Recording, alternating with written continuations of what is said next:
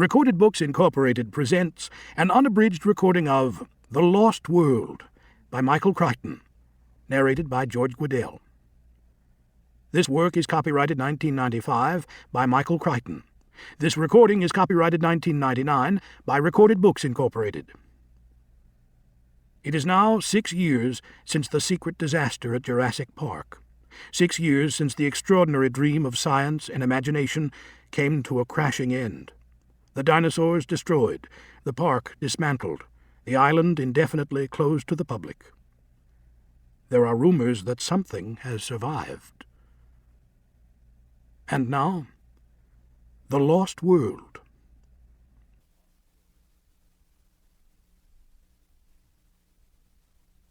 Introduction. Extinction at the KT boundary. The late 20th century has witnessed a remarkable growth in scientific interest in the subject of extinction. It is hardly a new subject. Baron Georges Cuvier had first demonstrated that species became extinct back in 1786, not long after the American Revolution. Thus the fact of extinction had been accepted by scientists for nearly 3/4 of a century before Darwin put forth his theory of evolution. And after Darwin, the many controversies that swirled around his theory did not often concern issues of extinction. On the contrary, extinction was generally considered as unremarkable as a car running out of gas. Extinction was simply proof of failure to adapt. How species adapted was intensely studied and fiercely debated.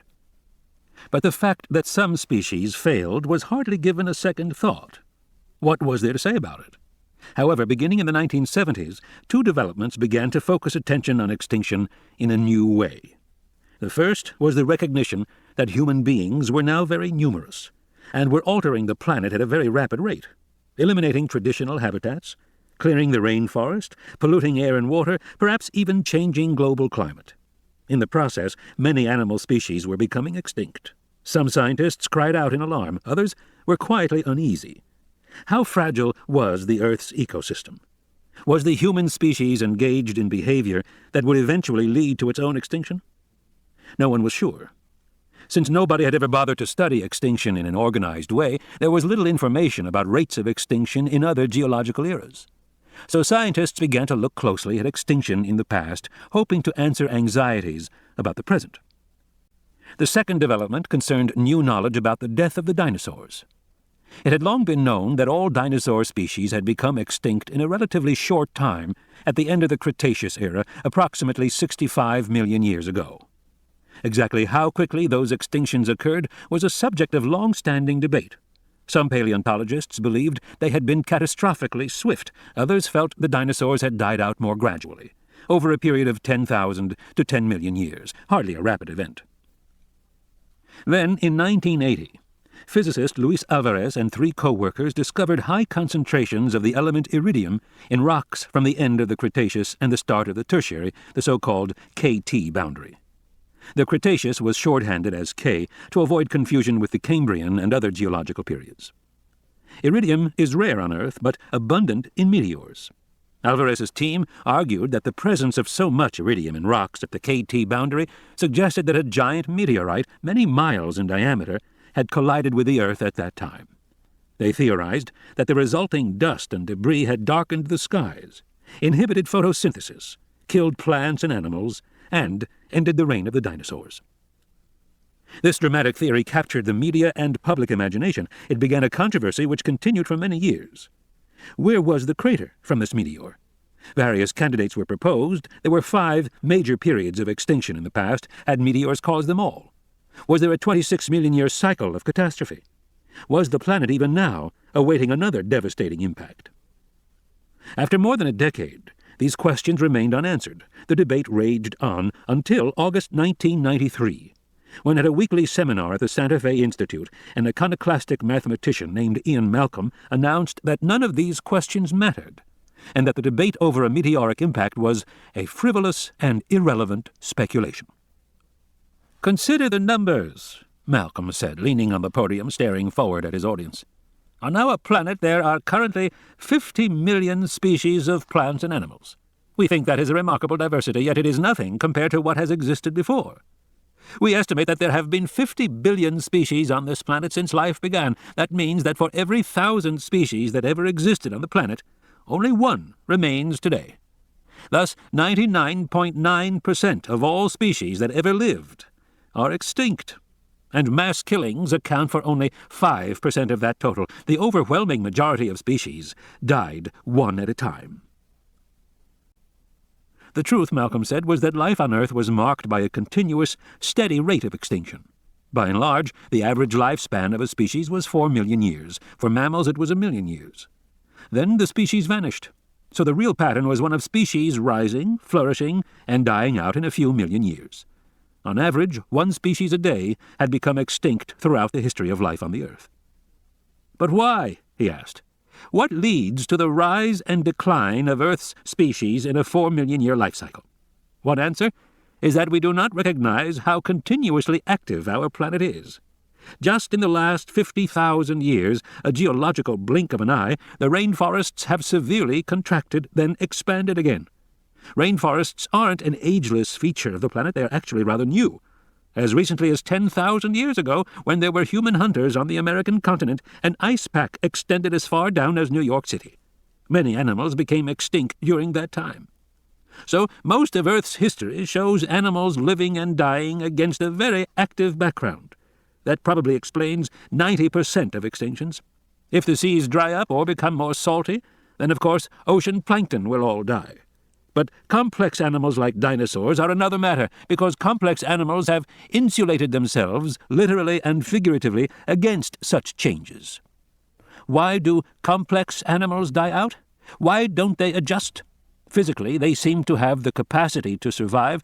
There appears to be no reason why they should die, and yet they do. What I wish to propose is that complex animals become extinct not because of a change in their physical adaptation to their environment, but because of their behavior. I would suggest that the latest thinking in chaos theory, or nonlinear dynamics, provides tantalizing hints to how this happens.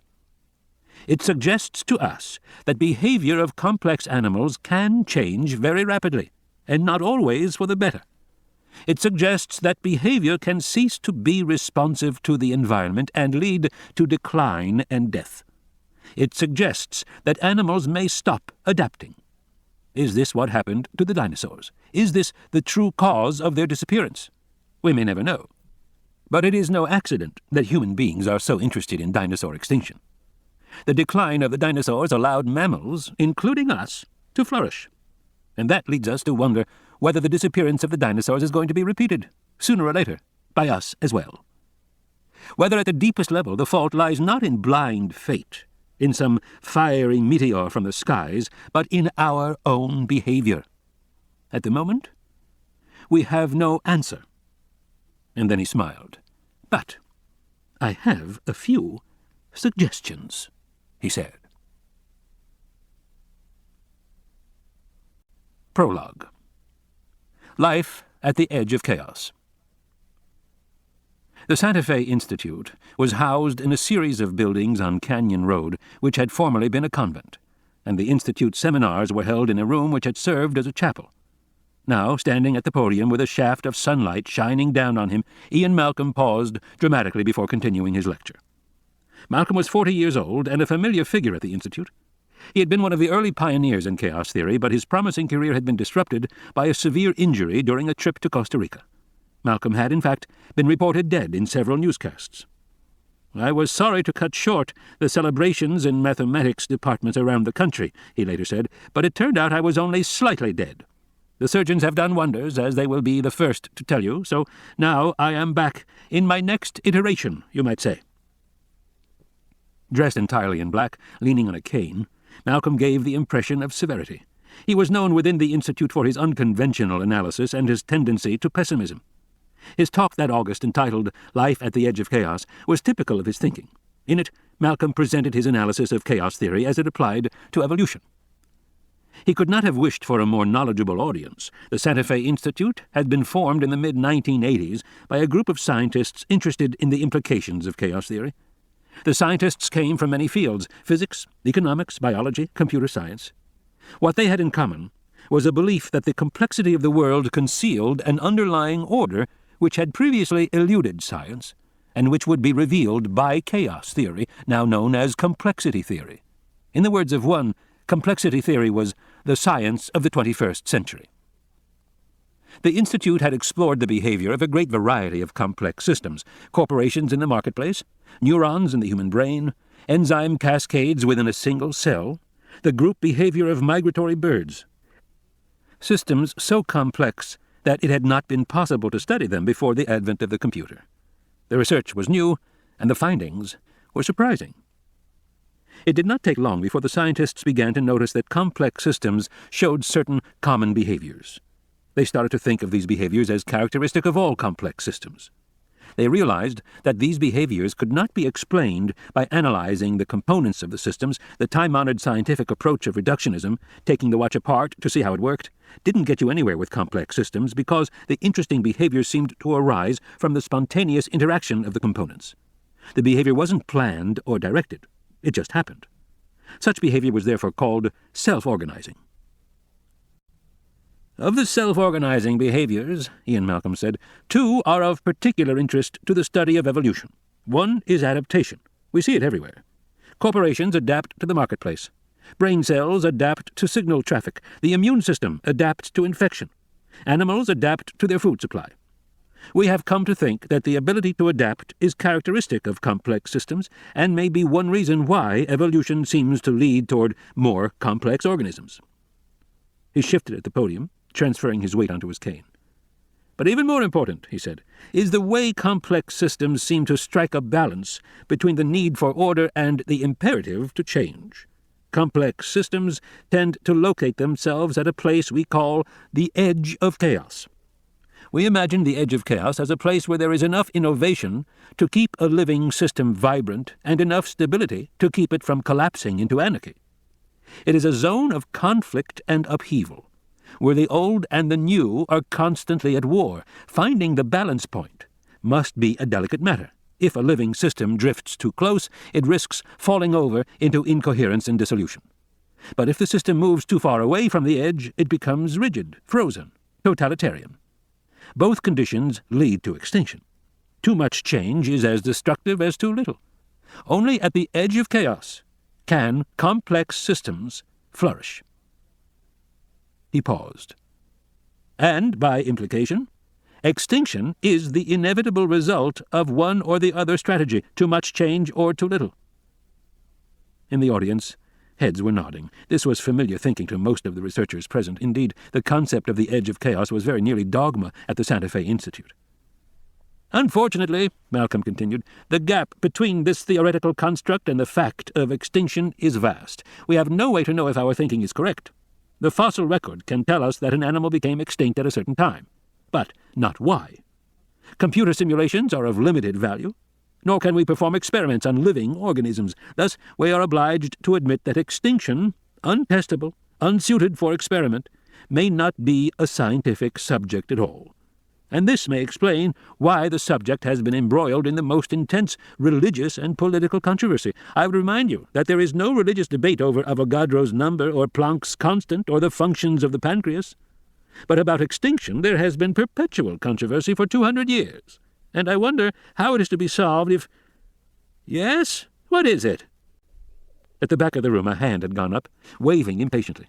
Malcolm frowned, visibly annoyed. The tradition at the Institute was that questions were held until the presentation ended. It was poor form to interrupt a speaker. "You had a question?" Malcolm asked. From the back of the room, a young man in his early 30s stood. "Actually," the man said, "an observation." The speaker was dark and thin, dressed in khaki shirt and shorts, precise in his movements and manner. Malcolm recognized him as a paleontologist from Berkeley named Levine, who was spending the summer at the Institute. Malcolm had never spoken to him, but he knew his reputation. Levine was generally agreed to be the best paleobiologist of his generation, perhaps the best in the world. But most people at the Institute disliked him, finding him pompous and arrogant. "I agree," Levine continued, "that the fossil record is not helpful in addressing extinction, particularly if your thesis is that behavior is the cause of extinction, because bones don't tell us much about behavior. But I disagree that your behavioral thesis is untestable. In point of fact, it implies an outcome, although perhaps you haven't yet thought of it. The room was silent. At the podium, Malcolm frowned. The eminent mathematician was not accustomed to being told he had not thought through his ideas. "What's your point?" he said. Levine appeared indifferent to the tension in the room. "Just this," he said. "During the Cretaceous, Dinosauria were widely distributed across the planet. We have found their remains on every continent and in every climatic zone, even in the Antarctic. Now, if their extinction was really the result of their behavior and not the consequence of a catastrophe or a disease or a change in plant life or any of the other broad-scale explanations that have been proposed, then it seems to me highly unlikely that they all changed their behavior at the same time, everywhere. And that in turn means that there may well be some remnants of these animals still alive on the Earth. Why couldn't you look for them?" "You could," Malcolm said coldly, "if that amused you, and if you had no more compelling use for your time." No, Levine said earnestly. "I'm quite serious. What if the dinosaurs did not become extinct? What if they still exist? Somewhere, in an isolated spot on the planet?" "You're talking about a lost world," Malcolm said, and heads in the room nodded knowingly. Scientists at the Institute had developed a shorthand for referring to common evolutionary scenarios. They spoke of the field of bullets, the gambler's ruin, the game of life, the lost world, the Red Queen, and black noise. These were well-defined ways of thinking about evolution, but they were all— "No," Levine said stubbornly. "I am speaking literally." "Then you're badly deluded," Malcolm said with a dismissive wave of his hand. He turned away from the audience and walked slowly to the blackboard. "Now, if we consider the implications of the edge of chaos, we may begin by asking ourselves, what is the minimal unit of life? Most contemporary definitions of life would include the presence of DNA, but there are two examples which suggest to us that this definition is too narrow. If you consider viruses and so-called prions, it is clear that life may in fact exist without DNA." At the back of the room, Levine stared for a moment. Then, reluctantly, he sat down and began to make notes. The Lost World Hypothesis. The lecture ended. Malcolm hobbled across the open courtyard of the Institute shortly after noon. Walking beside him was Sarah Harding, a young field biologist visiting from Africa. Malcolm had known her for several years, since he had been asked to serve as an outside reader for her doctoral thesis at Berkeley. Crossing the courtyard in the hot summer sun, they made an unlikely pair, Malcolm dressed in black, stooped and ascetic, leaning on his cane. Harding, compact and muscular, looking young and energetic in shorts and a T-shirt, her short black hair pushed up on her forehead with sunglasses. Her field of study was African predators, lions and hyenas. She was scheduled to return to Nairobi the next day. The two had been close since Malcolm's surgery. Harding had been on a sabbatical year in Austin and had helped nurse Malcolm back to health after his many operations. For a while it seemed as if a romance had blossomed, and that Malcolm, a confirmed bachelor, would settle down. But then Harding had gone back to Africa, and Malcolm had gone to Santa Fe. Whatever their former relationship had been, they were now just friends. They discussed the questions that had come at the end of his lecture. From Malcolm's point of view, there had been only the predictable objections, that mass extinctions were important, that human beings owed their existence to the Cretaceous extinction, which had wiped out the dinosaurs and allowed the mammals to take over. As one questioner had pompously phrased it, the Cretaceous allowed our own sentient awareness to arise on the planet. Malcolm's reply was immediate. "What makes you think human beings are sentient and aware? There's no evidence for it. Human beings never think for themselves. They find it too uncomfortable. For the most part, members of our species simply repeat what they are told and become upset if they are exposed to any different view.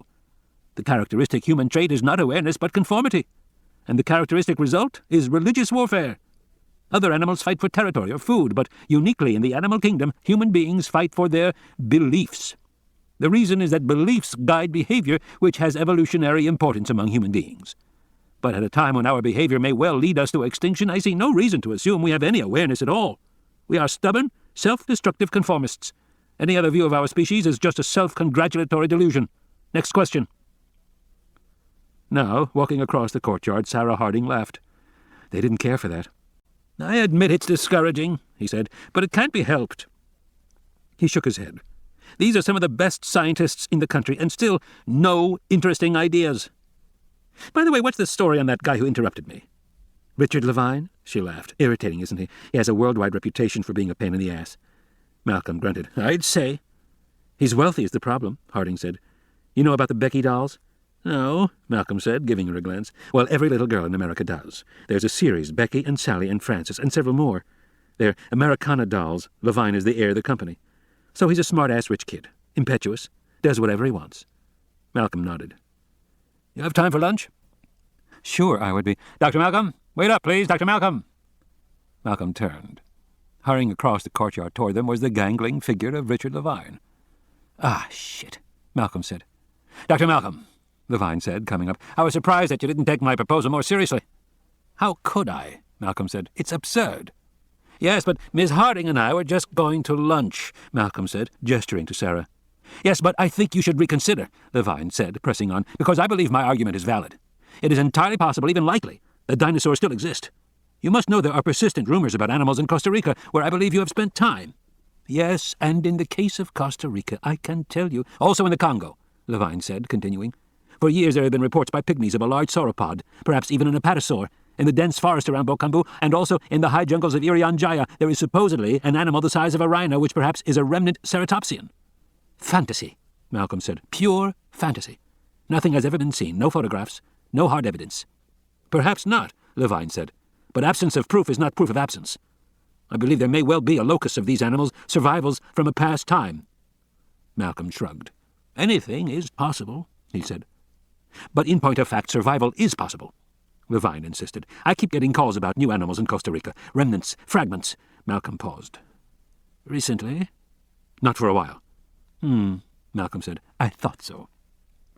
The last call was 9 months ago, Levine said. I was in Siberia looking at that frozen baby mammoth, and I couldn't get back in time, but I'm told it was some kind of very large, atypical lizard found dead in the jungle of Costa Rica. And what happened to it? The remains were burned. So nothing is left? That's right. No photographs, no proof? Apparently not. So it's just a story, Malcolm said. Perhaps, but I believe it is worth mounting an expedition to find out about these reported survivals. Malcolm stared at him. An expedition? To find a hypothetical lost world? Who is going to pay for it? I am, Levine said. I have already begun the preliminary planning. But that could cost... I don't care what it costs, Levine said. The fact is, survival is possible. It has occurred in a variety of species from other genera, and it may be that there are survivals from the Cretaceous as well. Fantasy, Malcolm said again, shaking his head. Levine paused and stared at Malcolm. Dr. Malcolm, he said, I must say I'm very surprised at your attitude. You've just presented a thesis, and I am offering you a chance to prove it. I would have thought you'd jump at the opportunity. My jumping days are over, Malcolm said. But instead of taking me up on this, I'm not interested in dinosaurs, Malcolm said. But everyone is interested in dinosaurs. Not me. He turned on his cane and started to walk off. By the way, Levine said, what were you doing in Costa Rica? I heard you were there for almost a year. I was lying in a hospital bed. They couldn't move me out of intensive care for 6 months. I couldn't even get on a plane. Yes, Levine said, I know you got hurt. But what were you doing there in the first place? Weren't you looking for dinosaurs? Malcolm squinted at him in the bright sun and leaned on his cane. No, he said. I wasn't. They were all three sitting at a small painted table in the corner of the Guadalupe Café on the other side of the river. Sarah Harding drank Corona from the bottle and watched the two men opposite her. Levine looked pleased to be with them, as if he had won some victory to be sitting at the table. Malcolm looked weary, like a parent who has spent too much time with a hyperactive child. You want to know what I've heard? Levine said. I've heard that a couple of years back, a company named InGen genetically engineered some dinosaurs and put them on an island in Costa Rica. But something went wrong. A lot of people were killed and the dinosaurs were destroyed. And now nobody will talk about it because of some legal angle. Non-disclosure agreements or something. And the Costa Rican government doesn't want to hurt tourism, so nobody will talk. That's what I've heard. Malcolm stared at him. And you believe that? Not at first I didn't, Levine said. But the thing is, I keep hearing it. The rumors keep floating around. Supposedly you and Alan Grant and a bunch of other people were there. Did you ask Grant about it? I asked him last year at a conference in Peking. He said it was absurd. Malcolm nodded slowly. Is that what you say? Levine asked, drinking his beer. I mean, you know Grant, don't you? No, I never met him. Levine was watching Malcolm closely. So, it's not true? Malcolm sighed. Are you familiar with the concept of a techno-myth? It was developed by Geller at Princeton. Basic thesis is that we've lost all the old myths, Orpheus and Eurydice and Perseus and Medusa. So we fill the gap with modern techno-myths. Geller listed a dozen or so. One is that an alien's living at a hangar at Wright-Patterson Air Force Base. Another is that somebody invented a carburetor that gets 150 miles to the gallon, but the automobile companies bought the patent and are sitting on it. Then there's the story that the Russians trained children in ESP at a secret base in Siberia, and these kids can kill people anywhere in the world with their thoughts. The story that the lines in Nazca, Peru are an alien spaceport, that the CIA released the AIDS virus to kill homosexuals, that Nikola Tesla discovered an incredible energy source but his notes are lost, that in Istanbul there's a 10th century drawing that shows the Earth from space, that the Stanford Research Institute found a guy whose body glows in the dark. Get the picture? You're saying InGen's dinosaurs are a myth, Levine said. Of course they are. They have to be. Do you think it's possible to genetically engineer a dinosaur? The experts all tell me it's not. And they're right, Malcolm said. He glanced at Harding as if for confirmation. She said nothing, just drank her beer. In fact, Harding knew something more about these dinosaur rumors. Once after surgery, Malcolm had been delirious, mumbling nonsense from the anesthesia and pain medication, and he had been seemingly fearful, twisting in the bed, repeating the names of several kinds of dinosaurs. Harding had asked the nurse about it. She said he was like that after every operation. The hospital staff assumed it was a drug-induced fantasy, yet it seemed to Harding that Malcolm was reliving some terrifying actual experience. The feeling was heightened by the slangy, familiar way Malcolm referred to the dinosaurs. He called them raptors and compies and trikes, and he seemed especially fearful of the raptors. Later, when he was back home, she had asked him about his delirium. He had just shrugged it off, making a bad joke. At least I didn't mention other women, did I? And then he made some comment about having been a dinosaur nut as a kid and how illness made you regress. His whole attitude was elaborately indifferent, as if it were all unimportant. She had the distinct feeling he was being evasive. But she wasn't inclined to push it. Those were the days when she was in love with him. Her attitude indulgent. Now he was looking at her in a questioning way, as if to ask if she was going to contradict him. Harding just raised an eyebrow and stared back. He must have his reasons. She could wait him out. Levine leaned forward across the table toward Malcolm and said, "So, the InGen story is entirely untrue?" "Entirely untrue," Malcolm said, nodding gravely. "Entirely untrue." Malcolm had been denying the speculation for 3 years. By now he was getting good at it. His weariness was no longer affected but genuine.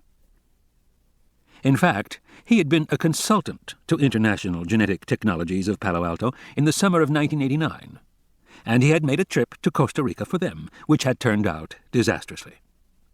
In the aftermath, everyone involved had moved quickly to quash the story. InGen wanted to limit its liability. The Costa Rican government wanted to preserve its reputation as a tourist paradise. And the individual scientists had been bound by non-disclosure agreements, abetted later by generous grants to continue their silence. In Malcolm's case, 2 years of medical bills had been paid by the company. Meanwhile, InGen's island facility in Costa Rica had been destroyed. There were no longer any living creatures on the island. The company had hired the eminent Stanford professor George Basilton, a biologist and essayist whose frequent television appearances had made him a popular authority on scientific subjects. Basilton claimed to have visited the island and had been tireless in denying rumors that extinct animals had ever existed there. His derisive snort, saber-toothed tigers indeed, was particularly effective. As time passed, interest in the story waned. InGen was long since bankrupt. The principal investors in Europe and Asia had taken their losses. Although the company's physical assets, the buildings and lab equipment, would be sold piecemeal, the core technology that had been developed would, they decided, never be sold. In short, the InGen chapter was closed. There was nothing more to say. "So there's no truth to it," Levine said, biting into his green corn tamale.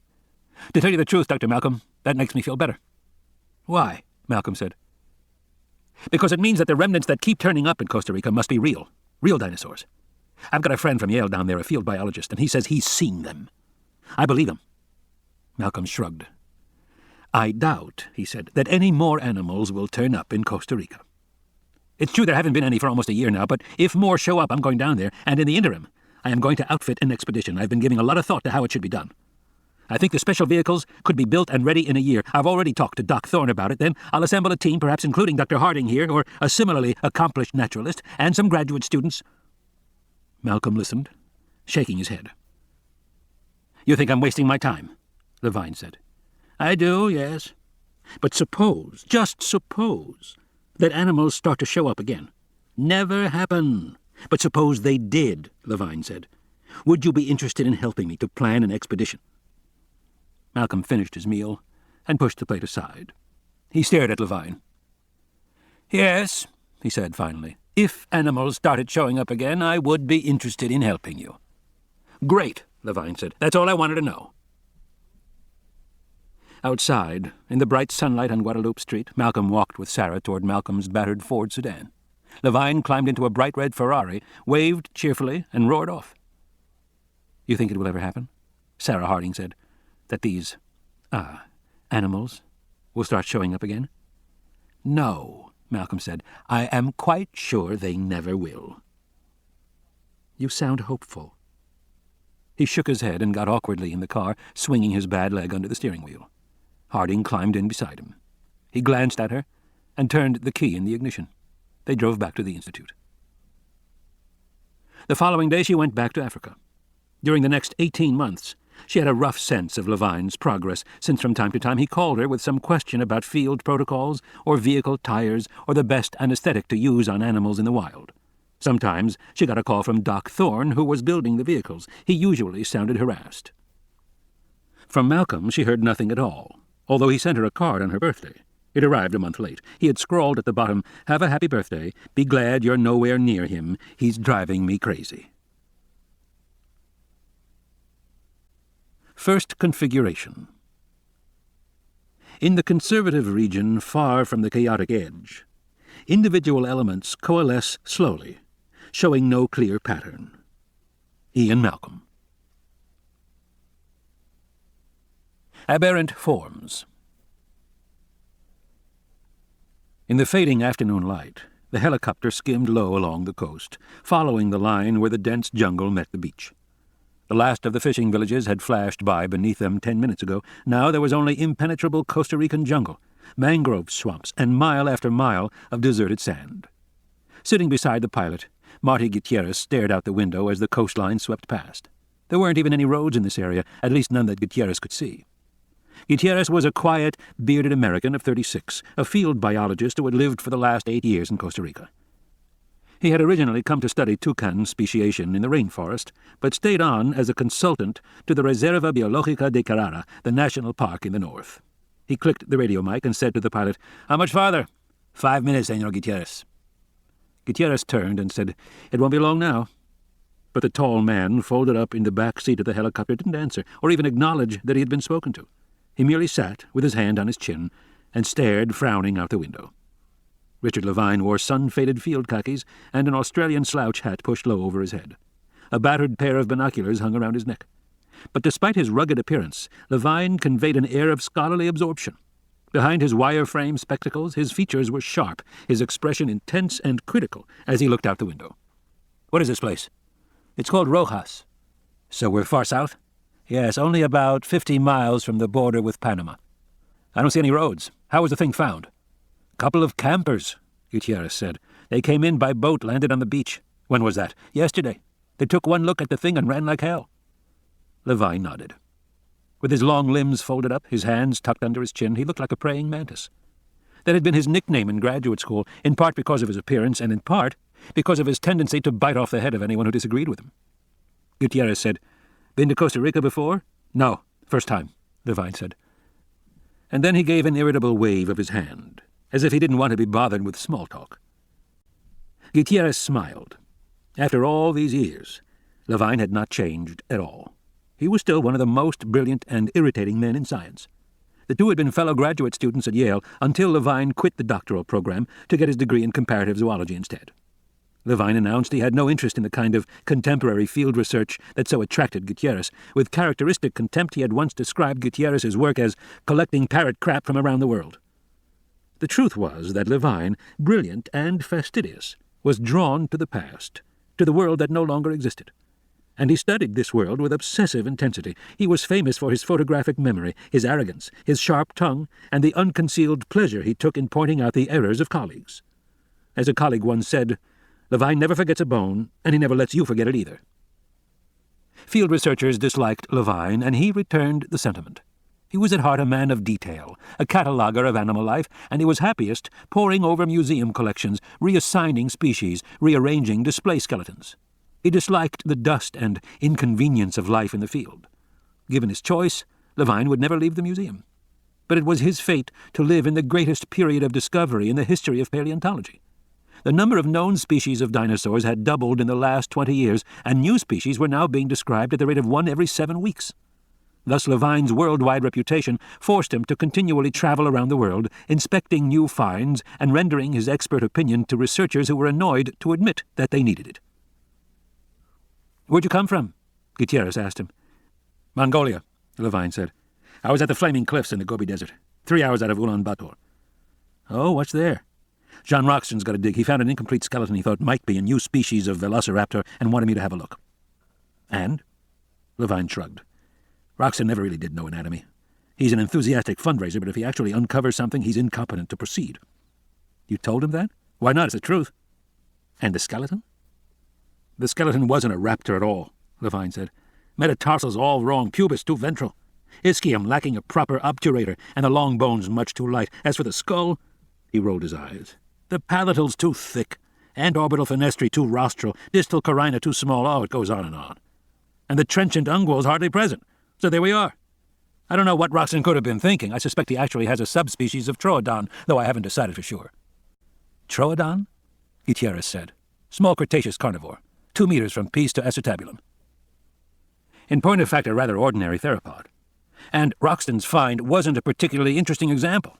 Although there was one curious detail, the material included an integumental artifact, an imprint of the dinosaur's skin. That in itself is not rare. There are perhaps a dozen good skin impressions obtained so far, mostly among the Hadrosauridae, but nothing like this. Because it was clear to me that this animal's skin had some very unusual characteristics not previously suspected in dinosaurs. "Señores," the pilot said, interrupting them. "Juan Fernandez Bay is ahead." Levine said, "Circle it first, can we?" Levine looked out the window, his expression intense again, the conversation forgotten. They were flying over jungle that extended up into the hills for miles, as far as they could see. The helicopter banked, circling the beach.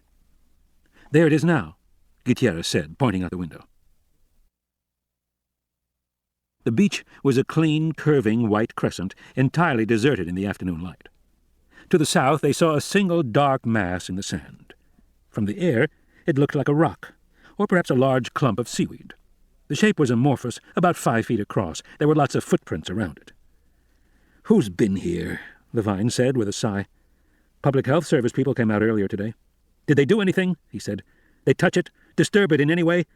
"I can't say," Gutierrez said. "The Public Health Service," Levine repeated, shaking his head. "What do they know? You should never have let them near it, Marty." "Hey," Gutierrez said, "I don't run this country. I did the best I could. They wanted to destroy it before you even got here. At least I managed to keep it intact until you arrived.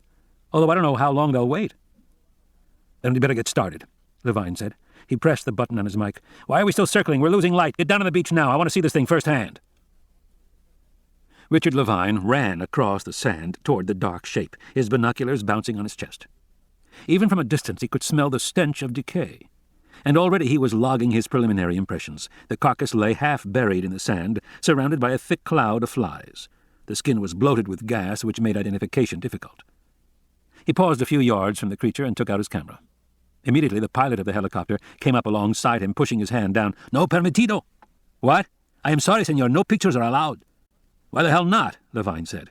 He turned to Gutierrez, who was trotting down the beach toward them. "Marty, why no pictures? This could be an important—" "No pictures," the pilot said again, and he pulled the camera out of Levine's hand. "Marty, this is crazy." "Just go ahead and make your examination," Gutierrez said, and then he began speaking in Spanish to the pilot, who answered sharply and angrily, waving his hands. Levine watched a moment, then turned away. The hell with this, he thought. They could argue forever. He hurried forward, breathing through his mouth. The odor became much stronger as he approached it. Although the carcass was large, he noticed there were no birds, rats, or other scavengers feeding on it. There were only flies. Flies so dense they covered the skin and obscured the outline of the dead animal. Even so, It was clear that this had been a substantial creature, roughly the size of a cow or horse before the bloat began to enlarge it further. The dry skin had cracked in the sun and was now peeling upward, exposing a layer of runny, yellow subdermal fat beneath. Oof, it stunk. Levine winced. He forced himself closer, directing all his attention to the animal. Although it was the size of a cow, it was clearly not a mammal. The skin was hairless. The original skin color appeared to have been green, with a suggestion of darker striations running through it. The epidermal surface was pebbled in polygonal tubercles of varying sizes, the pattern reminiscent of the skin of a lizard. This texture varied in different parts of the animal, the pebbling larger and less distinct on the underbelly. There were prominent skin folds at the neck, shoulder, and hip joints, again like a lizard. But the carcass was large. Levine estimated the animal had originally weighed about 100 kilograms, roughly 220 pounds. No lizards grew that large anywhere in the world, except the Komodo dragons of Indonesia. Varanus komodoensis were 9-foot-long monitor lizards, crocodile-sized carnivores that ate goats and pigs and, on occasion, human beings as well. But there were no monitor lizards anywhere in the New World. Of course, it was conceivable that this was one of the iguanidae. Iguanas were found all over South America, and the marine iguanas grew quite large. Even so, this would be a record-size animal. Levine moved slowly around the carcass toward the front of the animal. No, he thought, it wasn't a lizard. The carcass lay on its side, its left rib cage toward the sky. Nearly half of it was buried. The row of protuberances that marked the dorsal spinous processes of the backbone were just a few inches above the sand. The long neck was curved, the head hidden beneath the bulk of the body like a duck's head under feathers. Levine saw one forelimb which seemed small and weak. The distal appendage was buried in sand. He would dig that out and have a look at it, but he wanted to take pictures before he disturbed the specimen in situ. In fact, the more Levine saw of this carcass, the more carefully he thought he should proceed. Because one thing was clear, this was a very rare and possibly unknown animal. Levine felt simultaneously excited and cautious. If this discovery was as significant as he was beginning to think it was, then it was essential that it be properly documented. Up the beach, Gutierrez was still shouting at the pilot, who kept shaking his head stubbornly. These Banana Republic bureaucrats, Levine thought. Why shouldn't he take pictures? It couldn't harm anything, and it was vital to document the changing state of the creature. He heard a thumping and looked up to see a second helicopter circling the bay, its dark shadow sliding across the sand. This helicopter was ambulance white, with red lettering on the side. In the glare of the setting sun, he couldn't read it. He turned back to the carcass, noticing now that the hind leg of the animal was powerfully muscled, very different from the foreleg. It suggested that this creature walked upright, balanced on strong hind legs. Many lizards were known to stand upright, of course, but none so large as this. In point of fact, as Levine looked at the general shape of the carcass, he felt increasingly certain that this was not a lizard. He worked quickly now, for the light was fading and he had much to do. With every specimen there were always two major questions to answer, both equally important. First, what was the animal? Second, why had it died? Standing by the thigh, he saw the epidermis was split open, no doubt from the gaseous subcutaneous buildup. But as Levine looked more closely, he saw that the split was in fact a sharp gash, and that it ran deep through the femorotibialis, exposing red muscle and pale bone beneath. He ignored the stench and the white maggots that wriggled across the open tissues of the gash, because he realized that, "Sorry about all this," Gutierrez said, coming over, "but the pilot just refuses." The pilot was nervously following Gutierrez, standing beside him, watching carefully. "Marty," Levine said, "I really need to take pictures here." "I'm afraid you can't," Gutierrez said with a shrug. "It's important, Marty. Sorry, I tried my best." Farther down the beach, the white helicopter landed, its whine diminishing. Men in uniforms began getting out. "Marty, what do you think this animal is?" "Well, I can only guess," Gutierrez said. "From the general dimensions, I'd call it a previously unidentified iguana. It's extremely large, of course, and obviously not native to Costa Rica. My guess is this animal came from the Galapagos, or one of the—" "No, Marty," Levine said. "It's not an iguana." "Before you say anything more," Gutierrez said, glancing at the pilot, "I think you ought to know that several previously unknown species of lizard have shown up in this area. Nobody's quite sure why. Perhaps it's due to the cutting of the rainforest or some other reason, but new species are appearing. Several years ago, I began to see unidentified species of—" "Marty, it's not a damn lizard." Gutierrez blinked his eyes. "What are you saying? Of course it's a lizard." "I don't think so," Levine said. Gutierrez said, You're probably just thrown off because of its size. The fact is, here in Costa Rica, we occasionally encounter these aberrant forms. Marty, Levine said coldly, I am never thrown off. Well, of course, I didn't mean that, and I am telling you, this is not a lizard, Levine said. I'm sorry, Gutierrez said, shaking his head, but I can't agree. Back at the white helicopter, the men were huddled together, putting on white surgical masks. I'm not asking you to agree, Levine said. He turned back to the carcass. The diagnosis is settled easily enough. All we need do is excavate the head, or for that matter, any of the limbs. For example, this thigh here, which I believe... He broke off and leaned closer. He peered at the back of the thigh. What is it?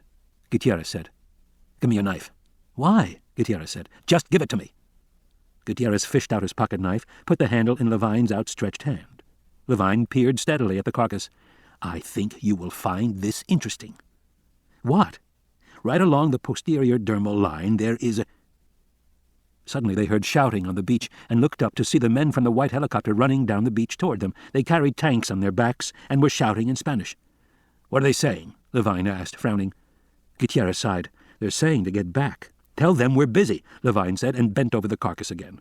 But the men kept shouting, and suddenly there was a roaring sound, and Levine looked up to see flamethrowers igniting, big red jets of flame roaring out in the evening light. He ran around the carcass toward the men, shouting, No! No! But the men paid no attention. He shouted, No! This is a priceless... The first of the uniformed men grabbed Levine and threw him roughly to the sand. What the hell are you doing? Levine yelled, scrambling to his feet. But even as he said it, he saw it was too late. The first of the flames had reached the carcass, blackening the skin, igniting the pockets of methane with a blue whoomp. The smoke from the carcass began to rise thickly into the sky. Stop it! Stop it! Levine turned to Gutierrez. Make them stop it! But Gutierrez was not moving. He was staring at the carcass. Consumed by flames, the torso crackled, and the fat sputtered, and then as the skin burned away, the black, flat ribs of the skeleton were revealed, and then the whole torso turned, and suddenly the neck of the animal swung up, surrounded by flames, moving as the skin contracted. And inside the flames, Levine saw a long, pointed snout and rows of sharp, predatory teeth and hollow eye sockets, the whole thing burning like some medieval dragon, rising in flames up into the sky. San Jose. Levine sat in the bar of the San Jose airport, nursing a beer, waiting for his plane back to the States. Gutierrez sat beside him at a small table, not saying much. An awkward silence had fallen for the last few minutes. Gutierrez stared at Levine's backpack on the floor by his feet. It was specially constructed of dark green Gore-Tex with extra pockets on the outside for all the electronic gear. Pretty nice pack, Gutierrez said. Where'd you get that anyway? Looks like a thorn pack. Levine sipped his beer. It is. Nice, Gutierrez said, looking at it. What have you got there in the top flap? A satellite phone? And a GPS? Boy, what won't they think of next? Pretty slick. Must have cost you a... Marty, Levine said in an exasperated tone. Cut the crap. Are you going to tell me or not? Tell you what? I want to know what the hell's going on here. Richard, look, I'm sorry if you... No, Levine said, cutting him off. That was a very important specimen on that beach, Marty, and it was destroyed. I don't understand why you let it happen. Gutierrez sighed. He looked around at the tourists at the other tables and said, This has to be in confidence, okay? All right.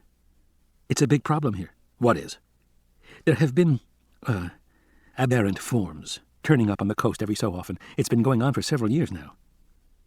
Aberrant forms? Levine repeated, shaking his head in disbelief.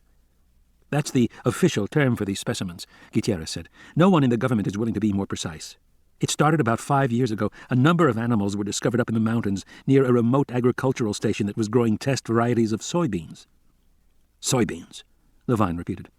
Gutierrez nodded. Apparently, these animals are attracted to beans and certain grasses. The assumption is that they have a great need for the amino acid lysine in their diets, but nobody's really sure. Perhaps they just have a taste for certain crops. Marty, Levine said, I don't care if they have a taste for beer and pretzels. The only important question is, where did the animals come from?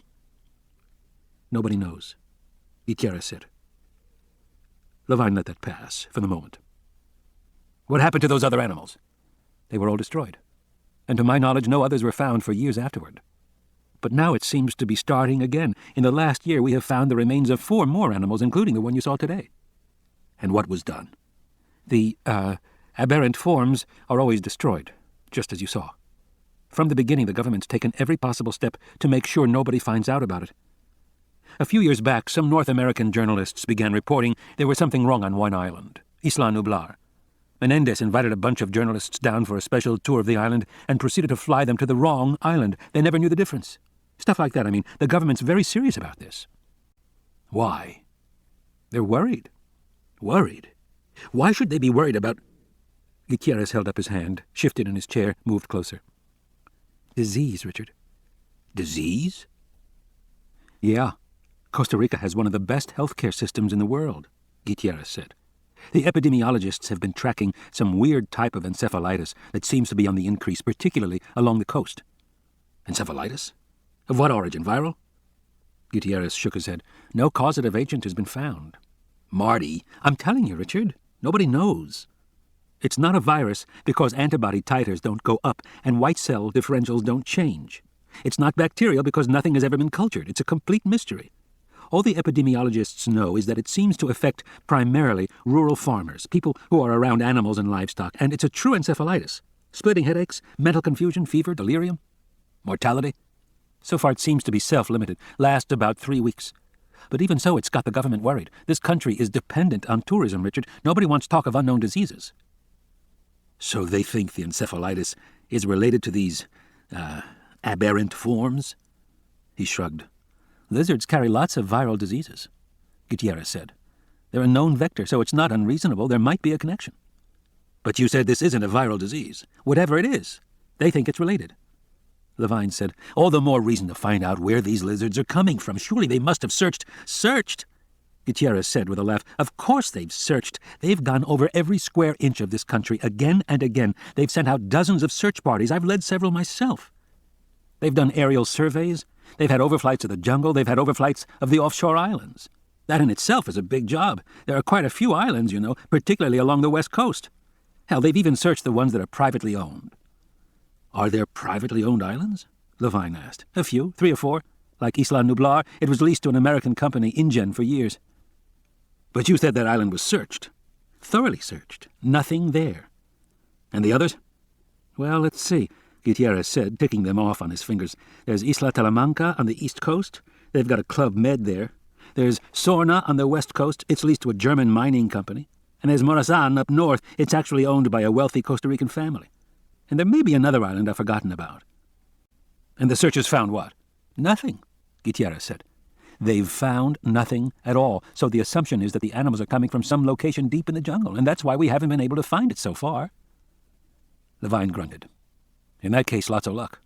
I know, Gutierrez said. Rainforest is an incredibly good environment for concealment. A search party could pass within 10 yards of a large animal and never see it. And even the most advanced remote sensing technology doesn't help much because there are multiple layers to penetrate. Clouds, tree canopy, lower-level flora. There's just no way around it. Almost anything could be hiding in the rainforest. Anyway, he said, the government's frustrated, and of course the government is not the only interested party. Levine looked up sharply. Oh? Yes. For some reason there's been a lot of interest in these animals. What sort of interest? Levine said, as casually as he could. Last fall, the government issued a permit to a team of botanists from Berkeley to do an aerial survey of the jungle canopy in the Central Highlands. The survey had been going on for a month when a dispute arose, a bill for aviation fuel or something like that. Anyway, a bureaucrat in San Jose called Berkeley to complain, and Berkeley said they'd never heard of this survey team. Meantime, the team fled the country. So nobody knows who they really were? No. Then last winter, a couple of Swiss geologists showed up to collect gas samples from offshore islands as part of a study, they said, of volcanic activity in Central America. The offshore islands are all volcanic, and most of them are still active to some degree, so it seemed like a reasonable request. But it turned out the geologists really worked for an American genetics company called Biosyn, and they were looking for, large animals on the islands. Why would a biotech company be interested? Levine said. It makes no sense. Maybe not to you and me, Gutierrez said, but Biosyn's got a particularly unsavory reputation. Their head of research is a guy named Louis Dodgson. Oh, yeah, Levine said. I know. He's the guy who ran that rabies vaccine test in Chile a few years back. The one where they exposed farmers to rabies but didn't tell them they were doing it. That's him. He also started test marketing a genetically engineered potato in supermarkets without telling anybody they were altered. Gave kids low-grade diarrhea. A couple of them ended up in the hospital. After that, the company had to hire George Basilton to fix their image. Seems like everybody hires Basilton, Levine said. Gutierrez shrugged. The big-name university professors consult these days. It's part of the deal. And Basilton is Regis Professor of Biology. The company needed him to clean up their mess because Dodgson has a habit of breaking the law. Dodgson has people on his payroll all around the world. Steals other companies' research, the whole bit. They say Biocin's the only genetics company with more lawyers than scientists. And why were they interested in Costa Rica? Levine asked. Gutierrez shrugged. I don't know. But the whole attitude toward research has changed, Richard. It's very noticeable here. Costa Rica has one of the richest ecologies in the world, 500,000 species and 12 distinct environmental habitats. 5% of all the species on the planet are represented here. This country has been a biological research center for years, and I can tell you, things have changed. In the old days, the people who came here were dedicated scientists with a passion to learn about something for its own sake. Howler monkeys or Palestine wasps or the Sumbria plant. These people had chosen their field because they cared about it. They certainly weren't going to get rich. But now everything in the biosphere is potentially valuable. Nobody knows where the next drug is coming from, so drug companies fund all sorts of research. Maybe a bird egg has a protein that makes it waterproof. Maybe a spider produces a peptide that inhibits blood clotting. Maybe the waxy surface of a fern contains a painkiller. It happens often enough that attitudes toward research have changed. People aren't studying the natural world anymore. They're mining it. It's a looter mentality. Anything new or unknown is automatically of interest because it might have value. It might be worth a fortune. Gutierrez drained his beer. The world, he said, is turned upside down. And the fact is that a lot of people want to know what these aberrant animals represent and where they come from. The loudspeaker called Levine's flight. Both men stood up from the table. Gutierrez said, You'll keep all this to yourself. I mean, what you saw today? To be quite honest, Levine said, I don't know what I saw today. It could have been anything. Gutierrez grinned. Safe flight, Richard. Take care, Marty.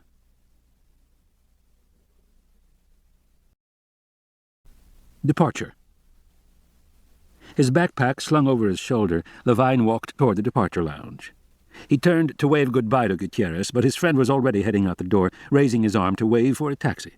Levine shrugged, turned back. Directly ahead was the customs desk. Travelers lined up to have their passports stamped. He was booked on a night flight to San Francisco with a long stopover in Mexico City. Not many people were queuing up. He probably had time to call his office and leave word for his secretary, Linda, that he would be on the flight. And perhaps he thought he should also call Malcolm. Looking around, he saw a row of phones marked ICT Telefonos Internacional along the wall to his right. But there were only a few, and all were in use. He had better use the satellite phone in his backpack, he thought, as he swung the pack off his shoulder, and perhaps it would be... He paused, frowning. He looked back at the wall. 4 people were using the phones. The first was a blonde woman in shorts and a halter top, bouncing a young sunburned child in her arms as she talked. Next to her stood a bearded man in a safari jacket, who glanced repeatedly at his gold Rolex watch. Then there was a gray-haired, grandmotherly woman talking in Spanish, while her 2 full-grown sons stood by, nodding emphatically.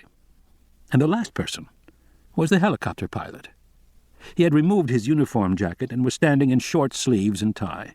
He was turned away, facing the wall, shoulders hunched. Levine moved closer and heard the pilot speaking in English. Levine set his pack down and bent over it, pretending to adjust the straps while he listened. The pilot was still turned away from him. He heard the pilot say, No, Professor, it is not that way. No. Then there was a pause. No, the pilot said. I am telling to you, no, I am sorry, Professor Basilton, but this is not known. It is an island, but which one? We must wait again for more. No, he leaves tonight. No, I think he does not know anything, and no pictures. No, I understand. Adios. Levine ducked his head as the pilot walked briskly toward the Laxa desk at the other end of the airport. What the hell, he thought. It is an island, but which one? How did they know it was an island? Levine himself was still not sure of that, and he had been working intensively on these finds day and night trying to put it together. Where they had come from, why it was happening. He walked around the corner, out of sight, and pulled out the little satellite phone. He dialed it quickly, calling a number in San Francisco. The call went through, rapidly clicking as it linked with the satellite. It began to ring. There was a beep. An electronic voice said, "Please enter your access code." Levine punched in a 6-digit number. There was another beep. The electronic voice said, "Leave your message." "I'm calling," Levine said, "with the results of the trip.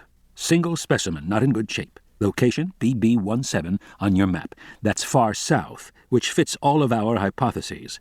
I wasn't able to make a precise identification before they burned the specimen.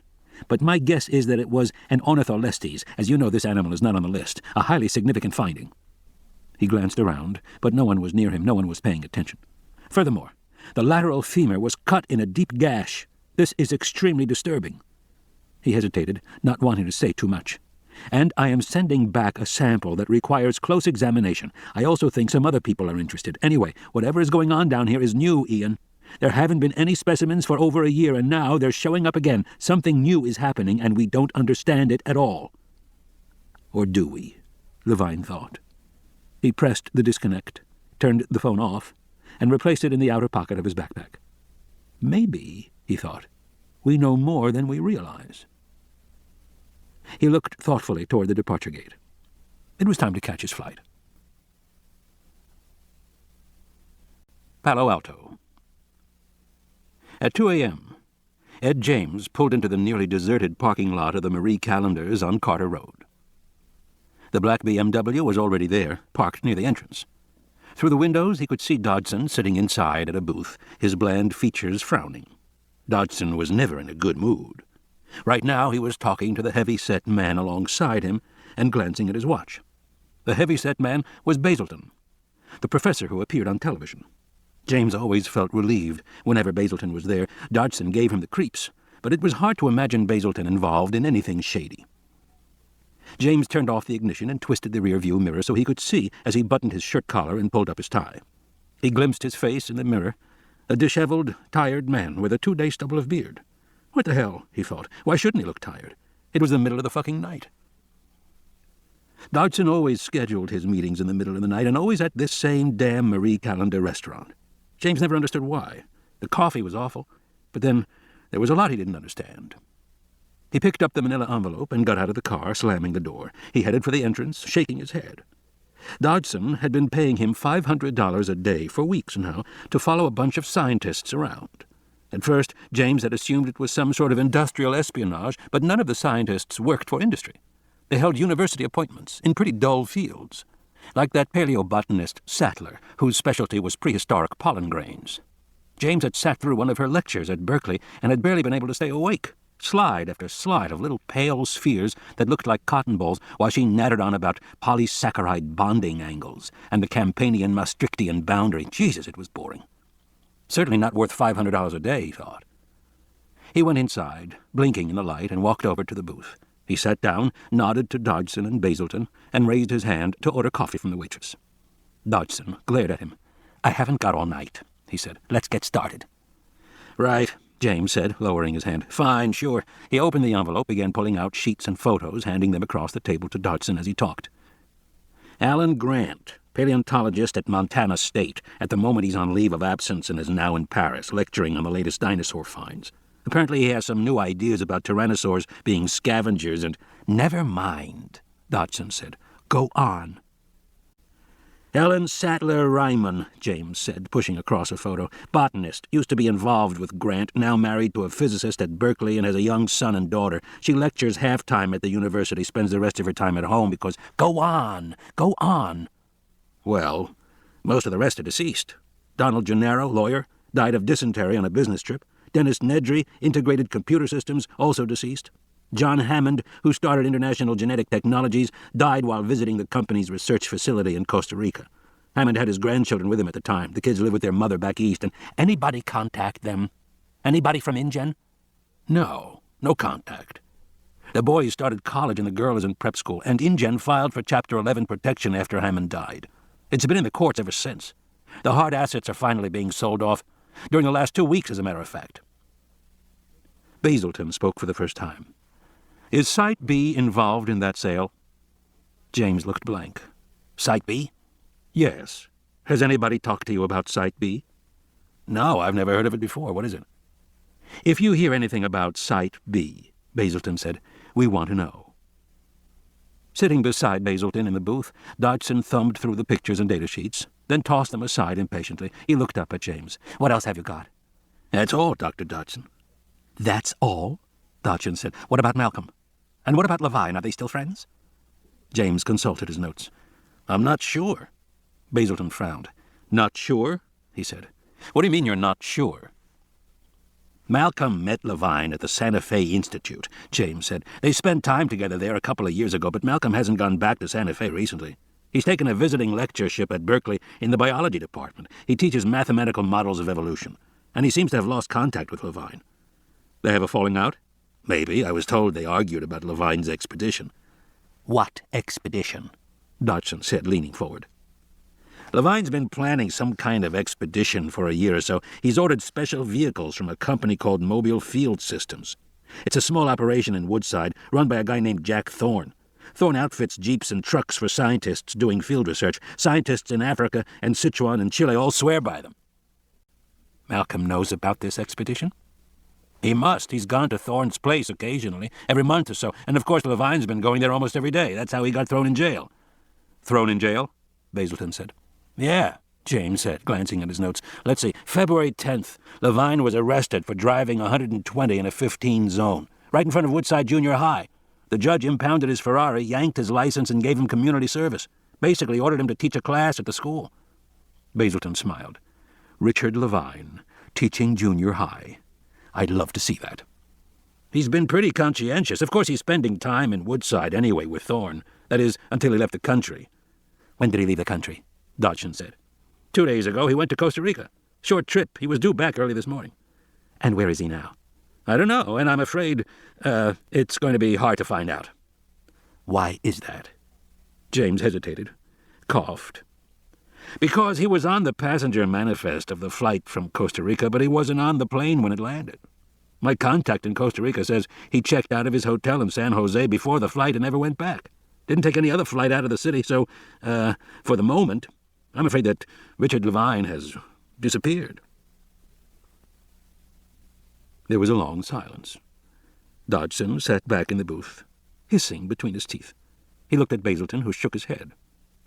Dodgson very carefully picked up all the sheets of paper, tapped them on the table, making a neat stack.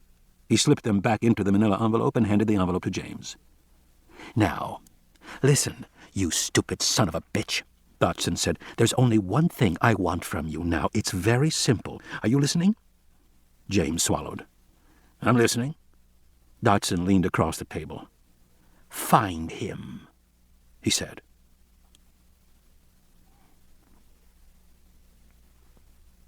Berkeley. In his cluttered office, Malcolm looked up from his desk as his assistant, Beverly, came into the room. She was followed by a man from DHL carrying a small box. I'm sorry to disturb you, Dr. Malcolm, but you have to sign these forms. It's that sample from Costa Rica. Malcolm stood and walked around the desk. He didn't use his cane. In recent weeks he had been working steadily to walk without the cane. He still had occasional pain in his leg, but he was determined to make progress. Even his physical therapist, a perpetually cheery woman named Cindy, had commented on it. Gee, after all these years, suddenly you're motivated, Dr. Malcolm, she had said. What's going on? Oh, you know, Malcolm had said to her, can't rely on a cane forever. The truth was rather different. Confronted by Levine's relentless enthusiasm for the lost world hypothesis, his excited telephone calls at all hours of the day and night, Malcolm had begun to reconsider his own views. And he had come to believe that it was quite possible, even probable, that extinct animals existed in a remote, previously unsuspected location. Malcolm had his own reasons for thinking so, which he had only hinted at to Levine. But the possibility of another island location was what led him to walk unaided. He wanted to prepare for a future visit to this island, and so he had begun to make the effort, day after day. He and Levine had narrowed their search down to a string of islands along the Costa Rican coast, and Levine was, as always, very intense in his excitement. But to Malcolm it remained hypothetical. He refused to get excited until there was hard evidence, photographs or actual tissue samples, to demonstrate the existence of new animals. And so far, Malcolm had seen nothing at all. He was not sure whether he was disappointed or relieved. But in any case, Levine's sample had arrived. Malcolm took the clipboard from the delivery man and quickly signed the top form. Delivery of excluded materials, samples, biological research. The delivery man said, You have to check the boxes, sir. Malcolm looked at the list of questions running down the page with a checkbox beside each. Was the specimen alive? Was the specimen cultures of bacteria, fungi, viruses, or protozoa? Was the specimen registered under an established research protocol? Was the specimen contagious? Was the specimen taken from a farm or animal husbandry site? Was the specimen plant matter, propagative seeds, or bulbs? Was the specimen insect or insect-related? He checked off no to everything. "And the next page, too, sir," the delivery man said. He was looking around the office at the stacks of papers heaped untidily about, the maps on the walls with the colored pins stuck in them. "You do medical research here?" Malcolm flipped the page, scrawled his signature on the next form. "No." "And one more, sir?" The third form was a release of liability to the carrier. Malcolm signed it as well. The delivery man said, "Have a good day," and left. Immediately, Malcolm sagged, resting his weight on the edge of the desk. He winced. "Still hurt?" Beverly said. She took the specimen to the side table, pushed some papers away, and began to unwrap it. "I'm okay." He looked over at the cane, resting beside his chair behind the desk. Then he took a breath and crossed the room, slowly. Beverly had the wrapping off the package, revealing a small stainless steel cylinder the size of his fist. A triple-bladed biohazard sign was taped across the screw-top lid. Attached to the cylinder was a second small canister with a metal valve. It contained the refrigerant gas. Malcolm swung the light over the cylinder and said, "Let's see what he was so excited about." He broke the taped seal and unscrewed the lid. There was a hiss of gas and a faint white puff of condensation. The exterior of the cylinder frosted over. Peering in, he saw a plastic baggie and a sheet of paper. He upended the cylinder, dumping the contents onto the table. The baggie contained a ragged piece of greenish flesh about 2 inches square with a small green plastic tag attached to it. He held it up to the light, examined it with a magnifying glass, then set it down again. He looked at the green skin, the pebbled texture. "Maybe," he thought. "Maybe." "Beverly," he said, "call Elizabeth Gelman over at the zoo. Tell her I have something I want her to look at, and tell her it's confidential." Beverly nodded and went out of the room to phone. Alone, Malcolm unrolled the strip of paper that had come with the sample. It was a piece of paper torn from a yellow legal pad. In block printing it said, "I was right, and you were wrong." Malcolm frowned. "That son of a bitch," he thought. "Beverly, after you call Elizabeth, get Richard Levine at his office. I need to talk to him right away."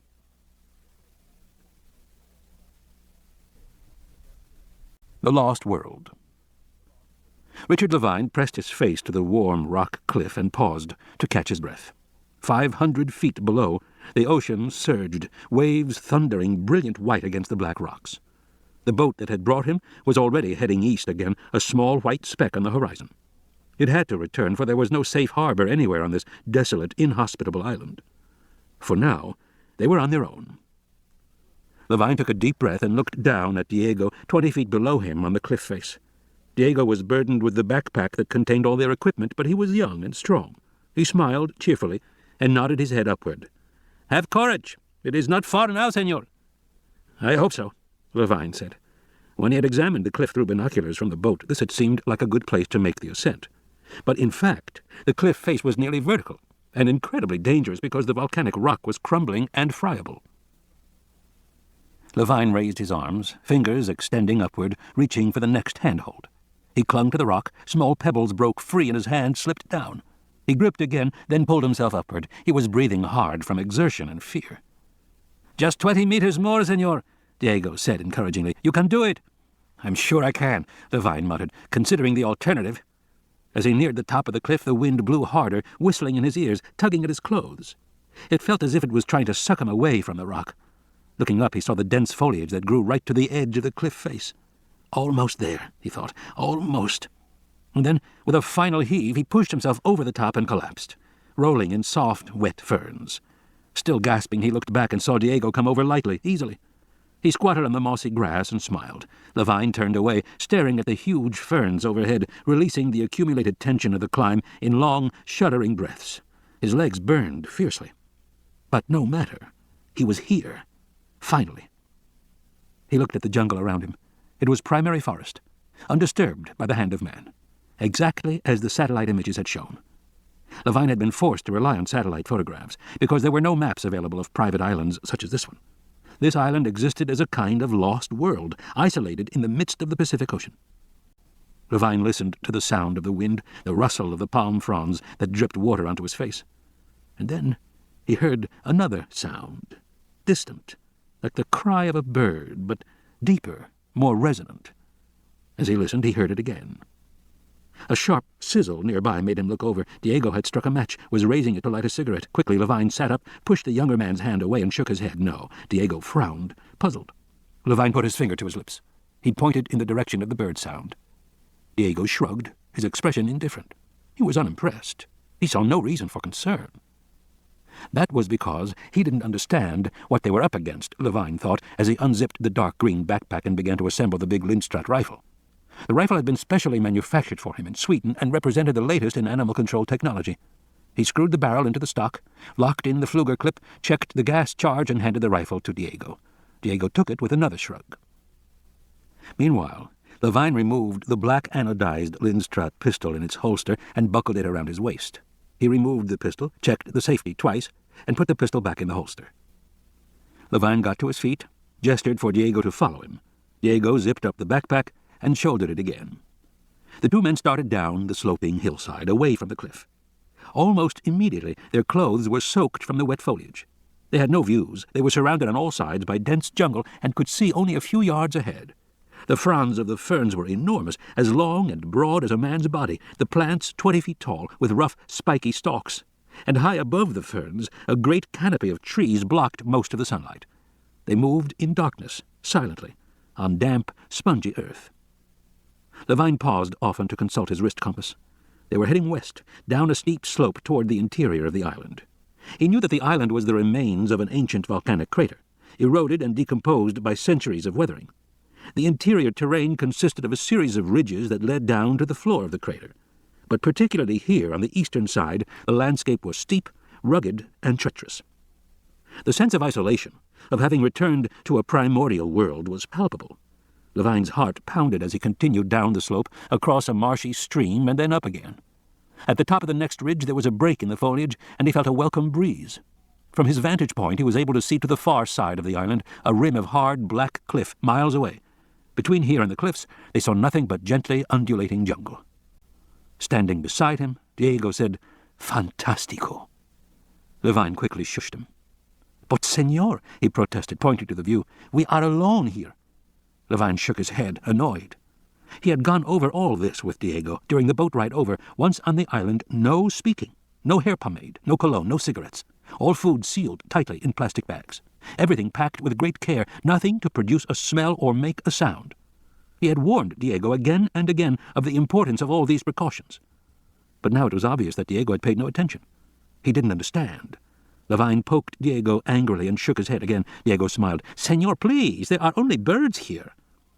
At that moment, they heard a deep, rumbling sound, an unearthly cry that arose from somewhere in the forest below them. After a moment, the cry was answered from another part of the forest. Diego's eyes widened. Levine mouthed, "Birds?" Diego was silent. He bit his lip and stared out at the forest. To the south they saw a place where the tops of the trees began to move, a whole section of forest that suddenly seemed to come alive as if brushed by wind. But the rest of the forest was not moving. It was not the wind. Diego crossed himself quickly. They heard more cries, lasting nearly a minute, and then silence descended again. Levine moved off the ridge and headed down the jungle slope, going deeper into the interior. He was moving forward quickly, looking at the ground, watching for snakes. When he heard a low whistle behind him, he turned and saw Diego pointing to the left.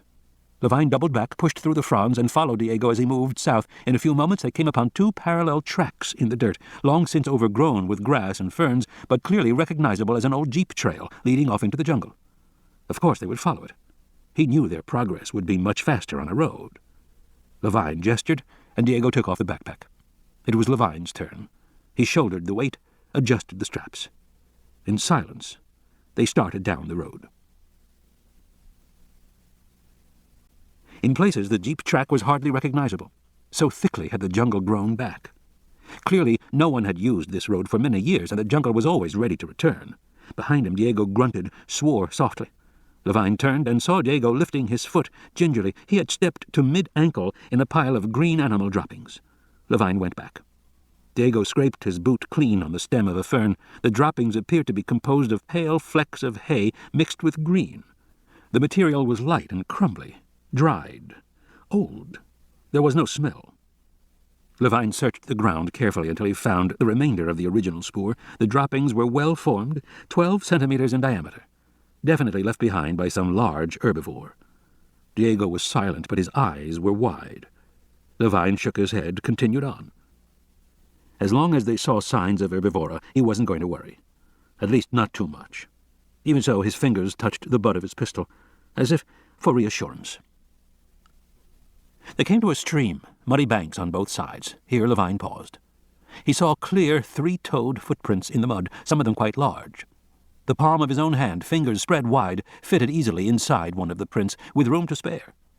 When he looked up, Diego was crossing himself again. He held the rifle in his other hand. They waited at the stream, listening to the gentle gurgle of the water. Something shiny glinted in the stream, catching his eye. He bent over and plucked it out. It was a piece of glass tubing, roughly the size of a pencil. One end was broken off. There were graduated markings along the side. He realized it was a pipette, of the kind used in laboratories everywhere in the world. Levine held it up to the light, turning it in his fingers. It was odd, he thought. A pipette like this implied... Levine turned and caught a glimpse of movement out of the corner of his eye. Something small and brown scurrying across the mud of the riverbank, something about the size of a rat. Diego grunted in surprise. Then it was gone, disappearing in foliage. Levine moved forward and crouched in the mud by the stream. He peered at the footprints left by the tiny animal. The footprints were three-toed, like the tracks of a bird. He saw more three-toed tracks, including some bigger ones which were several inches across. Levine had seen such prints before in trackways such as the Purgatoire River in Colorado, where the ancient shoreline was now fossilized, the dinosaur tracks frozen in stone. But these prints were in fresh mud, and they had been made by living animals. Sitting on his haunches, Levine heard a soft squeak coming from somewhere to his right. Looking over, he saw the ferns moving slightly. He stayed very still, waiting. After a moment, a small animal peeked out from among the fronds. It appeared to be the size of a mouse. It had smooth, hairless skin and large eyes mounted high on its tiny head. It was greenish-brown in color, and it made a continuous, irritable squeaking sound at Levine as if to drive him away. Levine stayed motionless, hardly daring to breathe. He recognized the creature, of course. It was a Mosaurus, a tiny prosauropod from the late Triassic. Skeletal remains were found only in South America. It was one of the smallest dinosaurs known. A dinosaur, he thought. Even though he had expected to see them on this island, it was still startling to be confronted by a living, breathing member of the Dinosauria, especially one so small. He could not take his eyes off it. He was entranced. After all these years, after all the dusty skeletons, an actual living dinosaur. The little Mosaur ventured farther out from the protection of the fronds. Now Levine could see that it was longer than he had thought at first. It was actually about 10 centimeters long with a surprisingly thick tail. All told, it looked very much like a lizard. It sat upright, squatting on its hind legs on the frond. He saw the rib cage moving as the animal breathed. It waved its tiny forearms in the air at Levine and squeaked repeatedly. Slowly, very slowly, Levine extended his hand. The creature squeaked again, but did not run. If anything, it seemed curious, cocking its head the way very small animals do as Levine's hand came closer. Finally, Levine's fingers touched the tip of the frond. The Mosaur stood on its hind legs, balancing with its outstretched tail. Showing no sign of fear, it stepped lightly onto Levine's hand and stood in the creases of his palm. He hardly felt the weight. It was so light. The Mosaur walked around, sniffed Levine's fingers. Levine smiled, charmed. Then, suddenly, the little creature hissed in annoyance and jumped off his hand, disappearing into the palms. Levine blinked, unable to understand why. Then he smelled a foul odor and heard a heavy rustling in the bushes at the other side. There was a soft, grunting sound, more rustling. For a brief moment, Levine remembered that carnivores in the wild hunted near stream beds, attacking animals when they were vulnerable, bending over to drink. But the recognition came too late. He heard a terrifying, high-pitched cry, and when he turned, he saw that Diego was screaming as his body was hauled away into the bushes. Diego struggled. The bushes shook fiercely. Levine caught a glimpse of a single large foot, its middle toe bearing a short, curving claw. Then the foot pulled back. The bushes continued to shake. Suddenly, the forest erupted in frightening animal roars all around him. He glimpsed a large animal charging him. Richard Levine turned and fled, feeling the adrenaline surge of pure panic, not knowing where to go, knowing only that it was hopeless. He felt a heavy weight suddenly tear at his backpack, forcing him to his knees in the mud, and he realized in that moment that despite all his planning, despite all his clever deductions, things had gone terribly wrong, and he was about to die.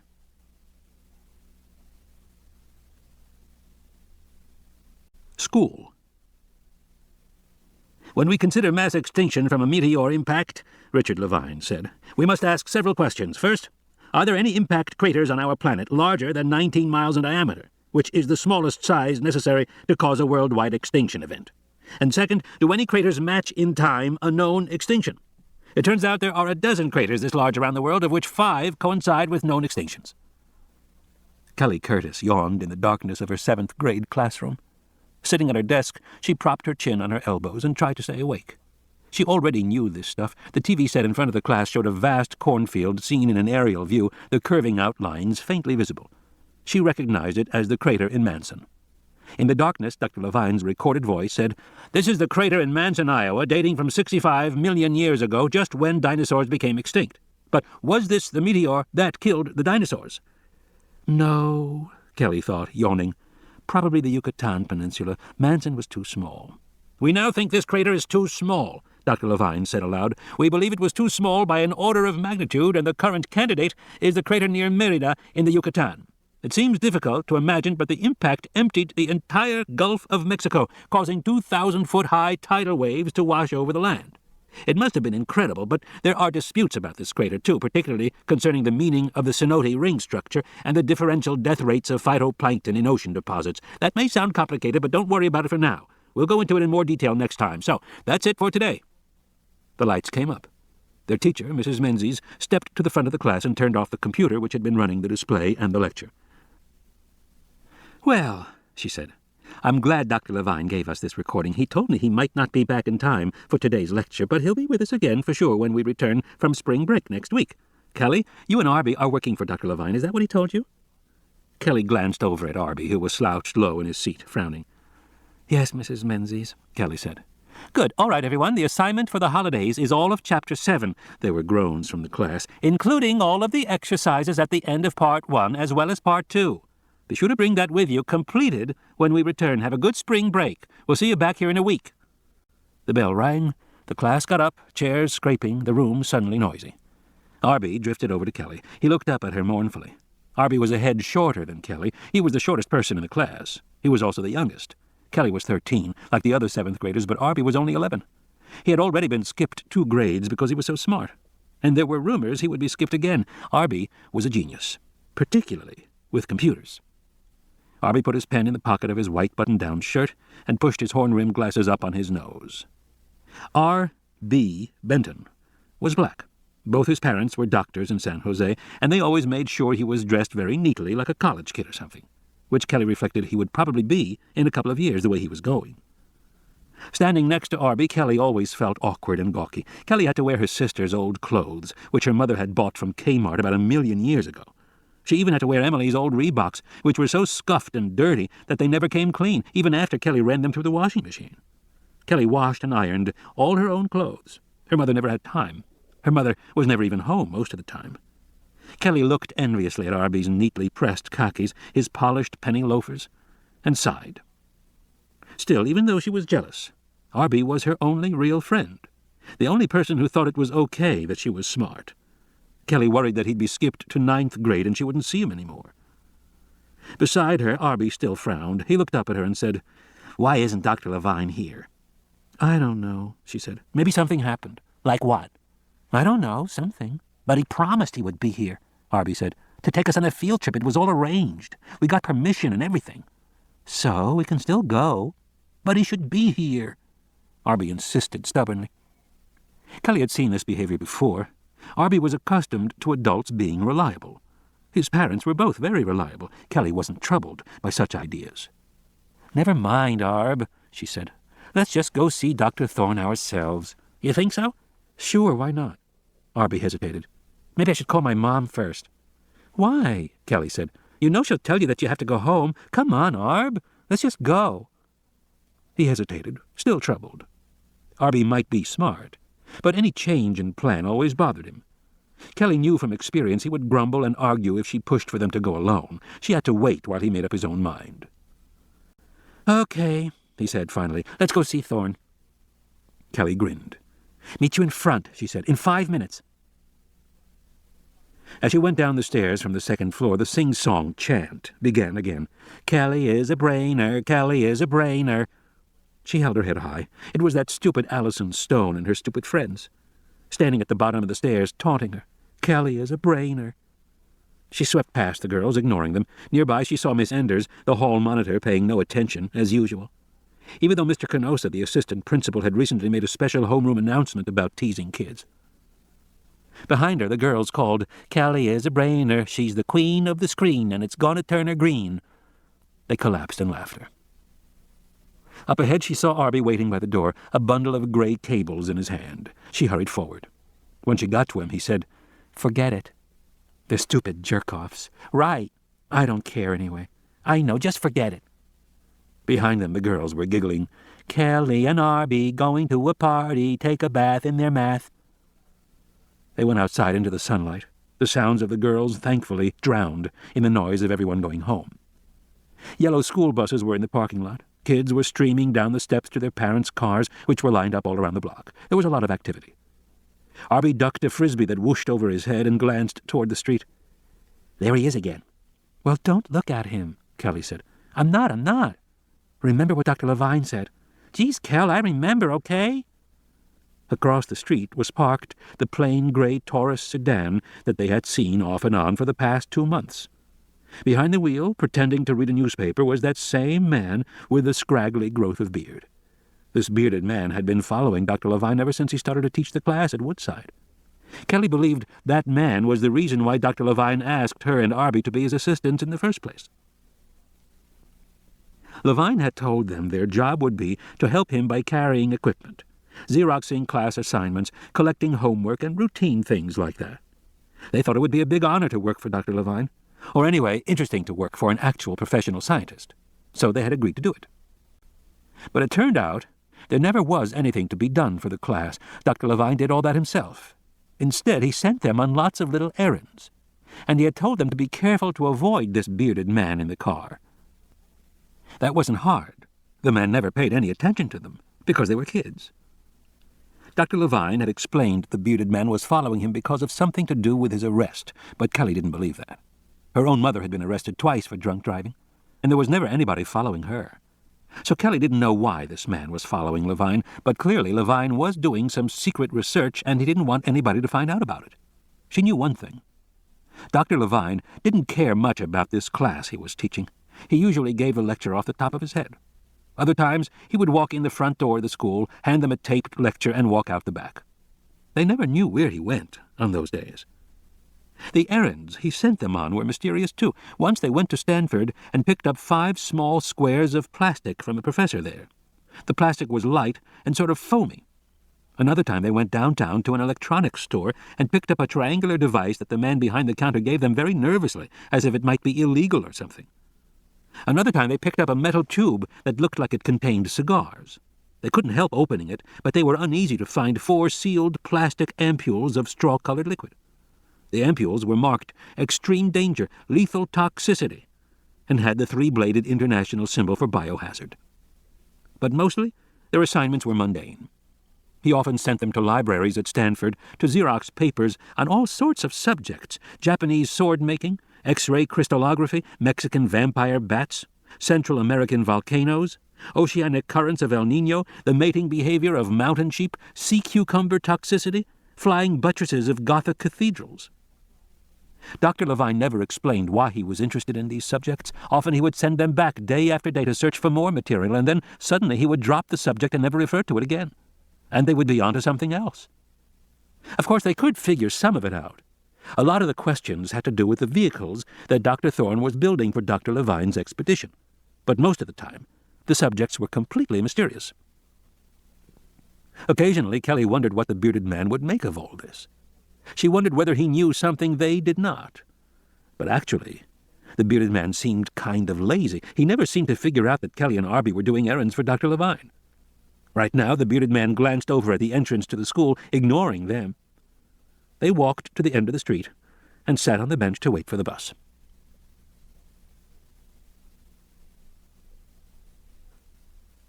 Tag. The baby snow leopard spit the bottle out and rolled over onto its back, paws in the air. It made a soft, mewing sound. "She wants to be petted," Elizabeth Gelman said. Malcolm reached out his hand to stroke the belly. The cub spun around and sunk its tiny teeth into his fingers. Malcolm yelled. "She does that sometimes," Gelman said. "Dorje, bad girl. Is that any way to treat our distinguished visitor?" She reached out, took Malcolm's hand. "It didn't break the skin, but we should clean it anyway." They were in the White Research Laboratory of the San Francisco Zoo at 3 o'clock in the afternoon. Elizabeth Gelman, the youthful head of research, was supposed to report on her findings, but they had to delay for the afternoon feeding in the nursery. Malcolm had watched them feed a baby gorilla, which spit up like a human baby, and a koala, and then the very cute snow leopard cub. "Sorry about that," Gelman said. She took him to a side basin and soaped his hand.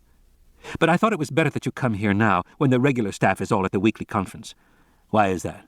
"Because there's a lot of interest in the material you gave us, Ian. A lot." She dried his hand with a towel, inspected it again. "I think you'll survive." "What have you found?" Malcolm said to her. "You have to admit it is very provocative. By the way, is it from Costa Rica?" Keeping his voice neutral, Malcolm said, "Why do you say that?" "Because there are all these rumors about unknown animals showing up in Costa Rica, and this is definitely an unknown animal, Ian." She led him out of the nursery and into a small conference room. He dropped into a chair, resting his cane on the table. She lowered the lights and clicked on a slide projector. "Okay, here's a close-up of your original material before we began our examination. As you see, it consists of a fragment of animal tissue in a state of very advanced necrosis. The tissue measures 4 centimeters by 6 centimeters. Attached to it is a green plastic tag measuring 2 centimeters square, tissue cut by a knife, but not a very sharp one." Malcolm nodded. "What did you use, Ian? Your pocket knife?" "Something like that." "All right, let's deal with the tissue sample first." The slide changed. Malcolm saw a microscopic view. "This is a gross histologic section through the superficial epidermis. Those patchy, ragged gaps are where the post-mortem necrotic change has eroded the skin surface. But what is interesting is the arrangement of epidermal cells. You'll notice the density of chromatophores, or pigment-bearing cells. In the cut section, you see the difference between melanophores here and allophores here. The overall pattern is suggestive of a lacerta, or Amblyrhynchus." "You mean a lizard?" Malcolm said. "Yes," she said. "It looks like a lizard, though the picture is not entirely consistent." She tapped the left side of the screen. "You see this one cell here, which has this slight rim in section? We believe that's muscle. The chromatophore could open and close, meaning that this animal could change color, like a chameleon. And over here you see this large oval shape with a pale center? That's the pore of a femoral scent gland. There is a waxy substance in the center which we are still analyzing, but our presumption is that this animal was male, since only male lizards have femoral glands." "I see," Malcolm said. She changed the slide. Malcolm saw what looked like a close-up of a sponge. "Going deeper, here we see the structure of the subcutaneous layers, highly distorted because of gas bubbles from the Clostridia infection that bloated the animal, but you can get a sense of the vessels. See, one here and another here, which are surrounded by smooth muscle fibers. This is not characteristic of lizards. In fact, the whole appearance of this slide is wrong for lizards, or reptiles of any sort." "You mean it looks warm-blooded?" "Right," Gelman said. "Not really mammalian, but perhaps avian. This could be, I don't know, a dead pelican. Something like that." "Uh-huh. Except no pelican has a skin like that." "I see," Malcolm said. "And there's no feathers." "Uh-huh." "Now," Gelman said, "we were able to extract a minute quantity of blood from the intra-arterial spaces. Not much, but enough to conduct a microscopic examination. Here it is." The slide changed again. He saw a jumble of cells, mostly red cells, and an occasional misshapen white cell. It was confusing to look at. "This isn't my area, Elizabeth," he said. "Well, I'll just give you the highlights," she said. "First of all, nucleated red cells. That's characteristic of birds, not mammals. Second, rather atypical hemoglobin, differing in several base pairs from other lizards. Third, aberrant white cell structure. We don't have enough material to make a determination, but we suspect this animal has a highly unusual immune system." "Whatever that means," Malcolm said with a shrug. We don't know, and the sample doesn't give us enough to find out. By the way, can you get more? I might be able to, he said. Where, from Site B? Malcolm looked puzzled. Site B? Well, that's what's embossed on the tag. She changed the slide. I must say, Ian, this tag is very interesting. Here at the zoo, we tag animals all the time, and we're familiar with all the ordinary commercial brands sold around the world. Nobody's seen this tag before. Here it is, magnified 10 times. The actual object is roughly the size of your thumbnail. Uniform plastic outer surface attaches to the animal by a Teflon-coated stainless steel clip on the other side. It's a rather small clip of the kind used to tag infants. The animal you saw was adult? Presumably. So the tag was probably in place for a while, ever since the animal was young, Gilman said. Which makes sense, considering the degree of weathering. You'll notice the pitting on the surface. That's very unusual. This plastic is Duralon, the stuff they use to make football helmets. It's extremely tough, and this pitting can't have occurred through simple wear. Then what? It's almost certainly a chemical reaction such as exposure to acid, perhaps in aerosol form. Like volcanic fumes? Malcolm said. That could do it, particularly in view of what else we've learned. You'll notice that the tag is rather thick. Actually, it's 9 millimeters across, and it's hollow. Hollow? Malcolm said, frowning. Yes. It contains an inner cavity. We didn't want to open it, so we x-rayed it. Here. The slide changed. Malcolm saw a jumble of white lines and boxes inside the tag. There appears to be substantial corrosion, again perhaps from acid fumes, but there's no question what this once was. It's a radio tag, Ian, which means that this unusual animal, this warm-blooded lizard or whatever it was tagged and raised by somebody from birth. And that's the part that's got people around here upset. Somebody's raising these things. Do you know how that happened? I haven't the faintest idea, Malcolm said. Elizabeth Gilman sighed. You're a lying son of a bitch. He held out his hand. May I have my sample back? She said. Ian, after all I've done for you. The sample? I think you owe me an explanation. And I promise you'll have one. In about 2 weeks, I'll buy dinner. She tossed a silver foil package on the table. He picked it up and slipped it in his pocket. Thanks, Liz. He got up to go. I hate to run, but I've got to make a call right away. He started for the door, and she said, By the way, how did it die, Ian? This animal? He paused. Why do you ask? Because when we teased up the skin cells, we found a few foreign cells under the outer epidermal layer, cells belonging to another animal. Meaning what? Well, it's the typical picture you see when two lizards fight. They rub against each other, cells get pushed under the superficial layer. Yes, he said, there were signs of a fight on the carcass. The animal had been wounded. And you should also know there were signs of chronic vasoconstriction in the arterial vessels. This animal was under stress, Ian. And not just from the fight that wounded it. That would have disappeared in early post-mortem changes. I'm talking about chronic, continuous stress. Wherever this creature lived, its environment was extremely stressful and dangerous. I see. So, how come a tagged animal has such a stressful life? At the entrance to the zoo, he looked around to see if he was being followed, then stopped at a payphone and dialed Levine. The machine picked up. Levine wasn't there. Typical, Malcolm thought. Whenever you needed him, he wasn't there.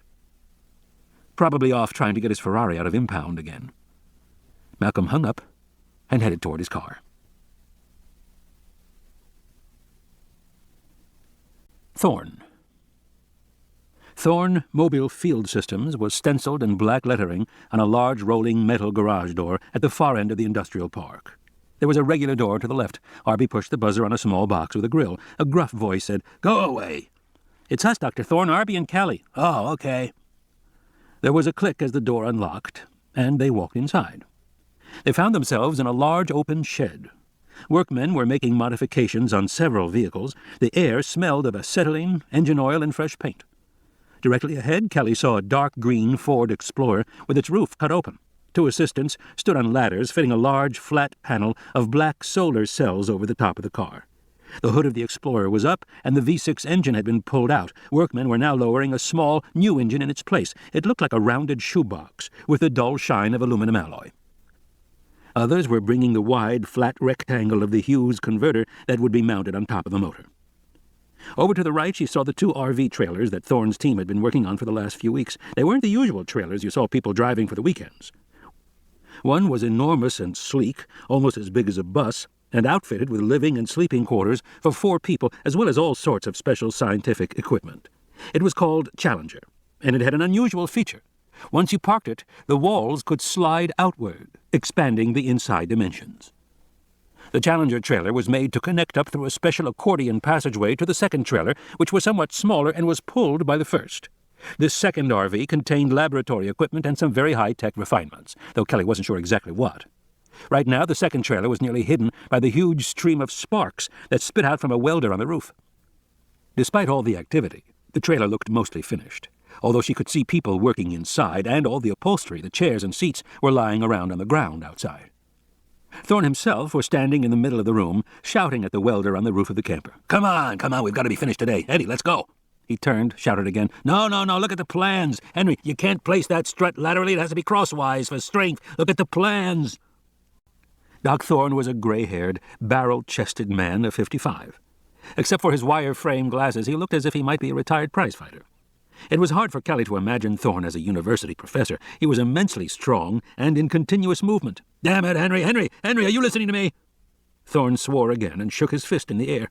He turned to the kids. "These guys," he said, "they're supposed to be helping me." From the Explorer there was a white-hot crack, like lightning. The 2 men leaning into the hood jumped away as a cloud of acrid smoke rose above the car. "What did I tell you?" Thorne shouted. Ground it before you do anything. We've got serious voltages here, guys. You're going to get fried if you're not careful."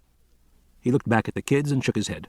"They just don't get it," he said. "That IUD is serious defense." "IUD?"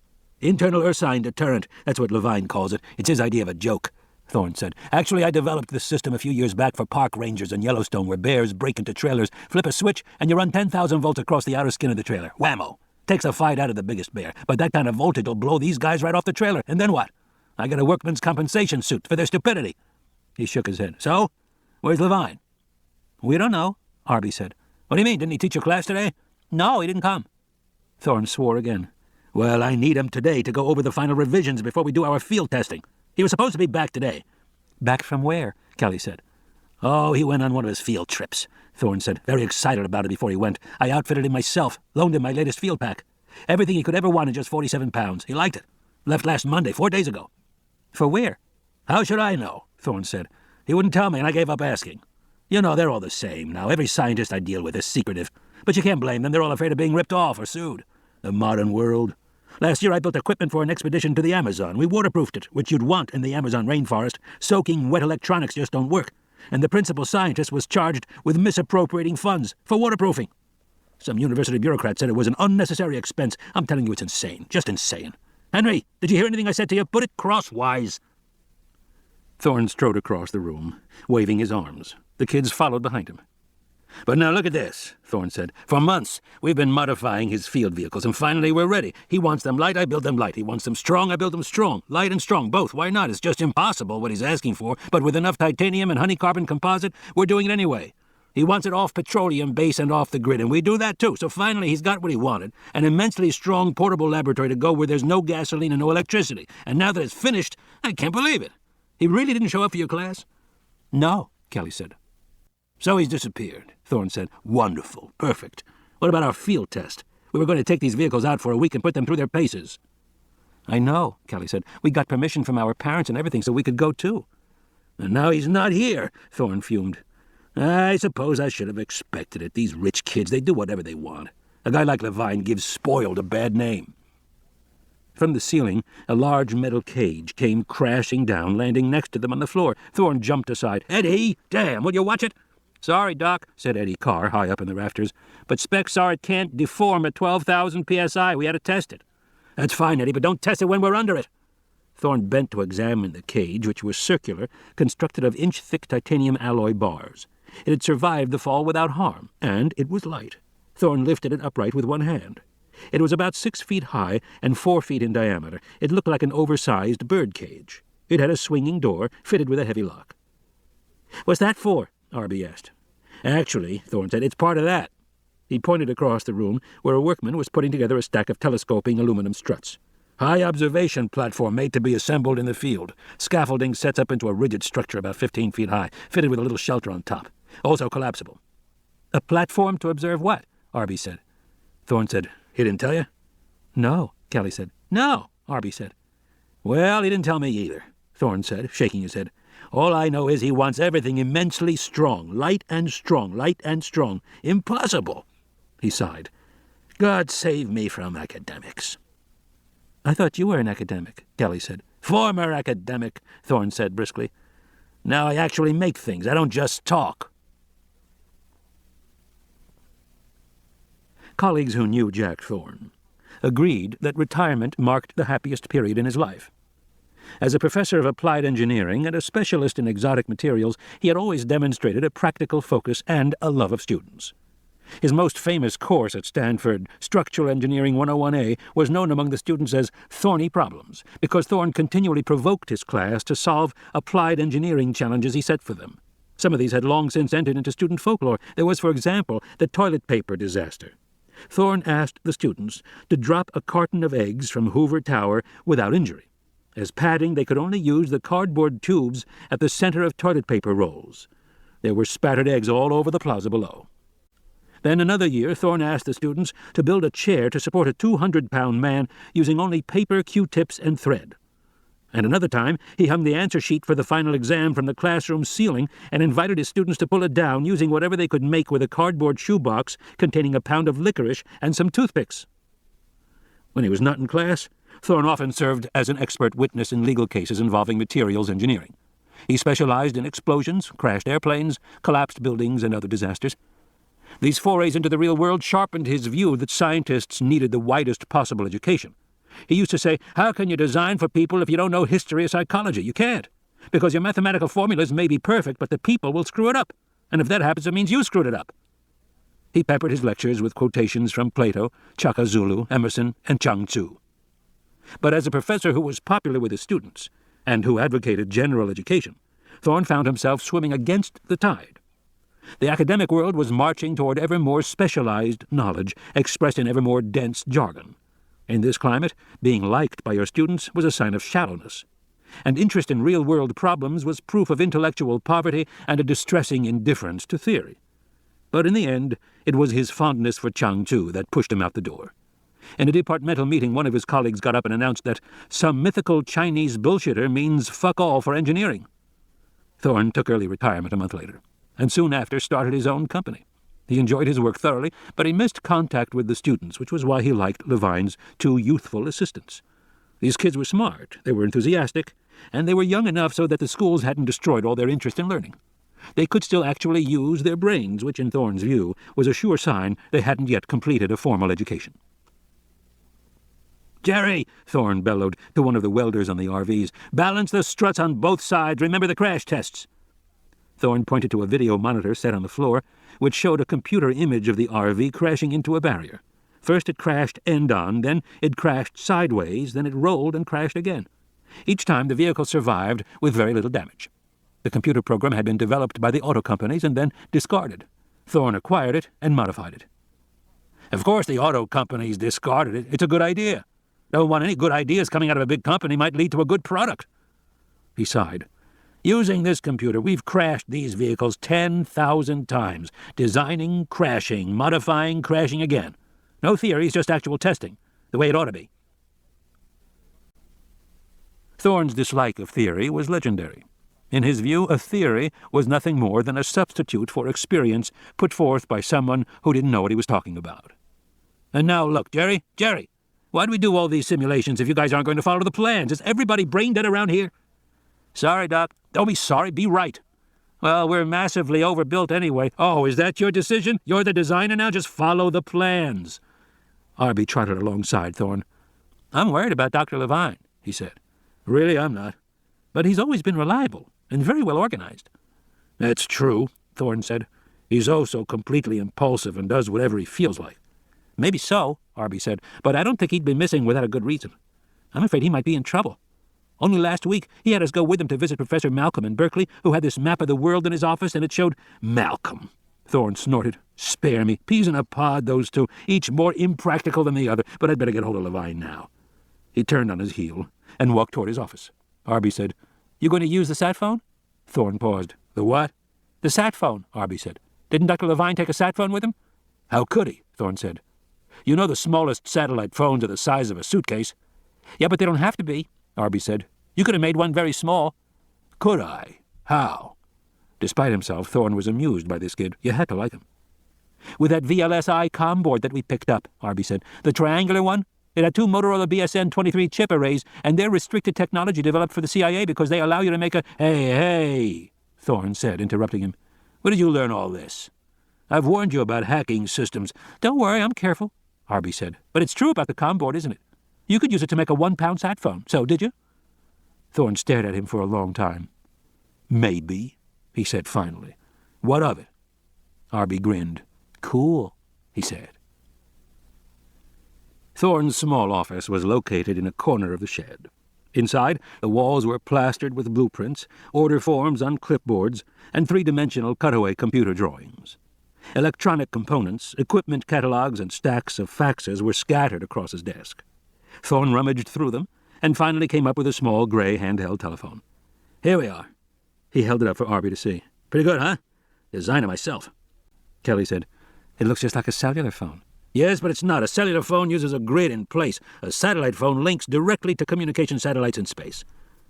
With one of these, I can talk anywhere in the world." He dialed swiftly. "Used to be they needed a 3-foot dish. Then it was a 1-foot dish. Now, no dish at all, just the handset. Not bad if I say so myself. Let's see if he's answering." He pushed the speakerphone. They heard the call dial through. Hissing static. "Knowing Richard," Thorne said, "he probably just missed his plane or forgot that he was supposed to be back here today for final approvals.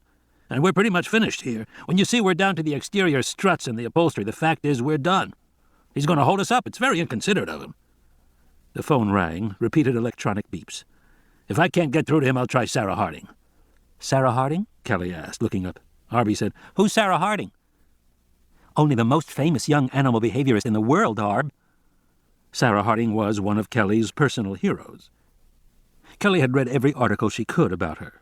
Sarah Harding had been a poor scholarship student at the University of Chicago, but now, at 33, she was an assistant professor at Princeton. She was beautiful and independent, a rebel who went her own way. She had chosen the life of a scientist in the field, living alone in Africa where she studied lions and hyenas. She was famously tough. Once when her Land Rover broke down, she walked 20 miles across the savannah all by herself, driving away lions by throwing rocks at them. In photographs, Sarah was usually posed in shorts and a khaki shirt, with binoculars around her neck, next to a Land Rover. With her short, dark hair and her strong, muscular body, she looked rugged but glamorous at the same time. At least, that was how she appeared to Kelly, who always studied the pictures intently, taking in every detail. "Never heard of her," Arby said. Thorne said, "Spending too much time with computers, Arby?" Arby said, "No." Kelly saw Arby's shoulders hunch, and he sort of withdrew into himself, the way he always did when he felt criticized. Sulky, he said, "Animal behaviorist?" "That's right," Thorne said. "I know Levine's talked to her several times in the last few weeks. She's helping him with all this equipment when it finally goes into the field, or advising him or something. Or maybe the connection is with Malcolm. After all, she was in love with Malcolm." "I don't believe it," Kelly said. "Maybe he was in love with her." Thorne looked at her. "You've met her?" "No, but I know about her." "I see." Thorne said no more. He could see all the signs of hero worship, and he approved. A girl could do worse than admire Sarah Harding. At least she wasn't an athlete or a rock star. In fact, it was refreshing for a kid to admire somebody who actually tried to advance knowledge. The phone continued to ring. There was no answer. "Well, we know Levine's equipment is in order," Thorne said, "because the call is going through. We know that much." Arby said, "Can you trace it?" "Unfortunately, no, and if we keep this up, we'll probably drain the field battery, which means—" There was a click, and they heard a man's voice, remarkably distinct and clear. "Levine." "Okay, good, he's there," Thorne said, nodding. He pushed the button on his handset. "Richard, it's Doc Thorne." Over the speakerphone, they heard a sustained, static hiss, then a cough, and a scratchy voice said, "Hello? Hello, it's Levine here." Thorne pressed the button on his phone. "Richard, it's Thorne. Do you read me?" "Hello?" Levine said at the other end. "Hello? Thorne sighed. "Richard, you have to press the T button for transmit. Over. Hello?" Another cough, deep and rasping. "This is Levine. Hello?" Thorne shook his head in disgust. "Obviously he doesn't know how to work it. Damn. I went over it very carefully with him." Of course he wasn't paying attention. Geniuses never pay attention. They think they know everything. These things aren't toys. He pushed the send button. "Richard, listen to me. You must push the T in order to... This is Levine. Hello? Levine, please, I need help." A kind of groan. "If you can hear me, send help. Listen, I'm on the island. I managed to get here all right, but..." A crackle, a hiss. "Uh-oh," Thorne said. "What is it?" Arby said, leaning forward. "We're losing him." "Why?" "Battery," Thorne said. "It's going fast. Damn. Richard, where are you?" Over the speakerphone they heard Levine's voice. "Dead already. Situation got... Now, very serious. Don't know. Can hear me, but if you get help. Richard, tell us where you are." The phone hissed, the transmission getting steadily worse. They heard Levine say, "Have me surrounded and vicious. Can smell them, especially night." "What is he talking about?" Arby said. "To injury. Can't. Not long. Please." And then there was a final, fading hiss. And suddenly the phone went dead. Thorne clicked off his own handset and turned off the speakerphone. He turned to the kids, who were both pale. "We have to find him," he said. "Right away." Departure. Second configuration. Self-organization elaborates in complexity as the system advances toward the chaotic edge. Ian Malcolm. Clues. Thorne unlocked the door to Levine's apartment and flicked on the lights. They stared, astonished. Arby said, "It looks like a museum." Levine's two-bedroom apartment was decorated in a vaguely Asian style, with rich wooden cabinets and expensive antiques. But the apartment was spotlessly clean, and most of the antiques were housed in plastic cases. Everything was neatly labeled. They walked slowly into the room. "Does he live here?" Kelly said. She found it hard to believe. The apartment seemed so impersonal to her, almost inhuman. And her own apartment was such a mess all the time. "Yeah, he does," Thorne said, pocketing the key. "It always looks like this. It's why he can never live with a woman. He can't stand to have anybody touch anything." The living room couches were arranged around a glass coffee table. On the table were 4 piles of books, each neatly aligned with the glass edge. Arby glanced at the titles. Catastrophe Theory and Emergent Structures. Inductive Processes in Molecular Evolution. Cellular Automata. Methodology of Nonlinear Adaptation. Phase Transition in Evolutionary Systems. There were also some older books with titles in German. Kelly sniffed the air. "Something cooking?" "I don't know," Thorne said.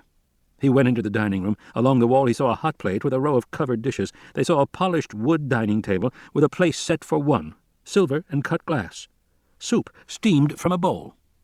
Thorne walked over and picked up a sheet of paper on the table and read, "Lobster bisque, baby organic greens, seared ahi tuna." A yellow post-it was attached. "Hope your trip was good, Romelia." "Wow," Callie said. "You mean somebody makes dinner for him every day?" "I guess," Thorne said. He didn't seem impressed. He shuffled through a stack of unopened mail that had been set out beside the plate.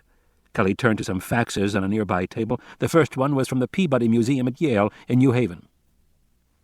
"Is this German?" she said, handing it to Thorne.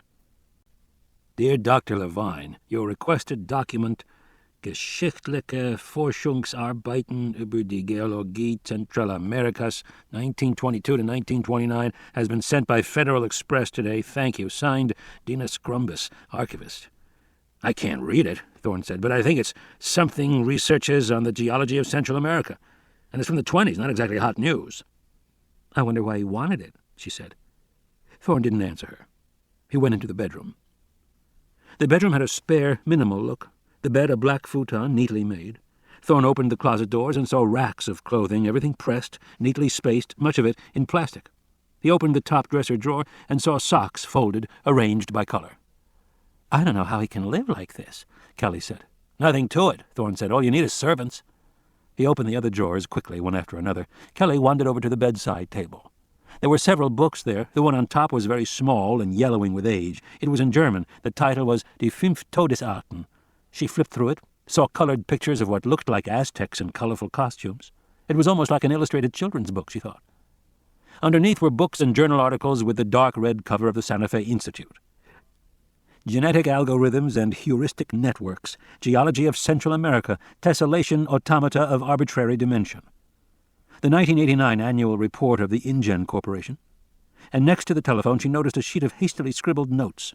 She recognized the precise handwriting as Levine's. It said, Site B, Volcanische, Tacaño, Nublar, 1 of 5 deaths in mountains? No. Maybe Gutierrez. Careful. Kelly said, What's Site B? He has notes about it. Thorne came over to look. Volcanische, he said. That means volcanic, I think. And Tacaño and Nublar, they sound like place names. If they are, we can check that on an atlas. And what's this about 1 of 5 deaths? Kelly said. Damned if I know, he said. They were staring at the paper when Arby walked into the bedroom and said, What's Site B? Thorne looked up. Why? You better see his office, Arby said. Levine had turned the second bedroom into an office. It was like the rest of the apartment, admirably neat. There was a desk with papers laid out in tidy stacks alongside a computer covered in plastic. But behind the desk there was a large corkboard that covered most of the wall, and on this board Levine had tacked up maps, charts, newspaper clippings, Landsat images, and aerial photographs. At the top of the board was a large sign that said, Site B? Alongside that was a blurred, curling snapshot of a bespectacled Chinese man in a white lab coat standing in the jungle beside a wooden sign that said, Site B. His coat was unbuttoned, and he was wearing a T-shirt with lettering on it. Alongside the photo was a large blow-up of the T-shirt, as seen in the original photograph. It was hard to read the lettering, which was partly covered on both sides by the lab coat, but the shirt seemed to say, InGen Site B, Research Facility. In neat handwriting, Levine had noted, InGen Site B Research Facility. Where? Just below that was a page cut from the InGen annual report. A circled paragraph read, In addition to its headquarters in Palo Alto, where InGen maintains an ultra-modern 200,000-square-foot research laboratory, the company runs 3 field laboratories around the world. A geological lab in South Africa, where amber and other biological specimens are acquired, a research farm in the mountains of Costa Rica, where exotic varieties of plants are grown, and a facility on the island of Isla Nublar, 120 miles west of Costa Rica. Next to that, Levine had written, No B. Liars. Arby said, He's really obsessed with Site B. I'll say, Thorne said, and he thinks it's on an island somewhere. Peering closely at the board, Thorne looked at the satellite images. He noticed that although they were printed in false colors at various degrees of magnification, they all seemed to show the same general geographical area, a rocky coastline and some islands offshore. The coastline had a beach and encroaching jungle. It might be Costa Rica, but it was impossible to say for sure. In truth, it could be any of a dozen places in the world. He said he was on an island, Kelly said. Yes, Thorne shrugged, but that doesn't help us much. He stared at the board. There must be 20 islands here, maybe more. Thorne looked at a memo near the bottom. Site B, to all departments of Minder of Press Avoidin, after marketing, long-term marketing plan, marketing of proposed resort facilities requires that full complexity of JP technology not be announced. Mr. Hammond wishes to remind all departments that production facility will not be subject of any press release at any time. Production manufacturing facility cannot reference to production island loc Isla S in-house reference only strict press guidelines. This is weird, he said. What do you make of this? Arby came over and looked at it thoughtfully. All these missing letters and garbage, Thorne said. Does it make any sense to you? Yes, Arby said. He snapped his fingers and went directly to Levine's desk. There he pulled the plastic cover off the computer and said, I thought so.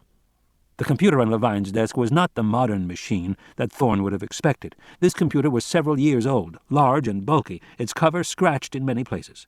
It had a black stripe on the box that said, Design Associates Incorporated. And lower down, right by the power switch, a shiny little metal tag that said, Property International Genetics Technology Incorporated, Palo Alto, California. What's this? Thorne said. Levine has an InGen computer? Yes, Arby said. He sent us to buy it last week. They were selling off computer equipment. And he sent you? Thorne said. Yeah, me and Kelly. He didn't want to go himself. He's afraid of being followed. But this thing's a CAD-CAM machine, and it must be 5 years old, Thorne said. CAD-CAM computers were used by architects, graphic artists, and mechanical engineers. Why would Levine want it? He never told us, Arby said, flipping on the power switch. But I know now. Yes? That memo, Arby said, nodding to the wall. You know why it looks that way? It's a recovered computer file. Levine's been recovering InGen files from this machine. As Arby explained it, all the computers that InGen sold that day had had their hard drives reformatted to destroy any sensitive data on the disks. But the CAD-CAM machines were an exception. These machines all had special software installed by the manufacturer. The software was keyed to individual machines using individual code references. That made these computers awkward to reformat because the software would have to be reinstalled individually, taking hours. So they didn't do it, Thorne said. Right, Arby said. They just erased the directory and sold them. And that means the original files are still on the disk. Right. The monitor glowed. The screen said, Total recovered files, 2,387. Jeez, Arby said. He leaned forward, staring intently, fingers poised over the keys. He pushed the directory button, and row after row of file names scrolled down. Thousands of files in all. Thorne said, How are you going to— Give me a minute here, Arby said, interrupting him. Then he began to type rapidly. Okay, Arb, Thorne said.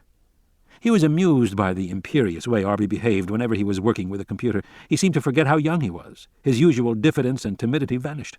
The electronic world was really his element, and he knew he was good at it. Thorne said, Any help you can give us will be— Doc, Arby said, come on, go and, help Kelly or something. And he turned away and typed.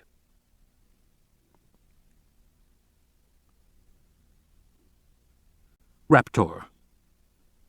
The velociraptor was 6 feet tall and dark green. Poised to attack, it hissed loudly, its muscular neck thrust forward, jaws wide. Tim, one of the modelers, said, What do you think, Dr. Malcolm? No menace, Malcolm said, walking by. He was in the back wing of the biology department on his way to his office. No menace? Tim said. They never stand like this, flat-footed on 2 feet. Give him a book. He grabbed a notebook from a desk and placed it in the forearms of the animal. And he might be singing a Christmas carol. Gee, Tim said. I didn't think it was that bad. Bad, Malcolm said. This is an insult to a great predator. We should feel his speed and menace and power. Widen the jaws, get the neck down, tense the muscles, tighten the skin, and get that leg up. Remember, raptors don't attack with their jaws. They use their toe claws, Malcolm said. I want to see the claw raised up, ready to slash down and tear the guts out of its prey. You really think so? Tim said doubtfully. It might scare little kids. You mean it might scare you? Malcolm continued down the hallway. And another thing, change that hissing sound. It sounds like somebody taking a pee. Give this animal a snarl. Give a great predator his due. Gee, Tim said. I didn't know you had such personal feelings about it. It should be accurate, Malcolm said. You know, there is such a thing as accurate and inaccurate, irrespective of whatever your feelings are. He walked on, irritable, ignoring the momentary pain in his leg. The modeler annoyed him, although he had to admit Tim was just a representative of the current fuzzy-minded thinking, what Malcolm called sappy science. Malcolm had long been impatient with the arrogance of his scientific colleagues. They maintained that arrogance, he knew, by resolutely ignoring the history of science as a way of thought. Scientists pretended that history didn't matter, because the errors of the past were now corrected by modern discoveries. But of course their forebears had believed exactly the same thing in the past, too. They had been wrong then, and modern scientists were wrong now. No episode of science history proved it better than the way dinosaurs had been portrayed over the decades. It was sobering to realize that the most accurate perception of dinosaurs had also been the first. Back in the 1840s, when Richard Owen first described giant bones in England, he named them Dinosauria, terrible lizards. That was still the most accurate description of these creatures, Malcolm thought. They were indeed like lizards, and they were terrible. But since Owen, the scientific view of dinosaurs had undergone many changes. Because the Victorians believed in the inevitability of progress, they insisted that the dinosaurs must necessarily be inferior. Why else would they be extinct? So the Victorians made them fat, lethargic, and dumb, big dopes from the past.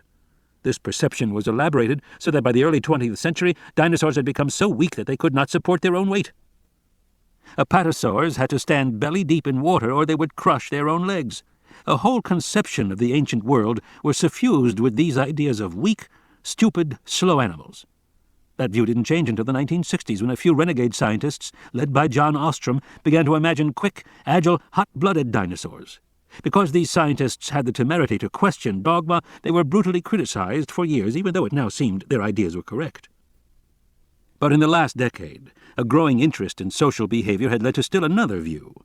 Dinosaurs were now seen as caring creatures, living in groups, raising their little babies. They were good animals, even cute animals. The big sweeties had nothing to do with their terrible fate, which was visited on them by Alvarez's meteor. And that new sappy view produced people like Tim, who were reluctant to look at the other side of the coin, the other face of life. Of course, some dinosaurs had been social and cooperative, but others had been hunters and killers of unparalleled viciousness. For Malcolm, the truest picture of life in the past incorporated the interplay of all aspects of life, the good and the bad, the strong and the weak. It was no good pretending anything else. Scaring little kids, indeed.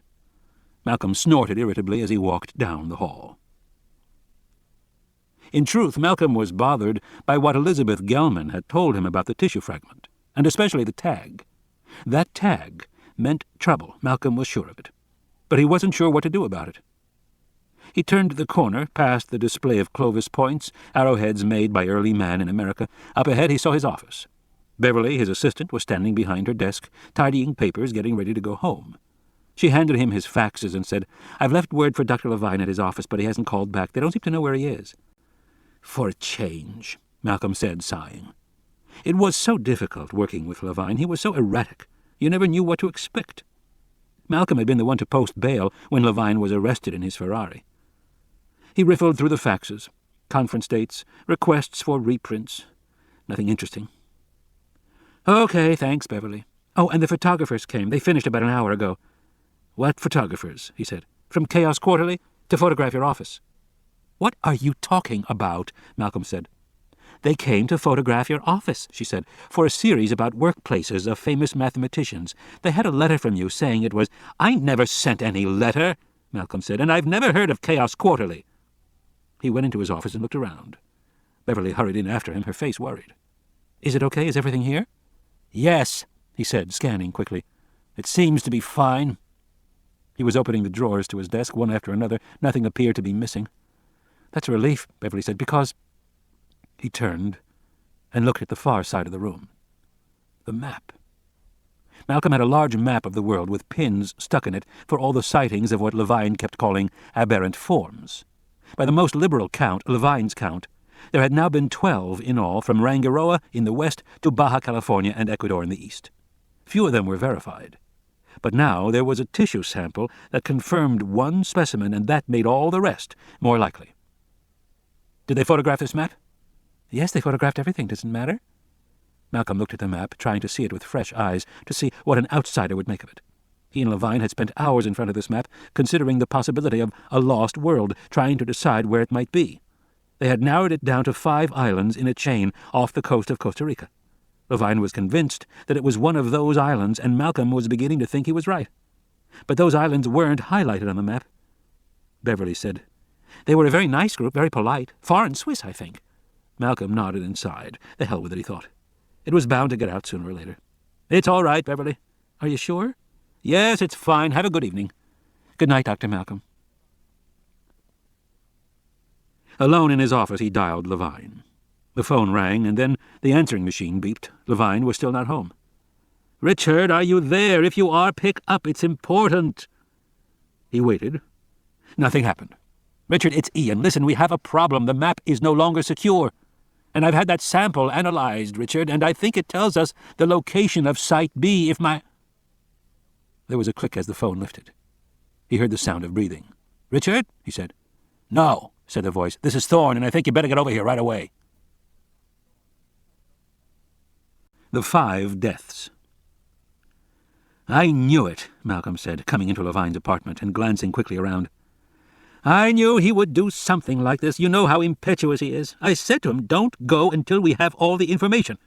But I should have known. Of course he went." "Yes, he did." "Ego," Malcolm said, shaking his head. Richard has to be first, has to figure it out first, has to get there first. I'm very concerned. He could ruin everything. This impulsive behavior, you realize it's a storm in the brain, neurons on the edge of chaos. Obsession is just a variety of addiction. But what scientist ever had self-control? They instruct them in school. It's bad form to be balanced. They forget Niels Bohr was not only a great physicist, but an Olympic athlete. These days they all try to be nerds. It's the professional style. Thorne looked at Malcolm thoughtfully. He thought he detected a competitive edge. He said, "Do you know which island he went to?" "No, I do not." Malcolm was stalking around the apartment, taking things in. "The last time we talked, we had narrowed it down to 5 islands, all in the south, but we hadn't decided which one." Thorne pointed to the wall board, the satellite images. "These islands here?" "Yes," Malcolm said, looking briefly. "They're strung out in an arc, all about 10 miles offshore from the Bay of Puerto Cortes. Supposedly they're all uninhabited. Local people call them the 5 Deaths. "Why?" Kelly said. "Some old Indian story," Malcolm said. "Something about a brave warrior captured by a king who offered him his choice of deaths. Burning, drowning, crushing, hanging, decapitation. The warrior said he would take them all, and he went from island to island, experiencing the various challenges, sort of a New World version of the labors of Hercules." "So that's what it is," Kelly said, and ran out of the room. Malcolm looked blank. He turned to Thorne, who shrugged. Kelly returned, carrying the German children's book in her hand. She gave it to Malcolm. "Yes," he said, "Die 5 Todesarten, the 5 ways of death. Interesting that it is in German." "He has lots of German books," Kelly said. "Does he? That bastard, he never told me." "That means something?" Kelly said. "Yes, it means a lot. Hand me that magnifying glass, would you?" Kelly gave him a magnifying glass from the desk. "What does it mean?" "The 5 Deaths are ancient volcanic islands," he said, "which means that they are geologically very rich. Back in the 20s, the Germans wanted to mine them." He peered at the images, squinting. "Ah, yes, these are the islands, no question.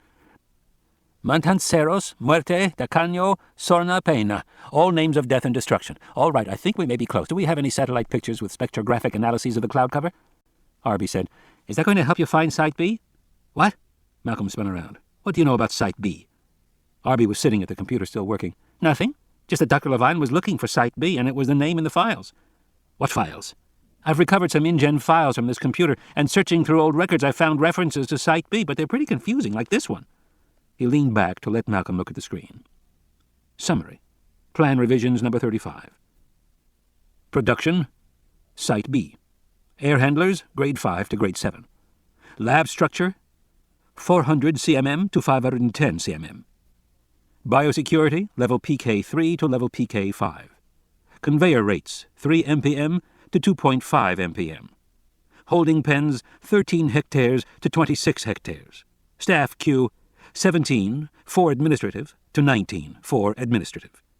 Com protocol, ET VX to RDT VX. Malcolm frowned. "Curious, but not very helpful. It doesn't tell us which island, or even if it's on an island at all. What else have you got?" "Well," Arby flicked keys. "Let's see, there's this. Site B Island Network Nodal Points," Malcolm said. "Okay, so it's an island. And Site B has a network, but a network of what? Computers?" Arby said. "I don't know. Maybe a radio network." "For what purpose?" Malcolm said. "What would a radio network be used for? This isn't very helpful." Arby shrugged. He took it as a challenge. He began typing furiously again, then said, "Wait, here's another one. If I can just format it. There. Got it." He moved away from the screen so the others could see. Malcolm looked and said, "Very good, very good.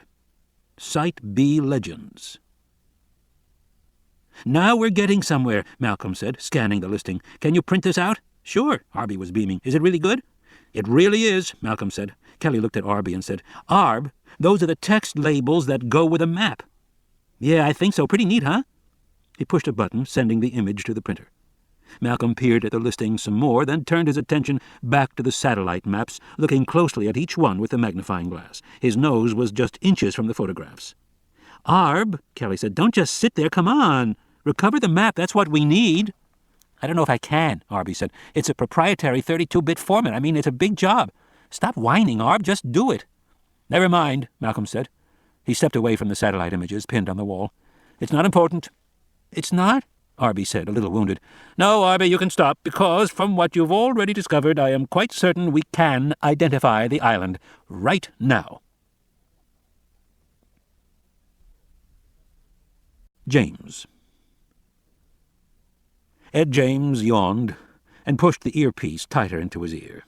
He wanted to make sure he got all this. He shifted in the driver's seat of his gray Taurus, trying to get comfortable, trying to stay awake. The small tape recorder was spinning in his lap next to his notepad and the crumpled papers from 2 Big Macs. James looked across the street at Levine's apartment building. The lights were on in the 3rd-floor apartment. And the bug he had placed there last week was working fine. Through his earpiece, he heard one of the kids say, "How?" And then the crippled guy, Malcolm, said, "The essence of verification is multiple lines of reasoning that converge at a single point." "Meaning what?" the kid said. Malcolm said, "Just look at the Landsat pictures." On his notepad, James wrote, "Landsat." "We already looked at those," the girl said. James felt foolish not to have realized earlier that these 2 kids were working for Levine. He remembered them well. They were in the class Levine taught. There was a short black kid and a gawky white girl. Just kids, maybe 11 or 12. He should have realized. Not that it mattered now, he thought. He was getting the information anyway. James reached across the dashboard and plucked out the last 2 French fries and ate them, even though they were cold. "Okay," he heard Malcolm say. "It's this island here. This is the island Levine went to." The girl said doubtfully, "You think so? This is Isla Sorna." James wrote, "Isla Sorna." "That's our island," Malcolm said. "Why? 3 independent reasons. First, it's privately owned, so it hasn't been thoroughly searched by the Costa Rican government. Second, privately owned by whom? By the Germans, who leased rights to mineral excavations back in the 20s.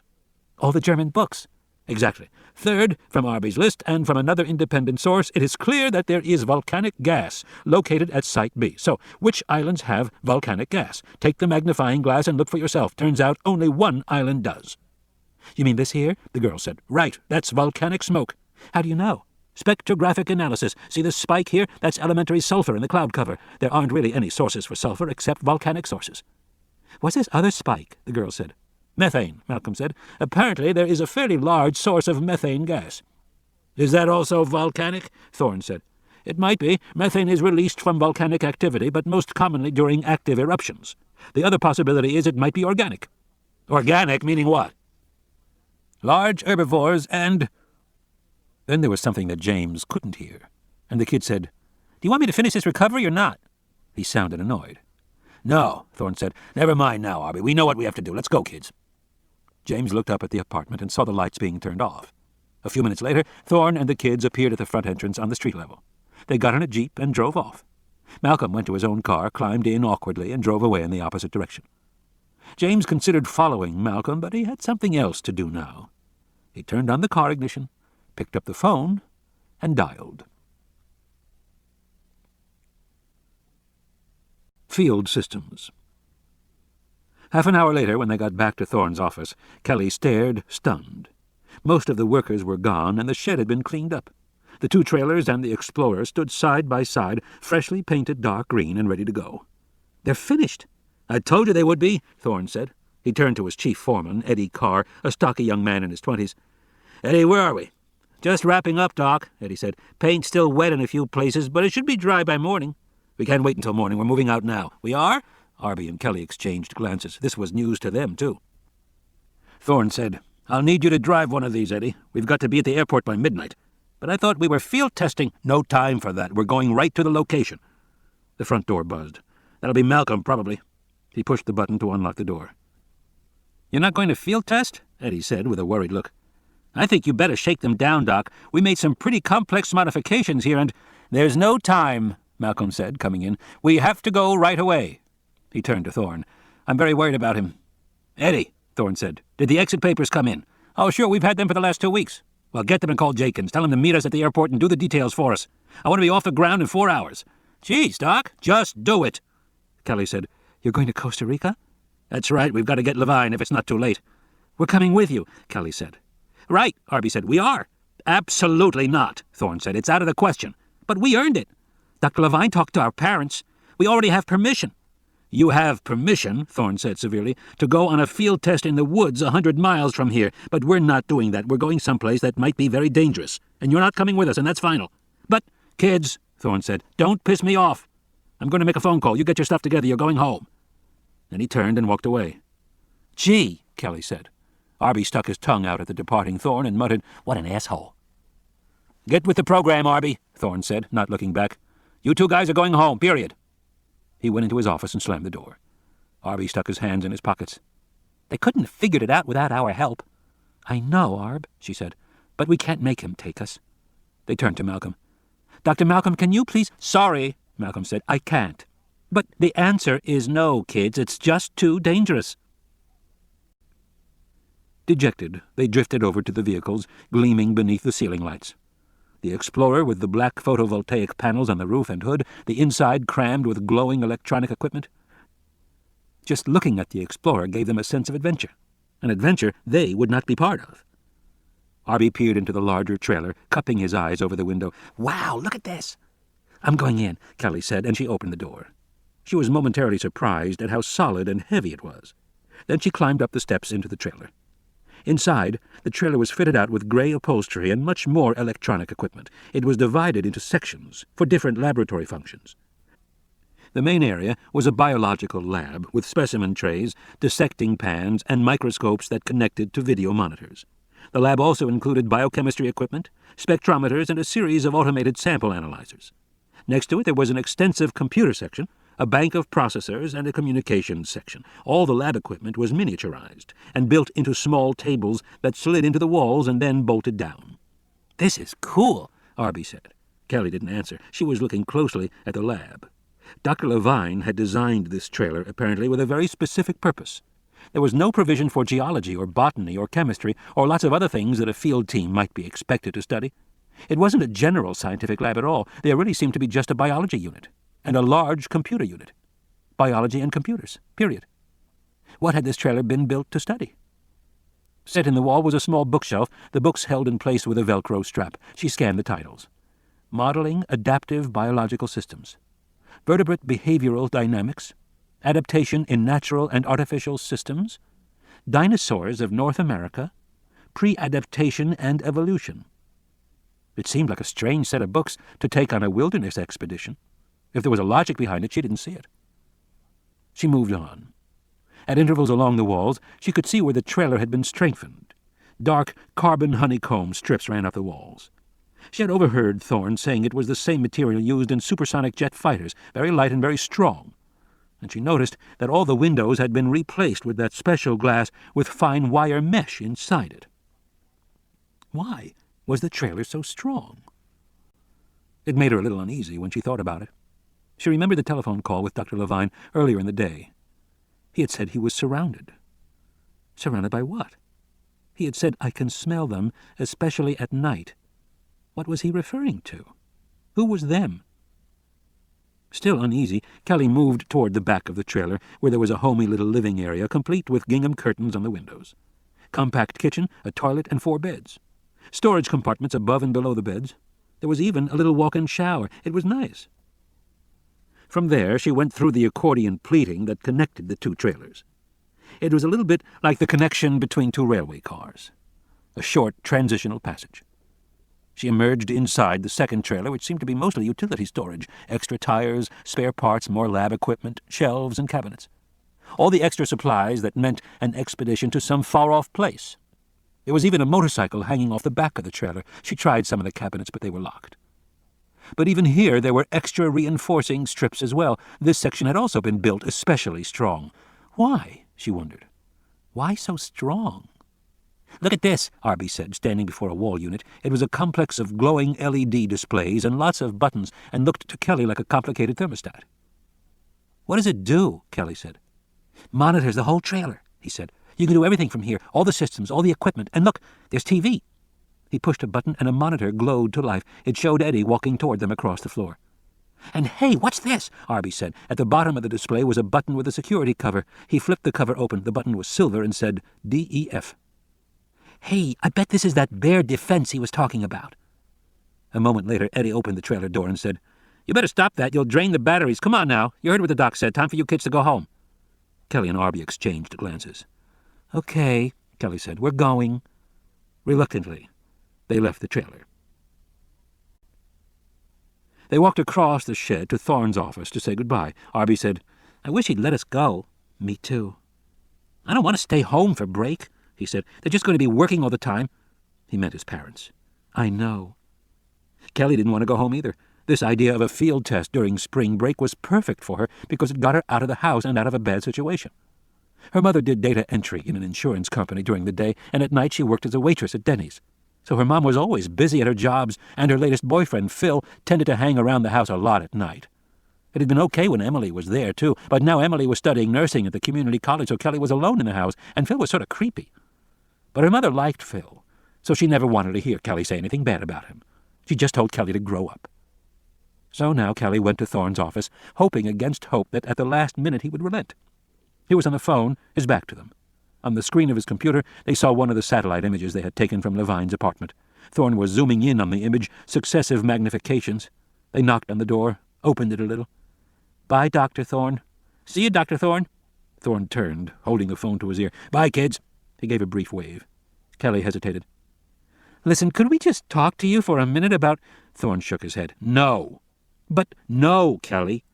I've got to place this call now," he said. "It's already 4 a.m. in Africa, and in a little while she'll go to sleep." "Who?" "Sarah Harding." "Sarah Harding is coming too?" she said, lingering at the door. "I don't know," Thorne shrugged. "Have a good vacation, kids. See you in a week. Thanks for your help. Now get out of here." He looked across the shed. "Eddie, the kids are leaving. Show them to the door and lock them out. Get me those papers and pack a bag. You're coming with me." Then, in a different voice, he said, "Yes, operator, I'm still waiting." And he turned away.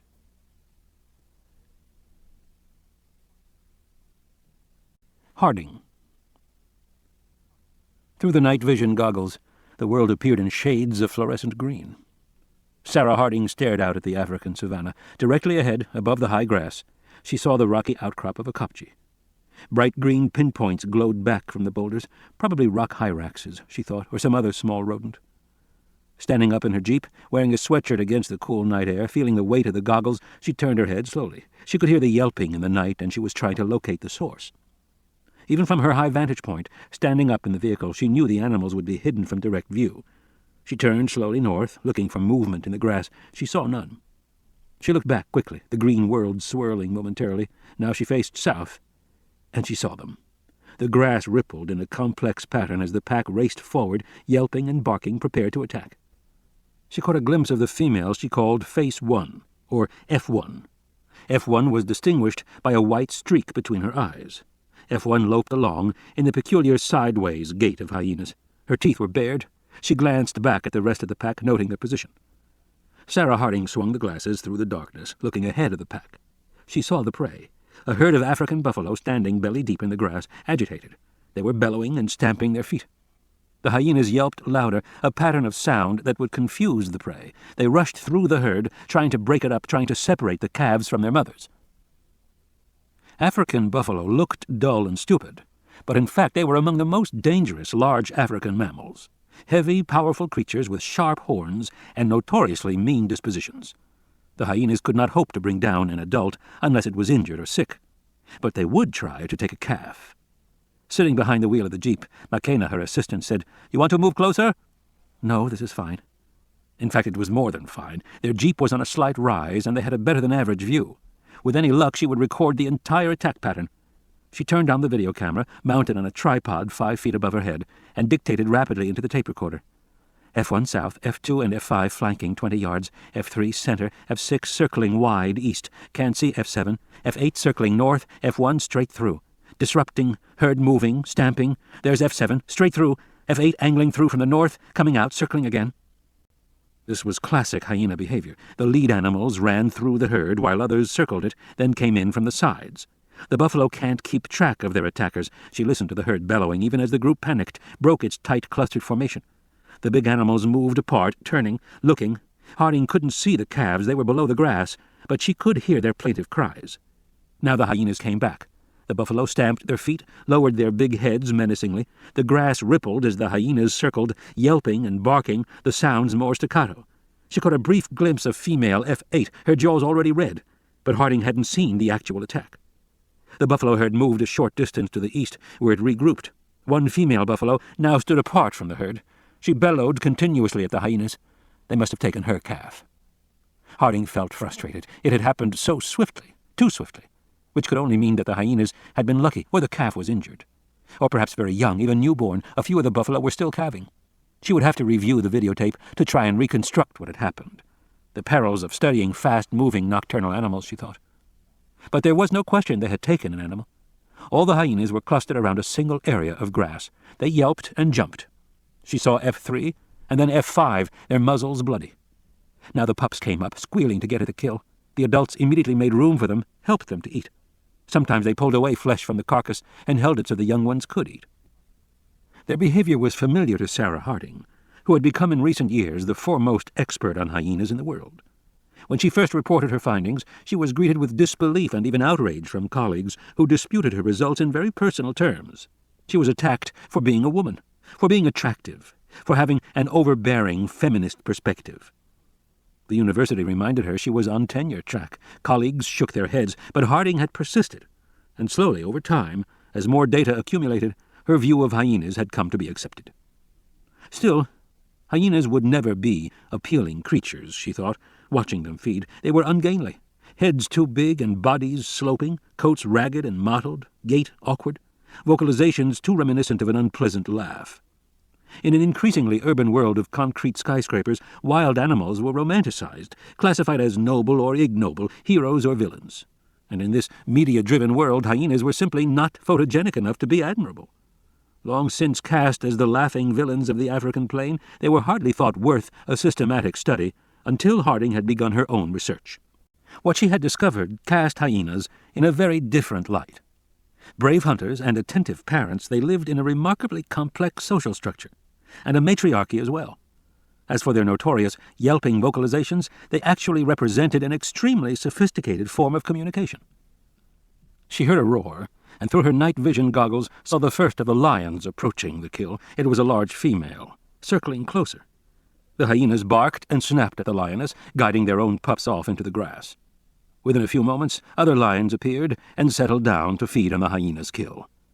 Now, lions, she thought, there was a truly nasty animal. Although called the king of beasts, lions in truth were actually violent.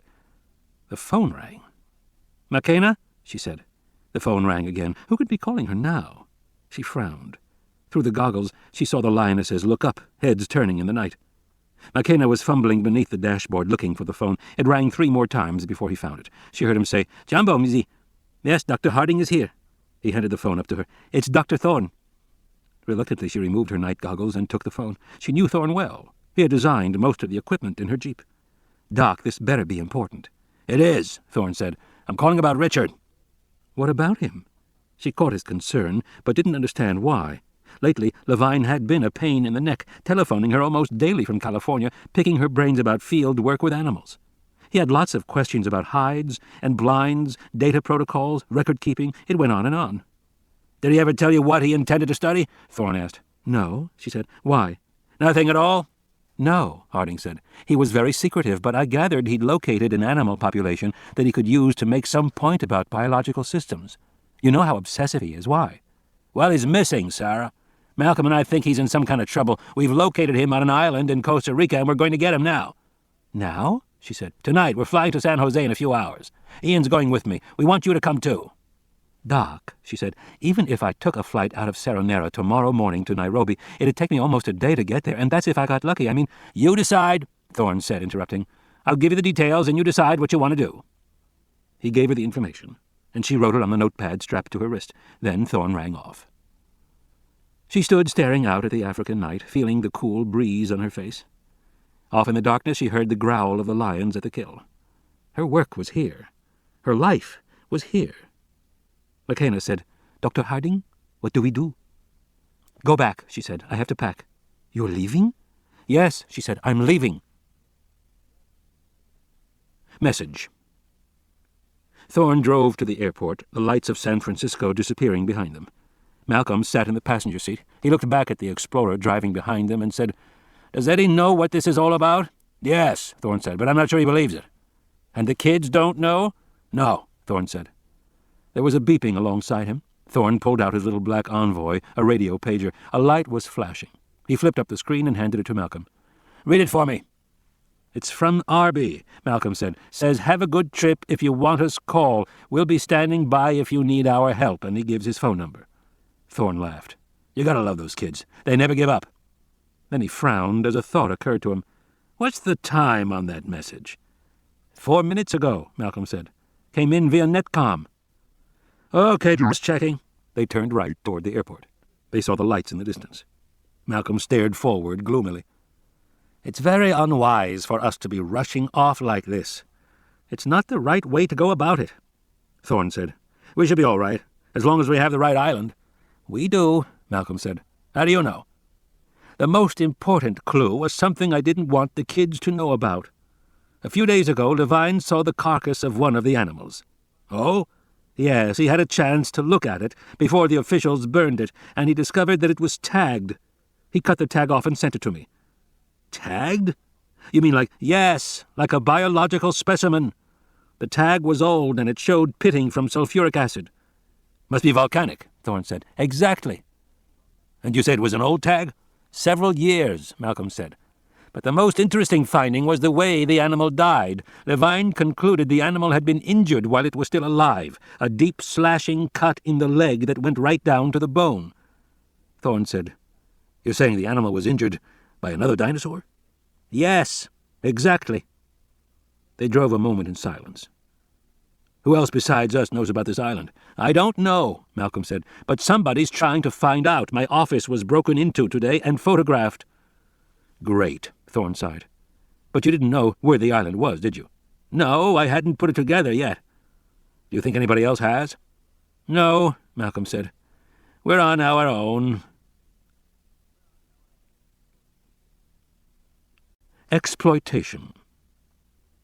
Louis Dodgson threw open the door marked Animal Quarters, and immediately all the dogs began barking. Dodgson walked down the corridor between the rows of cages, stacked 10 feet high on both sides. The building was large. The Biosyn Corporation of Cupertino, California, required an extensive animal testing facility. Walking alongside him, Rossiter, the head of the company, gloomily brushed the lapels of his Italian suit. I hate this fucking place, he said. Why did you want me to come here? Because, Dodgson said, we need to talk about the future. Stinks in here, Rossiter said. He glanced at his watch. Get on with it, Lou. We can talk in here. Dodgson led him to a glass-walled superintendent's booth in the center of the building. The glass cut down the sound of the barking, but through the windows they could look out at the rows of animals. It's simple, Dodgson said, starting to pace, but I think it's important. Louis Dodgson was 45 years old, bland-faced and balding. His features were youthful, and his manner was mild, but appearances were deceiving. The baby-faced Dodgson was one of the most ruthless and aggressive geneticists of his generation. Controversy had dogged his career. As a graduate student at Hopkins, he had been dismissed for planning human gene therapy without FDA permission. Later, after joining Biosyn, he had conducted a controversial rabies vaccine test in Chile. The illiterate farmers who were the subjects were never informed they were being tested. In each case, Dodgson explained that he was a scientist in a hurry and could not be held back by regulations drawn up for lesser souls. He called himself results-oriented, which really meant he did whatever he considered necessary to achieve his goal. He was also a tireless self-promoter. Within the company, Dodgson presented himself as a researcher, even though he lacked the ability to do original research and had never done any. His intellect was fundamentally derivative. He never conceived of anything until someone else had thought of it first. He was very good at developing research, which meant stealing someone else's work at an early stage. In this he was without scruple and without peer. For many years he had run the reverse engineering section at Biosyn, which in theory examined competitors' products and determined how they were made. But in practice, reverse engineering involved a great deal of industrial espionage. Rossiter, of course, had no illusions about Dodgson. He disliked him and avoided him as much as possible. Dodgson was always taking chances, cutting corners. He made Rossiter uneasy. But Rossiter also knew that modern biotechnology was highly competitive. To stay competitive, every company needed a man like Dodgson, and Dodgson was very good at what he did. I'll come right to the point, Dodgson said, turning to Rossiter. If we act quickly, I believe we have an opportunity to acquire the InGen technology. Rossiter sighed. Not again. I know, Jeff. I know how you feel. I admit there is some history here. History? The only history is you failed. Time and again. We've tried this. Back door and front door. Hell, we even tried to buy the company when it was in Chapter 11 because you told us it would be available, but it turned out it wasn't. The Japanese wouldn't sell. I understand, Jeff, but let's not forget. What I can't forget, Rossiter said, is that we paid $750,000 to your friend Nedry and have nothing to show for it. But, Jeff, then we paid $500,000 to that Daiichi marriage broker. Nothing to show for that either. Our attempts to acquire InGen technology have been a complete fucking failure. That's what I can't forget. But the point, Dodgson said, is that we kept trying for a good reason. This technology is vital to the future of the company. So you say. The world is changing, Jeff. I'm talking about solving one of the major problems this company faces in the 21st century. Which is? Dodgson pointed out the window at the barking dogs. Animal testing. Let's face it, Jeff, every year we get more pressure not to use animals for testing and research. Every year, more demonstrations, more break-ins, more bad press.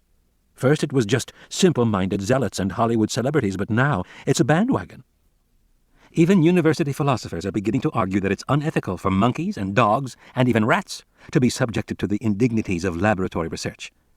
We've even had some protests about our exploitation of squid, even though they're on dinner tables all over the world. I'm telling you, Jeff, there's no end to this trend. Eventually, somebody's going to say we can't even exploit bacteria to make genetic products. Oh, come on. Just wait, it'll happen. And it'll shut us down. Unless we have a genuinely created animal.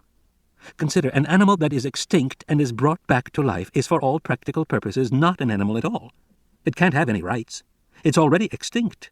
So if it exists, it can only be something we have made. We made it. We patent it. We own it. And it is a perfect research testbed. And we believe that the enzyme and hormone systems of dinosaurs are identical to mammalian systems. In the future, drugs can be tested on small dinosaurs as successfully as they are now tested on dogs and rats, with much less risk of legal challenge. Rossiter was shaking his head. You think? I know. They're basically big lizards, Jeff. And nobody loves a lizard. They're not like these cute doggies that lick your hand and break your heart. Lizards have no personality. They're snakes with legs. Rossiter sighed.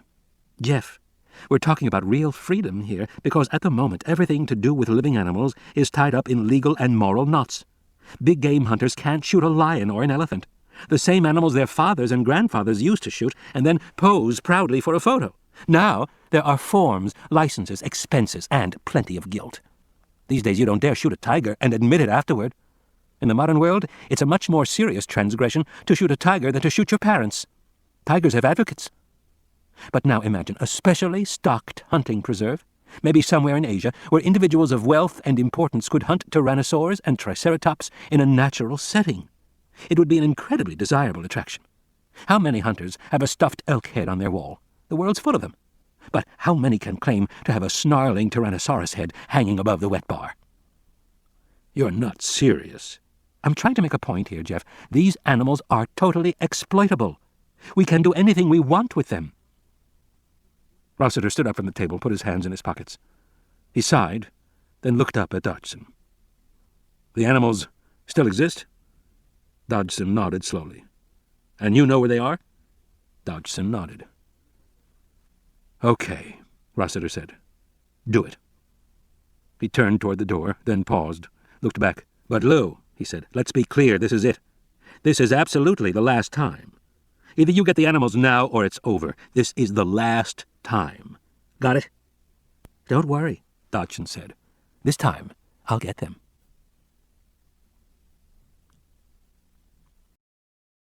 Third configuration. In the intermediate phase, swiftly developing complexity within the system hides the risk of imminent chaos. But the risk is there. Ian Malcolm. Costa Rica. There was a drenching downpour in Puerto Cortes. Rain drummed on the roof of the little metal shed beside the airfield. Dripping wet, Thorne stood and waited while the Costa Rican official went over the papers again and again. Rodriguez was his name, and he was just a kid in his 20s wearing an ill-fitting uniform, terrified of making a mistake. Thorne looked out at the runway where, in the soft dawn light, the cargo containers were being clamped to the bellies of two big Huey helicopters. Eddie Carr was out there in the rain with Malcolm, shouting as the workmen secured the clamps. Rodriguez shuffled the papers. Now, Senor Thorne, according to this, your destination is Isla Sorna. That's right. And your containers have only vehicles? Yes, that's right, research vehicles. Sorna is a primitive place. There is no petrol, no supplies, not even any roads to speak of. Have you been there? Myself, no. People here have no interest in this island. It is a wild spot, rock and jungle. And there is no place for a boat to land except in very special weather conditions. For example, today one cannot go there. I understand, Thorne said. I just wish that you will be prepared, Rodriguez said, for the difficulties you will find there. I think we're prepared.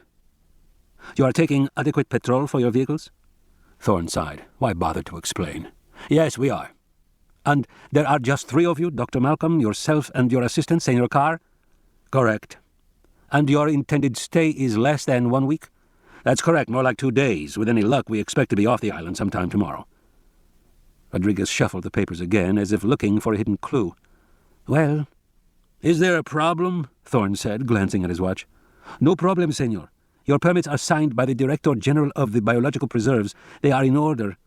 Rodriguez hesitated. But it is very unusual that such a permit would be granted at all. Why is that? I do not know the details, but there was some trouble on one of the islands a few years ago, and since then the Department of Biological Preserves has closed all the Pacific Islands to tourists. We're not tourists, Thorne said. I understand that, Senor Thorne. More shuffling of papers. Thorne waited. Out on the runway, the container clamps locked in place and the containers lifted off the ground. Very well, Senor Thorne, Rodriguez said finally, stamping the papers. I wish you good luck. Thank you, Thorne said. He tucked the papers in his pocket, ducked his head against the rain, and ran back out on the runway. 3 miles offshore, the helicopters broke through the coastal cloud layer into early morning sunlight. From the cockpit of the lead Huey, Thorne could look up and down the coast. He saw 5 islands at various distances offshore, harsh, rocky pinnacles rising out of rough blue sea. The islands were each several miles apart, undoubtedly part of an old volcanic chain. He pressed the speaker button. Which is Sorna? The pilot pointed ahead. We call them the 5 deaths, he said. Isla Muerte, Isla Matanceros, Isla Pena, Isla Tacaño, and Isla Sorna, which is the big one farthest north. Have you been there? Never, senor, but I believe there will be a landing site. How do you know? Some years ago there were some flights there. I have heard the Americans would come and fly there sometimes. Not Germans? No. There have been no Germans since, I do not know, the World War. They were Americans that came. When was that? I am not sure. Perhaps 10 years ago? The helicopter turned north, passing over the nearest island. Thorne glimpsed rugged, volcanic terrain, overgrown with dense jungle. There was no sign of life or of human habitation.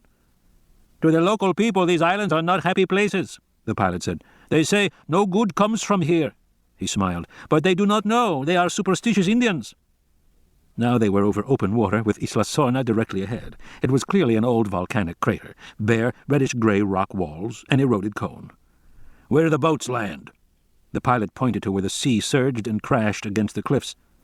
On the east side of this island there are many caves made by the waves. Some of the local people call this Isla Gemido. It means groan from the sound of the waves inside the caves. Some of the caves go all the way through to the interior, and a boat can pass through at certain times, but not in weather as you see it now. Thorne thought of Sarah Harding. If she was coming, she would land later today. I have a colleague who may be arriving this afternoon, he said. Can you bring her out? I am sorry, the pilot said. We have a job in Gulf of Juan. We will not be back until tonight. What can she do? The pilot squinted at the sea. Perhaps she can come by boat. The sea changes by the hour. She might have luck. And you will come back for us tomorrow? Yes, Senor Thorne. We will come in the early morning. It is the best time for the winds. The helicopter approached from the west, rising several hundred feet, moving over the rocky cliffs to reveal the interior of Isla Gemido. It appeared just like the others, volcanic ridges and ravines, heavily overgrown with dense jungle. It was beautiful from the air, but Thorne knew it would be dauntingly difficult to move through that terrain. He stared down, looking for roads. The helicopter thumped lower, circling the central area of the island. Thorne saw no buildings, no roads. The helicopter descended toward the jungle. The pilot said, Because of the cliffs, the winds here are very bad. Many gusts and updrafts. There is only one place on the island where it is safe to land. He peered out the window. Ah, yes, there. Thorne saw an open clearing, overgrown with tall grass. We'll land there, the pilot said. Isla Sorna. Eddie Carr stood in the tall grass of the clearing, turned away from the flying dust as the 2 helicopters lifted off the ground and rose into the sky. In a few moments they were small specks, their sound fading. Eddie shaded his eyes as he looked upward. In a forlorn voice he said, "When are they coming back?" "Tomorrow morning," Thorne said. "We'll have found Levine by then." "At least we'd better," Malcolm said. And then the helicopters were gone, disappearing over the high rim of the crater. Carr stood with Thorne and Malcolm in the clearing, enveloped in morning heat and deep silence on the island. "Kind of creepy here," Eddie said, pulling his baseball cap down lower over his eyes. Eddie Carr was 24 years old, raised in Daly City. Physically he was dark-haired, compact and strong. His body was thick, the muscles bunched, but his hands were elegant, the fingers long and tapered. Eddie had a talent, Thorne would have said a genius, for mechanical things. Eddie could build anything and fix anything. He could see how things worked just by looking at them. Thorne had hired him 3 years earlier, his first job out of community college. It was supposed to be a temporary job, earning money so he could go back to school and get an advanced degree. But Thorne had long since become dependent on Eddie, and Eddie, for his part, wasn't much interested in going back to the books. At the same time, he hadn't counted on anything like this, he thought, looking around him at the clearing. Eddie was an urban kid, accustomed to the action of the city, the honk of horns and the rush of traffic. This desolate silence made him uneasy. "Come on," Thorne said, putting a hand on his shoulder. "Let's get started." They turned to the cargo containers left by the helicopter. They were sitting a few yards away in the tall grass. "Can I help?" Malcolm said, a few yards away. "If you don't mind, no," Eddie said. "We'd better unpack these ourselves." They spent half an hour unbolting the rear panels, lowering them to the ground, and entering the containers. After that, they took only a few minutes to release the vehicles. Eddie got behind the wheel of the Explorer and flicked on the ignition. There was hardly any sound, just a soft whir of the vacuum pump starting up. Thorne said, "How's your charge?" "Full," Eddie said. "Batteries okay?" "Yeah, seem fine." Eddie was relieved. He had supervised the conversion of these vehicles to electric power, but it was a rushed job and they hadn't had time to test them thoroughly afterward.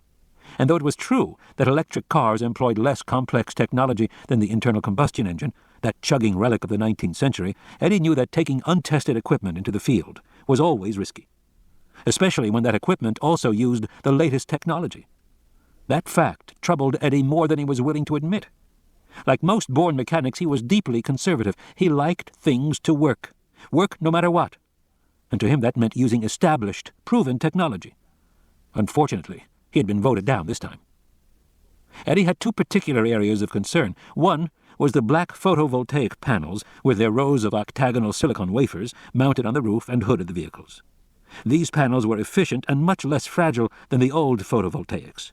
Eddie had mounted them with special vibration-damping units of his own design, but the fact remained, if the panels were injured in any way, they would no longer be able to charge the vehicles or run the electronics.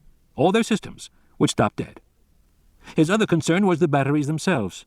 Thorne had selected the new lithium-ion batteries from Nissan, which were extremely efficient on a weight basis. But they were still experimental, which to Eddie was just a polite word for unreliable. Eddie had argued for backups. He had argued for a little gasoline generator just in case. He had argued for lots of things, and he had always been voted down. Under the circumstances, Eddie did the only sensible thing. He built in a few extras, and didn't tell anybody about it. He was pretty sure Thorne knew he had done that, but Thorne never said anything, and Eddie never brought it up. But now that he was here, on this island, in the middle of nowhere, he was glad he had. Because the fact was, you never knew. Thorne watched as Eddie backed the Explorer out of the container and into the high grass. Eddie left the car in the middle of the clearing where the sunlight would strike the panels and top up the charge. Thorne got behind the wheel of the first trailer and backed it out. It was odd to drive a vehicle which was so quiet. The loudest sound was the tires on the metal container. And once it was on the grass, there was hardly any sound at all. Thorne climbed out and linked up the two trailers, locking them together with a flexible steel accordion connector. Finally, he turned to the motorcycle. It, too, was electric. Thorne rolled it to the rear of the Explorer, lifted it onto brackets, hooked the power cord into the same system that ran the vehicle, and recharged the battery. He stepped back. "That does it." In the hot, quiet clearing, Eddie stared toward the high circular rim of the crater, rising in the distance above the dense jungle. The bare rock shimmered in the morning heat, the walls forbidding and harsh. He had a sense of desolation, of entrapment. "Why would anyone ever come here?" he said. Malcolm, leaning on his cane, smiled. "To get away from it all, Eddie. Don't you ever want to get away from it all?"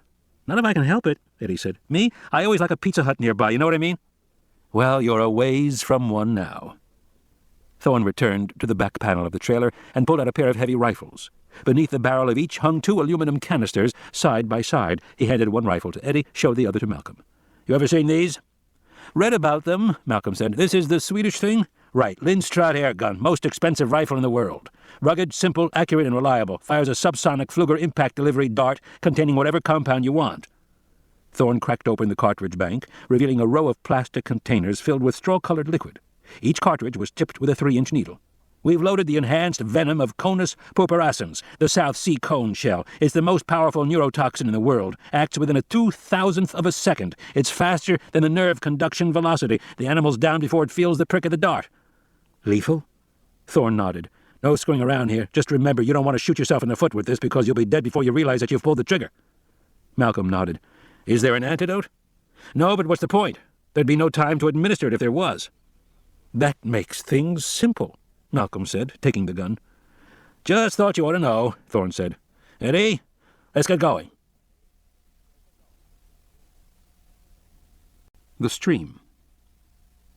Eddie climbed into the Explorer.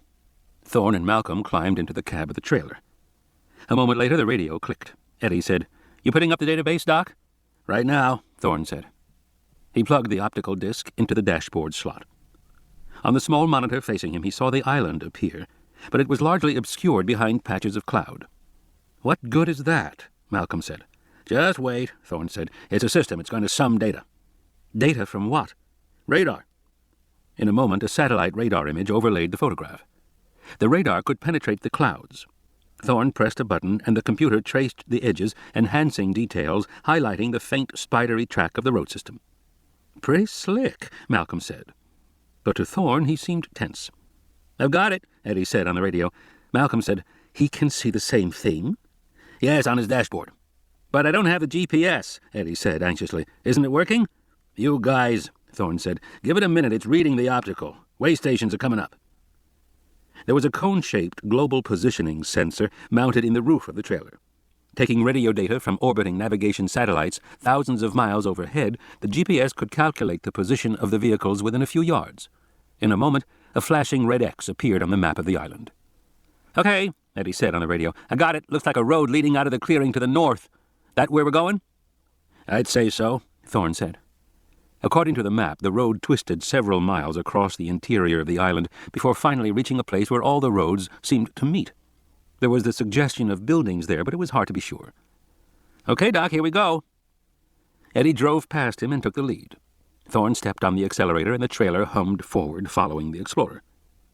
Beside him, Malcolm was silent, fiddling with a small notebook computer on his lap. He never looked out the window. In a few moments they had left the clearing behind and were moving through dense jungle. Thorne's panel lights flashed. The vehicle switched to its batteries. There wasn't enough sunlight coming through the trees to power the trailer anymore. They drove on. "How you doing, Doc?" Eddie said. "You holding charge?" "Just fine, Eddie." "He sounds nervous," Malcolm said. "Just worried about the equipment." "The hell," Eddie said. "I'm worried about me." Although the road was overgrown and in poor condition, they made good progress. After about 10 minutes, they came to a small stream with muddy banks. The Explorer started across it, then stopped. Eddie got out, stepping over rocks in the water, walking back. "What is it?" "I saw something, Doc." Thorne and Malcolm got out of the trailer and stood on the banks of the stream. They heard the distant cries of what sounded like birds. Malcolm looked up, frowning. "Birds?" Thorne said. Malcolm shook his head. "No." Eddie bent over and plucked a strip of cloth out of the mud. It was dark green Gore-Tex, with a strip of leather sewn along one edge. "That's from one of our expedition packs," he said. "The one we made for Levine?" "Yes, Doc." "You put a sensor in the pack?" Thorne asked. They usually sewed location sensors inside their expedition packs. "Yes." "May I see that?" Malcolm asked. He took the strip of cloth and held it up to the light. He fingered the torn edge, thoughtfully. Thorne unclipped a small receiver from his belt. It looked like an oversized pager. He stared at the liquid crystal readout. "I'm not getting any signal." Eddie stared at the muddy bank. He bent over again. "Here's another piece of cloth. And another. Seems like the pack was ripped into shreds, Doc." Another bird cry floated toward them, distant, unworldly. Malcolm stared off in the distance, trying to locate its source. And then he heard Eddie say, "Uh-oh, we have company." There were a half-dozen bright green, lizard-like animals standing in a group near the trailer. They were about the size of chickens, and they chirped animatedly. They stood upright on their hind legs, balancing with their tails straight out. When they walked, their heads bobbed up and down in nervous little jerks, exactly like a chicken. And they made a distinctive squeaking sound, very reminiscent of a bird. Yet they looked like lizards with long tails. They had quizzical, alert faces, and they cocked their heads when they looked at the men. Eddie said, "What is this, a salamander convention?" The green lizards stood, watched. Several more appeared from beneath the trailer and from the foliage nearby. Soon there were a dozen lizards, watching and chittering. "Compies," Malcolm said. "Procompsognathus triassicus is the actual name." "You mean these are—" "Yes, they're dinosaurs." Eddie frowned, stared. "I didn't know they came so small," he said finally. "Dinosaurs were mostly small," Malcolm said. "People always think they were huge, but the average dinosaur was the size of a sheep or a small pony." Eddie said, "They look like chickens." "Yes, very bird-like." "Is there any danger?" Thorne said. "Not really," Malcolm said. "They're small scavengers like jackals. They feed on dead animals. But I wouldn't get close. Their bite is mildly poisonous." "I'm not getting close," Eddie said. "They give me the creeps. It's like they're not scared." Malcolm had noticed that too. "I imagine it's because there haven't been any human beings on this island. These animals don't have any reason to fear man." "Well, let's give them a reason," Eddie said. He picked up a rock. "Hey," Malcolm said, "don't do that. The whole idea is—" But Eddie had already thrown the rock. It landed near a cluster of compies, and the lizards ducked away, but the others hardly moved. A few of them hopped up and down, showing agitation. But the group stayed where they were. They just chittered and cocked their heads. "Weird," Eddie said. He sniffed the air. "You notice that smell?" "Yes," Malcolm said. "They have a distinctive odor." "Rotten is more like it," Eddie said. "They smell rotten, like something dead. And you ask me it's not natural, animals that don't show fear like that. What if they have rabies or something?" "They don't," Malcolm said. "How do you know?" "Because only mammals carry rabies." But even as he said it, he wondered if that was right. Warm-blooded animals carried rabies. Were the compies warm-blooded? He wasn't sure. There was a rustling sound from above. Malcolm looked up at the canopy of trees overhead. He saw movement in the high foliage as unseen small animals jumped from branch to branch. He heard squeaks and chirps, distinctly animal sounds. "Those aren't birds up there," Thorne said. "Monkeys?" "Maybe," Malcolm said. "I doubt it." Eddie shivered. "I say we get out of here." He returned to the stream and climbed into the Explorer. Malcolm walked cautiously with Thorne back to the trailer entrance. The compies parted around them, but still did not run away. They stood all around their legs, chittering excitedly. Malcolm and Thorne climbed into the trailer and closed the doors, being careful not to shut them on the little creatures. Thorne sat behind the wheel and turned on the motor. Ahead, they saw that Eddie was already driving the Explorer through the stream and heading up the sloping ridge on the far side. "The, Procompsa whatevers," Eddie said over the radio. "They're real, aren't they?" "Oh, yes," Malcolm said softly. "They're real."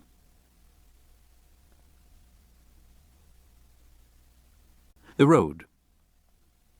Thorne was uneasy. He was beginning to understand how Eddie felt. He had built these vehicles, and he had an uncomfortable sense of isolation, of being in this faraway place with untested equipment. The road continued steeply upward through dark jungle for the next 15 minutes. Inside the trailer, it grew uncomfortably warm. Sitting beside him, Malcolm said, "Air conditioning?" "I don't want to drain the battery." "Mind if I open the window?" "If you think it's all right," Thorne said. Malcolm shrugged. "Why not?" He pushed the button, and the power window rolled down. Warm air blew into the car. He glanced back at Thorne. "Nervous, Doc?" "Sure," Thorne said. "Damn right I am." Even with the window open, he felt sweat running down his chest as he drove. Over the radio, Eddie was saying, "I'm telling you, we should have tested first, Doc. Should have done it by the book. You don't come to a place with poisonous chickens if you're not sure your vehicles will hold up." "The cars are fine," Thorne said. "How's your levels?" "High normal," Eddie said. "Just great. Of course, we've only gone 5 miles. It's 9 in the morning, Doc." The road swung right, then left, following a series of switchbacks as the terrain became steeper. Hauling the big trailers, Thorne had to concentrate on his driving. It was a relief to focus his attention. Ahead of them, the Explorer turned left, going higher up the road. "I don't see any more animals," Eddie said. He sounded relieved. Finally, the road flattened out as it turned, following the crest of the ridge. According to the GPS display, they were now heading northwest toward the interior of the island. But the jungle still hemmed them in on all sides. They could not see much beyond the dense walls of foliage. They came to a Y intersection in the road, and Eddie pulled over to the side. Thorne saw that in the crook of the Y was a faded wooden sign with arrows pointing in both directions. To the left, the sign said, "To Swamp." To the right was another arrow and the words, "To Site B." Eddie said, "Guys, which way?" "Go to Site B," Malcolm said. "You got it." The explorer started down the right fork. Thorne followed. Off to the right, sulphurous yellow steam issued from the ground, bleaching the nearby foliage white. The smell was strong. "Volcanic," Thorne said to Malcolm, "just as you predicted." Driving past, they glimpsed a bubbling pool in the earth, crusted thick yellow around the edges. "Yeah," Eddie said, "but that's active. In fact, I'd say that—" "Holy shit!" Eddie's brake lights flashed on, and his car slammed to a stop. Thorne had to swerve, scraping jungle ferns on the side of the trailer to miss him. He pulled up alongside the explorer and glared at Eddie. "Eddie, for Pete's sake, will you—" But Eddie wasn't listening. He was staring straight forward, his mouth wide open. Thorne turned to look. Directly ahead, the trees along the road had been beaten down, creating a gap in the foliage. They could see all the way from the ridge road across the entire island to the west. But Thorne hardly registered the panoramic view, because all he saw was a large animal the size of a hippopotamus ambling across the road. Except it wasn't a hippopotamus. This animal was pale brown, its skin covered with large plate-like scales. Around its head it had a curving, bony crest, and rising from this crest were two blunted horns. A third horn protruded above its snout. Over the radio he heard Eddie breathing in shallow gasps. "You know what that is?" "That's a triceratops," Malcolm said. "A young one by the looks of it." "Must be," Eddie said. Ahead of them, a much larger animal now crossed the road. It was easily twice the size of the first, and its horns were long, curving, and sharp. "Because that's his mom." A third triceratops appeared, then a fourth. There was a whole herd of creatures ambling slowly across the road. They paid no attention to the vehicles as they crossed, passed through the gap, and descended down the hill, disappearing from view. Only then were the men able to see through the gap itself. Thorne had a view across a vast, marshy plain with a broad river coursing through the center. On either side of the river, animals grazed. There was a herd of perhaps 20 medium-sized, dark green dinosaurs to the south, their large heads intermittently poking up above the grass along the river. Nearby, Thorne saw 8 duck-billed dinosaurs with large tube-like crests rising above their heads. They drank and lifted their heads, honking mournfully. Directly ahead, he saw a lone stegosaurus with its curved back and its vertical rows of plates. The triceratops herd moved slowly past the stegosaur, which paid no attention to them. And to the west, rising above a clump of trees, they saw a dozen long, graceful necks of apatosaurs, their bodies hidden by the foliage that they lazily ate. It was a tranquil scene, but it was a scene from another world. "Doc," Eddie said, "what is this place?" Site B. Sitting in the cars, they stared out over the plain. They watched the dinosaurs move slowly through the deep grass. They heard the soft cry of the duckbills. The separate herds moved peacefully beside the river. Eddie said, "So what are we saying? This is a place that got bypassed by evolution? One of those places where time stands still?" "Not at all," Malcolm said. "There's a perfectly rational explanation for what you are seeing, and we are going to—" From the dashboard there was a high-pitched beeping. On the GPS map, a blue grid was overlaid with a flashing triangular point marked LEVN. "It's him," Eddie said. "We got the son of a bitch." "You're reading that?" Thorne said. "It's pretty weak." "It's fine. It's got enough signal strength to transmit the ID tab. That's Levine, all right. Looks like it's coming from the valley over there." He started the Explorer, and it lurched forward up the road. "Let's go," Eddie said. "I want to get the hell out of here." With the flick of a switch, Thorne turned on the electric motor for the trailer and heard the chug of the vacuum pump, the low whine of the automatic transmission. He put the trailer in gear and followed behind. The impenetrable jungle closed in around them again, close and hot. The trees overhead blocked nearly all the sunlight. As he drove, he heard the beeping become irregular. He glanced at the monitor, saw the flashing triangle was disappearing, then coming back again. "Are we losing him, Eddie?" Thorne said. "Doesn't matter if we do," Eddie said. "We've got a location on him now, and we can go right there. In fact, it should be just down this road here, right past this guardhouse or whatever it is, dead ahead." Thorne looked past the Explorer and saw a concrete structure and a tilting steel road barrier. It did indeed look like a guardhouse. It was in disrepair and overgrown with vines. They drove on, coming onto paved road. It was clear the foliage on either side had once been cut far back, 50 feet on either side. Pretty soon they came to a second guardhouse and a second checkpoint. They continued on another 100 yards, the road still curving slowly along the ridge. The surrounding foliage became sparser. Through gaps in the ferns, Thorne could see wooden outbuildings, all painted identical green. They seemed to be utility structures, perhaps sheds for equipment. He had the sense of entering a substantial complex. And then, suddenly, they rounded a curve and saw the entire complex spread out below them. It was about a half-mile away. Eddie said, "What the hell is that?"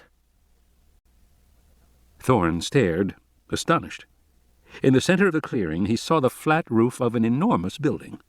It covered several acres, stretching away into the distance. It was the size of 2 football fields. Beyond the vast roof was a large blocky building with a metal roof which had the functional look of a power plant. But if so, it was as big as the power plant for a small town. At the far end of the main building, Thorne saw loading docks and turnarounds for trucks. Over to the right, partially hidden in foliage, there were a series of small structures that looked like cottages. But from a distance, it was hard to be sure. Taken together, the whole complex had a utilitarian quality that reminded Thorne of an industrial site or a fabrication plant. He frowned, trying to put it together. "Do you know what this is?" Thorne said to Malcolm. "Yes," Malcolm said, nodding slowly. "It's what I suspected for some time now." "Yes?" "It's a manufacturing plant," Malcolm said. "It's a kind of factory." "But it's huge," Thorne said.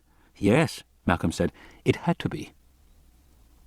Over the radio, Eddie said, "I'm still getting a reading from the vine, and guess what? It seems to be coming from that building." They drove past the covered front entrance to the main building beneath the sagging portico. The building was of modern design, concrete and glass, but the jungle had long ago grown up around it. Vines hung from the roof, panes of glass were broken, ferns sprouted between cracks in the concrete. Thorne said, "Eddie, got a reading?" Eddie said, "Yeah, inside. What do you want to do?" "Set up base camp in that field over there," Thorne said, pointing a half-mile to the left, where once, it seemed, there had been an extensive lawn. It was still an open clearing in the jungle. There would be sunlight for the photovoltaics. "Then we'll have a look around." Eddie parked his Explorer, turning it around to face back the way they had come. Thorne maneuvered the trailers alongside the car and cut the engine. He climbed out into the still, hot morning air. Malcolm got out and stood with him. Here, in the center of the island, it was completely silent, except for the buzz of insects. Eddie came over, slapping himself. "Great place, huh? No shortage of mosquitoes. You want to go get the son of a bitch now?" Eddie unclipped the receiver from his belt and cupped his hand over the display, trying to see it in the sunlight. "Still right over there." He pointed to the main building. "What do you say?" "Let's go get him," Thorne said. The 3 men turned, climbed into the Explorer, and leaving the trailers behind, drove in hot sunlight toward the giant, ruined building. Trailer. Inside the trailer, the sound of the car engine faded away, and there was silence. The dashboard glowed. The GPS map remained visible on the monitor, the flashing X marking their position. A small window in the monitor titled Active Systems indicated the battery charge, photovoltaic efficiency, and usage over the past 12 hours. The electronic readouts all glowed bright green. In the living section, where the kitchen and beds were located, the recirculating water supply in the sink gurgled softly. Then there was a thumping sound coming from the upper storage compartment, located near the ceiling. The thumping was repeated, and then there was silence. After a moment, a credit card appeared through the crack of the compartment door. The card slid upward, lifting the panel latch, unhooking it. The door swung open, and a white bundle of padding fell out, landing with a dull thud on the floor. The padding unrolled, and Arby Benton groaned, stretching his small body. "If I don't pee, I'm going to scream," he said, and he hurried on shaky legs into the tiny bathroom. He sighed in relief. It had been Kelly's idea for them to go, but she left it to Arby to figure out the details. And he had figured everything out perfectly, he thought, at least almost everything. Arby had correctly anticipated it would be freezing cold in the cargo plane and that they would have to bundle up. He'd stuffed their compartments with every blanket and sheet in the trailer. He'd anticipated they would be there at least 12 hours, and he put aside some cookies and bottles of water. In fact, he'd anticipated everything, except the fact that, at the last minute, Eddie Carr would go through the trailer and latch all the storage compartments from the outside, locking them in so that for the next 12 hours he wouldn't be able to go to the bathroom. For 12 hours. He sighed again, his body relaxing. A steady stream of urine still flowed into the basin. No wonder. Agony. And he'd still be locked in there, he thought, if he hadn't finally figured out. Behind him, he heard muffled shouts. He flushed the toilet and went back, crouching down by the storage compartment beneath the bed. He quickly unlatched it, another padded bundle unrolled, and Kelly appeared beside him. "Hey, Kel," he said proudly, "we made it." "I have to go," she said, dashing. She pulled the door shut behind her. Arby said, "We did it. We're here." "Just a minute, Arb, okay?" For the first time he looked out the window of the trailer. All around them was a grassy clearing, and beyond that the ferns and high trees of the jungle. And high above the tops of the trees he saw the curving black rock of the volcanic rim. So this was Isla Sorna, all right. All right. Kelly came out of the bathroom. "Oh, I thought I was going to die." She looked at him, gave him a high five. "By the way, how'd you get your door unlatched?" "Credit card," he said. She frowned. "You have a credit card?" "My parents gave it to me for emergencies," he said. "And I figured this was an emergency." He tried to make a joke out of it, to treat it lightly. Arby knew Kelly was sensitive about anything to do with money. She was always making comments about his clothes and things like that, and how he always had money for a taxi or a Coke at Larson's Deli after school, or whatever. Once he said to her that he didn't think money was so important, and she said, "Why would you?" in a funny voice, and ever since then he had tried to avoid the subject. Arby wasn't always clear about the right thing to do around people. Everyone treated him so weird anyway, because he was younger, of course, and because he was black. And because he was what the other kids called a brainer. He found himself engaged in a constant effort to be accepted, to blend in. Except he couldn't. He wasn't white, he wasn't big, he wasn't good at sports, and he wasn't dumb. Most of his classes at school were so boring Arby could hardly stay awake in them. His teachers sometimes got annoyed with him, but what could he do? School was like a video played at super slow speed. You could glance at it once an hour and not miss anything. And when he was around the other kids, how could he be expected to show interest in TV shows like Melrose Place, or the San Francisco 49ers, or the Shaq's new commercial? He couldn't. That stuff wasn't important. But Arby had long ago discovered it was unpopular to say so. It was better to keep your mouth shut, because nobody understood him except Kelly. She seemed to know what he was talking about most of the time. And Dr. Levine. At least the school had an advanced placement track, which was moderately interesting to Arby. Not very interesting, of course, but better than the other classes. And when Dr. Levine had decided to teach the class, Arby had found himself excited by school for the first time in his life. In fact, "So this is Isla Sorna, huh?" Kelly said, looking out the window at the jungle. "Yeah," Arby said. "I guess so." "You know, when they stopped the car earlier," Kelly said, "could you hear what they were talking about?" "Not really. All the padding." "Me neither," Kelly said. "But they seemed pretty worked up about something." "Yeah, they did." "It sounded like they were talking about dinosaurs," Kelly said. "Did you hear anything like that?" Arby laughed, shaking his head. "No, Cal," he said, "because I thought they did." "Come on, Cal." "I thought Thorne said Triceratops." "Cal," he said, "dinosaurs have been extinct for 65 million years. I know that." He pointed out the window. "You see any dinosaurs out there?" Kelly didn't answer. She went to the other side of the trailer and looked out the opposite window. She saw Thorne, Malcolm, and Eddie disappearing into the main building. "They're going to be pretty annoyed when they find us," Arby said. "How do you think we should tell them?" "We can't let it be a surprise." "They'll be mad," he said. "So? What can they do about it?" Kelly said. "Maybe they'll send us back." "How? They can't." "Yeah, I guess." Arby shrugged, casually, but he was more troubled by this line of thought than he wanted to admit. This was all Kelly's idea. Arby had never liked to break the rules or to get into any kind of trouble. Whenever he had even had a mild reprimand from a teacher, he would get flushed and sweaty. And for the last 12 hours, he had been thinking about how Thorne and the others would react. "Look," Kelly said, "the thing is we're here to help find our friend Dr. Levine, that's all. We've helped Dr. Thorne already." "Yes." "And we'll be able to help them again." "Maybe." "They need our help." "Maybe," Arby said. He didn't feel convinced. Kelly said, "I wonder what they have to eat here." She opened the refrigerator. "You hungry?" "Starving." Arby said, suddenly aware that he was. "So what do you want? What is there?" He sat on the padded gray couch and stretched as he watched Kelly poke through the refrigerator. "Come and look," she said, annoyed. "I'm not your stupid housekeeper." Okay, take it easy." "Well, you expect everybody to wait on you," she said. "I do not," he said, getting quickly off the couch. "You're such a brat, Arby." "Hey," he said, "what's the big deal? Take it easy. You nervous about something?" "No, I am not," she said. She took a wrapped sandwich out of the refrigerator. Standing beside her, he looked briefly inside, grabbed the first sandwich he saw. "You don't want that," she said. "Yes, I do. It's tuna salad."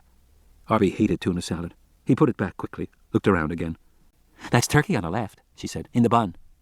He brought out a turkey sandwich. "Thanks." "No problem." Sitting on the couch, she opened her own sandwich, wolfed it down hungrily. "Listen, at least I got us here," he said, unwrapping his own carefully. He folded the plastic neatly, set it aside. "Yeah, you did, I admit it. You did that part all right." Arby ate his sandwich. He thought he had never tasted anything so good in his entire life. It was better even than his mother's turkey sandwiches. The thought of his mother gave him a pang. His mother was a gynecologist and very beautiful. She had a busy life and wasn't home very much, but whenever he saw her, she always seemed so peaceful. And Arby felt peaceful around her, too. They had a special relationship, the two of them. Even though lately she sometimes seemed uneasy about how much he knew. One night he had come into her study. She was going over some journal articles about progesterone levels and FSH. He looked over her shoulder at the columns of numbers and suggested that she might want to try a nonlinear equation to analyze the data. She gave him a funny look, a kind of separate look, thoughtful and distant from him, and at that moment he had felt... "I'm getting another one," Callie said, going back to the refrigerator. She came out with 2 sandwiches, one in each hand. "You think there's enough?" "Who cares? I'm starving," she said, tearing off the wrapping on the first. "Maybe we shouldn't eat." "Arb, if you're going to worry like this, we should have stayed home." He decided that was right. He was surprised to see that he had somehow finished his own sandwich, so he took the other one Kelly offered him. Kelly ate and stared out the window. "I wonder what that building is that they went into. It looks abandoned." "Yeah, for years." "Why would somebody build a big building here on some deserted island in Costa Rica?" she said. "Maybe they were doing something secret." "Or dangerous," she said. "Yeah, or that." The idea of danger was both titillating and unnerving. He felt far from home. "I wonder what they were doing," she said. Still eating, she got up off the couch and went to look out the window. "Sure is a big place." "Huh," she said. "That's weird." "What is?" "Look out here. That building is all overgrown, like nobody's been there for years and years, and this field is all grown up, too. The grass is pretty high." "Yes." "But right down here," she said, pointing near the trailer, "there's a clear path." Chewing, Arby came over and looked. She was right. Just a few yards from their trailer, the grass had been trampled down and was yellowed. In many places, bare earth showed through.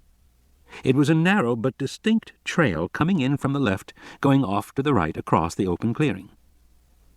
"So," Kelly said, "if nobody's been here for years, what made the trail?" "Has to be animals," he said. It was all he could think of. "Must be a game trail." "Like what animals?" "I don't know. Whatever's here. Deer or something?" "I haven't seen any deer." He shrugged. "Maybe goats. You know, wild goats like they have in Hawaii." "The trail's too wide for deer or goats." "Maybe there's a whole herd of wild goats." "Too wide," Kelly said. She shrugged and turned away from the window. She went back to the refrigerator. "I wonder if there's anything for dessert." Mention of dessert gave him a sudden thought. He went to the compartment above the bed, climbed up and poked around. "What are you doing?" she said. "Checking my pack." "For what?" "I think I forgot my toothbrush." "So? I won't be able to brush my teeth." "Arb," she said, "who cares?" "But I always brush my teeth." "Be daring," Callie said. "Live a little." Arby sighed. "Maybe Dr. Thorne brought an extra one." He came back and sat down on the couch beside Kelly. She folded her arms across her chest and shook her head. "No dessert?" "Nothing. Not even frozen yogurt. Adults, they never plan right." "Yeah, that's true." Arby yawned. It was warm in the trailer. He felt sleepy. Lying huddled in that compartment for the last 12 hours, shivering and cramped, he hadn't slept at all. Now he was suddenly tired. He looked at Kelly, and she yawned too. "Want to go outside? Wake us up?" "We should probably wait here," he said. "If I do, I'm afraid I'll go to sleep," Kelly said. Arby shrugged. Sleep was overtaking him fast. He went back to the living compartment and crawled onto the mattress beside the window. Kelly followed him back. "I'm not going to sleep," she said. "Fine, Cal." His eyes were heavy. He realized he couldn't keep them open. "But," she yawned again, "maybe I'll just lie down for a minute." He saw her stretch out on the bed opposite him, and then his eyes closed, and he was immediately asleep. He dreamed he was back in the airplane, feeling the gentle rocking motion, hearing the deep rumble of the engines. He slept lightly, and at one moment woke up convinced that the trailer actually was rocking and that there really was a low, rumbling sound coming from right outside the window. But almost immediately he was asleep again, and now he dreamed of dinosaurs. Kelly's dinosaurs, and in his light sleep there were two animals so huge that he could not see their heads through the window, only their thick, scaly legs as they thumped on the ground and walked past the trailer. But in his dream the second animal paused and bent over, and the big head peered in curiously through the window, and Arby realized that he was seeing the giant head of a Tyrannosaurus Rex, the great jaws working, the white teeth glinting in the sunlight. And in his dream he watched it all calmly and slept on.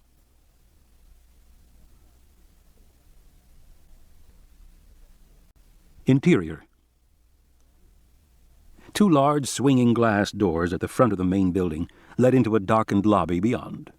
The glass was scratched and dirty, the chrome door handles pitted with corrosion. But it was clear that the dust, debris, and dead leaves in front of the doorway had been disturbed in twin arcs. "Somebody's opened these doors recently," Eddie said. "Yes," Thorne said. "Somebody wearing a solo boots." He opened the door. "Shall we?" They stepped into the building. Inside the air was hot and still and fetid. The lobby was small and unimpressive. A reception counter directly ahead was once covered with gray fabric, now overgrown with a dark, lichen-like growth. On the wall behind was a row of chrome letters that said, "We make the future." But the words were obscured by a tangle of vines. Mushrooms and fungi sprouted from the carpet. Over to the right they saw a waiting area with a coffee table and two long couches. One of the couches was speckled with crusty brown mold. The other had been covered with a plastic tarp. Next to this couch was what was left of Levine's green backpack, with several deep tears in the fabric. On the coffee table were two empty plastic Evian bottles, a satellite phone, a pair of muddy hiking shorts, and several crumpled candy bar wrappers. A bright green snake slithered quickly away as they approached. "So this is an InGen building," Thorne said, looking at the wall sign. "Absolutely," Malcolm said. Eddie bent over Levine's backpack, ran his fingers along the tears in the fabric. As he did so, a large rat jumped out from the pack. "Jesus!" The rat scurried away, squeaking. Eddie looked cautiously inside the pack. "I don't think anybody's going to want the rest of these candy bars," he said. He turned to the pile of clothes. "You getting a reading from this?" Some of the expedition clothes had micro-sensors sewn into them. "No," Thorne said, moving his hand monitor. "I have a reading, but it seems to be coming from there." He pointed to a set of metal doors beyond the reception desk, leading into the building beyond. The doors had once been bolted shut and locked with rusted padlocks, but the padlocks now lay on the floor, broken open. "Let's go get him," Eddie said, heading for the doors. "What kind of a snake do you think that was?" "I don't know. Was it poisonous? I don't know." The doors opened with a loud creak. The three men found themselves in a blank corridor, with broken windows along one wall and dried leaves and debris on the floor. The walls were dirty and darkly stained in several places with what looked like blood. They saw several doors opening off the corridor. None appeared to be locked. Plants were growing up through rips in the carpeted floor. Near the windows, where it was light, vines grew thickly over the cracked walls. More vines hung down from the ceiling. Thorne and the others headed down the hallway. There was no sound except their feet crunching on the dried leaves. "Getting stronger," Thorne said, looking at his monitor. "He must be somewhere in this building." Thorne opened the first door he came to and saw a plain office, a desk and chair, a map of the island on the wall. A desk lamp toppled over from the weight of tangled vines. A computer monitor with a film of mold. At the far end of the room, light filtered through a grimy window. They went down the hall to the second door and saw an almost identical office, similar desk and chair, similar window at the far side of the room. Eddie grunted. "Looks like we're in an office building," he said.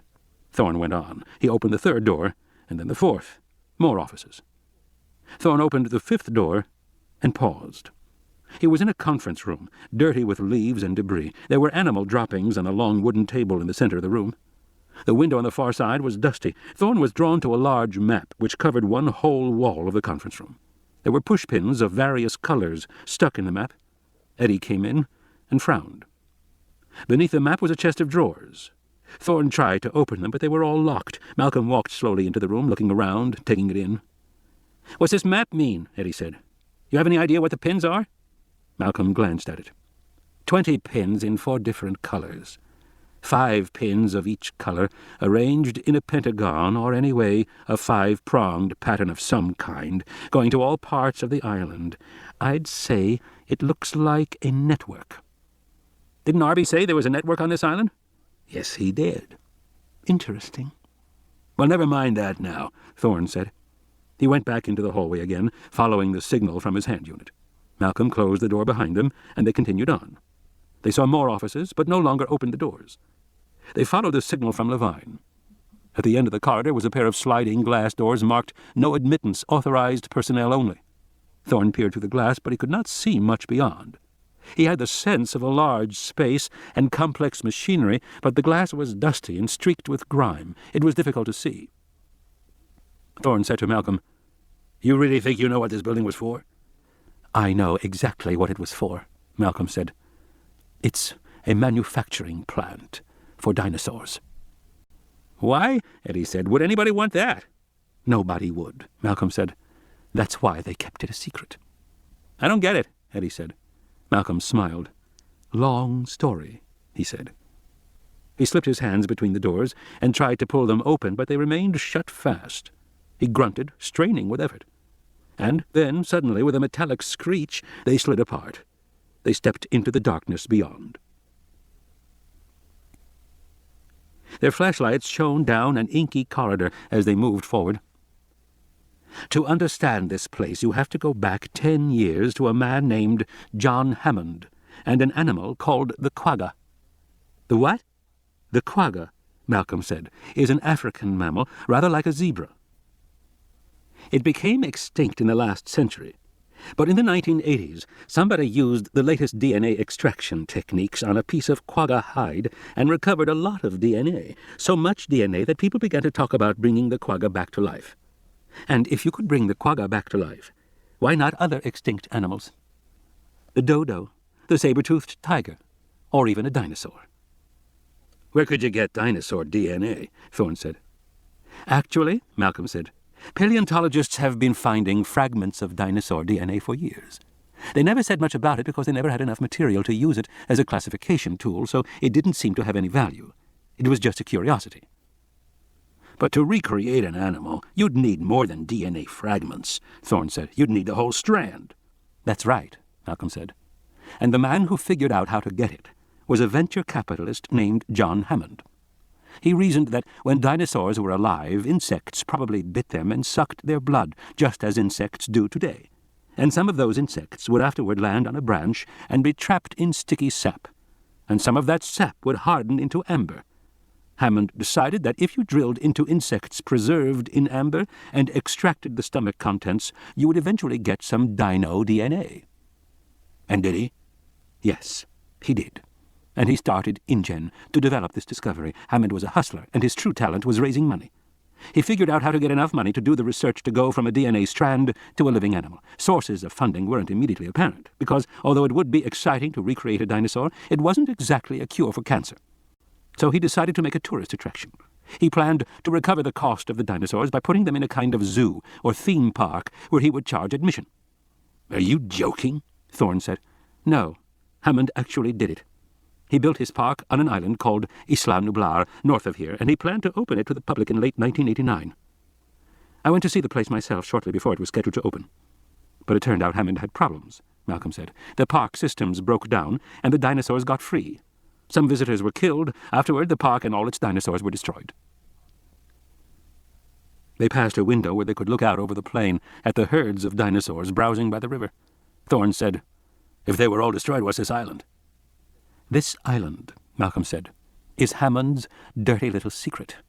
It's the dark side of his park." They continued down the corridor. You see, Malcolm said, visitors to Hammond's Park at Isla Nublar were shown a very impressive genetics lab with computers and gene sequencers and all sorts of facilities for hatching and growing young dinosaurs. Visitors were told that the dinosaurs were created right there at the park, and the laboratory tour was entirely convincing. But, actually, Hammond's tour skipped several steps in the process. In one room he showed you dinosaur DNA being extracted. In the next room he showed you eggs about to hatch. It was very dramatic, but how had he gotten from DNA to a viable embryo? You never saw that critical step. It was just presented as having happened between rooms. The fact was, Hammond's whole show was too good to be true. For example, he had a hatchery where the little dinosaurs pecked their way out of the eggs, while you watched in amazement. But there were never any problems in the hatchery. No stillbirths, no deformities, no difficulties of any sort. In Hammond's presentation, this dazzling technology was carried off without a hitch. And if you think about it, it couldn't possibly be true. Hammond was claiming to manufacture extinct animals using cutting-edge technology, but with any new manufacturing technology, initial yields are low, on the order of 1% or less. So in fact, Hammond must have been growing thousands of dinosaur embryos to get a single live birth. That implied a giant industrial operation, not the spotless little laboratory we were shown. You mean this place? Thorne said. Yes. Here, on another island, in secret, away from public scrutiny. Hammond was free to do his research and deal with the unpleasant truth behind his beautiful little park. Hammond's little genetic zoo was a showcase. But this island was the real thing. This is where the dinosaurs were made. If the animals at the zoo were destroyed, Eddie said, how come they weren't destroyed on this island, too? A critical question, Malcolm said. We should know the answer in a few minutes. He shone his light down the tunnel. It glinted off glass walls. Because if I am not mistaken, he said, the first of the manufacturing bays is just ahead.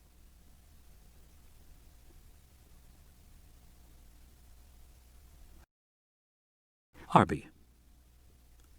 Arby awoke, sitting upright in bed, blinking his eyes in the morning light that streamed in through the trailer windows. In the next bunk, Kelly was still asleep, snoring loudly. He looked out the window at the entrance to the big building and saw that the adults were gone. The Explorer was standing by the entrance, but there was no one inside the car. Their trailer sat isolated in the clearing of tall grass. Arby felt entirely alone, frighteningly alone, and a sudden sense of panic made his heart pound. He never should have come here, he thought. The whole idea was stupid. And worst of all, it had been his plan, the way they had huddled together in the trailer and then had gone back to Thorne's office. And Kelly had talked to Thorne so that Arby could steal the key. The way he had set up a delayed radio message to be transmitted to Thorne so that Thorne would think they were still in Woodside. Arby had felt very clever at the time, but now he regretted it all. He decided that he had to call Thorne immediately. He had to turn himself in. He was filled with an overwhelming desire to confess. He needed to hear somebody's voice. That was the truth. He walked from the back of the trailer, where Kelly was sleeping, to the front and turned on the ignition key in the dashboard. He picked up the radio handset and said, "This is Arby. Is anybody there? Over. This is Arby." But nobody answered. After a moment, he looked at the dashboard systems monitor, which registered all the systems that were operative. He didn't see anything about communications. It occurred to him that the communications system was probably hooked into the computer. He decided to turn the computer on. So he went back to the middle of the trailer, unstrapped the keyboard, plugged it in, and turned the computer on. There was a menu screen that said Thorne Field Systems, and underneath that a listing of subsystems inside the trailer. One of them was radio communications, so he clicked on that and turned it on. The computer screen showed a scrambled hash of static. At the bottom was a command line that read, "Multiple frequency inputs received. Do you want to auto-tune?" Arby didn't know what that meant, but he was fearless around computers. Auto-tune sounded interesting. Without hesitation, he typed, "Yes." The static scramble remained on the screen while numbers rolled at the bottom. He guessed he was seeing frequencies in megahertz, but he didn't really know. And then, suddenly, the screen went blank, except for a single flashing word in the upper left corner. "Log in." He paused, frowning. That was odd. Apparently he was required to log into the trailer's computer system. That meant he would need a password. He tried Thorne. Nothing happened. He waited a moment, then tried Thorne's initials, JT. Nothing. Levine. Nothing. Thorne Field Systems. Nothing. TFS. Nothing. Field. Nothing. User. Nothing. Well, he thought, at least the system hadn't dumped him out. Most networks logged you off after 3 wrong tries. But apparently Thorne hadn't designed any security features into this one. Harvey would never have made it this way. The system was too patient and helpful. He tried help. The cursor moved to another line. There was a pause. The drive's word. Action, he said, rubbing his hands. Laboratory.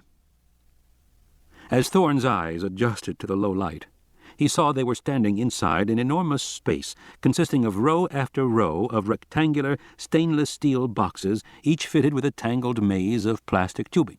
Everything was dusty. Many of the boxes were knocked over. "The first rows," Malcolm said, "are Nishihara gene sequencers, and beyond are the automatic DNA synthesizers." "It's a factory," Eddie said. "It's like agribusiness or something." "Yes, it is." At the corner of the room was a printer with some loose sheets of yellowing paper lying beside it. Malcolm picked up one and glanced at it. "It's a reference to a computer database," Malcolm said, "for some dinosaur blood factor, something to do with red cells." "And is that the sequence?" "No," Malcolm said. He started shuffling through the papers. "No, the sequence should be a series of nucleotides. Here." He picked up another sheet of paper. "Does this have something to do with why the animals survived?" Thorne said. "I'm not sure," Malcolm said. Was this sheet related to the final days of the manufacturing facility, or was it just something that a worker printed out years ago and somehow left behind? He looked around by the printer and found a shelved stack of sheets. Pulling them out, he discovered that they were memos. They were on faded blue paper, and they were all brief. From CC/D-P Jenkins to H. Wu. Excess dopamine in alpha-5 means D1 receptor still not functioning with desired avidity.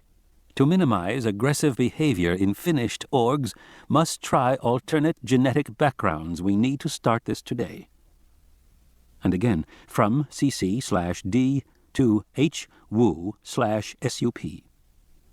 Isolated glycogen synthase kinase 3 from Xenopus may work better than mammalian GSK-3 alpha-beta currently in use. Anticipate more robust establishment of dorsoventral polarity and less early embryo wastage. Agree? Malcolm looked at the next one. From Bacchus to H. Wu. Short protein fragments may be acting as prions. Sourcing doubtful, but suggest halt all exogenous protein for carnivorous orgs until origin is cleared up. Disease cannot continue! ! Thorne looked over his shoulder. "Seems like they had problems," he said. "Undoubtedly they did," Malcolm said. "It would be impossible not to have them. But the question is—" He drifted off, staring at the next memo, which was longer. InGen Production Update 10-10-88 from Laurie Russo to all personnel. Subject: low production yields. Recent episodes of wastage of successful live births in the period 24 to 72 hours post-hatching have been traced to contamination from Escherichia coli bacteria. These have cut production yields by 60% and arise from inadequate sterile precautions by floor personnel, principally during Process H, egg maintenance phase, hormone enhancement 2G/H. Chimera swing arms have been replaced and re-sleeved on robots 5A and 7D, but needle replacement must still be done daily in accordance with sterile conditions. General Manual, Guideline 5-9. During the next production cycle, 1012 to 1026, we will sacrifice every 10th egg at H step to test for contamination. Begin set-asides at once. Report all errors. Stop the line whenever necessary until this is cleared up. They had problems with infection and contamination of the production line, Malcolm said. And maybe other sources of contamination as well. Look at this. He handed Thorne the next memo. InGen Production Update 12-18-88 from H. Wu to all personnel. Subject: DX. Tag and release. Live births will be fitted with the new Grumbach field tags at the earliest viable interval. Formula or other feeding within the laboratory confines will no longer be done. The release program is now fully operational, and tracking networks are activated to monitor. Thorne said, "Does this mean what I think it means?" "Yes," Malcolm said. "They were having trouble keeping the newborn animals alive, so they tagged them and released them." "And kept track of them on some kind of network?" "Yes, I think so." "They set dinosaurs loose on this island?" Eddie said. "They must have been crazy." "Desperate is more like it," Malcolm said. "Just imagine, here's this huge, expensive, high-tech process, and in the end, the animals are getting sick and dying." Hammond must have been furious, so they decided to get the animals out of the laboratory and into the wild. "But why didn't they find the cause of the sickness? Why didn't they—" "Commercial process," Malcolm said. "It's all about results. And I'm sure they thought they were keeping track of the animals. They could get them back any time they wanted. And don't forget, it must have worked. They must have put the animals into the field, then collected them after a while when they were older and shipped them to Hammond's zoo." "But not all of them." "We don't know everything yet," Malcolm said. "We don't know what happened here." They went through the next doorway and found themselves in a small, bare room with a central bench and lockers on the walls. Signs said, "Observe sterile precautions" and "Maintain SK4 standards." At the end of the room was a cabinet with stacks of yellowing gowns and caps. Eddie said, "It's a changing room." "Looks like it," Malcolm said. He opened a locker. It was empty except for a pair of men's shoes. He opened several other lockers. They were all empty. Inside one, a sheet of paper was taped. "Safety is everybody's business. Report genetic anomalies. Dispose of bio-waste properly. Halt the spread of DX now." "What's DX?" Eddie said. "I think," Malcolm said, "it's the name for this mysterious disease." At the far end of the changing room were two doors. The right-hand door was pneumatic, operated by a rubber foot panel set in the floor, but that door was locked, so they went through the left door, which opened freely. They found themselves in a long corridor with floor-to-ceiling glass panels along the right wall. The glass was scratched and dirty, but they peered through it into the room beyond, which was unlike anything Thorne had ever seen. The space was vast, the size of a football field. Conveyor belts crisscrossed the room at two levels, one very high, the other at waist level. At various stations around the room, clusters of large machinery with intricate tubing and swing arms stood beside the belts. Thorne shone his light on the conveyor belts. "An assembly line," he said. "But it looks untouched, like it's still ready to go," Malcolm said. "There are a couple of plants growing through the floor over there, but overall remarkably clean." "Too clean," Eddie said. Thorne shrugged. "If it's a clean room environment, then it's probably air-sealed," he said. "I guess it just stayed the way it was years ago." Eddie shook his head. "For years? Doc, I don't think so." "Then what do you think explains it?" Malcolm frowned, peering through the glass. How was it possible for a room this size to remain clean after so many years? It didn't make any— "Hey!" Eddie said. Malcolm saw it too.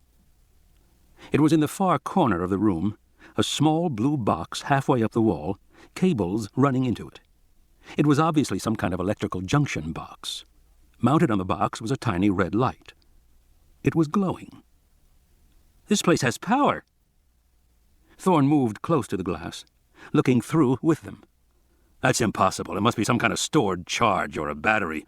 "After 5 years, no battery can last that long," Eddie said. "I'm telling you, Doc, this place has power." Arby stared at the monitor as white lettering slowly printed across the screen. "Are you first-time user of the network?" He typed yes. There was another pause. He waited. More letters slowly appeared. "Your full name." He typed in his name. "Do you want a password issued to you?" You're kidding, he thought. This was going to be a snap. It was almost disappointing. He really thought Dr. Thorne would have been more clever. He typed yes. After a moment, "Your new password is VIG /&*849 /. Please make a note of it." Sure thing, Arby thought. You bet I will. There was no paper on the desk in front of him. He patted his pockets, found a scrap of paper, and wrote it down. "Please re-enter your password now." He typed in the series of characters and numbers. There was another pause, and then more printing appeared across the screen. The speed of the printing was oddly slow and halting at times. After all this time, maybe the system wasn't working very... "Thank you. Password confirmed." The screen flashed and suddenly turned dark blue. There was an electronic chime, and then Arby's jaw dropped open as he stared at the screen, which read, "International Genetic Technologies, Site B, Local Node Network Services." It didn't make any sense. How could there be a Site B network? InGen had closed Site B years ago. Arby had already read the documents. And InGen was out of business, long since bankrupt. What network, he thought. And how had he managed to get on it? The trailer wasn't connected to anything. There were no cables or anything, so it must be a radio network already on the island. Somehow, he'd managed to log onto it. But how could it exist? A radio network needed power, and there was no power here. Arby waited. Nothing happened. The words just sat there on the screen. He waited for a menu to come up, but one never did. Arby began to think that perhaps the system was defunct, or hung up. Maybe it just let you log on, and then nothing happened after that. Or maybe he thought he was supposed to do something. He did the simplest thing, which was to press return. He saw Remote Network Services Available. Current work files, research, production, field rec, maintenance, administration. Last modified, 10-2-89, 10-5-89, 10-9-89, 11-12-89, 11-11-89. Stored data files. Video network. So it really was an old system. Files hadn't been modified for years. Wondering if it still worked, he clicked on Video Network. And to his amazement, he saw the screen begin to fill with tiny video images. There were 15 in all, crowding the screen, showing views of various parts of the island. Most of the cameras seemed to be mounted high up, in trees or something, and they showed... He stared. They showed dinosaurs. He squinted. It wasn't possible. These were movies or something, he was saying, because in one corner he saw a herd of triceratops. In an adjacent square, some green lizard-looking things in high grass with just their heads sticking up. In another, a single stegosaurus ambling along. They must be movies, he thought. The Dinosaur Channel. But then, in another image, Arby saw the two connected trailers standing in the clearing. He could see the black photovoltaic panels glistening on the roof. He almost imagined he could see himself through the window of the trailer. "Oh, my God," he thought. And in another image, he saw Thorne and Malcolm and Eddie get quickly into the Green Explorer and drive around the back of the laboratory, and he realized, with a shock, the pictures were all real.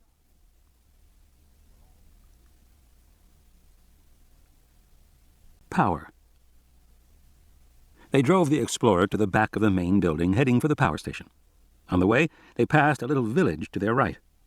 Thorne saw 6 plantation-style cottages and a larger building marked Manager's Residence. It was clear that the cottages had once been nicely landscaped, but they were now overgrown, partially retaken by the jungle. In the center of the complex, they saw a tennis court, a drained swimming pool, a small gas pump in front of what looked like a little general store. Thorne said, "I wonder how many people they had here." Eddie said, "How do you know they're all gone?" "What do you mean?" "Doc, they have power. After all these years, there has to be an explanation for it." Eddie steered the car around the back of the loading bays and drove toward the power station directly ahead. The power station was a windowless, featureless concrete blockhouse marked only by a corrugated steel rim for ventilation around the top. The steel vents were long since rusted a uniform brown with flecks of yellow. Eddie drove the car around the block looking for a door. He found it at the back. It was a heavy steel door with a peeling, painted sign that said, "Caution, high voltage, do not enter." Eddie jumped out of the car and the others followed. Thorne sniffed the air. "Sulfur," he said. "Very strong," Malcolm said, nodding. Eddie tugged at the door. "Guys, I got a feeling—" The door opened suddenly with a clang, banging against the concrete wall. Eddie peered into darkness inside. Thorne saw a dense maze of pipes, a trickle of steam coming out of the floor. The room was extremely hot. There was a loud, constant whirring sound. Eddie said, "I'll be damned." He walked forward, looking at the gauges, many of which were unreadable, the glass thickly coated with yellow. The joints of the pipes were also rimmed with yellow crust. Eddie wiped away some of the crust with his finger. "Amazing," he said. "Sulfur?" "Yeah, sulfur. Amazing." He turned toward the source of the sound, saw a large circular vent, a turbine inside. The turbine blades, spinning rapidly, were dull yellow. "And that's sulfur, too?" Thorne said. "No," Eddie said. "That must be gold. Those turbine blades are gold alloy." "Gold?" "Yeah, it would have to be very inert." He turned to Thorne. "You realize what all this is? It's incredible. So compact and efficient, nobody has figured out how to do this. The technology is—" "You're saying it's geothermal?" Malcolm said. "That's right," Eddie said. "They've tapped a heat source here, probably gas or steam, which is piped up through the floor over there. Then the heat is used to boil water in a closed cycle, that's the network of pipes up there, and turn the turbine there, which makes electric power. Whatever the heat source, geothermal's almost always corrosive as hell. Most places, maintenance is brutal, but this plant still works. Amazing." Along one wall was a main panel which distributed power to the entire laboratory complex. The panel was flecked with mold and dented in several spots. "Doesn't look like anybody's been in here in years," he said, "and a lot of the power grid is dead, but the plant itself is still going. Incredible." Thorne coughed in the sulphurous air and walked back into the sunlight. He looked up at the rear of the laboratory. One of the loading bays seemed in good shape, but the other had collapsed. The glass at the rear of the building was shattered. Malcolm came to stand beside him. "I wonder if an animal hit the building." "You think an animal could do that much damage?" Malcolm nodded. "Some of these dinosaurs weigh 40-50 tons. A single animal has the mass of a whole herd of elephants. That could easily be damaged from an animal, yes. You notice that path running there? That's a game trail going past the loading bays and down the hill.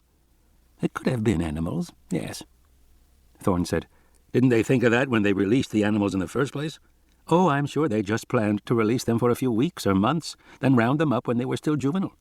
I doubt they ever thought they—" They were interrupted by a crackling electrical hiss, like static. It was coming from inside the Explorer. Behind them, Eddie hurried toward the car with a worried look. "I knew it," Eddie said. "Our communications module is frying. I knew we should have put in the other one." He opened the door to the Explorer and climbed in the passenger side, picked up the handset, pressed the automatic tuner. Through the windshield, he saw Thorne and Malcolm coming back toward the car.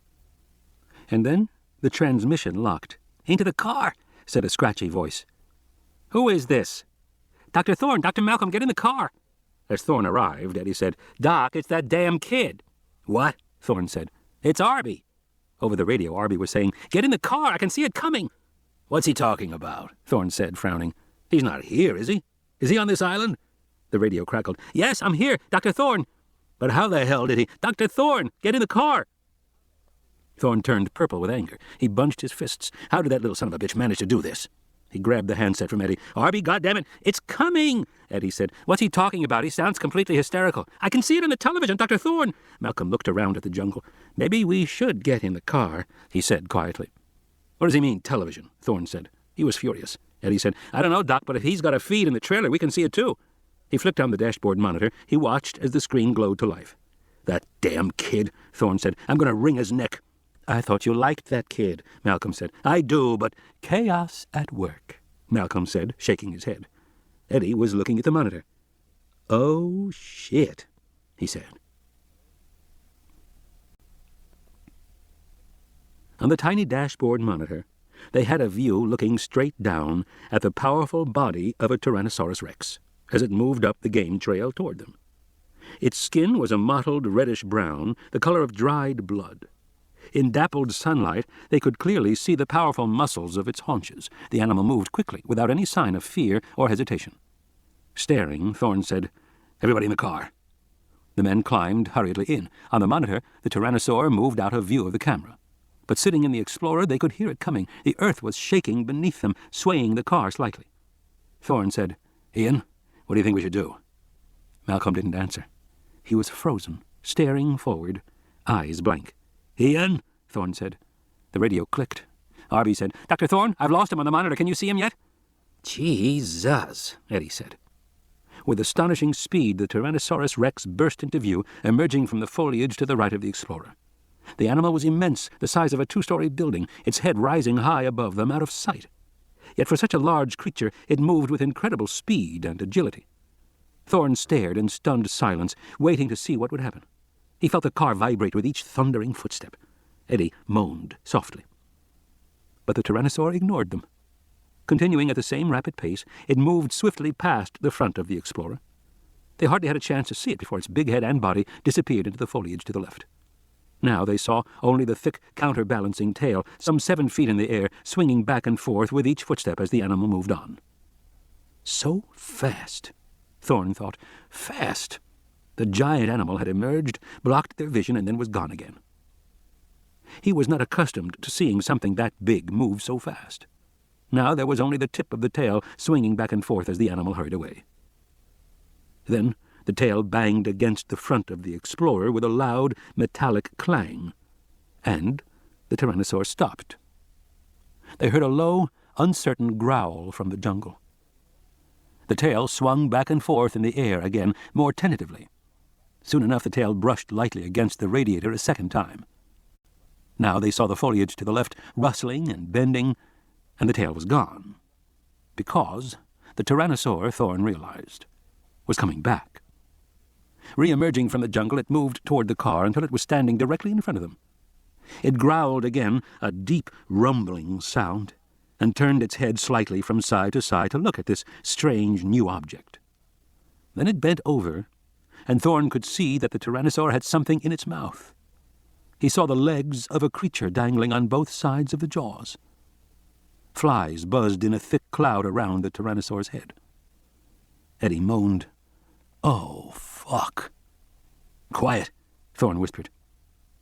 The Tyrannosaurus snorted and looked at the car. It bent lower and sniffed repeatedly, moving its head slightly to the left and right with each inhalation. Thorne realized it was smelling the radiator. It moved laterally and sniffed the tires.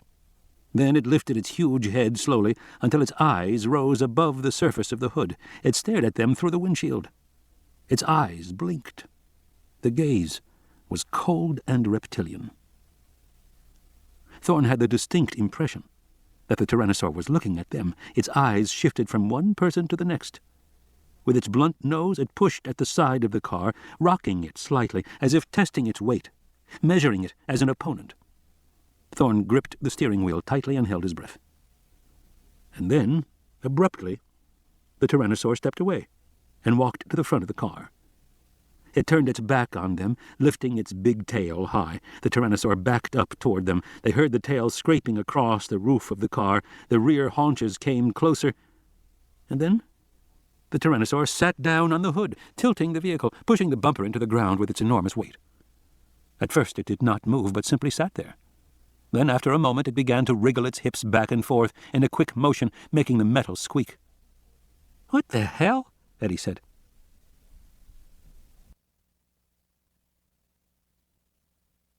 The Tyrannosaur stood again. The car sprang back up, and Thorne saw thick white paste smeared across the hood. The Tyrannosaur immediately moved away, heading down the game trail, disappearing into the jungle. Behind them, they saw it emerge into the open again, stalk across the open compound. It lumbered behind the convenience store, passed between two of the cottages, and then disappeared from sight again. Thorne glanced at Eddie, who jerked his head toward Malcolm. Malcolm had not turned to watch the departing Tyrannosaur. He was still staring forward, his body tense. "Ian?" Thorne said. He touched him on the shoulder. Malcolm said, "Is he gone?" "Yes, he's gone." Ian Malcolm's body relaxed, his shoulders dropping. He exhaled slowly. His head sagged to his chest. He took a deep breath and raised his head again. "You've got to admit," he said, "you don't see that every day." "Are you okay?" Thorne said. "Yeah, sure, I'm fine." He put his hand on his chest, feeling his heart. "Of course I'm fine. After all, that was just a small one." "Small?" Eddie said. "You call that thing small?" "Yes, for a Tyrannosaur. Females are quite a bit larger. There's sexual dimorphism in Tyrannosaurs. The females are bigger than the males, and it's generally thought they did most of the hunting. But we may find that out for ourselves." "Wait a minute," Eddie said. "What makes you so sure he was a male?" Malcolm pointed to the hood of the car, where the white paste now gave off a pungent odor. "He scent-marked territory." "So maybe females can also mark—" "Very likely they can," Malcolm said, "but anal scent glands are found only among males. And you saw how he did it." Eddie stared unhappily at the hood. "I hope we can get that stuff off," he said. "I brought some solvents, but I wasn't expecting, dino musk." The radio clicked. "Dr. Thorne?" Arby said. "Dr. Thorne, is everything all right?" "Yes, Arby, thanks to you," he said. "Then why are you waiting?" Dr. Thorne? Didn't you see Dr. Levine?" "Not yet, no." Thorne reached for his sensor unit, but it had fallen to the floor. He bent over and picked it up. Levine's coordinates had changed. "He's moving." "I know he's moving, Dr. Thorne." "Yes, RB," Thorne said, and then he said, "Wait a minute. How do you know he's moving?" "Because I can see him," RB said. "He's riding a bicycle." Kelly came into the front of the trailer, yawning and pushing her hair back from her face. "Who are you talking to, Arb?" She stared at the monitor and said, "Hey, pretty neat." "I got onto the Site B network," he said. "What network?" "It's a radio LAN, Kel. For some reason it's still up." "Is that right? But how did—" "Kids," Thorne said over the radio, "if you don't mind, we're looking for Levine." Arby picked up the handset. "He's riding a bicycle down a path in the jungle. It's pretty steep and narrow. I think he's following the same path as a tyrannosaur," Kelly said. "As the what?" Thorne put the car in gear, driving away from the power station toward the worker compound. He went past the gas station and then between the cottages. He followed the same path the tyrannosaur had taken. The game trail was fairly wide, easy to follow. "We shouldn't have those kids here," Malcolm said gloomily. "It's not safe." "Not much we can do about it now," Thorne said. He clicked the radio. "Arby, do you see Levine now?" The car bounced through what had once been a flower bed and around the back of the manager's residence. It was a large two-story building built in a tropical colonial style with hardwood balconies all around the upper floor. Like the other houses, it was overgrown. The radio clicked. "Yes, Dr. Thorne, I see him." "Where is he?" "He's following the tyrannosaur on his bicycle." "Following the tyrannosaur," Malcolm sighed. "I should never have gotten involved with him." "We all agree on that," Thorne said. He accelerated, driving past a section of broken stone wall which seemed to mark the outer perimeter of the compound. The car plunged on into jungle, following the game trail. Over the radio, Arby said, "Do you see him yet?" "Not yet." The trail became progressively narrower, twisting as it ran down the hillside. They came around a curve and suddenly saw a fallen tree blocking the path. The tree had been denuded in the center, its branches stripped and broken, presumably because large animals had repeatedly stepped over it. Thorne braked to a stop in front of the tree. He got out and walked around to the back of the Explorer. "Doc," Eddie said, "let me do it." "No," Thorne said. "If anything happens, you're the only one who can repair the equipment. You're more important, especially now that we have the kids." Standing behind the car, Thorne lifted the motorcycle off the carrier hooks. He swung it down, checked the battery charge, and rolled it to the front of the car. He said to Malcolm, "Give me that rifle," and slung the rifle around his shoulder. Thorne took a headset from the dashboard and put it over his head. He clipped the battery pack to his belt, placed the microphone alongside his cheek. "You two go back to the trailer," Thorne said. "Take care of the kids." "But, Doc," Eddie began. "Just do it," Thorne said, and lifted the motorcycle over the fallen tree. He set it down on the other side and climbed over himself.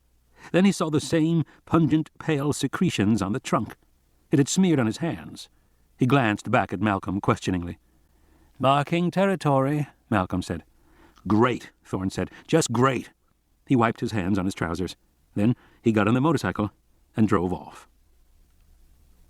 Foliage slapped at Thorne's shoulders and legs as he drove down the game trail, following the tyrannosaur. The animal was somewhere up ahead, but he couldn't see it. He was driving fast. The radio headset crackled. Arby said, "Dr. Thorne, I can see you now." "Okay," Thorne said. It crackled again. "But I can't see Dr. Levine anymore," Arby said. He sounded worried.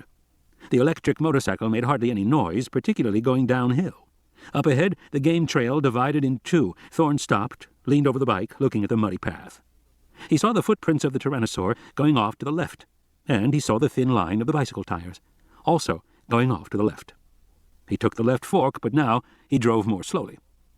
10 yards ahead, Thorne passed the partially eaten leg of a creature which lay at the side of the path. The leg was old. It was crawling with white maggots and flies. In the morning heat, the sharp smell was nauseating.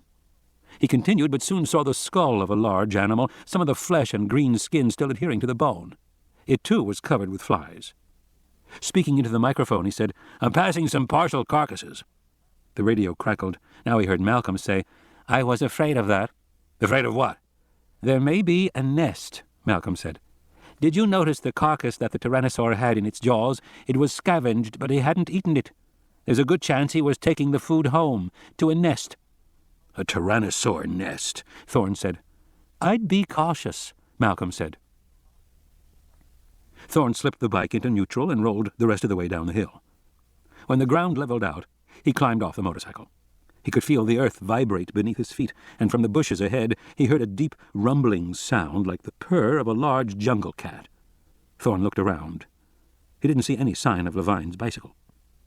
Thorne unshouldered the rifle and gripped it in sweating hands. He heard the purring growl again, rising and falling.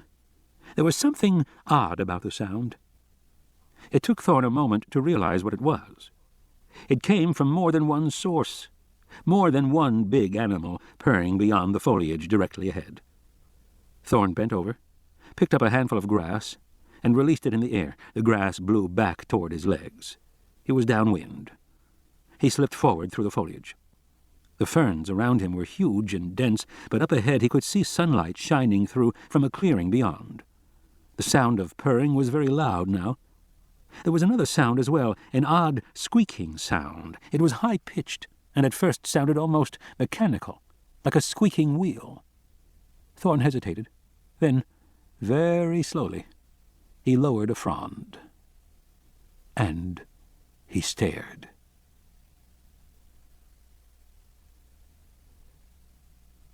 Nest. In the mid-morning light, 2 enormous tyrannosaurs, each 20 feet high, loomed above him. Their reddish skin had a leathery appearance. Their huge heads were fierce-looking, with heavy jaws and large, sharp teeth. But somehow, here the animals conveyed no sense of menace to Thorne. They moved slowly, almost gently, bending repeatedly over a large circular rampart of dried mud nearly 4 feet high. The 2 adults held bits of red flesh in their jaws as they ducked their heads below the mud wall. The movement was greeted by a frantic, high-pitched squeaking sound which stopped almost immediately. Then, when the adults lifted their heads again, the flesh was gone. There was no question. This was the nest. And Malcolm had been right. One tyrannosaur was noticeably larger than the other. In a few moments, the squeaking resumed. It sounded to Thorne like baby birds. The adults continued to duck their heads, feeding the unseen babies. A bit of torn flesh landed on the top of the mud mound. As he watched, Thorne saw an infant tyrannosaur rise into view above the rampart and start to scramble over the side. The infant was about the size of a turkey, with a large head and very large eyes. Its body was covered with a fluffy red down, which gave it a scraggly appearance. A ring of pale white down circled its neck. The infant squeaked repeatedly, and it crawled awkwardly toward the meat, using its weak forearms. But when it finally reached the carrion, it jabbed, biting the flesh decisively with tiny, sharp teeth. It was busily eating the food when it screeched in alarm and started to slide down the outer wall of dried mud. Immediately, the mother tyrannosaur dropped her head and intercepted the baby's fall, then gently nudged the animal back inside the nest. Thorne was impressed by the delicacy of her movements, the attentive way she cared for her young. The father, meanwhile, continued to tear small pieces of meat. Both animals kept up a continuous purring growl, as if to reassure the infants. As Thorne watched, he shifted his position. His foot stepped on a branch. There was a sharp crack.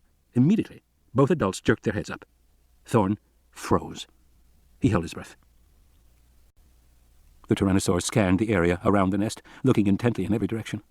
Their bodies were tense, their heads alert. Their eyes flicked back and forth, accompanied by little head jerks. After a moment, they seemed to relax again. They bobbed their heads up and down and rubbed their snouts against each other. It seemed to be some kind of ritual movement, almost a dance. Only then did they resume feeding the infants. When they had calmed down, Thorne slipped away, moving quietly back to the motorcycle. Arby whispered over the headset, "Dr. Thorne, I can't see you." Thorne didn't answer. He tapped the microphone with his finger to signal that he had heard. Arby whispered, "I think I know where Dr. Levine is. He's off to your left." Thorne tapped the mic again and turned. To his left, among ferns, he saw a rusted bicycle. It said, "Property, InGen Corporation." It was leaning against a tree. Not bad, Arby thought, sitting in the trailer and watching the remote videos as he clicked on them. He now had the monitor divided into quarters. It was a good compromise between lots of views and images large enough to see. One of the views looked down from above on the 2 tyrannosaurs in the secluded clearing. It was mid-morning. The sun shone brightly on the muddy, trampled grass of the clearing. In the center, he saw a round, steep-walled nest of mud. Inside the nest were 4 mottled white eggs, about the size of footballs. There were also some broken egg fragments and 2 baby tyrannosaurs looking exactly like featherless, squeaking birds. They sat in the nest with their heads turned up like baby birds, mouths gaping wide, waiting to be fed. Kelly watched the screen and said, "Look how cute they are." And then she added, "We should be out there." Arby didn't answer her. He was not at all sure he wanted to be any closer. The adults were being very cool about it, but Arby found the idea of these dinosaurs very unnerving in some deep way that he couldn't analyze. Arby had always found it reassuring to organize, to create order in his life. Even arranging the images neatly on the computer monitor was calming to him. But this island was a place where everything was unknown and unexpected, where you didn't know what would happen.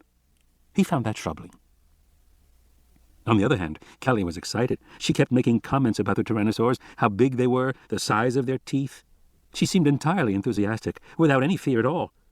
Arby felt annoyed with her. "Anyway," she said, "what makes you think you know where Dr. Levine is?" Arby pointed to the image of the nest on the monitor. "Watch." "I see it." "No. Watch, Cal." As they stared at the screen, the image moved slightly. It panned to the left, then centered again. "See that?" Arby said. "So what? Maybe the wind is blowing the camera or something." Arby shook his head. "No, Cal, he's up in the tree. Levine's moving the camera." "Oh." A pause. She watched again. "You might be right." Arby grinned. That was about all he could expect to get from Kelly. "Yeah, I think so. But what's Dr. Levine doing in the tree? Maybe he's adjusting the camera." They listened to Thorne's breathing over the radio. Kelly stared at the 4 video images, each showing a different view of the island. She sighed. "I can't wait to get out there," she said. "Yeah, me too," Arby said, but he didn't mean it. He glanced out the window of the trailer and saw the Explorer coming back with Eddie and Malcolm. Secretly, he was glad to see them return. Thorne stood at the base of the tree, looking up. He couldn't see Levine through the leaves, but he knew he must be somewhere up above, because he was making what seemed to Thorne like a lot of noise. Thorne glanced nervously back at the clearing, screened by intervening foliage. He could still hear the purring. It remained steady, uninterrupted. Thorne waited. What the hell was Levine doing up in a tree, anyway? He heard rustling in the branches above, and then silence. A grunt, then more rustling. And then Levine said aloud, "Oh, shit!" Then a loud crashing sound, the crack of branches, and a howl of pain. And then Levine crashed down on the ground in front of Thorne, landing hard on his back. He rolled over, clutching his shoulder. "Damn!" he said. Levine wore muddy khakis that were torn in several places. Behind a 3-day growth of beard, his face was haggard and spattered with mud. He looked up as Thorne moved toward him and grinned. "You're the last person I expected to see, Doc," Levine said. "But your timing is flawless." Thorne extended his hand, and Levine started to reach for it when, from the clearing behind them, the tyrannosaurs gave a deafening roar. "Oh, no," Callie said. On the monitor, the tyrannosaurs were agitated, moving swiftly in circles, raising their heads and bellowing. "Dr. Thorne, what's happening?" Arby said. They heard Levine's voice, tinny and scratchy on the radio, but they couldn't make out the words. Eddie and Malcolm came into the trailer. Malcolm took one look at the monitor and said, "Tell them to get out of there right now." On the monitor, the 2 tyrannosaurs had turned their backs to each other, so they were facing outward in a posture of defense. The babies were protected in the center. The adults swung their heavy tails back and forth over the nest above the babies' heads, but the tension was palpable. And then one of the adults bellowed and charged out of the clearing. "Dr. Thorne! Dr. Levine, get out of there!" Thorne swung his leg over the bike and gripped the rubber handles. Levine jumped on behind, clutched him around the waist. Thorne heard a chilling roar and looked back to see one of the tyrannosaurs crash through the foliage and charge them. The animal was running at full speed, head low, jaws open, in an unmistakable posture of attack. Thorne twisted the throttle. The electric motor whirred. The back wheels spun in the mud, not moving. "Go!" Levine shouted. "Go!" The tyrannosaur rushed toward them, roaring. Thorne could feel the ground shake. The roar was so loud it hurt his ears. The tyrannosaur was nearly on them, the big head lunging forward, jaws wide open. Thorne kicked back with his heels, pushing the bike forward. Suddenly the rear wheel caught, throwing up a plume of mud, and the bike roared up the muddy track. He accelerated fast. The motorcycle fished and swerved treacherously on the trail. Behind him, Levine was shouting something, but Thorne didn't listen. His heart was pounding. The bike jumped across a rut in the path, and they almost lost their balance, then regained it, accelerating again. Thorne did not dare look back. He could smell the odor of rotten flesh, could hear the rasping breath of the giant animal in pursuit. "Doc, take it easy," Levine shouted. Thorne ignored him. The bike roared up the hill, the foliage slapped at them, mud spit up on their faces and chests. He was pulled over into a rut, then brought the bike back to the center of the trail. He heard another roar and imagined it was a bit fainter, but "Doc," Levine shouted, leaning close to his ear, "what are you trying to do, kill us? Doc, we're alone." Thorne came to a flat part of the path and risked a glance back over his shoulder. Levine was right. They were alone. He saw no sign of the pursuing tyrannosaur, though he still heard it roaring somewhere in the distance. He slowed the bike.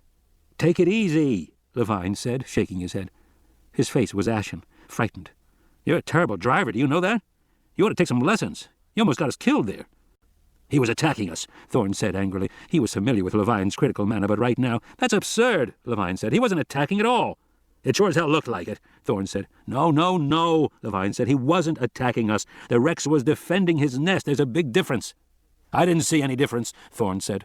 He pulled the bike to a stop and glared at Levine. "In point of fact," Levine said, "if the Rex had decided to chase you, we'd be dead right now. But he stopped almost immediately." "He did?" Thorne said. "There's no question about it," Levine said in his pedantic manner. "The Rex only intended to scare us off and defend his territory. He'd never leave the nest unguarded unless we took something or disrupted the nest. I'm sure he's back there with his mate right now, hovering over the eggs, not going anywhere." "Then I guess we're lucky he's a good parent," Thorne said, gunning the motor. "Of course he's a good parent," Levine continued. "Any fool could tell that. Didn't you see how thin he was? He's been neglecting his own nourishment to feed his offspring. Probably been doing it for weeks. A Tyrannosaurus Rex is a complex animal with complex hunting behavior, and he has complex child-rearing behavior as well. I wouldn't be surprised if adult tyrannosaurs have an extended parenting role that lasts for months. He may teach his offspring to hunt, for example. Start by bringing in small, wounded animals and letting the youngsters finish them off, that kind of thing. It'll be interesting to find out exactly what he does. Why are we waiting here?" Through Thorne's earpiece, the radio crackled. Malcolm said, "It would never occur to him to thank you for saving his life." Thorne grunted. "Evidently not," he said. Levine said, "Who are you talking to? Is it Malcolm? Is he here?" "Yes," Thorne said. "He's agreeing with me, isn't he?" Levine said. "Not exactly," Thorne said, shaking his head. "Look, Doc," Levine said, "I'm sorry if you got upset, but there was no reason for it. The truth is, we were never in danger, except from your bad driving." "Fine. That's fine." Thorne's heart was still pounding in his chest. He took a deep breath, swung the bike to the left, and headed down a wider path back toward their camp. Sitting behind him, Levine said, "I'm very glad to see you, Doc. I really am." Thorne didn't answer. He followed the path downward, through foliage. They descended to the valley, picking up speed. Soon they saw the trailers in the clearing below. Levine said, "Good, you brought everything. And the equipment's working? Everything in good condition?" "It all seems to be fine." "Perfect," Levine said. "Then this is just perfect." "Maybe not," Thorne said. Through the back window of the trailer, Kelly and Arby were waving cheerfully through the glass. "You're kidding," Levine said. Fourth configuration. Approaching the chaotic edge, elements show internal conflict, an unstable and potentially lethal region. Ian Malcolm. Levine. They came running across the clearing, shouting, Dr. Levine, you're safe." They hugged Levine, who smiled despite himself. He turned to Thorne. "Doc," Levine said, "this was very unwise." "Why don't you explain that to them?" Thorne said. "They're your students." Kelly said, "Don't be mad, Dr. Levine. It was our decision," Arby explained to Levine. "We came on our own." "On your own?" Levine said. "We thought you'd need help," Arby said, "and you did." He turned to Thorne. Thorne nodded. "Yes, they've helped us." "And we promise we won't get in the way," Kelly said. "You go ahead and do whatever you have to do, and we will just—" "The kids were worried about you," Malcolm said, coming up to Levine, "because they thought you were in trouble." "Anyway, what's the big rush?" Eddie said. "I mean, you build all these vehicles and then you leave without them." "I had no choice," Levine said. "The government has an outbreak of some new encephalitis on its hands. They've decided it's related to the occasional dinosaur carcass that washes up there. Of course, the whole idea is idiotic, but that won't stop them from destroying every animal on this island the minute they find out about it. I had to get here first. Time is short." "So you came here alone," Malcolm said. "Nonsense, Ian. Stop pouting. I was going to call you as soon as I verified this was the island. And I didn't come here alone. I had a guide named Diego, a local man who swore he had been on this island as a kid years before. And he seemed entirely knowledgeable. He led me up the cliff without any problem. And everything was going just fine until we were attacked at the stream, and Diego—" "Attacked?" Malcolm said. "By what?" "I didn't really see what it was," Levine said. It happened extremely fast. The animal knocked me down and tore the backpack, and I don't really know what happened after that. Possibly the shape of my pack confused it because I got up and started running again, and it didn't chase me. Malcolm was staring at him. You were damn lucky, Richard. Yes, well, I ran for a long time. When I looked back, I was alone in the jungle and lost. I didn't know what to do, so I climbed a tree. That seemed like a good idea, and then, around nightfall, the velociraptors showed up. Velociraptors? Arby said. Small carnivores, Levine said. Basic theropod body shape, long snout, binocular vision, roughly 2 meters tall, weighing perhaps 90 kilos. Very fast, intelligent, nasty little dinosaurs, and they travel in packs. And last night, there were 8 of them jumping all around my tree, trying to get to me, all night long, jumping and snarling, jumping and snarling. I didn't get any sleep at all. Ah, that's a shame, Eddie said.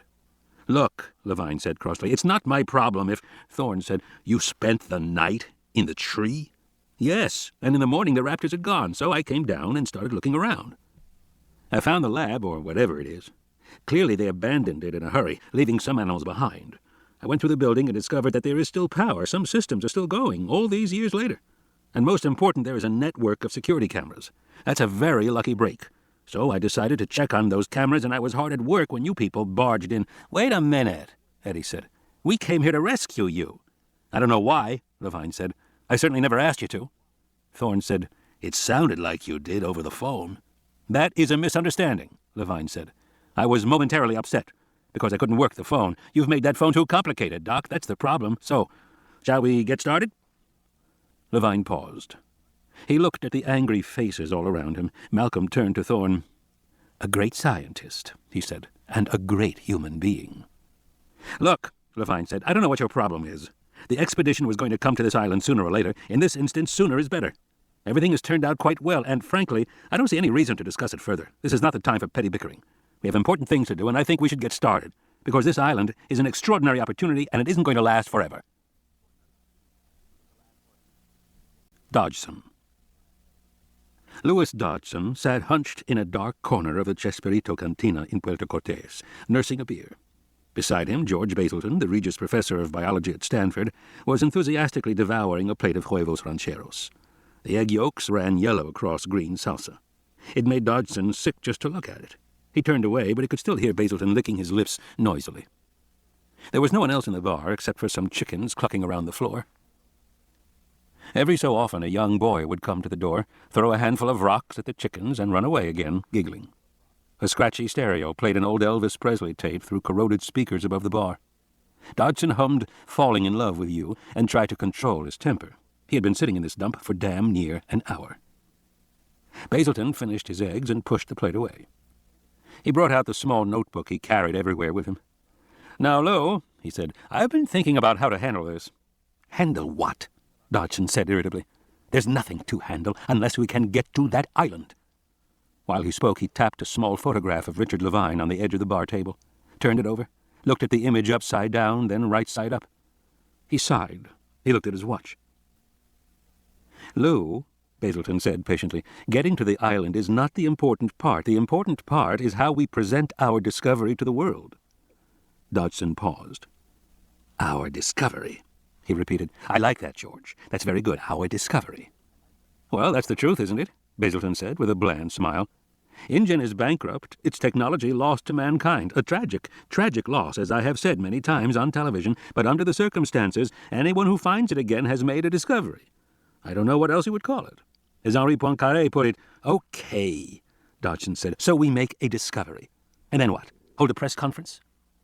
Absolutely not, Basilton said, looking horrified. A press conference would appear extremely crass. It would open us up to all sorts of criticism. No. A discovery of this magnitude must be treated with decorum. It must be reported, Lou. Reported? In the literature. Nature, I imagine. Yes. Dodgson squinted. You want to announce this in an academic publication? What better way to make it legitimate? Basilton said. It's entirely proper to present our findings to our scholarly peers. Of course it will start a debate, but what will that debate consist of? An academic squabble, professors sniping at professors, which will fill the science pages of the newspapers for 3 days until it is pushed aside by the latest news on breast implants. And in those 3 days, we will have staked our claim. You'll write it? Yes, Basilton said. And later, I think, an article in American Scholar or perhaps Natural History. A human interest piece, what this discovery means for the future, what it tells us about the past, all that. Dodgson nodded. He could see that Basilton was correct, and he was reminded once again how much he needed him and how wise he had been to add him to the team. Dodgson never thought about public reaction, and Basilton thought about nothing else. "Well, that's fine," Dodgson said, "but none of it matters unless we get to that island." He glanced at his watch again. He heard a door open behind him, and Dodgson's assistant, Howard King, came in, pulling a heavy-set Costa Rican man with a mustache. The man had a weathered face and a sullen expression. Dodgson turned on his stool. "Is this the guy?" "Yes, Lou. What's his name?" "Gandoka." "Senor Gandoka." Dodgson held up the photo of Levine. "You know this man?" Gandoka hardly glanced at the photo. He nodded. "Si, Senor Levine." "That's right. Senor fucking Levine. When was he here?" "A few days ago he left with Dieguito, my cousin. They are not back yet." "And where did they go?" Dodgson asked. "Isla Sorna." "Good." Dodgson drained his beer, pushed the bottle away. "You have a boat?" He turned to King. "Does he have a boat?" King said, "He's a fisherman. He has a boat." Gandoka nodded. "A fishing boat, si." "Good. I want to go to Isla Sorna, too." "Si, senor, but today the weather—" "I don't care about the weather," Dodgson said. "The weather will get better. I want to go now." "Perhaps later." "Now." Gandoka spread his hands. "I am very sorry, senor," Dodgson said. "Show him the money, Howard." King opened a briefcase. It was filled with 5,000 Cologne notes. Gandoka looked, picked up one of the bills, inspected it. He put it back carefully, shifted on his feet a little. Dodgson said, "I want to go now." "Si, senor," Gandoka said. "We'll leave when you are ready." "That's more like it," Dodgson said. "How long to get to the island? Perhaps 2 hours, senor?" "Fine," Dodgson said. "That'll be fine." The High Hide. "Here we go." There was a click as Levine connected the flexible cable to the Explorer's power winch and flicked it on. The cable turned slowly in the sunlight. They had all moved down onto the broad, grassy plain at the base of the cliff. The midday sun was high overhead, glaring off the rocky rim of the island. Below, the valley shimmered in midday heat. There was a herd of hypsilophodons a short distance away. The green, gazelle-like animals raised their heads occasionally above the grass to look toward them every time they heard the clink of metal as Eddie and the kids laid out the aluminum strut assembly which had been the subject of so much speculation back in California. That assembly now looked like a jumble of thin struts, an oversized version of pickup sticks lying in the grass of the plain. "Now we will see," Levine said, rubbing his hands together. As the motor turned, the aluminum struts began to move and slowly lifted into the air. The emerging structure appeared spidery and delicate, but Thorne knew that the cross-bracing would give it surprising strength. Struts unfolding, the structure rose 10 feet, then 15 feet, and finally it stopped. The little house at the top was now just beneath the lowest branches of the nearby trees, which almost concealed it from view. But the scaffolding itself gleamed bright and shiny in the sun. "Is that it?" Arby said. "That's it, yes." Thorne walked around the 4 sides, slipping in the locking pins to hold it upright. "But it's much too shiny," Levine said. "We should have made it matte black." Thorne said, "Eddie, we need to hide this." "Want to spray it, Doc? I think I brought some black paint." Levine shook his head. "No, then it'll smell. How about those palms?" "Sure, we can do that." Eddie walked to a stand of nearby palms and began to hack away big fronds with his machete. Kelly stared up at the aluminum strut assembly. "It's great," she said. "But what is it?" "It's a high hide," Levine said. "Come on." And he began to climb the scaffolding. The structure at the top was a little house, its roof supported by aluminum bars spaced 4 feet apart. The floor of the house was also made of aluminum bars, but these were closer together, about 6 inches apart. Their feet threatened to slip through, so Levine took the first of the bundles of fronds that Eddie Carr was raising on a rope and used them to make a more complete floor. The remaining fronds he tied to the outside of the house, concealing its structure. Arby and Kelly stared out at the animals. From their vantage point they could look across the whole valley. There was a distant herd of apatosaurs on the other side of the river. A cluster of triceratops browsed to the north. Nearer the water, some duck-billed dinosaurs with long crests rising above their heads moved forward to drink. A low trumpeting cry from the duck-bills floated across the valley toward them, a deep, unearthly sound. A moment later there was an answering cry from the forest at the opposite side of the valley. "What was that?" Kelly said. "Parasaurolophus," Levine said. "It's trumpeting through its nuchal crest. Low-frequency sound carries a long distance." To the south there was a herd of dark green animals with large, curved, protruding foreheads and a rim of small, knobby horns. They looked a little like buffalo. "What do you call those?" Kelly said. "Good question," Levine said. "They are most likely Pachycephalosaurus wyomingensis. But it's difficult to say for sure because a full skeleton for these animals has never been recovered. Their foreheads are very thick bones, so we've found many domed cranial fragments, but this is the first time I've ever seen the whole animal." "And those heads, what are they for?" Arby said. "Nobody knows," Levine said. "Everyone has assumed they're used for butting, for intraspecies fighting among males, competition for females, that sort of thing." Malcolm climbed up into the hide. "Yes, butting heads," he said sourly. "Just as you see them now." "All right," Levine said. "So they're not butting heads at the moment. Perhaps their breeding season is concluded." "Or perhaps they don't do it at all," Malcolm said, staring at the green animals. "They look pretty peaceful to me." "Yes," Levine said, "but of course that doesn't mean a thing. African buffalo appear peaceful most of the time, too. In fact, they usually just stand motionless. Yet they're unpredictable and dangerous animals. We have to presume those domes exist for a reason, even if we're not seeing it now." Levine turned to the kids. "That's why we made this structure. We want to make round-the-clock observations on the animals," he said. "To the extent possible, we want a full record of their activities." "Why?" Arby said. "Because," Malcolm said, "this island presents a unique opportunity to study the greatest mystery in the history of our planet, extinction." "You see," Malcolm said, "when InGen shut down their facility, they did it hastily, and they left some live animals behind. That was 5 or 6 years ago. Dinosaurs mature rapidly. Most species attain adulthood in 4 or 5 years. By now, the first generation of InGen dinosaurs bred in a laboratory has attained maturity and has begun to breed a new generation entirely in the wild.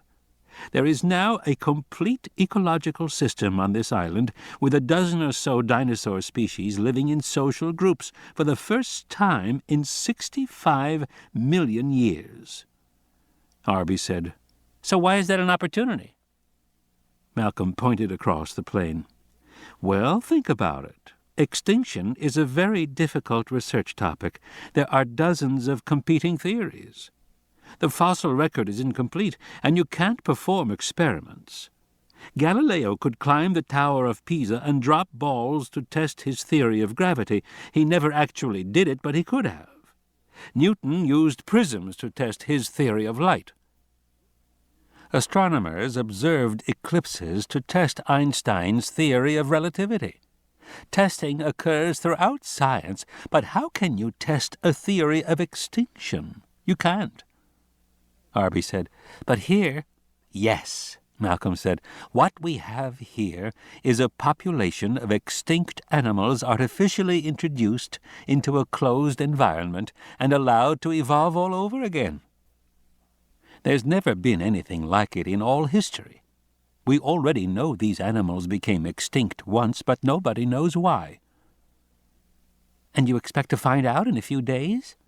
"Yes," Malcolm said, "we do." "How? You don't expect them to become extinct again, do you?" You mean right before our eyes? Malcolm laughed. No, nothing like that. But the point is, for the first time, we aren't just studying bones. We're seeing live animals and observing their behavior. I have a theory, and I think that even in a short time we will see evidence for that theory.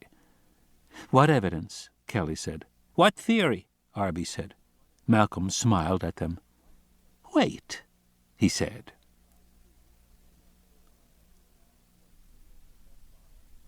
The Red Queen. The apatosaurs had come down to the river in the heat of the day. Their graceful, curving necks were reflected in the water as they bent to drink. Their long whip-like tails swung back and forth lazily. Several younger apatosaurs, much smaller than the adults, scampered about in the center of the herd. Beautiful, isn't it? Levine said. The way it all fits together, just beautiful. He leaned over the side and shouted to Thorne, "Where's my mount?" "Coming up," Thorne said.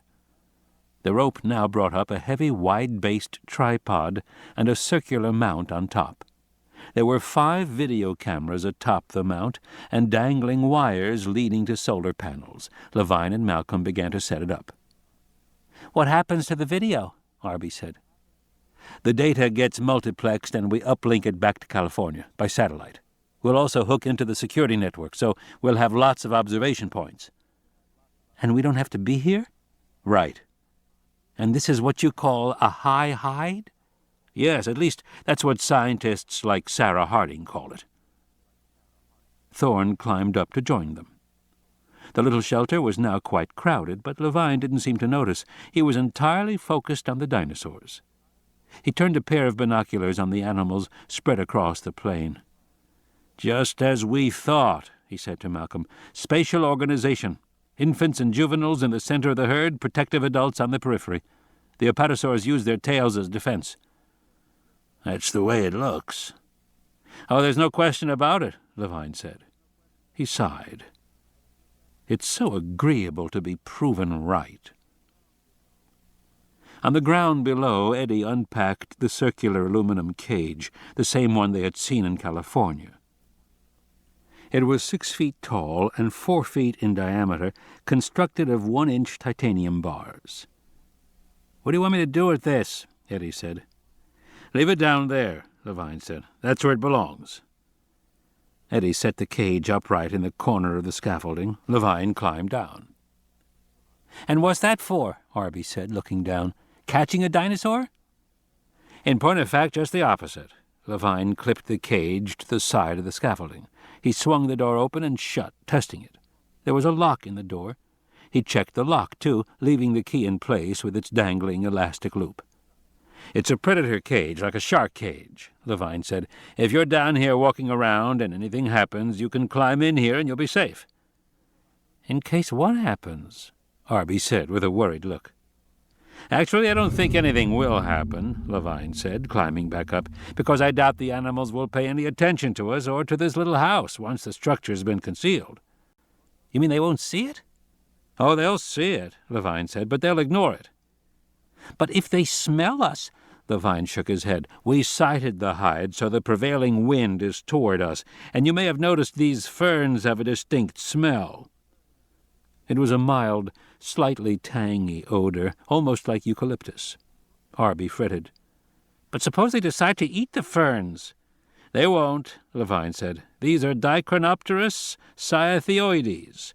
They're mildly toxic and cause a rash in the mouth. In point of fact, there's a theory that their toxicity first evolved back in the Jurassic as a defense against dinosaur browsers." "That's not a theory," Malcolm said.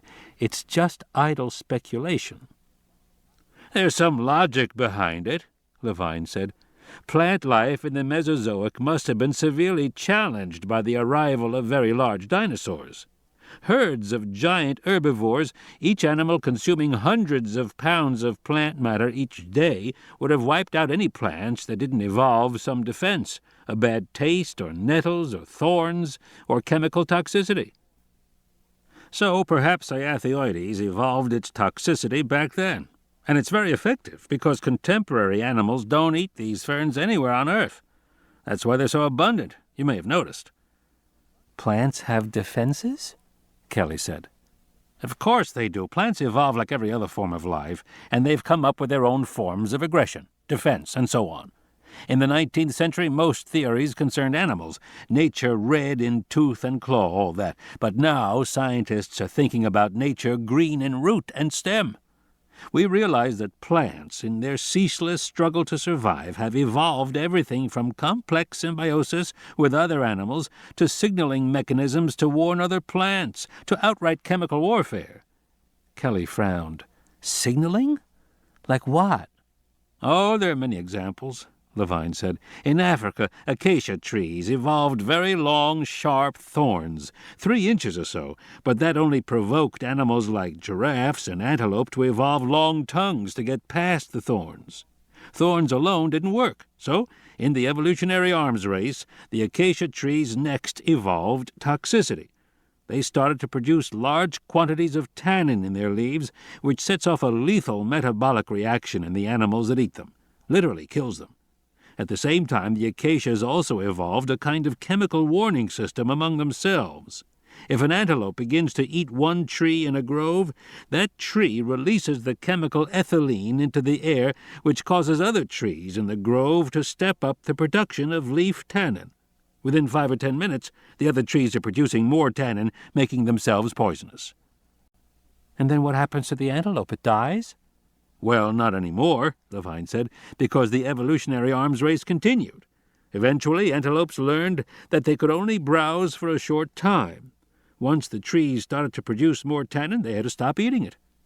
And the browsers developed new strategies. For example, when a giraffe eats an acacia tree, it then avoids all the trees downwind. Instead, it moves on to another tree that is some distance away, so the animals have adapted to this defense too. In evolutionary theory, this is called the Red Queen phenomenon, Malcolm said, because in Alice in Wonderland the Red Queen tells Alice she has to run as fast as she can just to stay where she is. That's the way evolutionary spirals seem. All the organisms are evolving at a furious pace just to stay in the same balance, to stay where they are. Arby said, And this is common? Even with plants? Oh, yes, Levine said. In their own way, plants are extremely active. Oak trees, for example, produce tannin and phenol as a defense when caterpillars attack them. A whole grove of trees is alerted as soon as one tree is infested. It's a way to protect the entire grove, a kind of cooperation among trees, you might say. Arby nodded and looked out from the high hide at the apatosaurs still by the river below. So, Arby said, is that why the dinosaurs haven't eaten all the trees off this island? Because those big apatosaurs must eat a lot of plants. They have long necks to eat the high leaves, but the trees hardly look touched. Very good, Levine said, nodding. I noticed that myself. Is that because of these plant defenses? Well, it might be, Levine said, but I think there's a very simple explanation for why the trees are preserved. What's that? Just look, Levine said. It's right before your eyes. Arby picked up the binoculars and stared at the herds. What's the simple explanation? Among paleontologists, Levine said, there's been an interminable debate about why sauropods have long necks. Those animals you see have necks 20 feet long. The traditional belief has been that sauropods evolved long necks to eat high foliage that could not be reached by smaller animals. So, Arby said, what's the debate? Most animals on this planet have short necks, Levine said, because a long neck is, well, a pain in the neck. It causes all sorts of problems. Structural problems, how to arrange muscles and ligaments to support a long neck.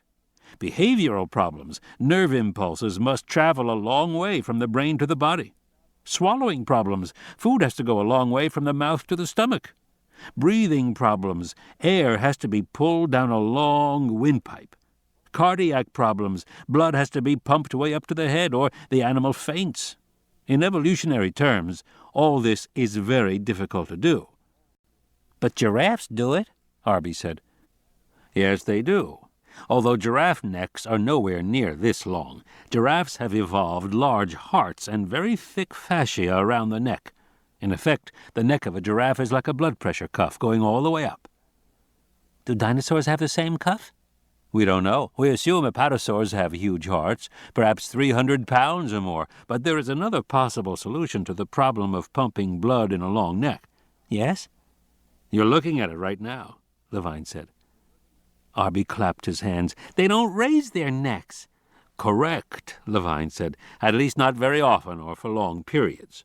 Of course, right now the animals are drinking, so their necks are down, but my guess is that if we watch them for an extended period, we'll find they don't spend much time with their necks raised high. And that's why they don't eat the leaves on the trees. Right. Kelly frowned. But if their long necks aren't used for eating, then why did they evolve them in the first place? Levine smiled. There must be a good reason, he said. I believe it has to do with defense. Defense? Long necks? Arby stared. I don't get it. Keep looking, Levine said. It's really rather obvious. Arby peered through binoculars. He said to Kelly, I hate it when he tells us it's obvious. I know, she said with a sigh. Arby glanced over at Thorne and caught his eye. Thorne made a V with his fingers and then pushed one finger, tilting it over. The movement forced the second finger to shift too, so the two fingers were connected. If it was a clue, he didn't get it. He didn't get it. He frowned. Thorne mouthed, bridge. Arby looked and watched the whip-like tails swing back and forth over the younger animals. I get it, Arby said. They use their tails for defense, and they need long necks to counterbalance the long tails. It's like a suspension bridge. Levine squinted at Arby. You did that very fast, he said. Thorne turned away, hiding a smile. But I'm right, Arby said. Yes, Levine said. Your view is essentially correct. Long necks exist because the long tails exist. It's a different situation in theropods, which stand on two legs, but in quadrupeds there needs to be a counterbalance for the long tail, or the animal would simply tip over. Malcolm said, Actually, there is something much more puzzling about this apatosaur herd. Oh, Levine said. What's that? There are no true adults, Malcolm said. Those animals we see are very large by our standards, but in fact, none of them has attained full adult size. I find that perplexing. Do you? It doesn't trouble me in the least, Levine said. Unquestionably, it is simply because they haven't had enough time to reach maturity. I'm sure apatosaurs grow more slowly than the other dinosaurs. After all, large mammals like elephants grow more slowly than small ones. Malcolm shook his head. That's not the explanation, he said. Oh? Then what? Keep looking, Malcolm said, pointing out over the plain. It's really rather obvious. The kids giggled. Levine gave a little shiver of displeasure. What is obvious to me, he said, is that none of the species appear to have attained full adulthood. The Triceratops, the apatosaurs, even the parasaurs are a bit smaller than one would expect. This argues for a consistent factor, some element of diet, the effects of confinement on a small island, perhaps even the way they were engineered, but I don't consider it particularly remarkable or worrisome. Maybe you're right, Malcolm said. And then again, maybe you're not.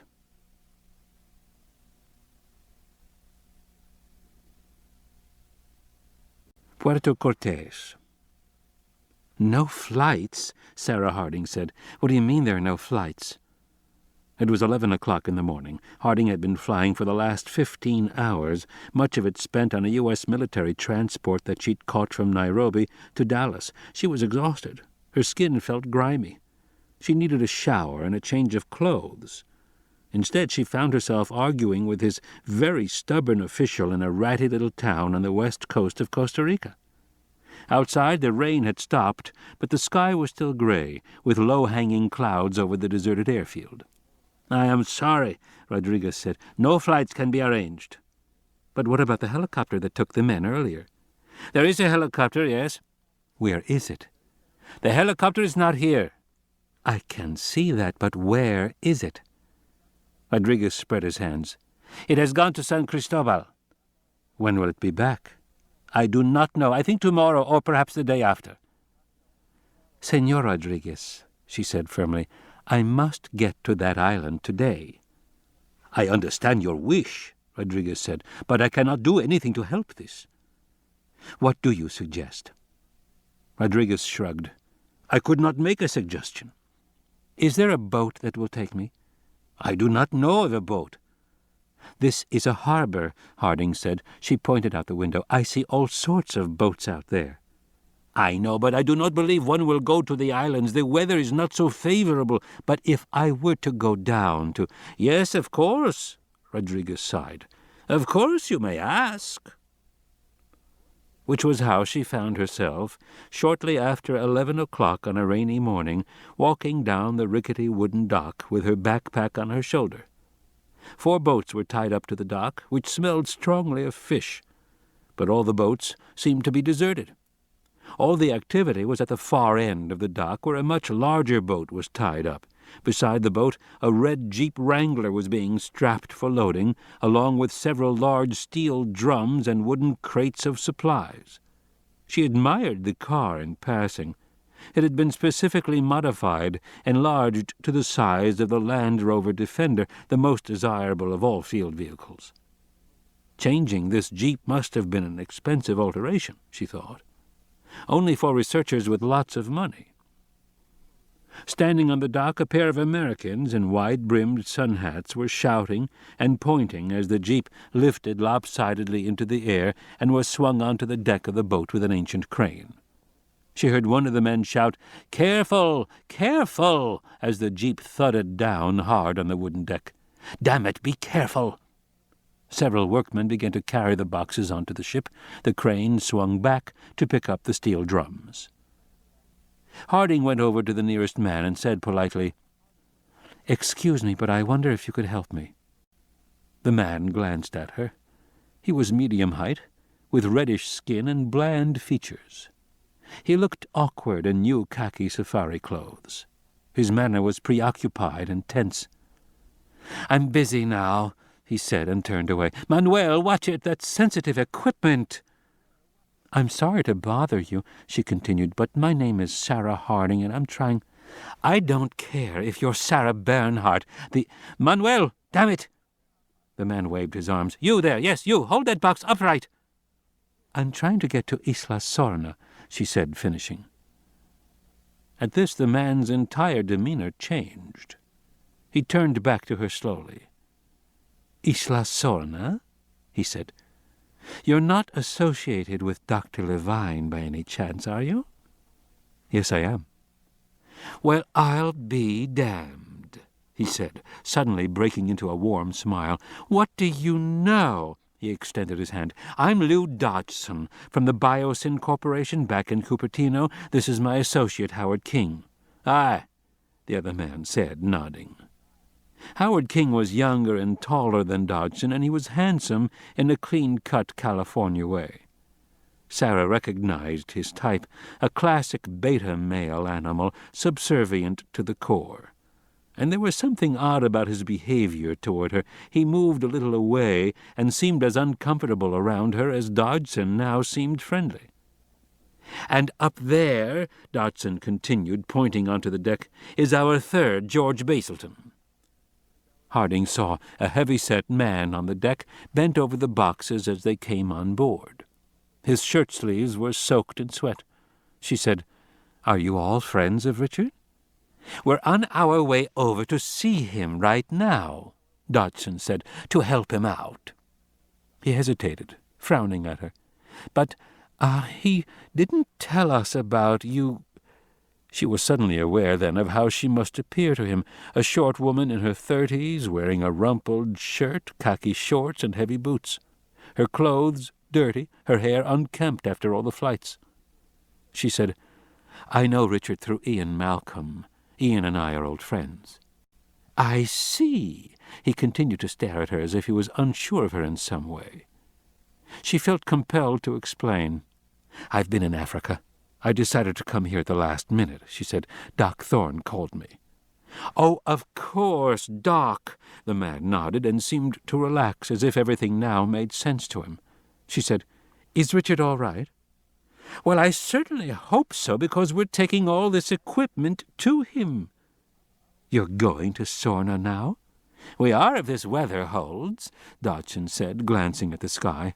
We should be ready to go in 5 or 10 minutes. You know, you're welcome to join us if you need a ride, he said cheerfully. We could use the company. Where's your stuff? I've only got this, she said, lifting her small backpack. Traveling light, eh? Well, good, Miss Harding. Welcome to the party. He seemed entirely open and friendly now. It was such a marked change from his earlier behavior, but she noticed that the handsome man, King, remained distinctly uneasy. King turned his back to her and acted very busy, shouting at the workmen to be careful with the last of the wooden crates, which were marked Biosyn Corporation in stenciled lettering. She had the impression he was avoiding looking at her. And she still hadn't gotten a good look at the third man on deck. It made her hesitate. You're sure it's all right? Of course it's all right. We'd be delighted, Dodgson said. Besides, how else are you going to get there? There's no planes. The helicopter is gone. I know, I checked. Well, then, you know. If you want to get to the island, you'd better go with us. She looked at the jeep on the boat and said, I think Doc must already be there with his equipment. At the mention of that, the second man, King, snapped his head around in alarm. But Dodgson just nodded calmly and said, Yes, I think so. He left last night, I believe. That's what he said to me. Right, Dodgson nodded. So he's already there. At least I hope he is. From on deck there were shouts in Spanish, and a captain in greasy overalls came and looked over the side. Senor Dodgson, we are ready. Good, Dodgson said. Excellent. Climb aboard, Miss Harding. Let's get going.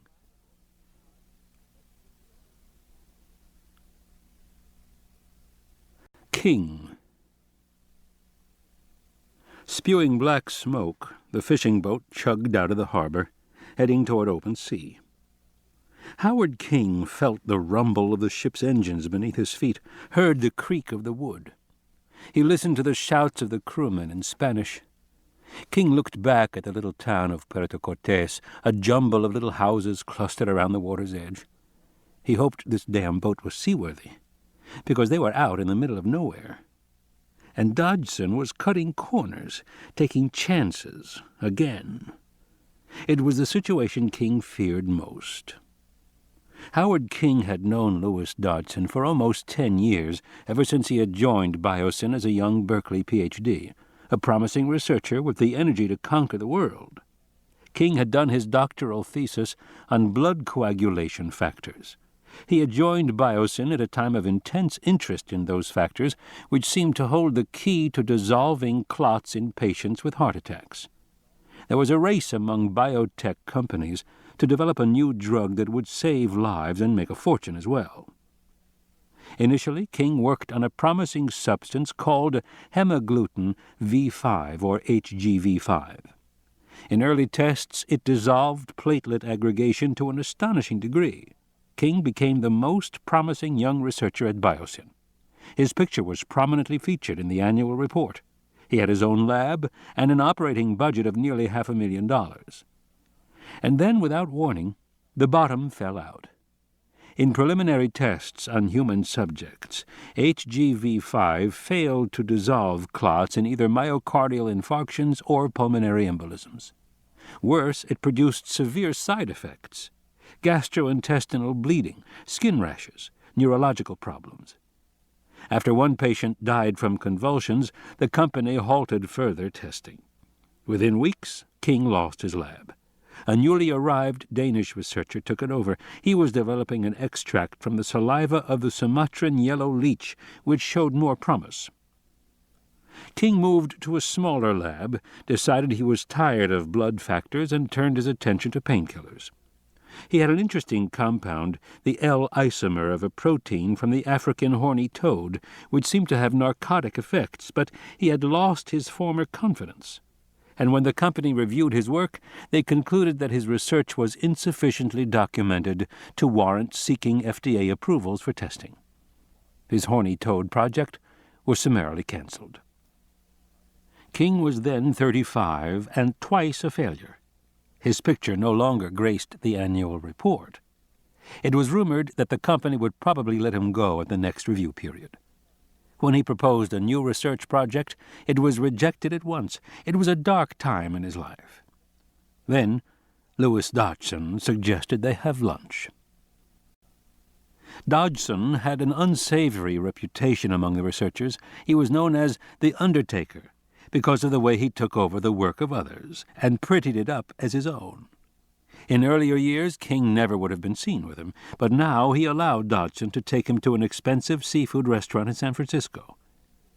"Research is hard," Dodgson said sympathetically. "You can say that again," King said. "Hard and risky," Dodgson said. "The fact is, innovative research rarely pans out, but does management understand? No. If the research fails, you're the one who's blamed. It's not fair." "Tell me," King said. "But that's the name of the game." Dodgson shrugged and speared a leg of soft-shell crab. King said nothing. "Personally, I don't like risk," Dodgson continued, "and original work is risky. Most new ideas are bad, and most original work fails. That's the reality. If you feel compelled to do original research, you can expect to fail.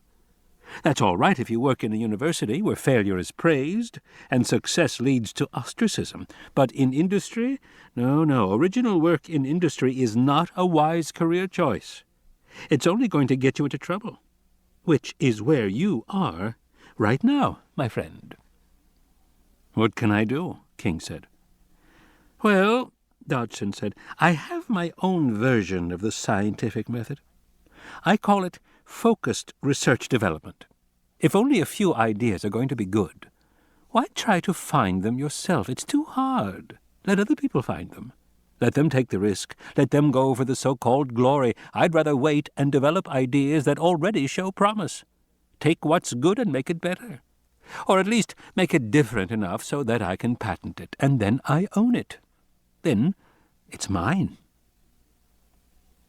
King was amazed at the straightforward way that Dodgson admitted he was a thief.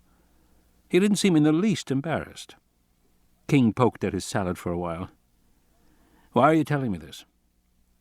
"Because I see something in you," Dodgson said. "I see ambition, frustrated ambition. And I'm telling you, Howard, you don't have to be frustrated. You don't even have to be fired from the company at the next performance review, which is exactly what's going to happen. How old is your kid?" "4, King said. "Terrible to be out of work with a young family. And it won't be easy to get another job. Who's going to give you a chance now? By 35, a research scientist has already made his mark, or he's not likely to. I don't say that's right, but that's how they think." King knew that's how they thought, at every biotechnology company in California. "But Howard," Dodgson said, leaning across the table, lowering his voice, "a wonderful world awaits you if you choose to look at things differently. There's a whole other way to live your life. I really think you should consider what I'm saying." 2 weeks later, King became Dodgson's personal assistant in the Department of Future Biogenic Trends, which was how Biosyn referred to its efforts at industrial espionage. And in the years that followed, King had once again risen swiftly at Biosyn, this time because Dodgson liked him. Now King had all the accoutrements of success: a Porsche, a mortgage, a divorce, a kid he saw on weekends. All because King had proven to be the perfect second in command, working long hours, handling the details, keeping his fast-talking boss out of trouble. And in the process, King had come to know all the sides of Dodgson: his charismatic side, his visionary side, and his dark, ruthless side. King told himself that he could handle the ruthless side, that he could keep it in check, that over the years he had learned how to do that. But sometimes he was not so sure, like now. Because here they were, in some rickety, stinking fishing boat, heading out into the ocean off some desolate village in Costa Rica, and in this tense moment, Dodgson has suddenly decided to play some kind of game, meeting this woman and deciding to take her along. King didn't know what Dodgson intended, but he could see the intense gleam in Dodgson's eyes that he had seen only a few times before, and it was a look that always alarmed him. The woman, Harding, was now up on the foredeck, standing near the bow. She was looking off at the ocean. King saw Dodgson walking around the jeep and beckoned to him nervously. "Listen," King said, "we have to talk." "Sure," Dodgson said easily. "What's on your mind?" And he smiled. That charming smile.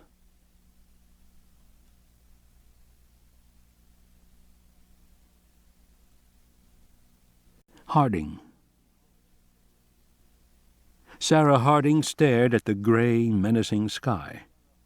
The boat rolled in the heavy offshore swell. The deckhands scrambled to tie down the jeep, which threatened repeatedly to break free. She stood in the bow, fighting seasickness.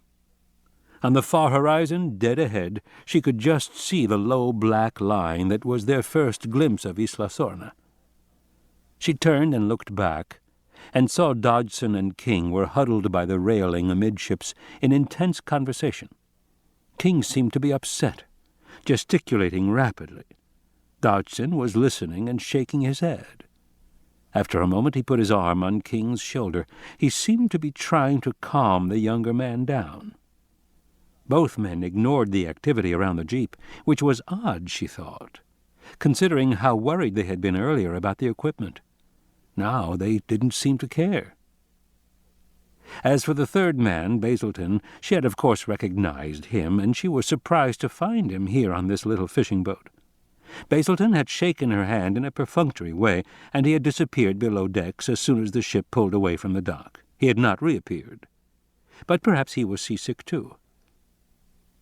As she continued to watch, she saw Dodgson break away from King and hurry over to supervise the deckhands.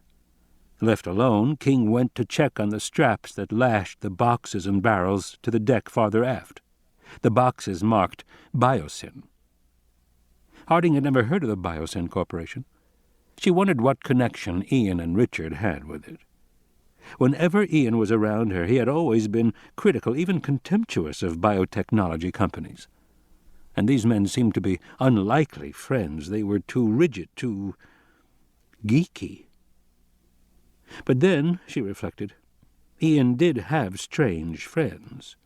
They were always showing up unexpectedly at his apartment, the Japanese calligrapher, the Indonesian gamelan troupe, the Las Vegas juggler in a shiny bolero jacket, that weird French astrologer who thought the earth was hollow. And then there were his mathematician friends. They were really crazy. Or so they seemed to Sarah. They were so wild-eyed, so wrapped up in their proofs, pages and pages of proofs, sometimes hundreds of pages. It was all too abstract for her. Sarah Harding liked to touch the dirt, to see the animals, to experience the sounds and the smells. That was real to her. Everything else was just a bunch of theories, possibly right, possibly wrong. Waves began to crash over the bow, and she moved a little astern to keep dry. She yawned. She hadn't slept much in the last 24 hours. Dodgson finished working on the jeep and came over to her. She said, "Everything all right?" "Oh, yes," Dodgson said, smiling cheerfully. "Your friend King seemed upset."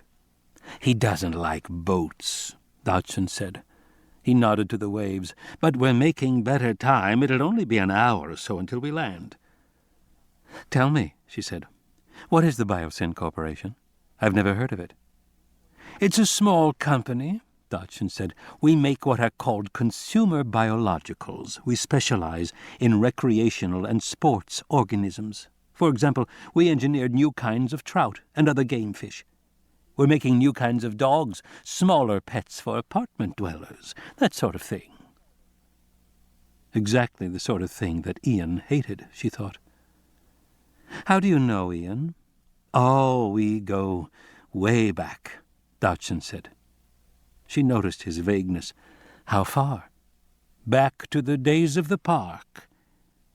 "The park," she said. He nodded. "Did he ever tell you how he hurt his leg?" "No," she said. "He would never talk about it. He just said it happened on a consulting job that had, I don't know, some sort of trouble. Was it a park?" "Yes, in a way," Dodgson said, staring out at the ocean. After a moment he shrugged. "And what about you?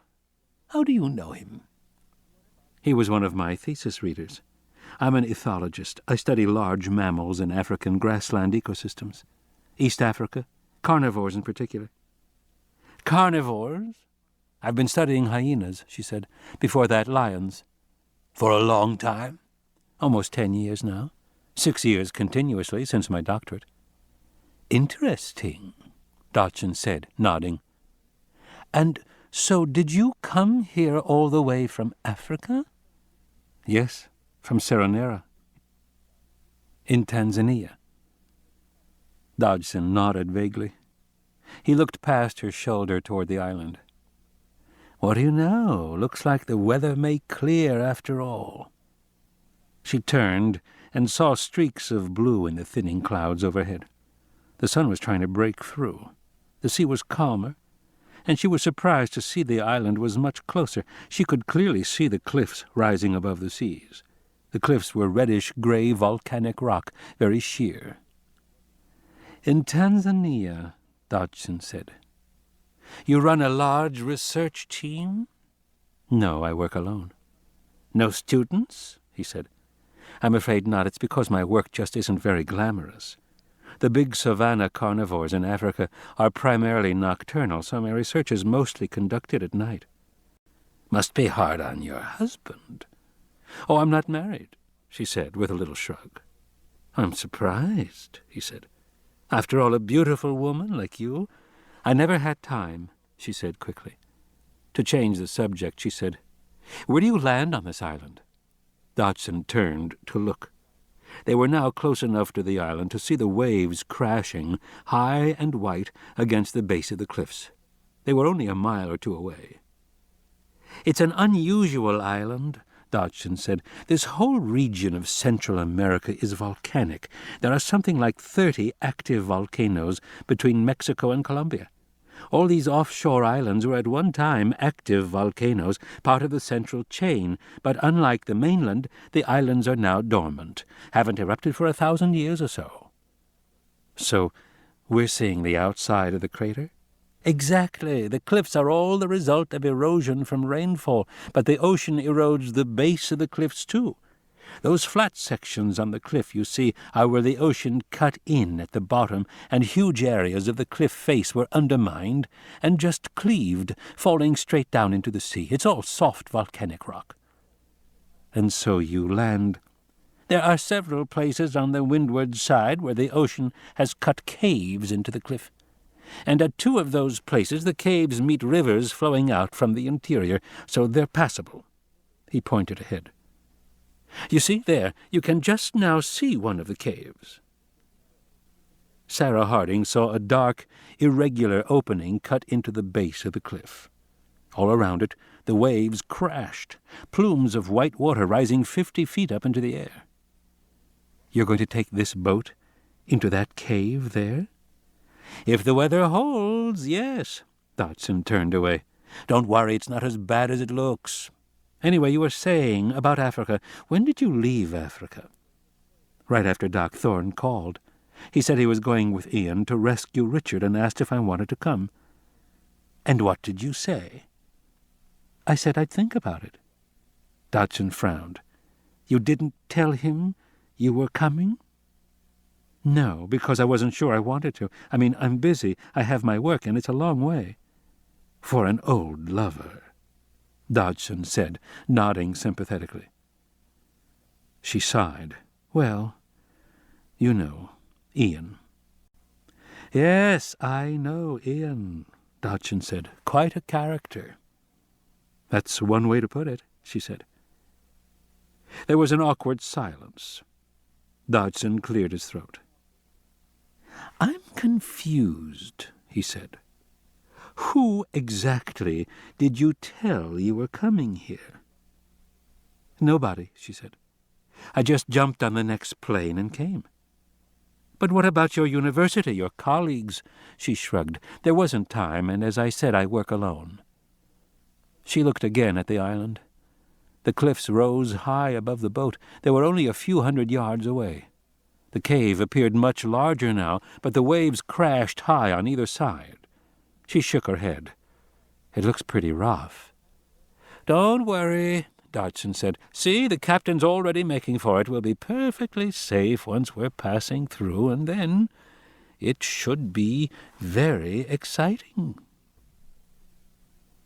The boat rolled and dipped in the sea, an uncertain motion. She gripped the railing. Beside her, Dodgson grinned. "See what I mean? Exciting, isn't it?" He seemed suddenly energized, almost agitated. His body became tense. He rubbed his hands together. "No need to worry, Miss Harding. I can't allow anything to happen to—" She didn't know what he was talking about, but before she could reply, the nose of the boat dipped again, kicking up spray, and she stumbled a little. Dodgson bent over quickly, apparently to steady her, but it seemed as if something went wrong. His body struck against her legs, then lifted, and then another wave crashed over them, and she felt her body twist, and she screamed and clutched at the railing, but it was all happening too fast. The world upended and swirled around her. Her head clanged once on the railing, and then she was tumbling, falling through space. She saw the peeling paint on the hull of the boat sliding past her. She saw the green ocean rush up toward her, and then she was shocked with the sudden stinging cold as she plunged into the rough, heaving sea and sank beneath the waves into darkness.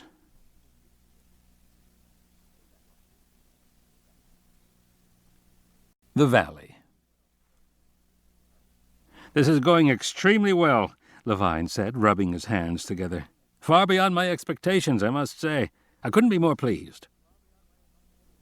He was standing in the high hide with Thorne, Eddie, Malcolm, and the kids, looking down on the valley floor below.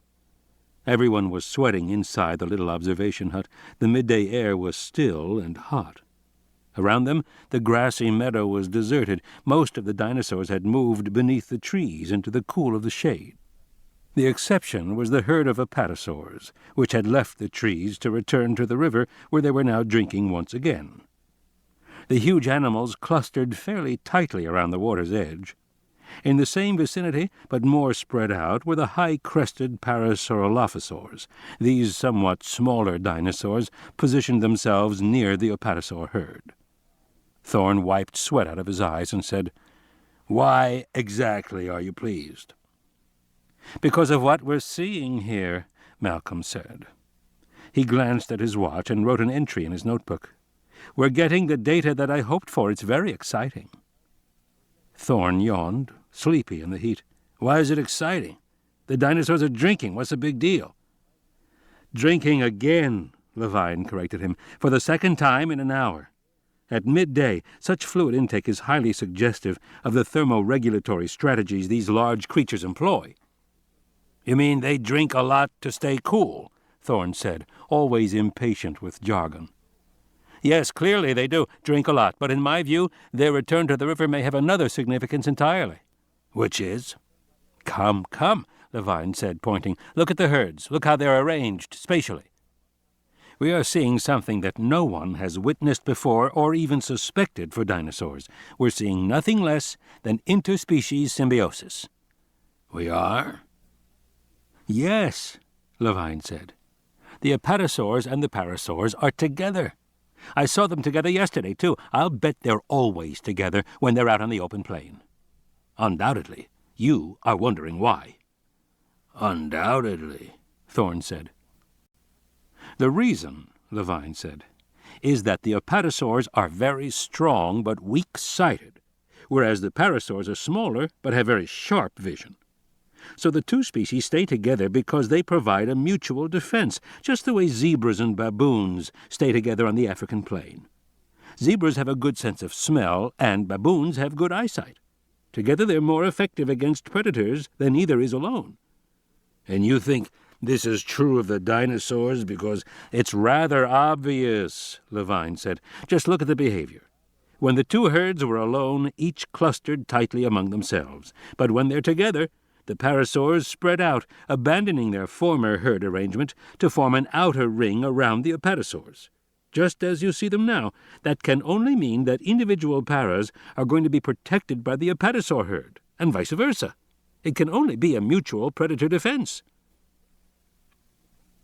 As they watched, one of the parasaurs lifted its head and stared across the river. It honked mournfully, a long musical sound. All the other parasaurs looked up and stared too. The apatosaurs continued to drink at the river, although one or two adults raised their long necks. In the midday heat, insects buzzed around them. Thorne said, "So where are the predators?" "Right there," Malcolm said, pointing toward a stand of trees on the other side of the river not far from the water. Thorne looked and saw nothing. "Don't you see them?" "No." "Keep looking. They're small lizard-like animals. Dark brown, raptors," he said. Thorne shrugged. He still saw nothing. Standing beside him, Levine began to eat a power bar. Preoccupied with holding the binoculars, he dropped the wrapper on the floor of the hide. Bits of paper fluttered to the ground below. "How are those things?" Arby said. "Okay, a little sugary." "Got any more?" he said. Levine rummaged in his pockets and gave him one. Arby broke it in half and gave half to Kelly. He began to unwrap his half, carefully folding the paper, putting it neatly in his pocket. "You realize this is all highly significant," Malcolm said, "for the question of extinction. Already it's obvious that the extinction of the dinosaurs is a far more complex problem than anyone has recognized." "It is?" Arby said. "Well, consider," Malcolm said. "All extinction theories are based on the fossil record. But the fossil record doesn't show the sort of behavior we're seeing here. It doesn't record the complexity of groups interacting." "Because fossils are just bones," Arby said. "Right, and bones are not behavior.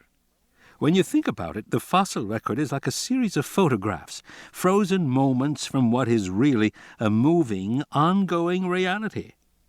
Looking at the fossil record is like thumbing through a family photo album. You know that the album isn't complete. You know life happens between the pictures, but you don't have any record of what happens in between. You only have the pictures. So you study them, and pretty soon you begin to think of the album not as a series of moments, but as reality itself. And you begin to explain everything in terms of the album, and you forget the underlying reality. And the tendency, Malcolm said, has been to think in terms of physical events, to assume that some external physical event caused the extinctions. A meteor hits the Earth and changes the weather. Or volcanoes erupt and change the weather, or a meteor causes the volcanoes to erupt and change the weather. Or vegetation changes, and species starve and become extinct. Or a new disease arises, and species become extinct. Or a new plant arises and poisons all the dinosaurs. In every case, what is imagined is some external event. But what nobody imagines is that the animals themselves might have changed, not in their bones, but in their behavior. Yet when you look at animals like these and see how intricately their behavior is interrelated, you realize that a change in group behavior could easily lead to extinction. "But why would group behavior change?" Thorne said. "If there wasn't some external catastrophe to force it, why should the behavior change?" "Actually," Malcolm said, "behavior is always changing, all the time. Our planet is a dynamic, active environment. Weather is changing, the land is changing. Continents drift. Oceans rise and fall. Mountains thrust up and erode away. All the organisms on the planet are constantly adapting to those changes. The best organisms are the ones that can adapt most rapidly. That's why it's hard to see how a catastrophe that produces a large change could cause extinction, since so much change is occurring all the time anyway." "In that case," Thorne said, "what causes extinction?" "Certainly not rapid change alone," Malcolm said. The facts tell us that clearly.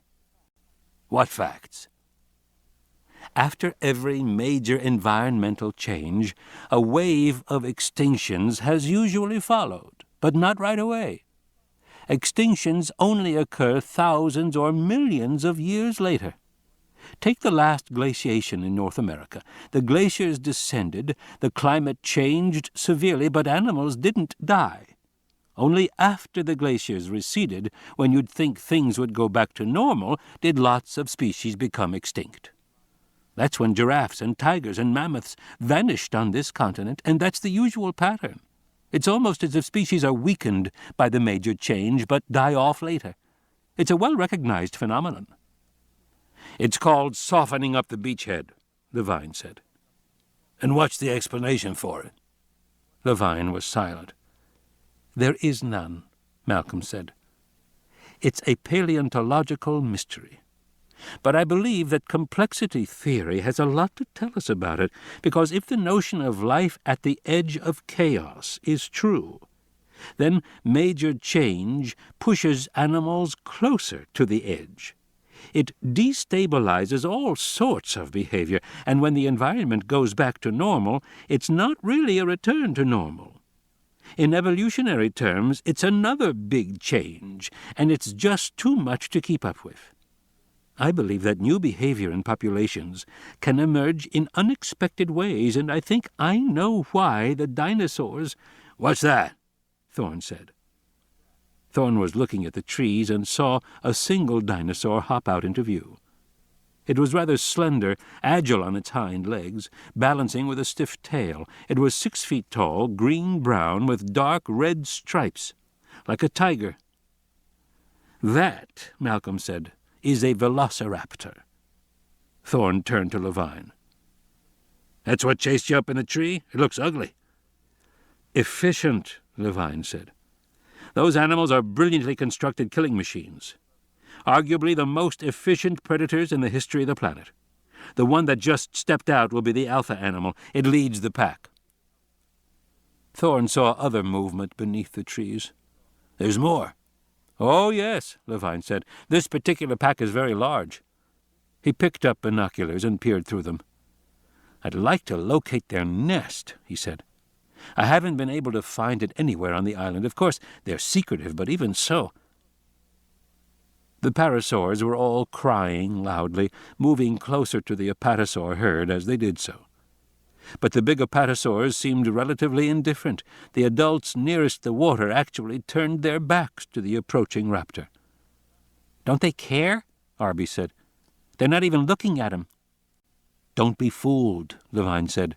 "The apatosaurs care very much. They may look like gigantic cows, but they're nothing of the sort. Those whiptails are 30 or 40 feet long and weigh several tons. Notice how fast they can swing them. One smack from those tails would snap an attacker's back." "So turning away is part of their defense?" "Unquestionably, yes. And you can see now how the long necks balance their tails." The tails of the adults were so long they reached entirely across the river to the other shore. As they swung back and forth and the parasaurs cried out, the lead raptor turned away. Moments later, the entire pack began to slink off, following the edge of the trees heading up into the hills. "Looks like you're right," Thorne said. "The tails scared them off." "How many do you count?" Levine said. "I don't know, 10 to 12. I might have missed a few." 14, Malcolm scribbled in his notebook. "You want to follow them?" Levine said. "Not now. We could take the Explorer." "Maybe later," Malcolm said. "I think we need to know where their nest is," Levine said. "It's essential, Ian, if we're going to settle predator-prey relationships. Nothing is more important than that, and this is a perfect opportunity to follow—" "Maybe later," Malcolm said. He checked his watch again. "That's the 100th time you've checked your watch today," Thorne said. Malcolm shrugged. "Getting to be lunchtime," he said. "By the way, what about Sarah? Shouldn't she be arriving soon?" "Yes, I imagine she'll show up any time now," Thorne said. Malcolm wiped his forehead. "It's hot up here." "Yes, it's hot." They listened to the buzzing of insects in the midday sun and watched the raptors retreat. "You know, I'm thinking," Malcolm said, "maybe we ought to go back." "Go back?" Levine said. "Now? What about our observations? What about the other cameras we want to place? And I don't know, maybe it'd be good to take a break." Levine stared at him in disbelief. He said nothing.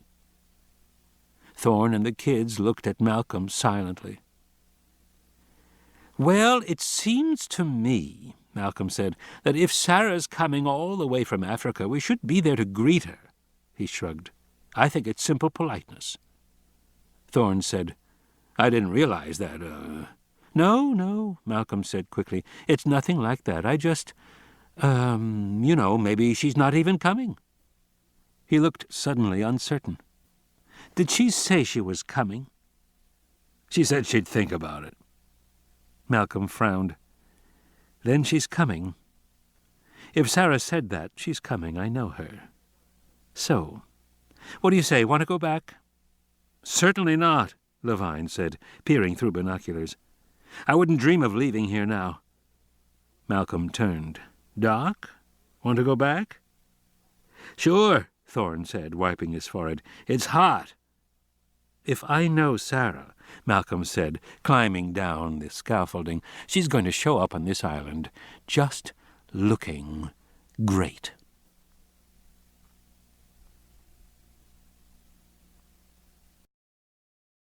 Cave. She struggled upward, and her head broke the surface, but she saw only water, great swells rising 15 feet above her on all sides. The power of the ocean was immense. The surge dragged her forward, then back, and she was helpless to resist. She could not see the boat anywhere, only foaming sea on all sides. She could not see the island, only water.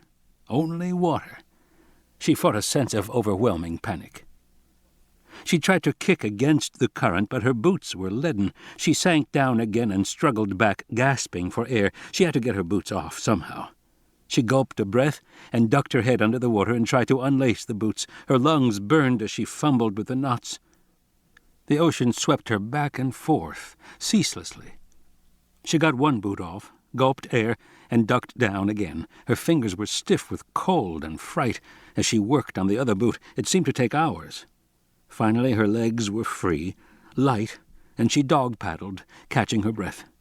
The surge lifted her high, dropped her again. She could not see the island. She felt panic again. She turned and felt the surge lift once more, and then she saw the island. The sheer cliffs were close, frighteningly close. The waves boomed as they smashed against the rocks. She was no more than 50 yards offshore, being swept inexorably toward the crashing surf. On the next crest, she saw the cave, 100 yards to her right. She tried to swim toward it, but it was hopeless. She had no power at all to move in this gigantic surf. She felt only the strength of the sea sweeping her to the cliffs. Panic made her heart race. She knew she would be instantly killed. A wave crested over her. She gulped seawater and coughed. Her eyes blurred. She felt nausea and deep, deep terror. She put her head down and began to swim, arm over arm, kicking as hard as she could. She had no sense of movement, only the sideways pull of the surge. She dared not look up. She kicked harder. When she raised her head for another breath, she saw she had moved a little, not much, but a little to the north. She was a little nearer to the cave. She was encouraged, but she was terrified. She had so little strength. Her arms and legs ached with her effort. Her lungs burned. Her breath came in short, ragged, heaving gasps. She coughed again, grabbed another breath, put her head down, and kicked onward. Even with her head in the water, she heard the deep boom of the surf against the cliffs. She kicked with all her might. The currents and surge moved her left and right, forward and back. It was hopeless, but still she tried. Gradually, the ache in her muscles became a steady, dull pain. She felt she had lived with this pain all her life. She did not notice it any more. She kicked on, oblivious. When she felt the surge lift her up again, she raised her head for a breath. She was startled to see that the cave was very close. A few more strokes and she would be swept inside it. She had thought the current might be less severe around the cave, but it wasn't. On either side of the opening, the waves crashed high, climbing the cliff walls and then falling back. The boat was nowhere in sight. She ducked her head down again, kicked forward, using the last of her strength. She could feel her entire body weakening. She couldn't last much longer. She knew she was being carried toward the cliffs. She heard the boom of the surf, louder now, and she kicked again, and suddenly a huge swell swept her up, lifting her, carrying her toward the cliffs. She was powerless to resist it. She raised her head to look, and saw darkness, inky darkness. In her exhaustion and pain, she realized that she was inside the cave. She had been swept into the cave. The booming sound was hollow, reverberating. It was too dark to see the walls on either side. The current was intense, sweeping her ever deeper. She gasped for breath and paddled ineffectually. Her body scraped against rock. She felt a moment of searing pain, and then she was swept farther into the depths of the cave. But now there was a difference. She saw faint light on the ceiling, and the water around her seemed to glow. The surge lessened. She found it easier to keep her head above water. She saw hot light ahead, brilliantly hot, the end of the cave. And suddenly, astonishingly, she was carried through, and burst into sunlight and open air. She found herself in the middle of a broad, muddy river, surrounded by dense green foliage. The air was hot and still. She heard the distant cries of jungle birds. Up ahead, around a bend in the river, she saw the stern of Dodgson's boat, already tied up to the shore. She could not see any of the people, and she didn't want to see them. Summoning her remaining strength, she kicked toward shore and clutched at a stand of mangroves growing thickly along the water's edge. Too weak to hold on, she hooked her arm around a root and lay on her back in the gentle current, looking up at the sky, gasping for breath. She did not know how much time passed, but finally she felt strong enough to haul herself arm over arm along the mangrove roots at the water's edge until she came to a narrow break in the foliage leading to a patch of muddy shore beyond. As she dragged herself out of the water and up on the slippery bank, she noticed several rather large animal footprints in the mud. They were curious, three-toed footprints, with each toe ending in a large claw. She bent to examine them more closely, and then she felt the earth vibrating, trembling beneath her hands. A large shadow fell over her, and she looked up in astonishment at the leathery, pale underbelly of an enormous animal. She was too weak to react, even to raise her head. The last thing she saw was a huge, leathery foot landing beside her, squishing in the mud, and a soft, snorting sound. And then, suddenly, abruptly, exhaustion overtook her, and Sarah Harding collapsed and fell onto her back. Her eyes rolled up into her head, and she lost consciousness.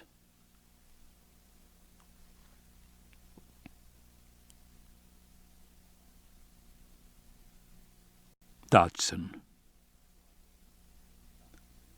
A few yards up from the shore of the river, Louis Dodgson climbed into the custom-made Jeep Wrangler and slammed the door shut.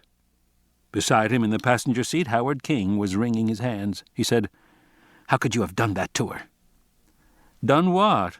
George Basilton said from the back seat. Dodgson did not reply. He turned the key in the ignition. The engine rumbled to life. He popped the four-wheel drive into gear and headed up the hill into the jungle, away from the boat at the shore. "How could you?" King said again, agitated. "I mean, Jesus!" "What happened was an accident," Dodgson said. "An accident? An accident?" "That's right, an accident," Dodgson said calmly. "She fell overboard." "I didn't see anything," Basilton said. King was shaking his head. "Jesus, what if somebody comes to investigate and—" "What if they do?" Dodgson said, interrupting him. "We were in rough seas. She was standing at the bow. A big wave hit us, and she was washed overboard. She couldn't swim very well. We circled and looked for her, but there was no hope. A very unfortunate accident." "So what are you concerned about?" What am I concerned about? Yes, Howard, exactly. What the fuck are you concerned about? I saw it, for Christ's sake. No, you didn't, Dodgson said. I didn't see anything, Basilton said. I was down below the whole time. That's fine for you, Howard King said, but what if there's an investigation? The jeep bounced up the dirt track, moving deeper into the jungle. There won't be, Dodgson said. She left Africa in a hurry, and she didn't tell anybody where she was going. How do you know? King whined. Because she told me, Howard. That's how I know. Now get the map out and stop moaning. You knew the deal when you joined me. I didn't know you were going to kill somebody, for Christ's sake. Howard, Dodgson said with a sigh, nothing's going to happen. Get the map out. How do you know? King said. Because I know what I'm doing, Dodgson said. That's why. Unlike Malcolm and Thorne, who are somewhere on this island, screwing around, doing fuck knows what in this damn jungle. Mention of the others caused a new worry. Fretting, King said, Maybe we'll run into them. No, Howard, we won't. They'll never even know we're here. We're only going to be on this island for 4 hours, remember? Land at 1, back on the boat by 5, back at the port by 7, back in San Francisco by midnight. Bang, done, finito, and finally, after all these years, I'll have what I should have had long ago. Dinosaur embryos, Basilton said. Embryos? King asked, surprised. Oh, I'm not interested in embryos anymore, Dodgson said. Years ago I tried to get frozen embryos, but there's no reason to bother with embryos now. I want fertilized eggs. And in 4 hours I'll have them from every species on this island. How can you do that in 4 hours? Because I already know the precise location of every dinosaur breeding site on the island. The map, Howard. King opened the map. It was a large topographical chart of the island, 2 feet by 3 feet, showing terrain elevations in blue contours. At several places in lowland valleys, there were dense red concentric circles. In some places, clusters of circles. Watch this, King said. Why don't you read what it says? Dodgson said. King turned the map and looked at the legend. Sigma Data Landsat Nordstat Mixed Spectra, and then a bunch of numbers. No, wait, dates. Correct, Dodgson said. Dates. Past dates? This is a summary chart combining data from several satellite passes? Correct, King frowned. And it looks like visible spectrum and false aperture radar and what? Infrared, broadband thermal VR. Dodgson smiled. I did all this in about 2 hours. Downloaded all the satellite data, summarized it, and had the answers I wanted. I get it, King said. These red circles are infrared signatures. Yes, Dodgson said. Big animals leave big signatures. I got all the satellite flybys over this island for the last few years and mapped the location of heat sources. And the locations overlapped from pass to pass, which is what makes these red concentric marks, meaning that the animals tend to be located in these particular places. Why? He turned to King. Because these are the nesting sites. Yes, they must be, Basilton said. Maybe that's where they eat, King said. Dodgson shook his head irritably. Obviously, those circles can't be feeding sites. Why not? Because these animals average 20 tons apiece, that's why. You get a herd of 20-ton dinos, and you're talking a combined biomass of more than 500,000 pounds moving through the forest. That many big animals are going to eat a lot of plant matter in the course of a day. And the only way they can do that is by moving, right? I guess. You guess? Look around you, Howard. Do you see any denuded sections of forest? No, you don't. They eat a few leaves from the trees and move on. Trust me, these animals have to move to eat, but what they don't move is their nesting sites. So these red circles must be nesting sites. He glanced at the map. And unless I'm wrong, The first of the nests is just over this rise and down the hill on the other side." The jeep fish-tailed in a patch of mud and ground forward, lurching up the hill.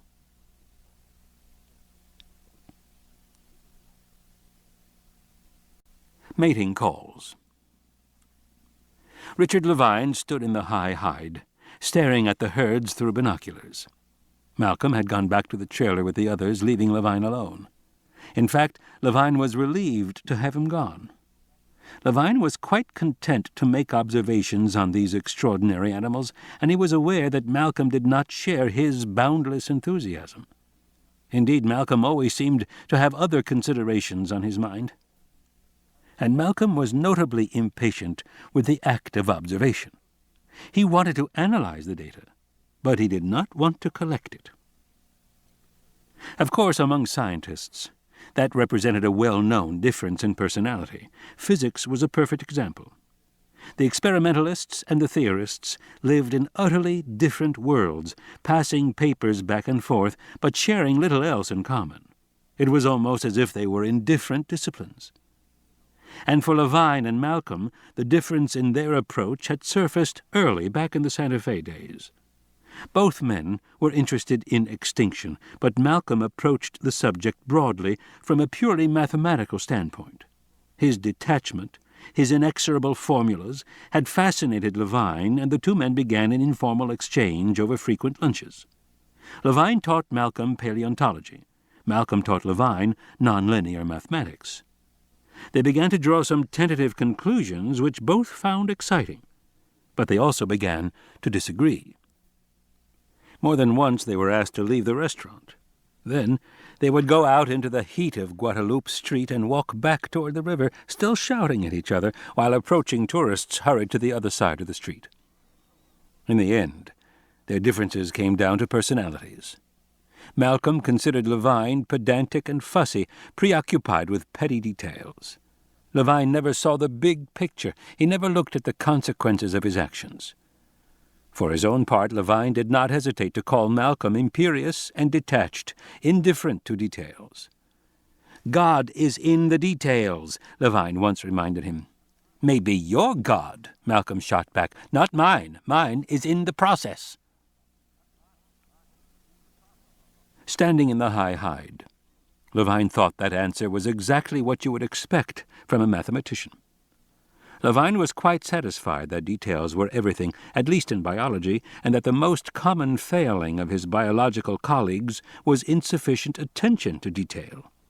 For himself, Levine lived for the details, and he could not ever let them go.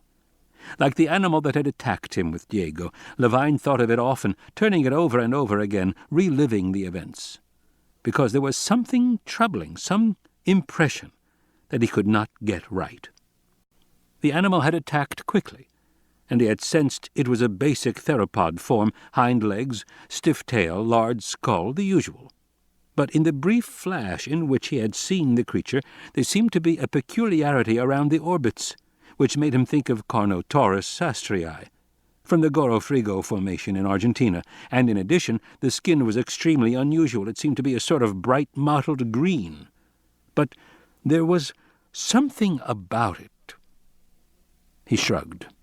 The troubling idea hung in the back of his mind, but he couldn't get to it. He just couldn't get it.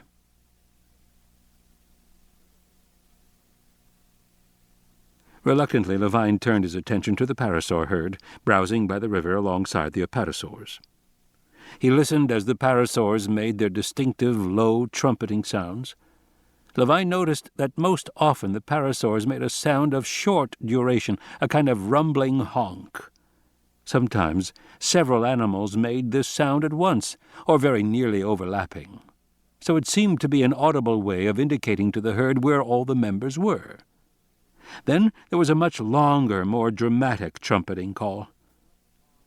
This sound was made infrequently, and only by the two largest animals in the herd, which raised their heads and trumpeted loud and long.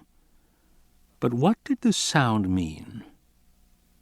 Standing there in the hot sun, Levine decided to perform a little experiment. He cupped his hands around his mouth and imitated the parasaur's trumpeting cry. It wasn't a very good imitation, but immediately the lead parasaur looked up, turning its head this way and that, and it gave a low cry answering Levine. Levine gave a second call. Again the parasaur answered. Levine was pleased by this response and made an entry in his notebook. But when he looked up again, he was surprised to see that the parasaur herd was drifting away from the apatosaurs. They collected together, formed a single line, and began to walk directly toward the high hide. Levine started to sweat. What had he done? In some bizarre corner of his mind, he wondered if he had imitated a mating cry. That was all he needed, to attract a randy dinosaur. Who knew how these animals behaved in mating? With growing anxiety, he watched them march forward. Probably he should call Malcolm and ask his advice. But as he thought about it, he realized that by imitating that cry, he had interfered with the environment, introduced a new variable. He had done exactly what he had told Thorne he did not intend to do. It was thoughtless, of course, and surely not very important in the scheme of things. But Malcolm was certain to give him hell about it. Levine lowered his binoculars and stared. A deep trumpeting sound reverberated through the air, so loud it hurt his ears. The ground began to shake, making the high hide sway back and forth precariously. My God, he thought, they're coming right for me. He bent over, and with fumbling fingers, searched his backpack for the radio.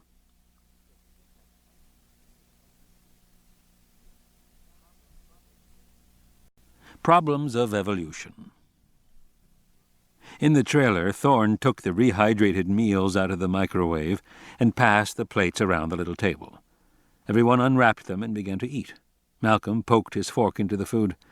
"What is this stuff?" "Herb-baked chicken breast," Thorne said. Malcolm took a bite and shook his head. "Isn't technology wonderful?" he said. "They managed to make it taste just like cardboard." Malcolm looked at the two kids seated opposite him, who were eating energetically. Kelly glanced up at him and gestured with her fork at the book strapped into a shelf beside the table. "One thing I don't understand." "Only one?" Malcolm said. "All this business about evolution," she said. "Darwin wrote his book a long time ago, right?"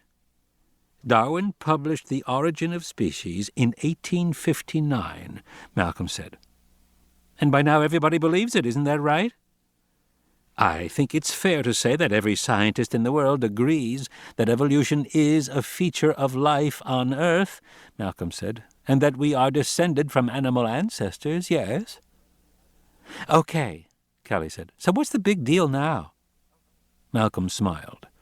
"The big deal," he said, "is that everybody agrees evolution occurs, but nobody understands how it works. There are big problems with the theory, and more scientists are admitting it." Malcolm pushed his plate away.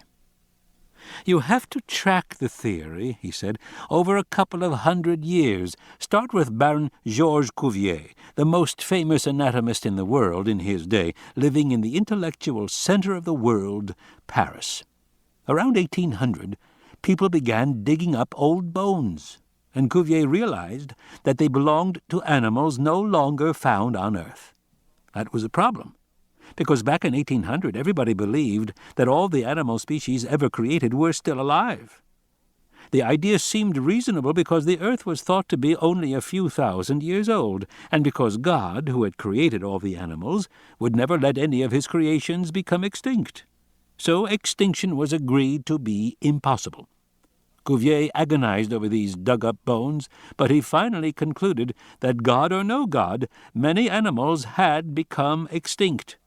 As a result, he thought, of worldwide catastrophes, like Noah's flood. Okay. So Cuvier reluctantly came to believe in extinction, Malcolm said, but he never accepted evolution. In Cuvier's mind, evolution didn't occur. Some animals died and some survived, but none evolved. In his view, animals didn't change. Then along came Darwin, who said that animals did evolve and that the dug-up bones were actually the extinct predecessors of living animals. The implications of Darwin's idea upset lots of people. They didn't like to think of God's creations changing. And they didn't like to think of monkeys in their family trees. It was embarrassing and offensive. The debate was fierce, but Darwin amassed a tremendous amount of factual data. He had made an overwhelming case. So, gradually, his idea of evolution was accepted by scientists and by the world at large. But the question remained, how does evolution happen? For that, Darwin didn't have a good answer. Natural selection, Arby said.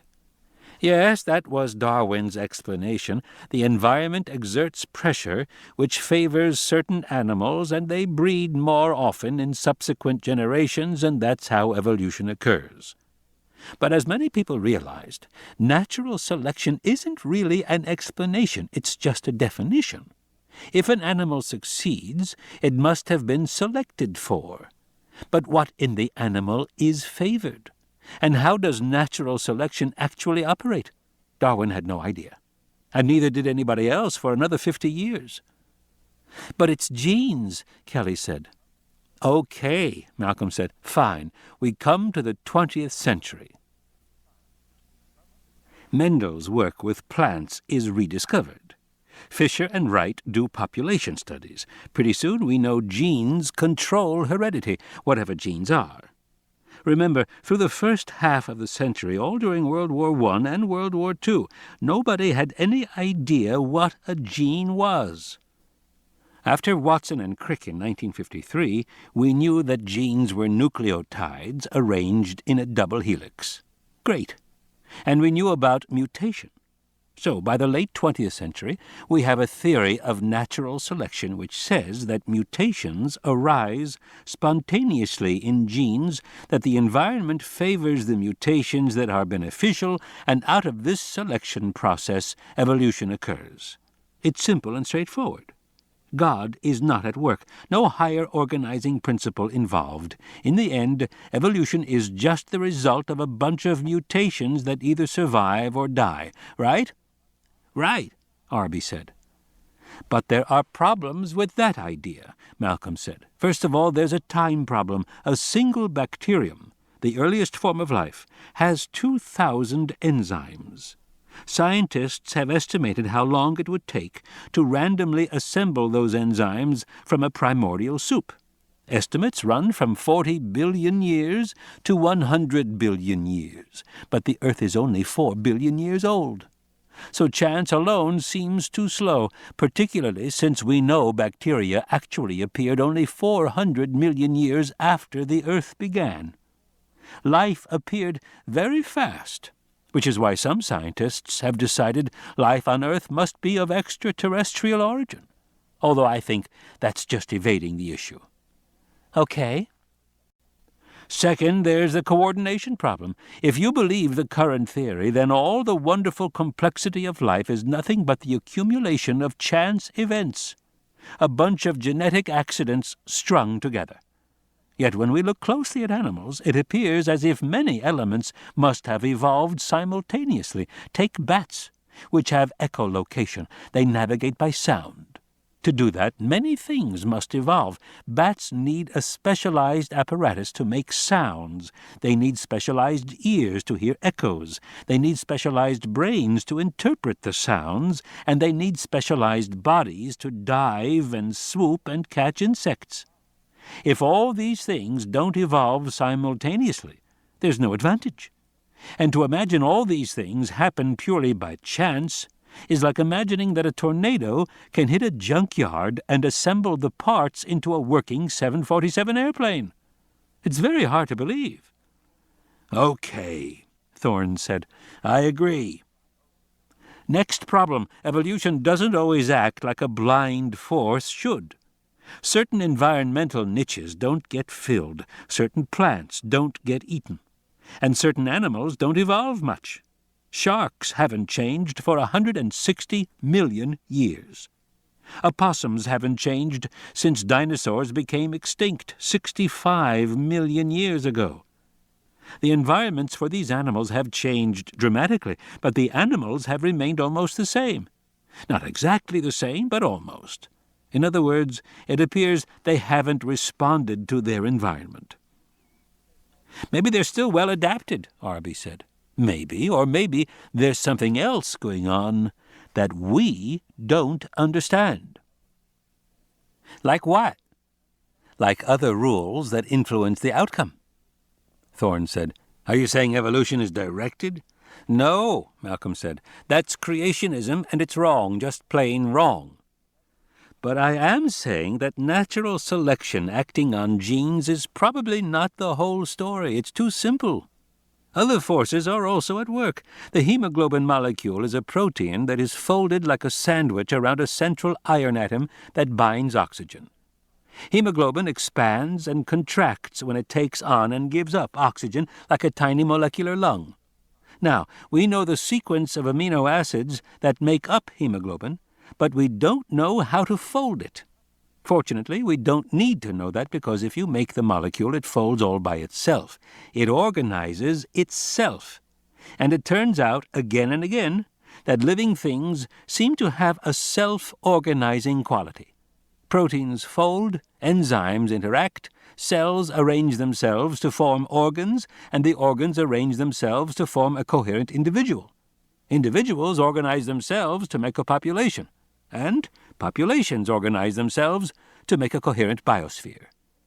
From complexity theory, we're starting to have a sense of how this self-organization may happen and what it means, and it implies a major change in how we view evolution.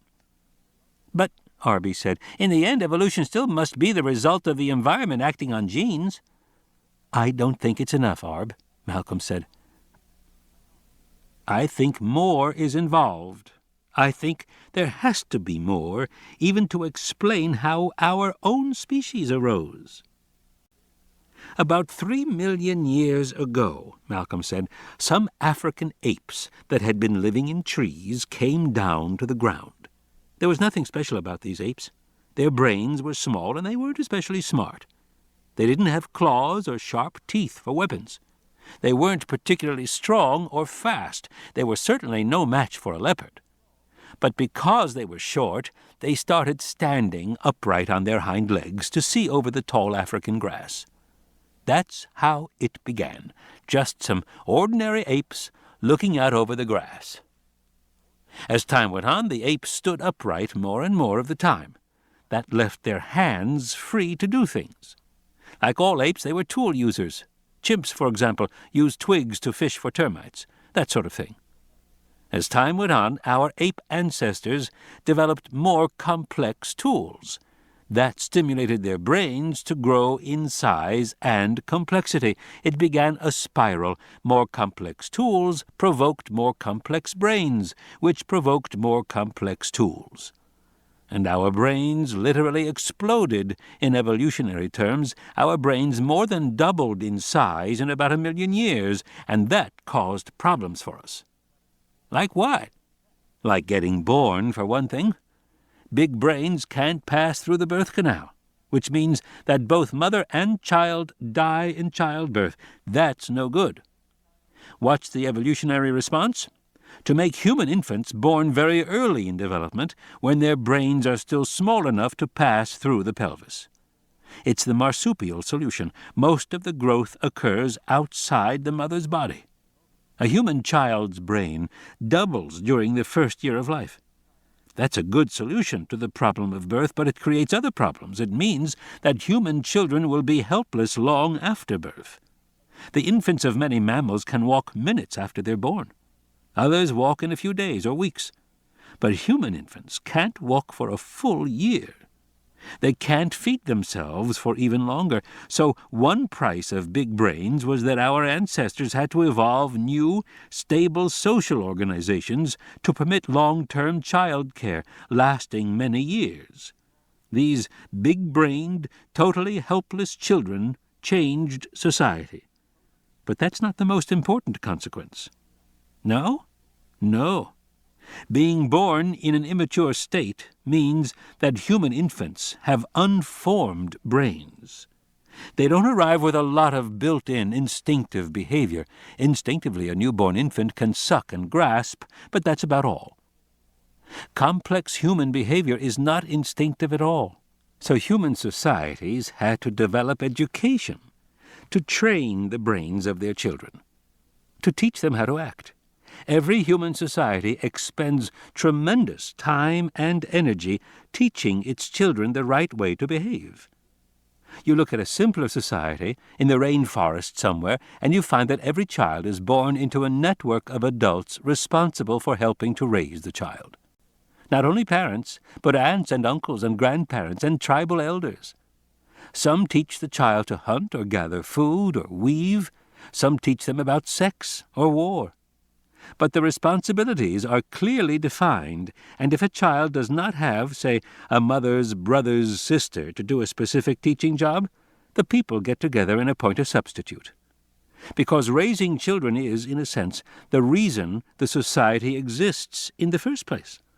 It's the most important thing that happens, and it's the culmination of all the tools and language and social structure that has evolved.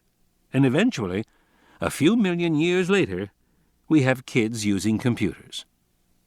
Now, if this picture makes sense, where does natural selection act? Does it act on the body, enlarging the brain? Does it act on the developmental sequence, pushing the kids out early? Does it act on social behavior, provoking cooperation and child caring? Or does it act everywhere all at once, on bodies, on development, and on social behavior? Everywhere at once, Arby said. I think so, Malcolm said. But there may also be parts of this story that happen automatically, the result of self-organization. For example, infants of all species have a characteristic appearance. Big eyes, big heads, small faces, uncoordinated movements. That's true of kids and puppies and baby birds. And it seems to provoke adults of all species to act tenderly toward them. In a sense, you might say, infant appearance seems to self-organize adult behavior. And in our case, a good thing, too. Thorne said, What does that have to do with dinosaur extinction? Self-organizing principles can act for better or worse. Just as self-organization can coordinate change, it can also lead a population into decline and cause it to lose its edge. On this island, my hope is we'll see self-organizing adaptations in the behavior of real dinosaurs, and it'll tell us why they became extinct. In fact, I'm pretty sure we already know why the dinosaurs became extinct. The radio clicked. Bravo, Levine said over the intercom. I couldn't have put it better myself, but perhaps you better see what is happening out here. The parasaurs are doing something very interesting, Ian. What's that? Come and look. Kids, Malcolm said, you stay here and watch the monitors. He pressed the radio button. Richard, we're on our way. Parasaurs. Richard Levine gripped the railing of the high hide and watched tensely. Directly ahead, coming into view over a low rise, he saw the magnificent head of a Parasaurolophus walkeri. The duck-billed hadrosaur's skull was 3 feet long, but it was made larger by a long, horned crest that extended backward high in the air. As the animal approached, Levine could see the green mottling on the head. He saw the long, powerful neck, the heavy body with its light green underbelly. The Parasaurolophus was 12 feet tall and roughly the size of a large elephant. Its head was almost as high as the floor of the high hide. The animal moved steadily toward him, its footsteps thumping on the ground. Moments later, he saw a second head appear over the rise, then a third and a fourth. The animals trumpeted and walked in single file directly toward him. Within moments, the lead animal was abreast of the hide. Levine held his breath as it passed. The animal stared at him, its large brown eye rolling to watch him. It licked its lips with a dark purple tongue. The hide shook with its footsteps, and then it passed, continuing on toward the jungle behind. Soon after, the second animal passed. The third animal brushed against the structure, rocking it slightly, but the dinosaur did not seem to notice. It continued steadily on. So did the others. One by one they disappeared into the dense foliage behind the high hide. The earth ceased to vibrate. It was then that he saw the game trail running past the high hide and into the jungle. Levine sighed. His body relaxed slowly. He picked up his binoculars and took a deep breath, calming himself. His panic faded. He began to feel better. And then he thought, what are they doing? Where are they going? Because, as he considered it, the behavior of the parasaurs seemed extremely strange. They had been in a defensive cluster while they fed, but in movement they had shifted to single file, which broke the usual clumped herd pattern and made every animal vulnerable to predation. Yet the behavior was clearly organized. Moving in single file must serve some purpose. But what? Now that they were within the jungle, the animals had begun making low trumpeting sounds of short duration. Again, he had the sense that this was some sort of vocalization to convey position. Perhaps for members to keep track of each other while they moved through the jungle, while they changed locations. But why were they changing locations? Where were they going? What were they doing? He certainly couldn't tell here, standing up in the high hide. He hesitated, listening to them. Then, in a decisive moment, he swung his leg over the railing and climbed quickly down the scaffolding.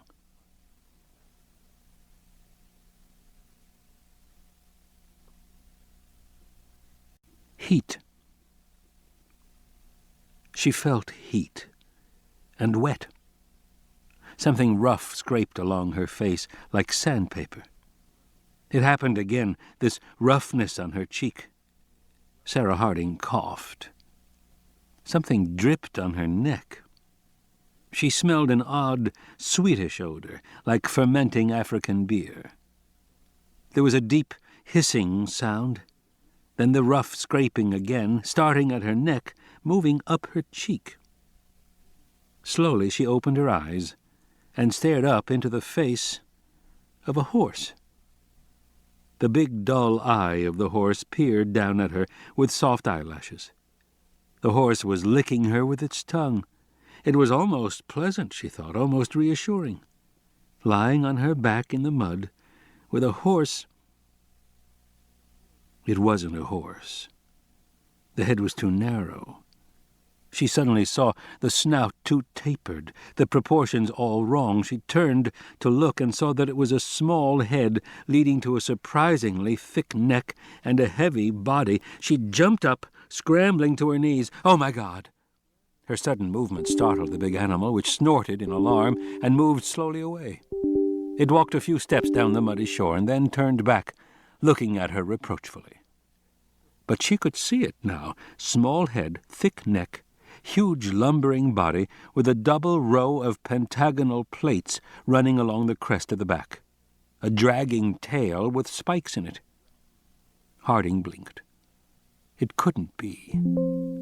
Confused and dazed, her brain fumbled for the name of this creature, and it came back to her, all the way from childhood. Stegosaurus. It was a goddamn Stegosaurus. In her astonishment, her mind went back to the glaring white hospital room when she had visited Ian Malcolm in his delirium, when he mumbled the names of several dinosaurs. She had always had her suspicions. But even now, confronted by a living stegosaur, her immediate reaction was that it must be some kind of a trick. Sarah squinted at the animal, looking for the seam in the costume, the mechanical joints beneath the skin. But the skin was seamless, and the animal moved in an integrated, organic way. The eyes blinked slowly. Then the Stegosaurus turned away from her, moved to the water's edge, and lapped it with its large, rough tongue. The tongue was dark blue. How could that be? Dark blue from venous blood? Was it cold-blooded? No, this animal moved much too smoothly. It had the assurance and indifference of a warm-blooded creature. Lizards and reptiles always seemed to be paying attention to the temperature of their surroundings. This creature didn't behave that way at all. It stood in the shade and lapped up the cold water, indifferent to it all. She looked down at her shirt, saw the foamy spittle running down from her neck. It had drooled on her. She touched it with her fingers. It was warm. It was warm-blooded, all right. A Stegosaurus. She stared. The Stegosaurus's skin had a pebbled texture, but it was not scaly like a reptile's. It was more like the skin of a rhino, she thought, or of a warthog, except it was entirely hairless, without the bristles of a pig. The Stegosaurus moved slowly. It had a peaceful, rather stupid air. And it probably was stupid, she thought, looking again at the head. The brain case was much smaller than that of a horse, very small for the body weight. She got to her feet and groaned. Her body ached. Every limb and muscle was sore. Her legs trembled. She took a breath. A few yards away, the Stegosaurus paused, glanced at her, taking in her new upright appearance. When she did not move, it became indifferent once again and returned to drinking from the river. "I'll be damned," she said. She looked at her watch. It was 1:30 in the afternoon, the sun still high overhead. She couldn't use the sun to navigate, and the afternoon was very hot. She decided she had better start walking and try and find Malcolm and Thorne. Barefooted, moving stiffly, her muscles aching, she headed into the jungle, away from the river. After walking half an hour, she was very thirsty, but she had trained herself to go without water for long periods in the African savannah. She continued on, indifferent to her own discomfort. As she approached the top of a ridge, she came to a game trail, a wide, muddy track through the jungle. It was easier walking along the trail, and she had been following it for about 15 minutes when she heard an excited yelping from somewhere ahead. It reminded her of dogs, and she proceeded cautiously. Moments later, there was a crashing sound in the underbrush, coming from several directions at once, and suddenly a dark green, lizard-like animal about 4 feet high burst through the foliage at terrific speed, shrieked, and leaped over her. She ducked instinctively, and hardly had time to recover before a second animal appeared and raced past her. Within instants, a whole herd of animals was running past her on all sides, yelping in fear, and then the next one brushed against her and knocked her over. She fell in the mud as other animals leaped and crashed around her. A few feet ahead on the trail, she saw a large tree with low-hanging branches. She acted without thinking, jumping to her feet, grabbing the branch, and swinging up. She reached safety just as a new dinosaur with sharp-clawed feet rushed through the mud beneath her and chased after the fleeing green creatures. As this animal went away from her, she glimpsed a dark body, 6 feet tall, with reddish stripes like a tiger. Soon after, a second striped animal appeared, then a third, a pack of predators hissing and snarling as they pursued the green dinosaurs. From her years in the field, she found herself automatically counting the animals that rushed past her. By her count, there were 9 striped predators, and that immediately piqued her interest. It made no sense, she thought. As soon as the last of the predators was gone, she dropped down to the ground and hurried to follow them. It occurred to her that it might be foolish to do so, but her curiosity overcame her. She chased the tiger dinosaurs up a hill, but even before she reached the crest, she could tell from the snarls and growls that they had already brought an animal down. At the crest, she looked down on their kill. But it was like no kill she had ever seen in Africa. On the Seronera Plain, a kill site had its own organization, which was quite predictable and, in a way, was almost stately. The biggest predators, lions or hyenas, were closest to the carcass, feeding with their young. Farther out, waiting their turn, were the vultures and marabou storks, and still farther out, the jackals and other small scavengers circled warily. After the big predators finished, the smaller animals moved in. Different animals ate different parts of the bodies. The hyenas and vultures ate bones. The jackals nibbled the carcass clean. This was the pattern at any kill, and as a result, there was very little squabbling or fighting around the food. But here she saw pandemonium, a feeding frenzy. The fallen animal was thickly covered with striped predators, all furiously ripping the flesh of the carcass, with frequent pauses to snarl and fight with each other. Their fights were openly vicious. One predator bit the adjacent animal, inflicting a deep flank wound. Immediately, several other predators snapped at the same animal, which limped away, hissing and bleeding, badly wounded. Once at the periphery, the wounded animal retaliated by biting the tail of another creature, again causing a serious wound. A young juvenile, about half the size of the others, kept pushing forward, trying to get at a bit of the carcass, but the adults did not make room for it. Instead, they snarled and snapped in fury. The youngster was frequently obliged to hop back nimbly, keeping its distance from the razor-sharp fangs of the grown-ups. Harding saw no infants at all. This was a society of vicious adults. As she watched the big predators, their heads and bodies smeared in blood, she noticed the crisscross pattern of healed scars on their flanks and necks. These were obviously quick, intelligent animals, yet they fought continually. Was that the way their social organization had evolved? If so, it was a rare event. Animals of many species fought for food, territory, and sex, but these fights most often involved display and ritual aggression. Serious injury seldom occurred. There were exceptions, of course. When male hippos fought to take over a harem, they often severely wounded other males. But in any case, nothing matched what she saw now.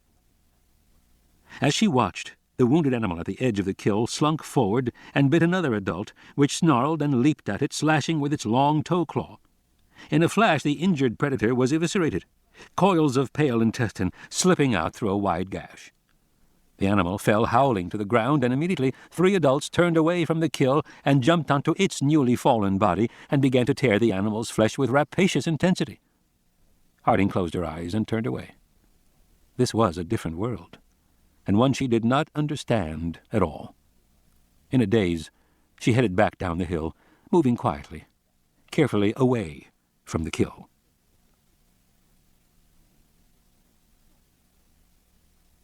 Noise. The Ford Explorer glided quietly forward along the jungle path. They were following a game trail on the ridge above the valley, heading down toward the high hide in the valley below. Thorne drove. He said to Malcolm, "You were saying earlier that you knew why the dinosaurs became extinct." "Well, I'm pretty sure I do," Malcolm said. "The basic situation is simple enough." He shifted in his seat. Dinosaurs arose in the Triassic about 228 million years ago. They proliferated throughout the Jurassic and the Cretaceous periods that followed. They were the dominant life form on this planet for about 150 million years, which is a very long time. "Considering we've been here for only 3 million, Eddie said. "Let's not put on airs," Malcolm said. "Some puny apes have been here for 3 million years. We haven't. Recognizable human beings have only been on this planet for 35,000 years, he said. That's how long it's been since our ancestors painted caves in France and Spain, drawing pictures of game to invoke success in the hunt. 35,000 years. In the history of the Earth, that's nothing at all. We've just arrived." "Okay. And of course, even 35,000 years ago, we were already making species extinct. Cavemen killed so much game that animals became extinct on several continents. There used to be lions and tigers in Europe. There used to be giraffes and rhinos in Los Angeles. Hell, 10,000 years ago, the ancestors of Native Americans hunted the woolly mammoth to extinction. This is nothing new, this human tendency. Ian? Well, it's a fact, although your modern airheads think it's also brand new. Ian, you were talking about dinosaurs." "Right. Dinosaurs. Anyway, during 150 million years on this planet, dinosaurs were so successful that by the Cretaceous, there were 21 major groups of them. A few groups, like the Camarasaurs and Fabrasaurs, had died out, but the overwhelming majority of dinosaur groups were still active throughout the Cretaceous. And then, suddenly, about 65 million years ago, every single group became extinct, and only the birds remained. So, the question is, what was that?" "I thought you knew," Thorne said. "No, I mean, what was that sound? Did you hear something?" "No," Thorne said. "Stop the car," Malcolm said. Thorne stopped the car and clicked off the engine. They rolled down the windows and felt the still midday heat. There was almost no breeze. They listened for a while. Thorne shrugged. "I don't hear anything. What did you think you—" "Shh," Malcolm said. He cupped his hand to his ear and put his head out the window, listening intently. After a moment he came back in. "I could have sworn I heard an engine." "An engine? You mean an internal combustion engine?" "Right." He pointed to the east. "It sounded like it was coming from over there." They listened again and heard nothing. Thorne shook his head. "I can't imagine a gas engine here, Ian. There's no gas to run one." The radio clicked. "Dr. Malcolm?" It was Arby in the trailer. "Yes, Arby? Who else is here on the island?" "What do you mean?" "Turn on your monitor." Thorne flicked on the dashboard monitor. They saw a view from one of the security cameras. The view looked down into the narrow, steep east valley. They saw the slope of a hillside, dark beneath the trees. A tree branch blocked much of the frame, but the view was still silent. There was no sign of activity. "What did you see, Arby?" "Just watch." Through the leaves, Thorne saw a flash of khaki, then another. He realized it was a person, half walking, half sliding down the steep jungle slope toward the floor below. Small, compact frame, short, dark hair. "I'll be damned," Malcolm said, smiling. "You know who that is?" "Yes, of course. It's Sarah." "Well, we better go get her." Thorne reached for the radio, pressed the button. "Richard," he said. There was no answer. "Richard, are you reading?" There was no answer. Malcolm sighed. "Great, he's not answering. Probably decided to go for a walk, pursuing his research." That's what I'm afraid of, Thorne said. Eddie, unhook the motorcycle and go see what Levine's doing now. Take a Lindstrat with you. We'll go pick up Sarah.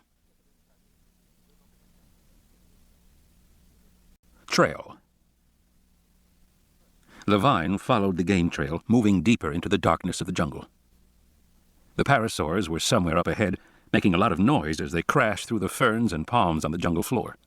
At least now he understood why they had formed into a single file. There was no other practical way to move through the dense growth of the rainforest. Their vocalizations had never stopped, but Levine noticed they were taking on a different character, more high-pitched, more excited. He hurried forward, pushing past wet palm fronds taller than he was, following the beaten trail.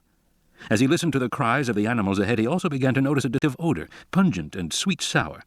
He had the feeling the odor was growing stronger. But up ahead, something was happening. There was no doubt about it. The parasaur vocalizations were now clipped, almost barking sounds. He sensed in them an agitated quality, but what could agitate an animal 12 feet high and 30 feet long? His curiosity overwhelmed him. Levine began to run through the jungle, shoving aside palms, leaping over fallen trees. In the foliage ahead he heard a hissing sound, a sort of spattering, and then one of the parasaurs gave a long, low, trumpeting cry.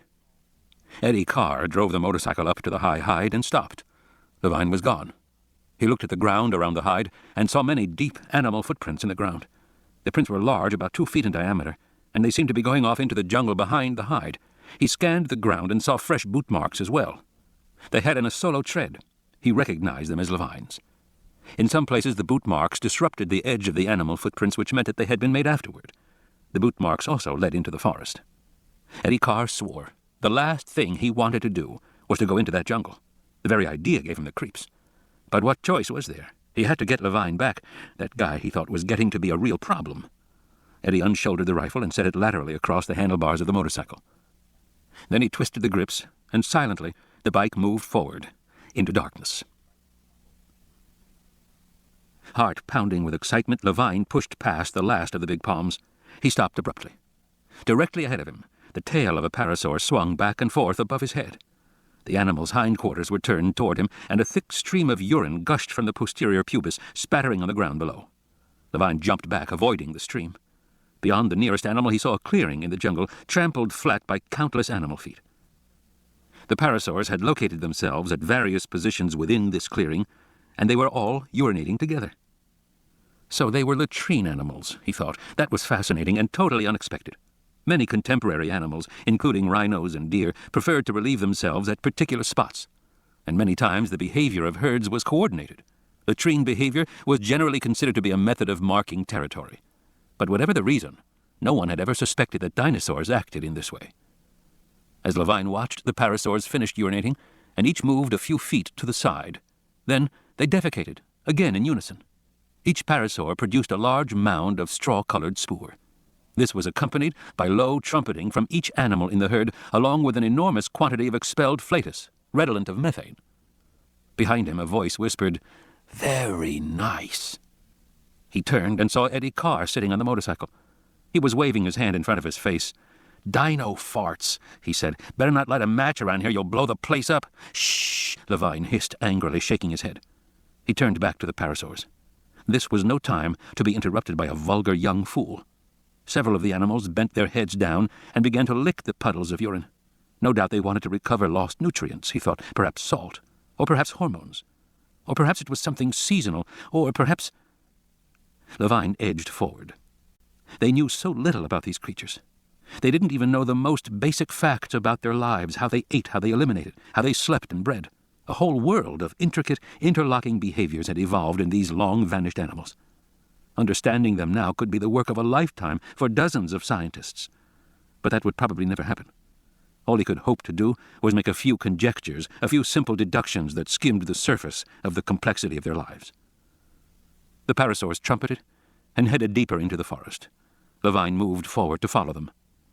"Dr. Levine," Eddie said quietly, "get on the bike, now."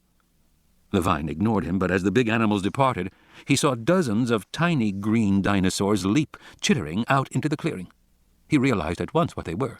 Procompsognathus triassicus, small scavenger found by Frass in 1913 in Bavaria. Levine stared, fascinated. Of course he knew the animal well, but only from reconstructions, because there were no complete skeletons of Procompsognathus anywhere in the world. Ostrom had done the most complete studies, but he had to work with a skeleton that was badly crushed and fragmentary. The tail, neck, and arms were all missing from the animals Ostrom described. Yet here the procompsognathids were fully formed and active, hopping around like so many chickens. As he watched, the compies began to eat the fresh dung and drink what was left of the urine. Levine frowned. Was that part of ordinary scavenger behavior? Levine wasn't sure. He edged forward to look at them more closely. "Dr. Levine," Eddie whispered. It was interesting that the compies only ate fresh dung, not the dried remnants that were everywhere in the clearing. Whatever nutrients they were obtaining from the dung, it must only be present in fresh specimens. That suggested a protein or hormone that would degrade over time. Probably he should obtain a fresh sample for analysis. He reached into his shirt pocket and withdrew a plastic baggie. He moved among the compies, which seemed indifferent in his presence. He crouched down by the nearest dung pile and reached slowly forward. "Dr. Levine!" He glanced back, annoyed, and in that moment, one of the compies leaped forward and bit his hand. Another jumped onto his shoulder and bit his ear. Levine yelled and stood up. The compies hopped onto the ground and scampered away. "Damn it," he said. Eddie drove up on the motorcycle. "That's enough," he said. "Get on the damn bike. We're getting out of here."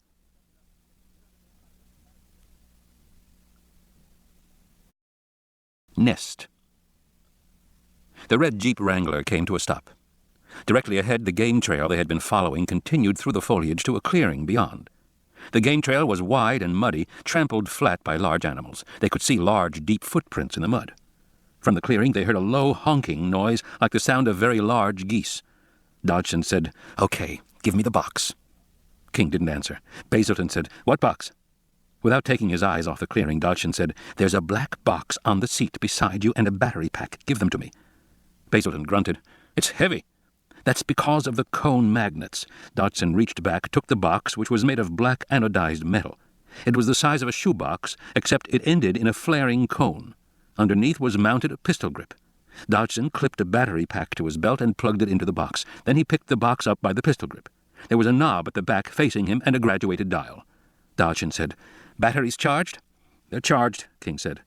"Okay," Dodgson said. "I'll go first into the nest area. I'll adjust the box and get rid of the animals. You two follow behind me, and once the animals are gone, you each take an egg from the nest. Then you leave and bring them back to the car. I'll come back last. Then we all drive off. Got it?" "Right," Basilton said. "Okay," King said. "What kind of dinosaurs are these?" "I have no fucking idea," Dodgson said, climbing out of the car. "And it doesn't make any difference. Just follow the procedure." He closed the door softly. The others got out quietly, and they started forward down the wet trail. Their feet squished in the mud. The sound from the clearing continued. To Dodgson, it sounded like a lot of animals. He pushed aside the last of the ferns and saw them. It was a large nesting site, with perhaps 4 or 5 low earthen mounds covered in grasses. The mounds were about 7 feet wide and 3 feet deep. There were 20 beige-colored adults around the mounds, a whole herd of dinosaurs, surrounding the nesting site. And the adults were big, 30 feet long and 10 feet high, all honking and snorting. "Oh, my God," Basilton said, staring. Dodgson shook his head. "They're myosaurs," he whispered. "This is going to be a piece of cake." Myosaurs had been named by paleontologist Jack Horner. Before Horner, scientists assumed that dinosaurs abandoned their eggs as most reptiles did. Those assumptions fitted the old picture of dinosaurs as cold-blooded reptilian creatures. Like reptiles, they were thought to be solitary. Murals on museum walls rarely showed more than one example from each species, a brontosaurus here, a stegosaurus or a triceratops there, wading through the swamps. But Horner's excavations in the Badlands of Montana provided clear, unambiguous evidence that at least one species of hadrosaurs had engaged in complex nesting and parenting behavior. Horner incorporated that behavior in the name he gave these creatures. Myosaur meant good mother lizard. Watching them now, Dodgson could see the myosaurs were indeed attentive parents, the big adults circling the nests, moving carefully to step outside the shallow earthen mounds. The beige myosaurs were duck-billed dinosaurs. They had large heads that ended in a broad, flattened snout, rather like the bill of a duck. They were taking mouthfuls of grass and dropping it on the eggs in the mounds. This was, he knew, a way to regulate the temperature of the eggs. If the huge animals sat on the eggs, they would crush them. So instead they put a layer of grass over the eggs, which trapped heat and kept the eggs at a more constant temperature. The animals worked steadily. "They're huge," Basilton said. "They're nothing but oversized cows," Dodgson said. Although the myosaurs were large, they were plant-eaters, and they had the docile, slightly stupid manner of cows. "Ready? Here we go." He lifted the box like a gun and stepped forward into view. Dodgson expected a big reaction when the myosaurs saw him, but there was none at all. They hardly seemed to notice him. One or two adults looked over, stared with dumb eyes, and then looked away. The animals continued to drop grass on the eggs, which were pale white, spherical, and nearly 2 feet long. Each was about twice the size of an ostrich egg, about the size of a small beach ball. No animals had hatched yet. King and Basilton stepped out and stood beside him in the clearing. Still, the myosaurs ignored them. "Amazing," Basilton said. "Fine for us," Dodgson said, and he turned on the box. A continuous, high-pitched shriek filled the clearing. The myosaurs immediately turned toward the sound, honking and lifting their heads. They seemed agitated, confused. Dodgson twisted the dial, and the shriek became higher, ear-splitting. The myosaurs bobbed their heads and moved away from the painful sound. They clustered at the far end of the clearing. Several of the animals urinated in alarm. A few of them moved away into the foliage, abandoning the nest. They were agitated, but they stayed away. "Go now," Dodgson said. King stepped into the nearest nest and grunted as he picked up an egg. His arms hardly reached around the huge sphere. The myosaurs honked at him, but none of the adults moved forward. Then Basilton went into the nest, took an egg, and followed King back to the car. Dodgson walked backward, holding the box on the adults. At the edge of the clearing, he turned the sound off. At once the myosaurs came back, honking loudly and repeatedly, but as they returned to the nests, it seemed as if the adults forgot what had just happened. Within a few moments they ceased honking and went back to dropping grass over the eggs. They ignored Dodgson as he left and headed back along the game trail. "Stupid animals," Dodgson thought as he went to the car. Basilton and King were setting the eggs into big styrofoam containers in the back and fitting the foam packing around them carefully. Both men were grinning like kids. "That was amazing. Great. Fantastic. What did I tell you?" Dodgson said. "Nothing to it." He glanced at his watch. "At this rate, we'll finish in less than 4 hours." He climbed behind the steering wheel and turned on the engine. Basilton got into the back seat. King got in the passenger seat and took out the map. "Next," Dodgson said. The high hide. "I tell you it's fine," Levine said irritably. He was sweating in a stifling heat beneath the aluminum roof of the high hide. "Look, it didn't even break the skin." He held out his hand. There was a red semicircle where the compy had pressed its teeth into the skin, but that was all. Beside him, Eddie said, "Yeah, well, your ear is bleeding a little." "I don't feel anything. It can't be bad." "No, it's not bad," Eddie said, opening the first aid kit. "But I better clean it up."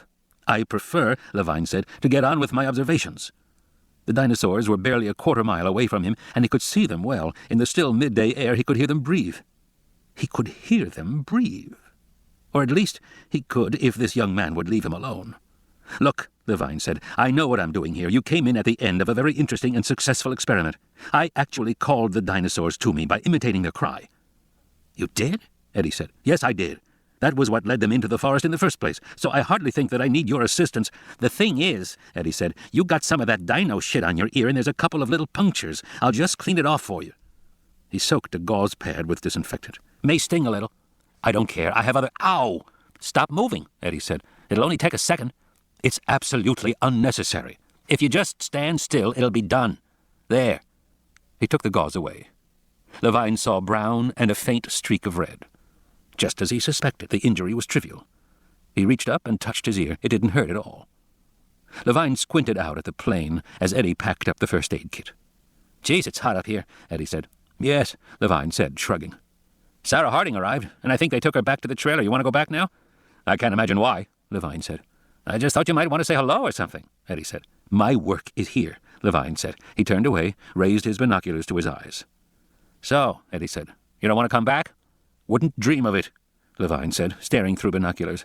"Not in a million years. Not in 65 million years."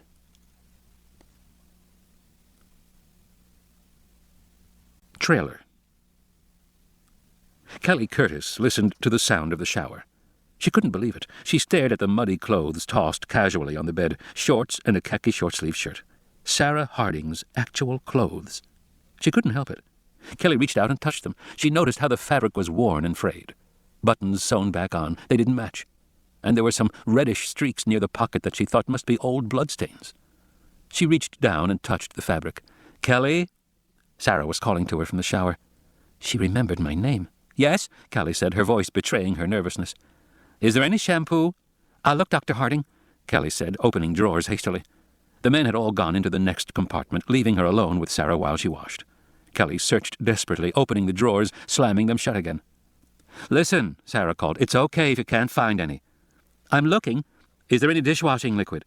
Kelly paused. There was a green plastic bottle by the sink. Yes, Dr. Harding, but give it to me. It's all the same stuff. I don't care. The hand reached out past the shower curtain. Kelly handed it to her. And my name is Sarah. Okay, Dr. Harding. Sarah. Okay, Sarah. Sarah Harding was a regular person, very informal and normal.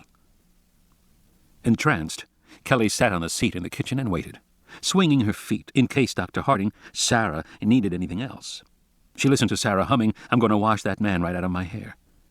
After a few moments, the shower turned off and her hand reached out and took the towel on the hook, and then she came out, wrapped in the towel. Sarah ran her fingers through her short hair, which seemed to be all the attention she gave to her appearance.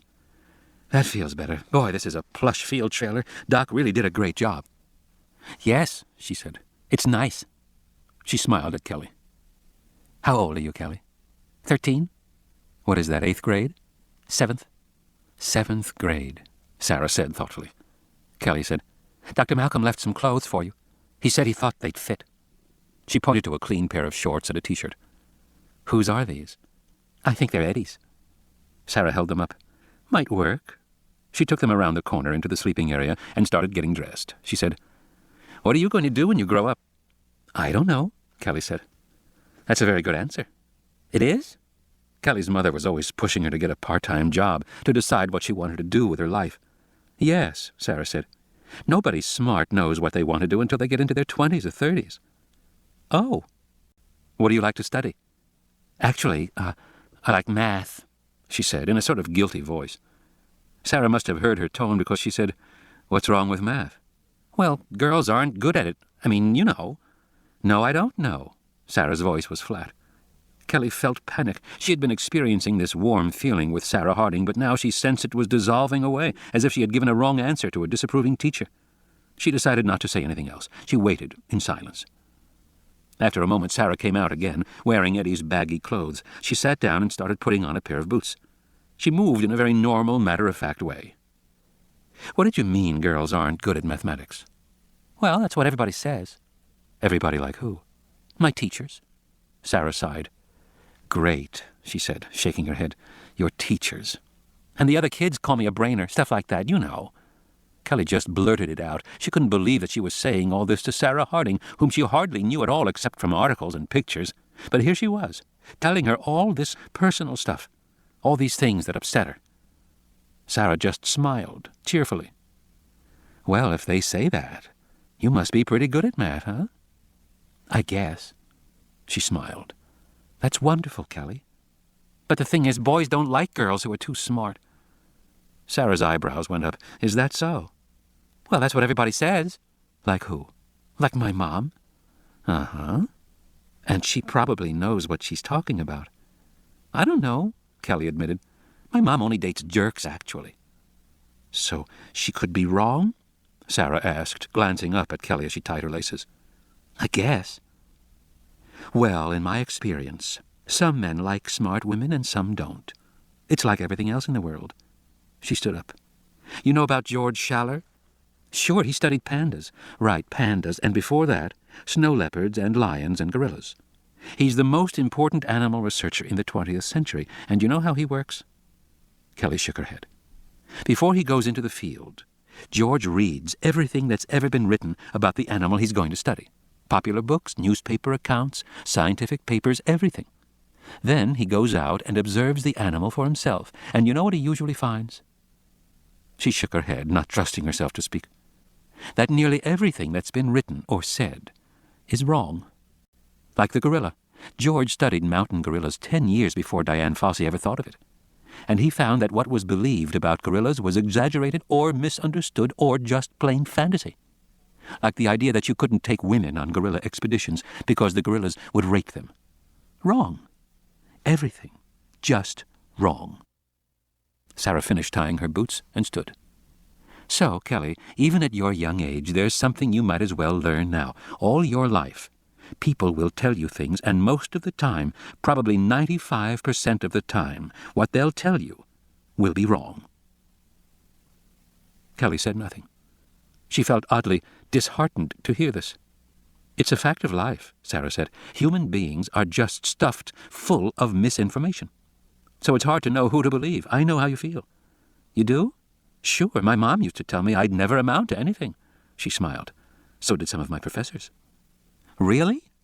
It didn't seem possible. Oh, yes, Sarah said. As a matter of fact...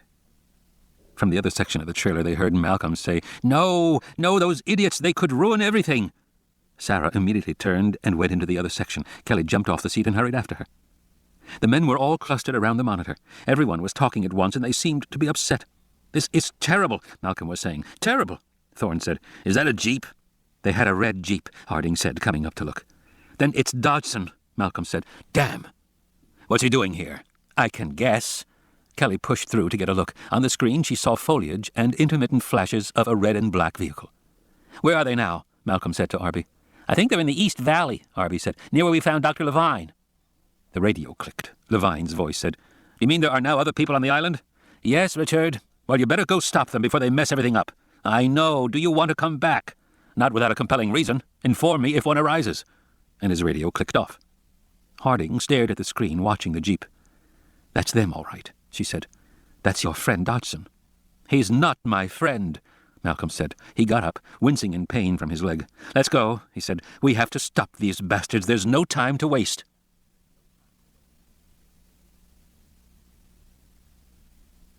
Nest. The red Jeep Wrangler rolled softly to a stop. Directly ahead was a wall of dense foliage, but through it they could see sunlight from the clearing beyond. Dodgson sat quietly in the car, listening. King turned to him, about to speak, but Dodgson held up his hand, gesturing to him to be silent. Then he heard it clearly, a low, rumbling growl, almost a purr.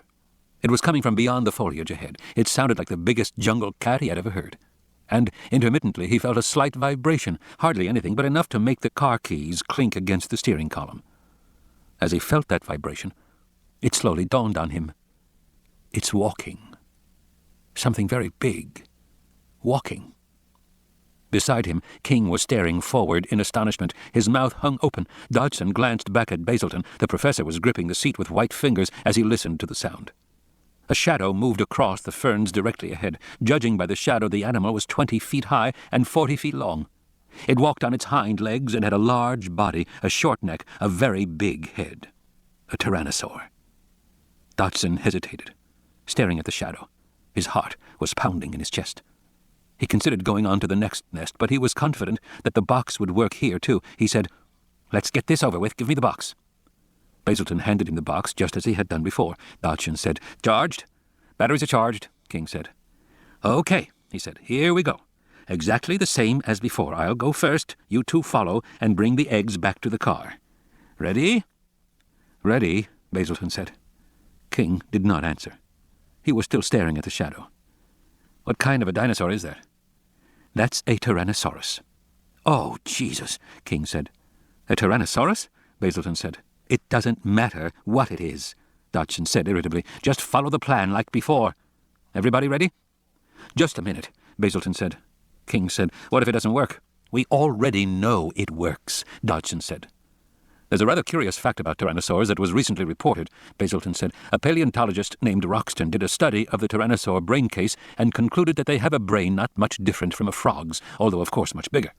The implication was their nervous systems were adapted to motion only. They can't see you if you stand still. Stationary objects become invisible to them. Are you sure about that? King said. Basilton said, That was the report. And it makes perfect sense. One can't forget that dinosaurs, for all their intimidating size, were actually rather primitive intellects. It's quite logical that a tyrannosaur would have the mental equipment of a frog. I don't see why we're rushing into this, King said nervously. He stared forward. It's much bigger than the other ones. So what? Dodgson said. You heard what George said. It's just a big frog. Let's get it done. Get out of the fucking car and don't slam the doors. George Basilton had felt quite good and authoritative, recalling that obscure article from the journals. He had been in his accustomed role, dispensing information to people who lacked it. Now that he approached the nest, he was astonished to notice that his knees had begun to tremble. His legs felt like rubber. He had always thought that was a figure of speech. He was alarmed to realize it could be literally true. He bit his lip and forced himself under control. He was not, he told himself, going to show fear. He was the master of this situation. Dodgson was already moving ahead, holding the black box like a gun in his hand. Basilton glanced over at King, who was deathly pale and sweating. He looked on the verge of collapse. He moved forward slowly. Basilton walked alongside him, making sure he was all right. Up ahead, Dodgson gave a final glance back, waved to Basilton and King to catch up. He glared at both of them, and then he stepped through the foliage into the clearing. Basilton saw the tyrannosaur. No, there were two. They stood on both sides of a mud mound, two adults 20 feet high on their hind legs, powerful, dark red, with big, vicious jaws. Like the myosaurs, the animals stared at Dodgson for a moment, a dumb stare, as if amazed to see an intruder. And then the tyrannosaurs roared in fury, an incredible bellowing, air-shaking roar. Dodgson lifted the box, pointed it at the animals. Immediately a continuous, high-pitched shriek filled the clearing. The tyrannosaurs roared in response, and lowered their heads, extending their necks forward, snapping their jaws, preparing to attack. They were huge, and they were unaffected by the sound. They started to come around the mound toward Dodgson. The earth shook as they moved. "Oh, fuck," King said. But Dodgson stayed cool. He twisted the dial. Basilton clapped his hands over his ears. The shriek became higher, louder, ear-splitting, incredibly painful. The response was immediate. The tyrannosaurs stepped back as if they had received a physical blow. They ducked their heads. They blinked their eyes rapidly. The sound seemed to vibrate in the air. They roared again, but weakly now, without conviction. A terrible screaming came from inside the mud nest. Dodgson moved forward, pointing the box in the air directly at the animals. The tyrannosaurs backed away, looking into the nest, then to Dodgson. They swung their heads back and forth rapidly, as if trying to clear their ears. Dodgson calmly adjusted the dial. The sound went higher. It was now excruciating. Dodgson began to climb the mud mound of the nest. Basilton and King scrambled up, following him. Basilton found himself looking down into a nest with 4 mottled white eggs and 2 young babies that looked for all the world like scrawny, oversized turkeys. Anyway, some kind of gigantic baby birds. The 2 tyrannosaurs were at the far end of the clearing, held away by the sound. Like the myosaurs, they urinated in agitation. They stomped their feet, but they did not come closer. Over the ear-splitting shriek of the box, Dodgson shouted, "Get the eggs!" In a daze, King stumbled down into the nest, grabbing the nearest egg. He fumbled it in his shaking hands. The egg flew into the air. He caught it again and lurched back. He stepped on the leg of one of the babies, which screamed in fear and pain.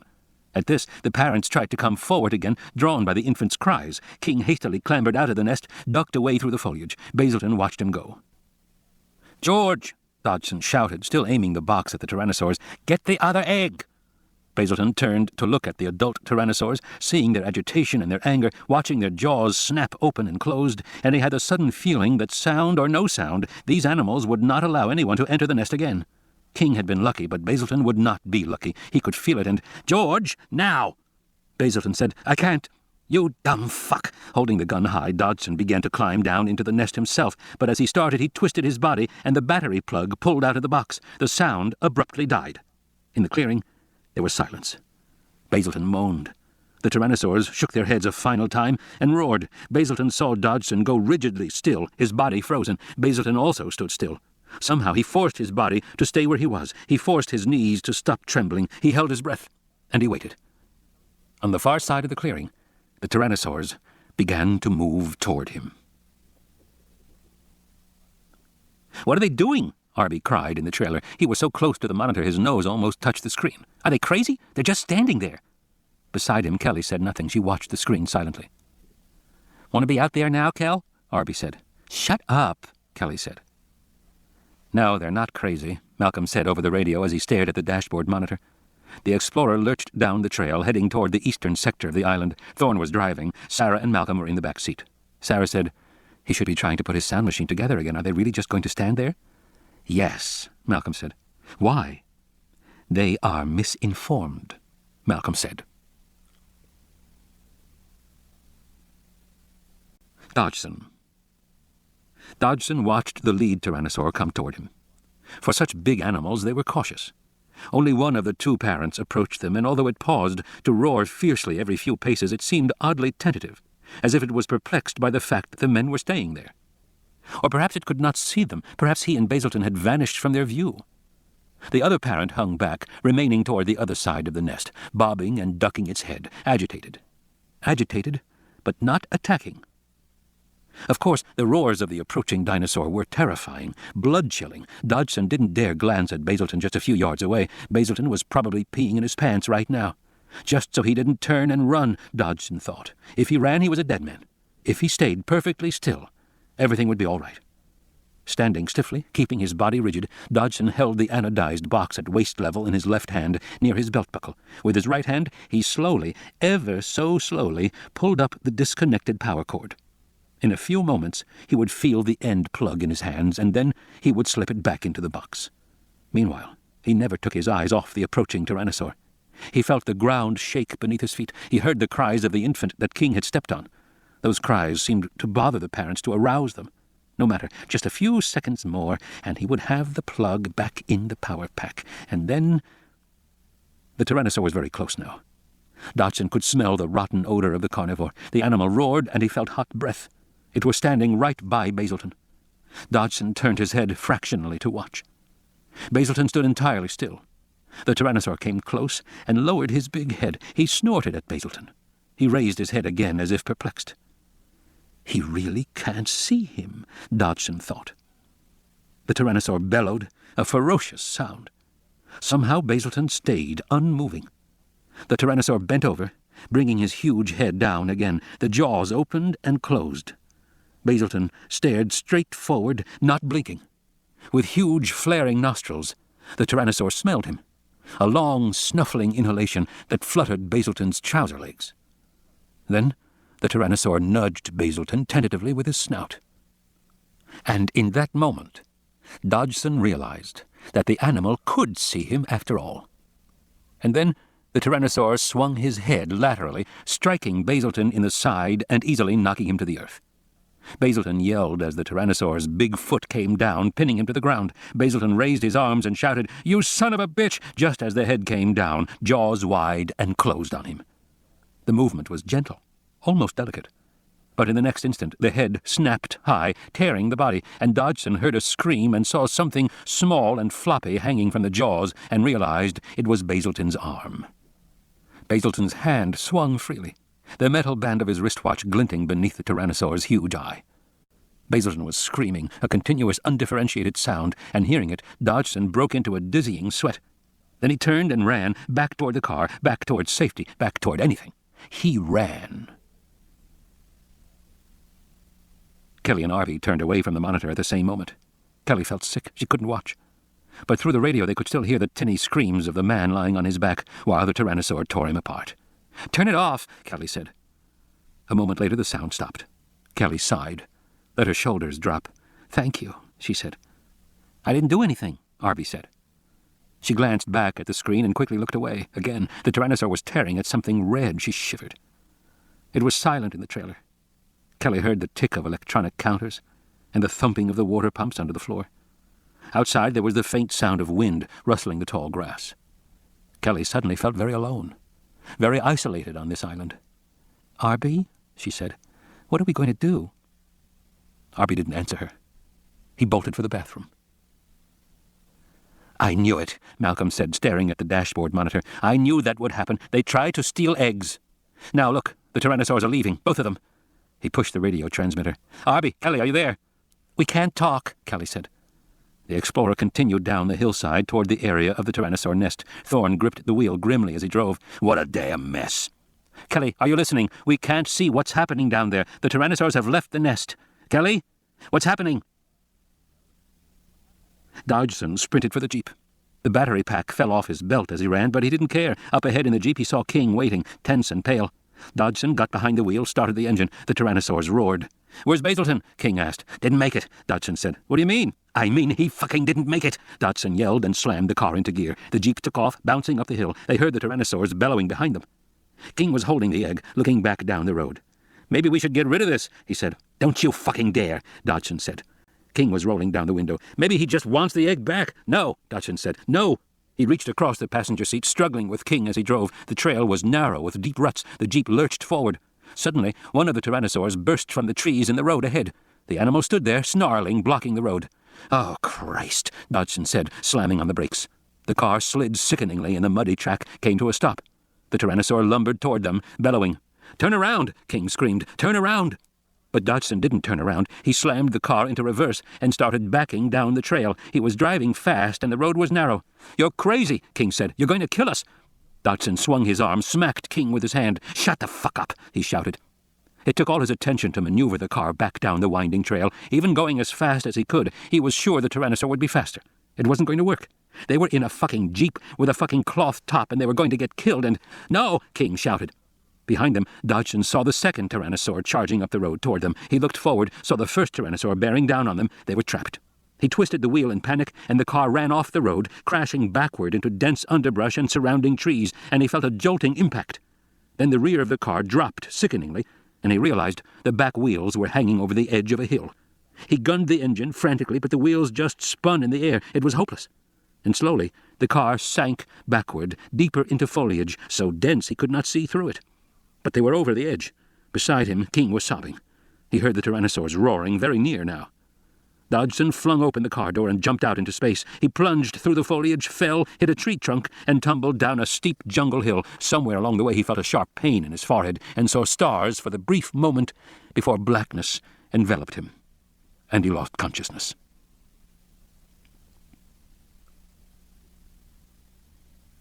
Decision. They sat in the Explorer, on top of the ridge overlooking the jungle-covered East Valley. The windows were down. They listened to the bellowing of the Tyrannosaurs as the huge animals crashed through the underbrush. "They both left the nest," Thorne said. "Yeah, those guys must have taken something," Malcolm sighed. They were silent a while, listening. They heard a soft buzzing, and then Eddie pulled up alongside them in the motorcycle. "I thought you might need help. Are you going to go down?" Malcolm shook his head. "No, absolutely not. It's too dangerous. We don't know where they are." Sarah Harding said, "Why did Dodgson just stand there like that? That's not the way to act around predators. You get caught around lions, you make a lot of noise, wave your hands, throw things at them, try to scare them off. You don't just stand there." "He probably read the wrong research paper," Malcolm said, shaking his head. "There's been a theory going around that tyrannosaurs can only see movement. A guy named Roxton made casts of Rex brain cases and concluded that tyrannosaurs had the brain of a frog." The radio clicked. Levine said, "Roxton is an idiot. He doesn't know enough anatomy to have sex with his wife. His paper was a joke." "What paper?" Thorne said. The radio clicked again. "Roxton," Levine said, "believed that tyrannosaurs had a visual system like an amphibian, like a frog. A frog sees motion but doesn't see stillness. But it is quite impossible that a predator such as a tyrannosaur would have a visual system that worked that way. Quite impossible. Because the most common defense of prey animals is to freeze. A deer or something like that, it senses danger and it freezes. A predator has to be able to see them anyway, and of course a tyrannosaur could." Over the radio, Levine snorted with disgust. "It's just like the other idiotic theory put forth by Grant a few years back, that a tyrannosaur could be confused by a driving rainstorm because it was not adapted to wet climates. That's equally absurd. The Cretaceous wasn't particularly dry, and in any case, tyrannosaurs are North American animals. They've only been found in the U.S. or Canada. Tyrannosaurus rex lived on the shores of the great inland sea east of the Rocky Mountains. There are lots of thunderstorms on mountain slopes. I'm quite sure tyrannosaurs saw plenty of rain, and they evolved to deal with it." "So is there any reason why a tyrannosaur might not attack somebody?" Malcolm said. "Yes, of course, the most obvious one," Levine said. "Which is? If it wasn't hungry. If it had just eaten another animal.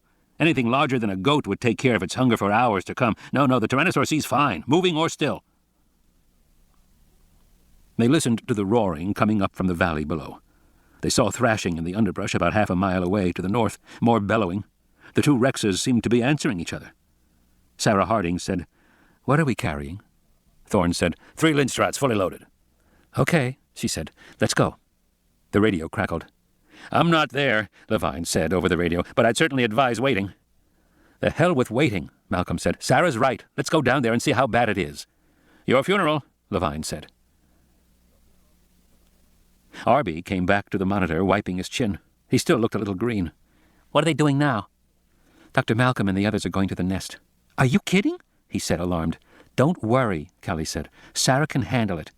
"You hope," Arby said. Nest. Just beyond the clearing, they parked the Explorer. Eddie pulled up in the motorcycle and leaned it against the trunk of a tree and waited while the others climbed out of the Explorer. Sarah Harding smelled the familiar sour odor of rotting flesh and excrement that always marked a carnivore nesting site. In the afternoon heat, it was faintly nauseating. Flies buzzed in the still air. Harding took one of the rifles, slung it over her shoulder. She looked at the three men. They were all standing very still, tense, not moving. Malcolm's face was pale, particularly around the lips. It reminded her of the time that Kaufmann, her old professor, had visited her in Africa. Kaufmann was one of those hard-drinking Hemingway types, with lots of affairs at home and lots of tales of his adventures with the orangs in Sumatra, the ring-tailed lemurs in Madagascar. So she took him with her to a kill site in the savannah, and he promptly passed out. He weighed more than 200 pounds, and she had to drag him out by the collar while the lions circled and snarled at her. It had been a good lesson for her. Now she leaned close to the three men and whispered, "If you've got any qualms about this, don't go. Just wait here. I don't want to worry about you. I can do this myself." She started off. "Are you sure?" "Yes. Now keep quiet." She moved directly toward the clearing. Malcolm and the others hurried to catch up with her. She pushed aside the palm fronds and stepped out into the open. The tyrannosaurs were gone, and the mud cone was deserted. Over to the right, she saw a shoe with a bit of torn flesh sticking out above the ragged sock. That was all there was left of Basilton. From within the nest, she heard a plaintive, high-pitched squeal. Harding climbed up the mud bank, with Malcolm struggling to follow. She saw 2 infant tyrannosaurs there, mewling. Nearby were 3 large eggs. They saw heavy footprints all around in the mud. "They took one of the eggs," Malcolm said. "Damn."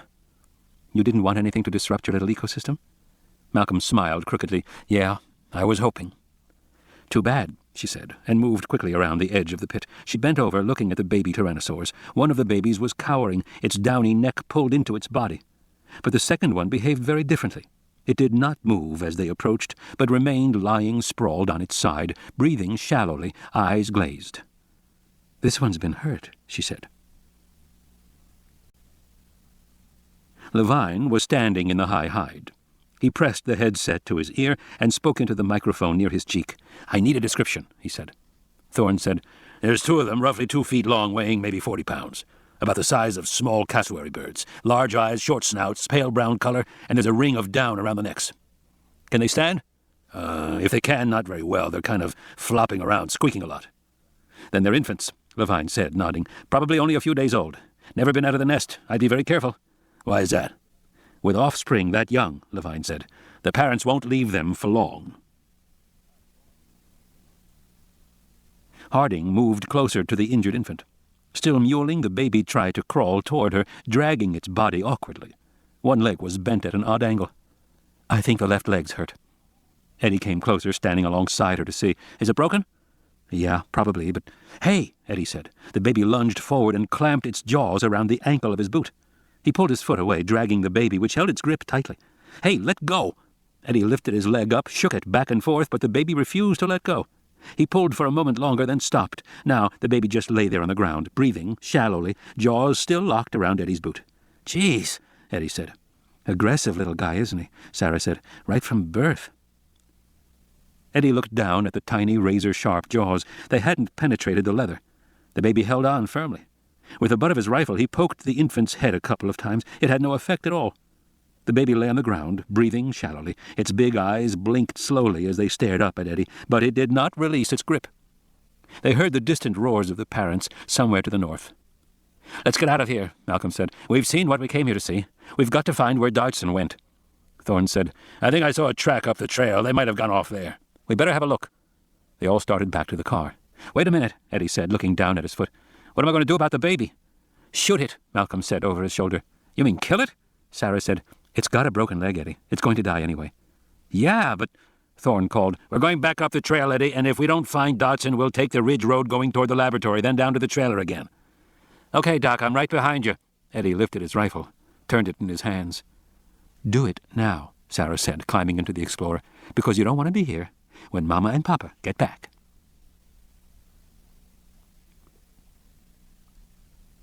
Gambler's Ruin. Driving up the trail, Malcolm stared at the dashboard monitor as the image flicked from one camera view to another. He was looking for Dodgson and the rest of his party. Over the radio, Levine said, "How bad was it?" "They took 1 egg," Malcolm said, "and we had to shoot one of the babies." "So a loss of 2 out of a total hatching brood of what, 6? "That's right." "Frankly, I'd say it's a minor matter," Levine said, "as long as you stop those people from doing anything more." "We're looking for them now," Malcolm said morosely. Harding said, "It was bound to happen, Ian. You know, you can't expect to observe the animals without changing anything. It's a scientific impossibility. Of course it is, Malcolm said. That's the greatest single scientific discovery of the 20th century. You can't study anything without changing it. Since Galileo, scientists had adopted the view that they were objective observers of the natural world. That was implicit in every aspect of their behavior, even the way they wrote scientific papers, saying things like, "It was observed," as if nobody had observed it. For 300 years, that impersonal quality was the hallmark of science. Science was objective, and the observer had no influence on the results he or she described. This objectivity made science different from the humanities or from religion, fields where the observer's point of view was integral, where the observer was inextricably mixed up in the results observed. But in the 20th century, that difference had vanished. Scientific objectivity was gone, even at the most fundamental levels. Physicists now knew you couldn't even measure a single subatomic particle without affecting it totally. If you stuck your instruments in to measure a particle's position, you changed its velocity. If you measured its velocity, you changed its position. That basic truth became the Heisenberg uncertainty principle, that whatever you studied, you also changed. In the end, it became clear that all scientists were participants in a participatory universe which did not allow anyone to be a mere observer. "I know objectivity is impossible," Malcolm said impatiently. "I'm not concerned about that." "Then what are you concerned about?" "I'm concerned about the gambler's ruin," Malcolm said, staring at the monitor. Gambler's ruin was a notorious and much debated statistical phenomenon that had major consequences both for evolution and for everyday life. "Let's say you're a gambler," he said, "and you're playing a coin toss game. Every time the coin comes up heads, you win $1. Every time it comes up tails, you lose $1. Okay. What happens over time?" Harding shrugged. "The chances of getting either heads or tails is even, so maybe you win, maybe you lose, but in the end, you'll come out at 0. "Unfortunately, you don't," Malcolm said. "If you gamble long enough, you'll always lose. The gambler is always ruined. That's why casinos stay in business. But the question is, what happens over time? What happens in the period before the gambler is finally ruined?" "Okay," she said. "What happens?" "If you chart the gambler's fortunes over time, what you find is the gambler wins for a period or loses for a period. In other words, everything in the world goes in streaks. It's a real phenomenon, and you see it everywhere, in weather, in river flooding, in baseball, in heart rhythms, in stock markets. Once things go bad, they tend to stay bad. Like the old folk saying that bad things come in threes, complexity theory tells us the folk wisdom is right. Bad things cluster. Things go to hell together. That's the real world." "So what are you saying? That things are going to hell now?" "They could be, thanks to Dodgson," Malcolm said, frowning at the monitor. "What happened to those bastards anyway?" King. There was a buzzing like the sound of a distant bee. Howard King was dimly aware of it as he came slowly back to consciousness. He opened his eyes and saw the windshield of a car and the branches of trees beyond. The buzzing was louder.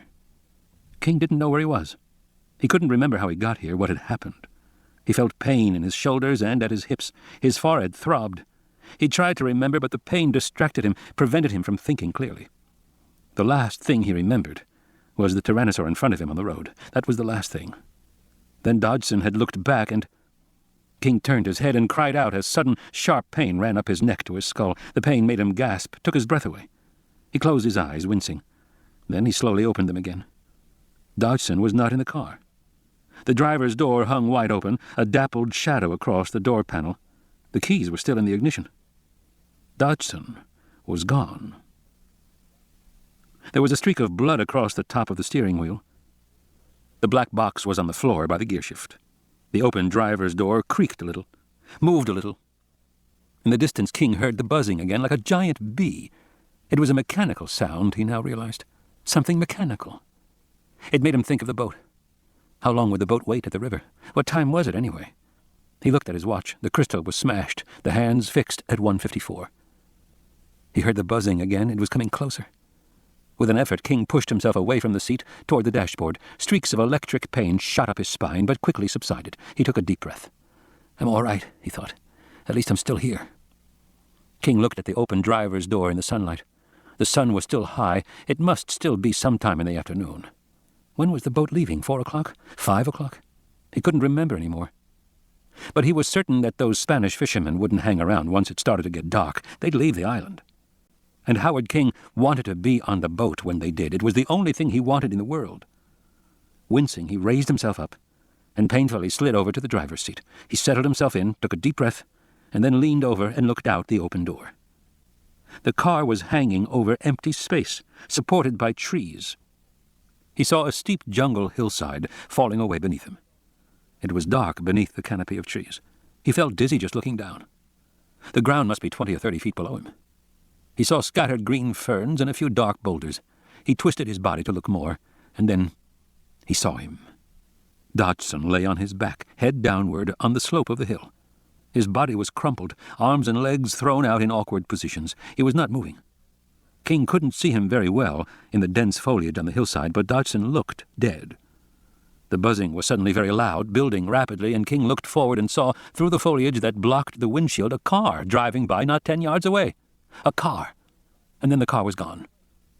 From the sound of it, he thought it was an electric car. So it must be Malcolm. Howard King was somehow encouraged by the thought that other people were on this island. He felt new strength, despite the pain in his body. He reached forward and turned the key in the ignition. The engine rumbled. He put the car in gear and gently stepped on the accelerator. The rear wheels spun. He engaged the front-wheel drive. At once the Jeep rumbled forward, lurching through the branches. A moment later he was out on the road. He remembered this road now. To the right it led down to the Tyrannosaurus nest. Malcolm's car had gone to the left. King turned left and headed up the road. He was trying to remember how to get back to the river, back to the boat. He vaguely recalled that there was a Y fork in the road at the top of the hill. He would take that fork, he decided, drive down the hill and get the hell off this island. That was his only goal, to get off this island before it was too late.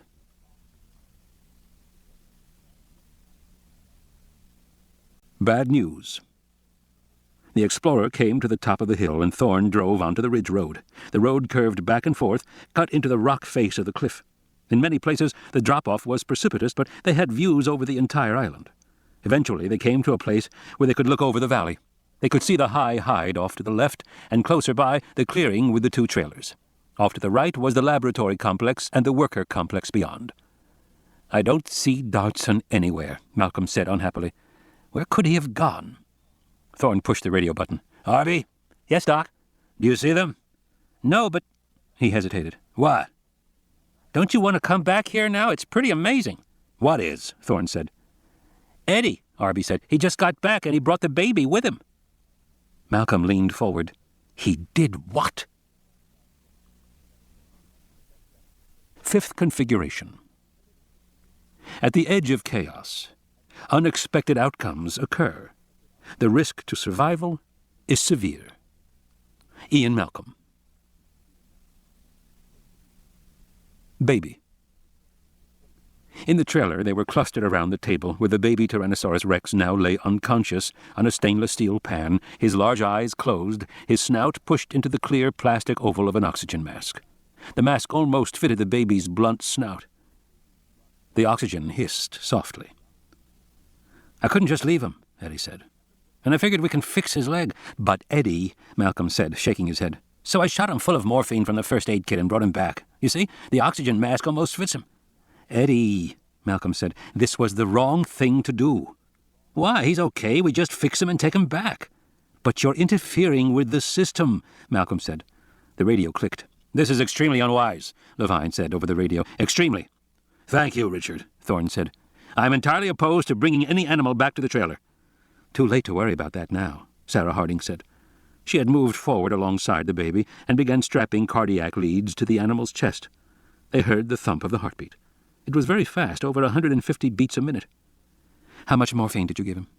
"Gee," Eddie said. "I just, the whole syringe." "What is that, 10 cc's? "I think, maybe 20. Malcolm looked at Harding. "How long before it wears off?" "I have no idea," she said. "I've sedated lions and jackals in the field when I tagged them. With those animals, there's a rough correlation between dose and body weight, but with young animals, it's unpredictable. Maybe a few minutes, maybe a few hours. And I don't know a thing about baby tyrannosaurs. Basically, it's a function of metabolism, and this one seems to be rapid, bird-like. The heart's pumping very fast. All I can say is let's get him out of here as quickly as possible." Harding picked up the small ultrasound transducer and held it to the baby's leg. She looked over her shoulder at the monitor. Kelly and Arby were blocking the view. Please give us a little room here, she said, and they moved away. We don't have much time, please. As they moved away, Sarah saw the green and white outlines of the leg and its bones. Surprisingly like a large bird, she thought, a vulture or a stork. She moved the transducer. Okay, there's the metatarsals, and there's the tibia and fibula, the two bones of the lower leg. Arby said, Why are the bones different shades like that? The legs had some dense white sections within paler green outlines. Because it's an infant, Harding said. His legs are still mostly cartilage with very little calcified bone. I'd guess this baby probably can't walk yet, at least not very well. There, look at the patella. You can see the blood supply to the joint capsule. How come you know all this anatomy? Callie said. I have to. I spent a lot of time looking through the scat of predators, she said, examining pieces of bones that are left behind and figuring out which animals have been eaten. To do that, you have to know comparative anatomy very well. She moved the transducer along the baby's leg. And my father was a vet. Malcolm looked up sharply. Your father was a vet? Yes, at the San Diego Zoo. He was a bird specialist. But I don't see... Can you magnify this? Arby flicked a switch. The image doubled in size. Ah, okay, all right, there it is. You see it? No. It's mid-fibula, see it? A thin black line? That's a fracture, just above the epiphysis. That little black line there? Arby said. That little black line means death for this infant, Sarah said. The fibula won't heal straight, so the ankle joint can't pivot when he stands on his hind feet.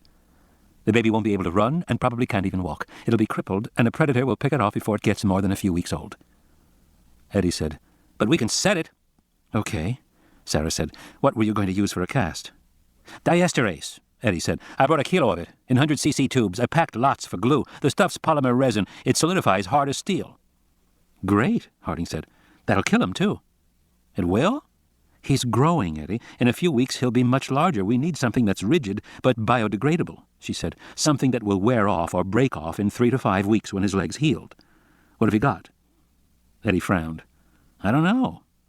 Well, we haven't got much time, Harding said. Eddie said, Doc, this is like one of your famous test questions, how to make a dinosaur cast with only Q-tips and superglue. I know, Thorne said.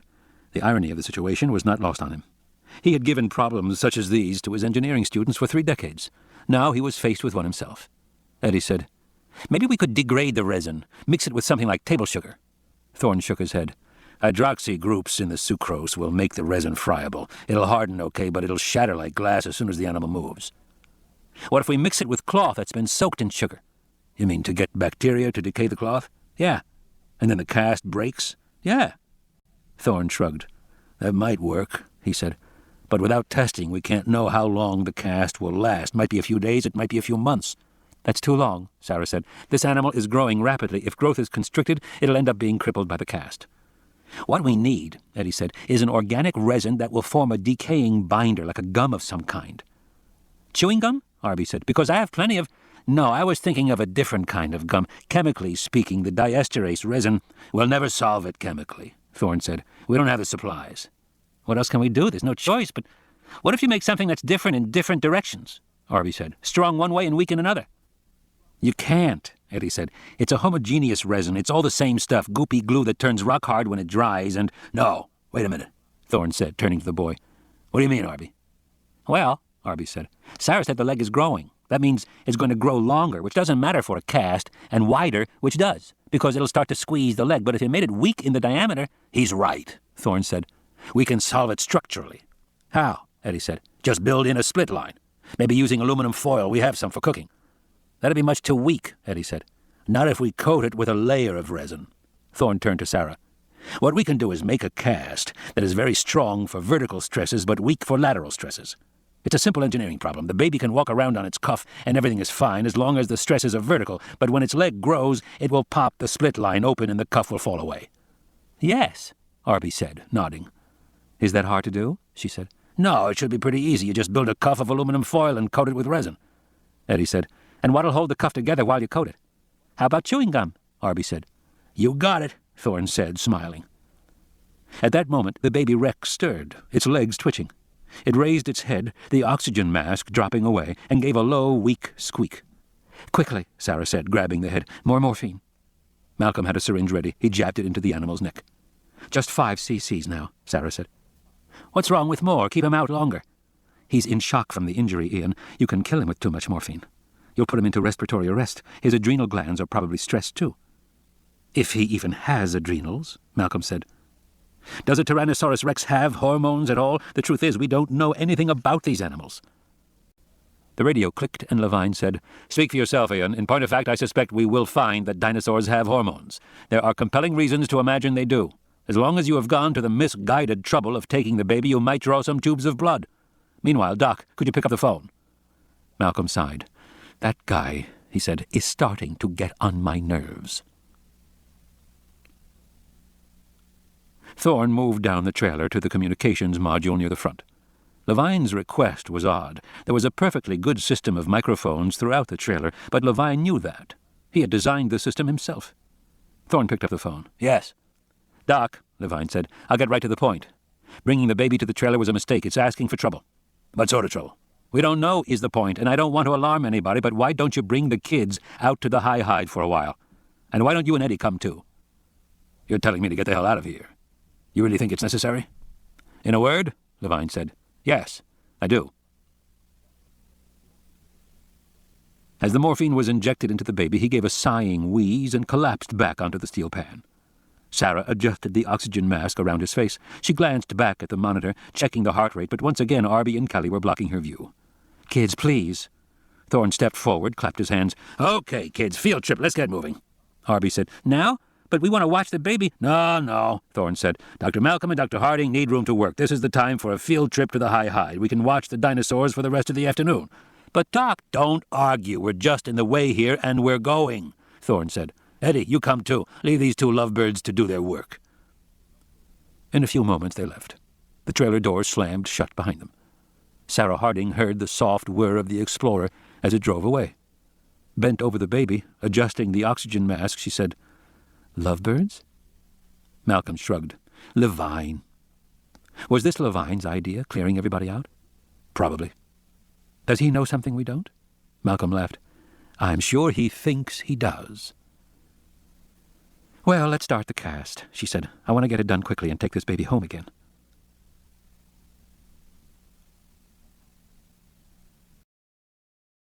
The high hide. The sun had disappeared behind low-hanging clouds by the time they reached the high hide. The entire valley was bathed in a soft, reddish glow as Eddie parked the Explorer beneath the aluminum scaffolding, and they all climbed up to the little shelter above. Levine was there, binoculars to his eyes. He did not seem glad to see them. Stop moving around so much, he said irritably. From the shelter they had a magnificent view over the valley. Somewhere in the north thunder rumbled. The air was cooling and felt electric. Is there going to be a storm? Kelly asked. Looks like it, Thorne said. Arby glanced doubtfully at the metal roof of the shelter. How long are we staying out here? For a while, Thorne said. This is our only day here. The helicopters are taking us away tomorrow morning. I thought you kids deserved a chance to see the dinosaurs in the field one more time.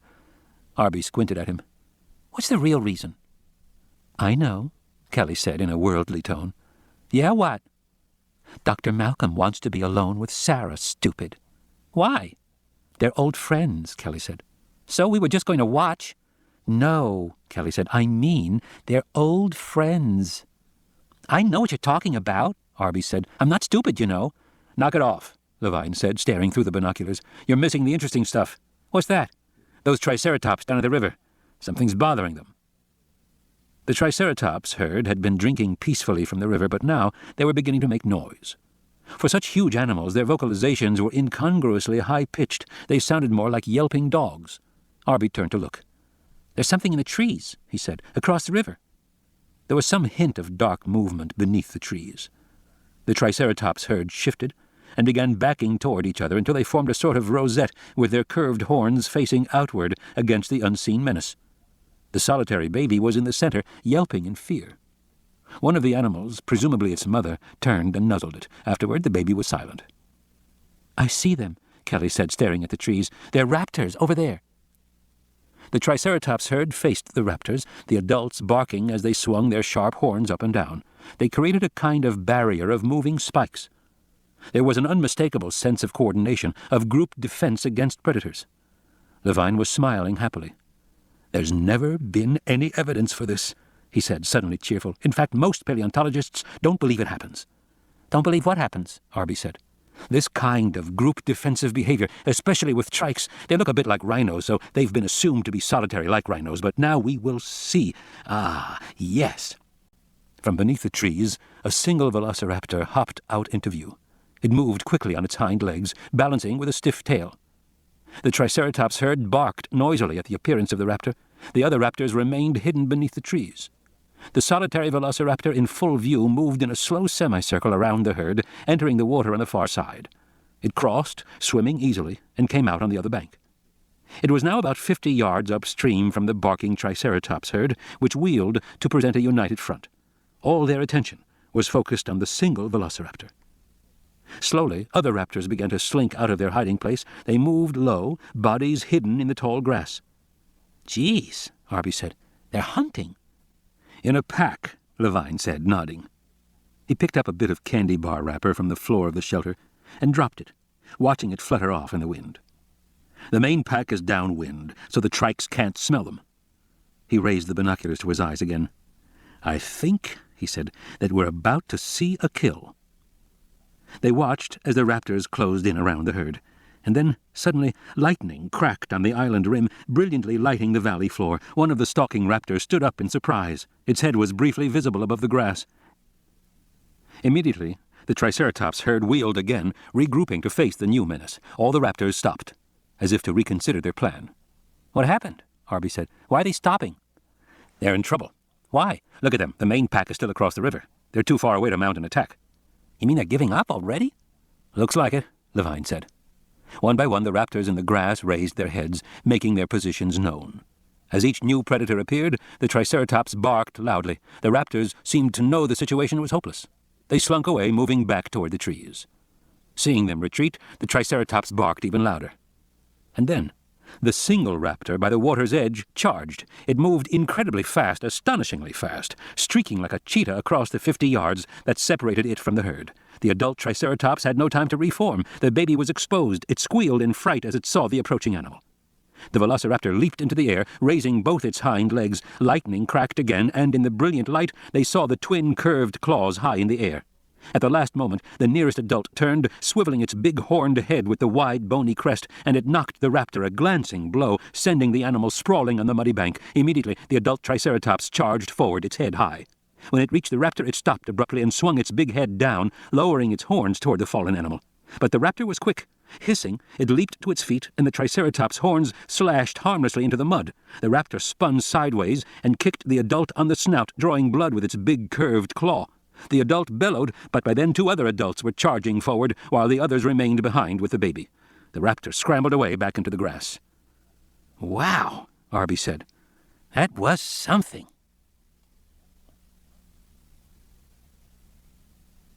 The herd.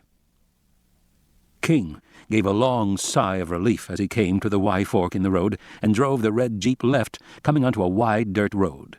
He recognized it at once. This was the ridge road that led back to the boat. As he looked off to his left, he could see down across the East Valley. The boat was still there. All right. He gave a shout and accelerated sharply, relief flooding through him. On the deck, he could see the Spanish fishermen staring up at the sky. Despite the threatening storm, they didn't seem to be preparing to leave. Probably they were waiting for Dodgson. Well, he thought, that was fine. King would be there in a few minutes. After working his way through dense jungle, he could finally see exactly where he was. The ridge road was high, following the crest of one of the volcanic spines. There was almost no foliage up here, and as the road twisted and turned, he had views across the entire island.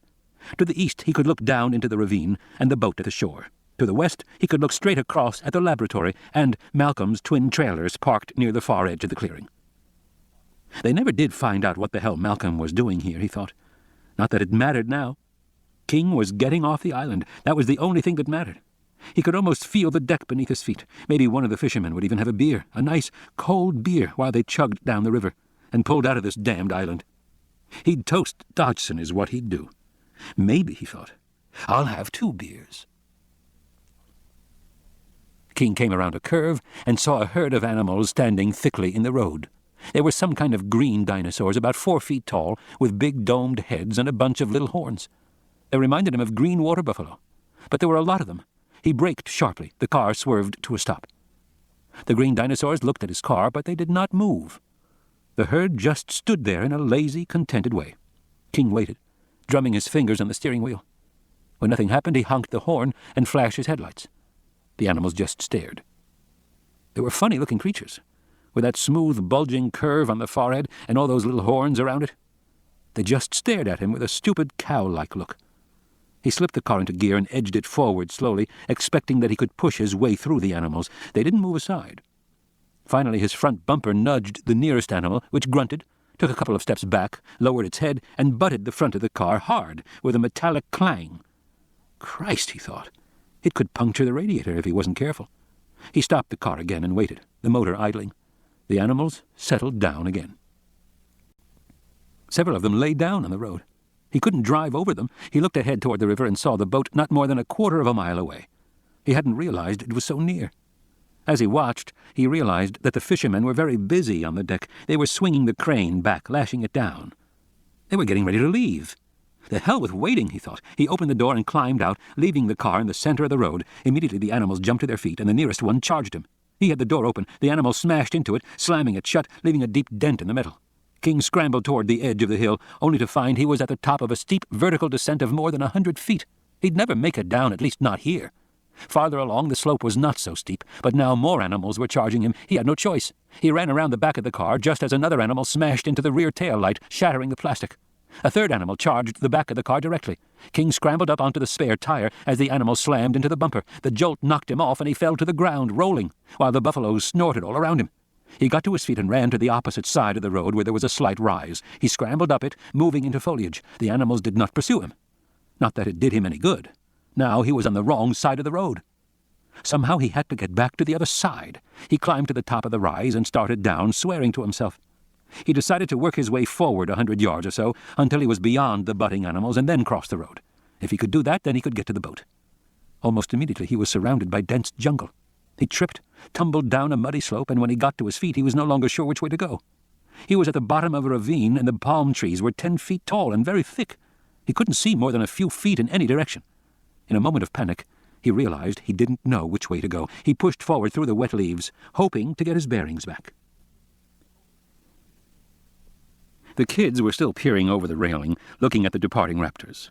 Thorne pulled Levine to one side and said quietly, "Why did you want us to come here?" "Just a precaution," Levine said. "Bringing the infant to the trailer is asking for trouble." "What sort of trouble?"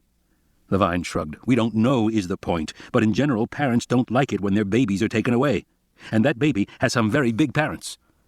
From the other side of the shelter, Arby said, "Look, look!" "What is it?" Levine said. "It's a man." Gasping for breath, King emerged from the jungle and walked out onto the plain. At last he could see where he was. He paused, soaked and muddy, to get his bearings. He was disappointed to find that he was nowhere near the boat. In fact, he still seemed to be on the wrong side of the road. He was facing a broad, grassy plain with a river coursing through it. The plain was mostly deserted, although there were several dinosaurs farther down the banks. They were the horned ones, Triceratops, and they looked a little agitated. The big adults were raising their heads up and down, making barking sounds. Obviously, he would have to follow the river until it brought him to the boat, but he'd have to be careful getting past these Triceratops. He reached in his pocket and pulled out a candy bar. He ripped the wrapping while he watched the Triceratops, wishing they would go away. How long would it take him to reach the boat? That was the only question on his mind. He decided to move, Triceratops or not. He began walking through the tall grass. Then he heard a reptilian hiss. It was coming from the grass somewhere to his left, and he noticed a smell, a peculiar, rotten smell. He paused, waiting. The candy bar didn't taste so good anymore. Then, behind him, he heard splashing. It was coming from the river. King turned to look. "It's one of those men from the jeep," Arby said, standing in the high hide. "But why is he waiting?" From their vantage point, they could see the dark shapes of the raptors moving through the grass on the other side of the river. Now 2 of the raptors came forward, splashing in the water, moving toward the man. "Oh, no," Arby said. King saw 2 dark, striped lizards moving across the river. They walked on their hind legs with a sort of hopping motion. Their bodies were reflected in the flowing water of the river. They snapped their long jaws and hissed menacingly at King. He glanced upstream and saw another lizard crossing, and another beyond that. Those other animals were already deep in the water and had begun to swim. Howard King backed away from the river, moving deeper into the tall grass. Then he turned and ran. He was chest-deep in grass and running hard, gasping for breath, when suddenly another lizard head rose up in front of him, hissing and snarling. He dodged, changed direction, but suddenly the nearest lizard leaped in the air. It jumped so high its body cleared the grass. He could see the entire animal flying through the air, its two hind legs raised to pounce. He glimpsed curved, dagger-like claws. King turned again, and the lizard shrieked as it landed on the ground behind him and tumbled away in the grass. King ran on. He was energized by pure fear. Behind him he heard the lizard snarling. He ran hard. Ahead was another 20 yards of grassy clearing, and then the jungle began again. He saw trees, big trees. He could climb one and get away. Off to the left, he saw another lizard moving diagonally across the clearing toward him. King could only see the head above the grass. The lizard seemed to be moving incredibly fast. He thought, I'm not going to make it. But he would try. Panting, lungs searing, he sprinted for the trees. Only 10 more yards now. His arms pumped, his legs churned, his breath came in ragged gasps. And then something heavy struck him from behind, forcing him to the ground, and he felt searing pain down his back, and he knew it was the claws. They dug into the flesh of his back as he was knocked down. He hit the dirt hard and tried to roll, but the animal on his back held on. He could not move. He was pinned down on his stomach, hearing the animal snarl behind him. The pain in his back was excruciating, dizzying.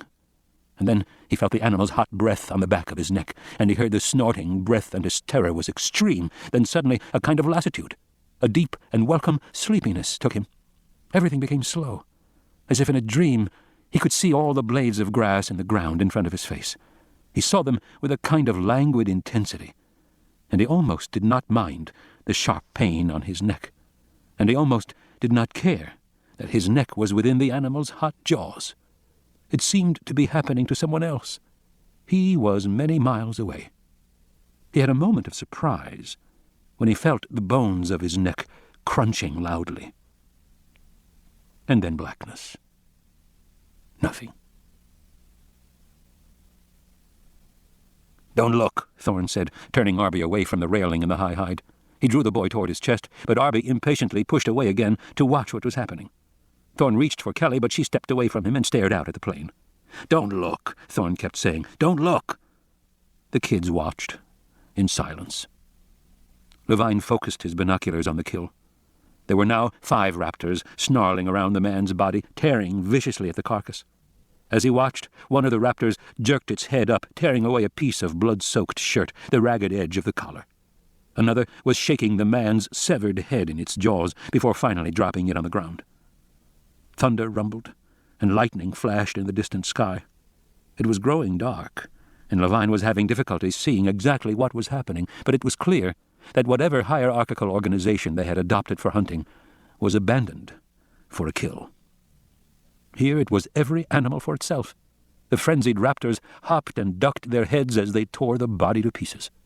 And there was plenty of nipping and fighting among themselves. One animal came up with something brown hanging from its jaws. The animal got an odd expression on its face as it chewed, then it turned away from the rest of the pack and held the brown object carefully in its forearms. In the growing darkness, it took Levine a moment to recognize what it was doing. It was eating a candy bar, and it seemed to be enjoying it. The raptor turned back and buried its long nose in the bloody carcass again. From across the plain, other raptors were racing to join the feast, half running, half bounding in great forward leaps. Snarling and furious, they threw themselves into the fray. Levine lowered his glasses and looked at the 2 kids. They were staring silently and calmly at the kill.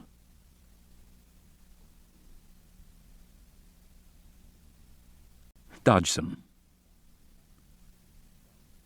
Dodgson was awakened by a noisy chittering, like the sound of 100 tiny birds. It seemed to be coming from all around him. Slowly he realized that he was lying on his back, on damp, sloping ground. He tried to move, but his body felt painful and heavy. Some sort of weight pressed down on his legs, his stomach, his arms. The weight on his chest made it difficult to breathe. And he was sleepy, incredibly sleepy. He wanted nothing more in all the world than to go back to sleep. Dodgson started to drift off to unconsciousness, but something was pulling at his hand, tugging at his fingers one by one, as if pulling him back to consciousness. Slowly, slowly pulling him back. Dodgson opened his eyes. There was a little green dinosaur standing beside his hand. It leaned over and bit his finger in its tiny jaws, tugging at the flesh. His fingers were bleeding. Ragged chunks of flesh had already been bitten away. He pulled his hand away in surprise, and suddenly the chittering grew louder. He turned and saw that he was surrounded by these little dinosaurs. They were standing on his chest and legs as well. They were the size of chickens, and they pecked at him like chickens, quick, darting bites on his stomach, his thighs, his crotch. Revolted, Dodgson jumped to his feet, scattering the lizards, which hopped away, chirping in annoyance. The little animals moved a few feet away, then stopped. They turned back and stared at him, showing no sign of fear. On the contrary, they seemed to be waiting. That was when he realized what they were. They were procompsognathids, compies, scavengers. Christ, he thought, they thought I was dead. He staggered back, almost losing his balance. He felt pain and a wave of dizziness. The little animals chittered, watched his every move. "Go on," he said, waving his hand. "Get out of here." They did not leave. They stood there, cocking their heads to one side quizzically, and waited. He bent his head, stared down at himself. His shirt, his trousers were torn in 100 places. Blood dribbled from 100 tiny wounds down his clothes. He felt a wave of dizziness and put his hands on his knees. He took a deep breath and watched his blood drip onto the leaf-strewn ground. Christ, he thought. He took another deep breath. When he did not move, the animals began to inch forward. He stood up, and they backed away. But a moment later they began to come forward again. One came close. Dodgson kicked it viciously, sending the little body flying through the air. The animal squealed in alarm, but it landed like a cat, upright and uninjured. The others remained where they were, waiting. He looked around, realized it was getting dark. He looked at his watch, 6:40. There were only a few minutes more of daylight. Beneath the jungle canopy it was already quite dark. He had to get to safety, and soon. He checked the compass on his watch strap and headed south. He was pretty sure the river was to the south.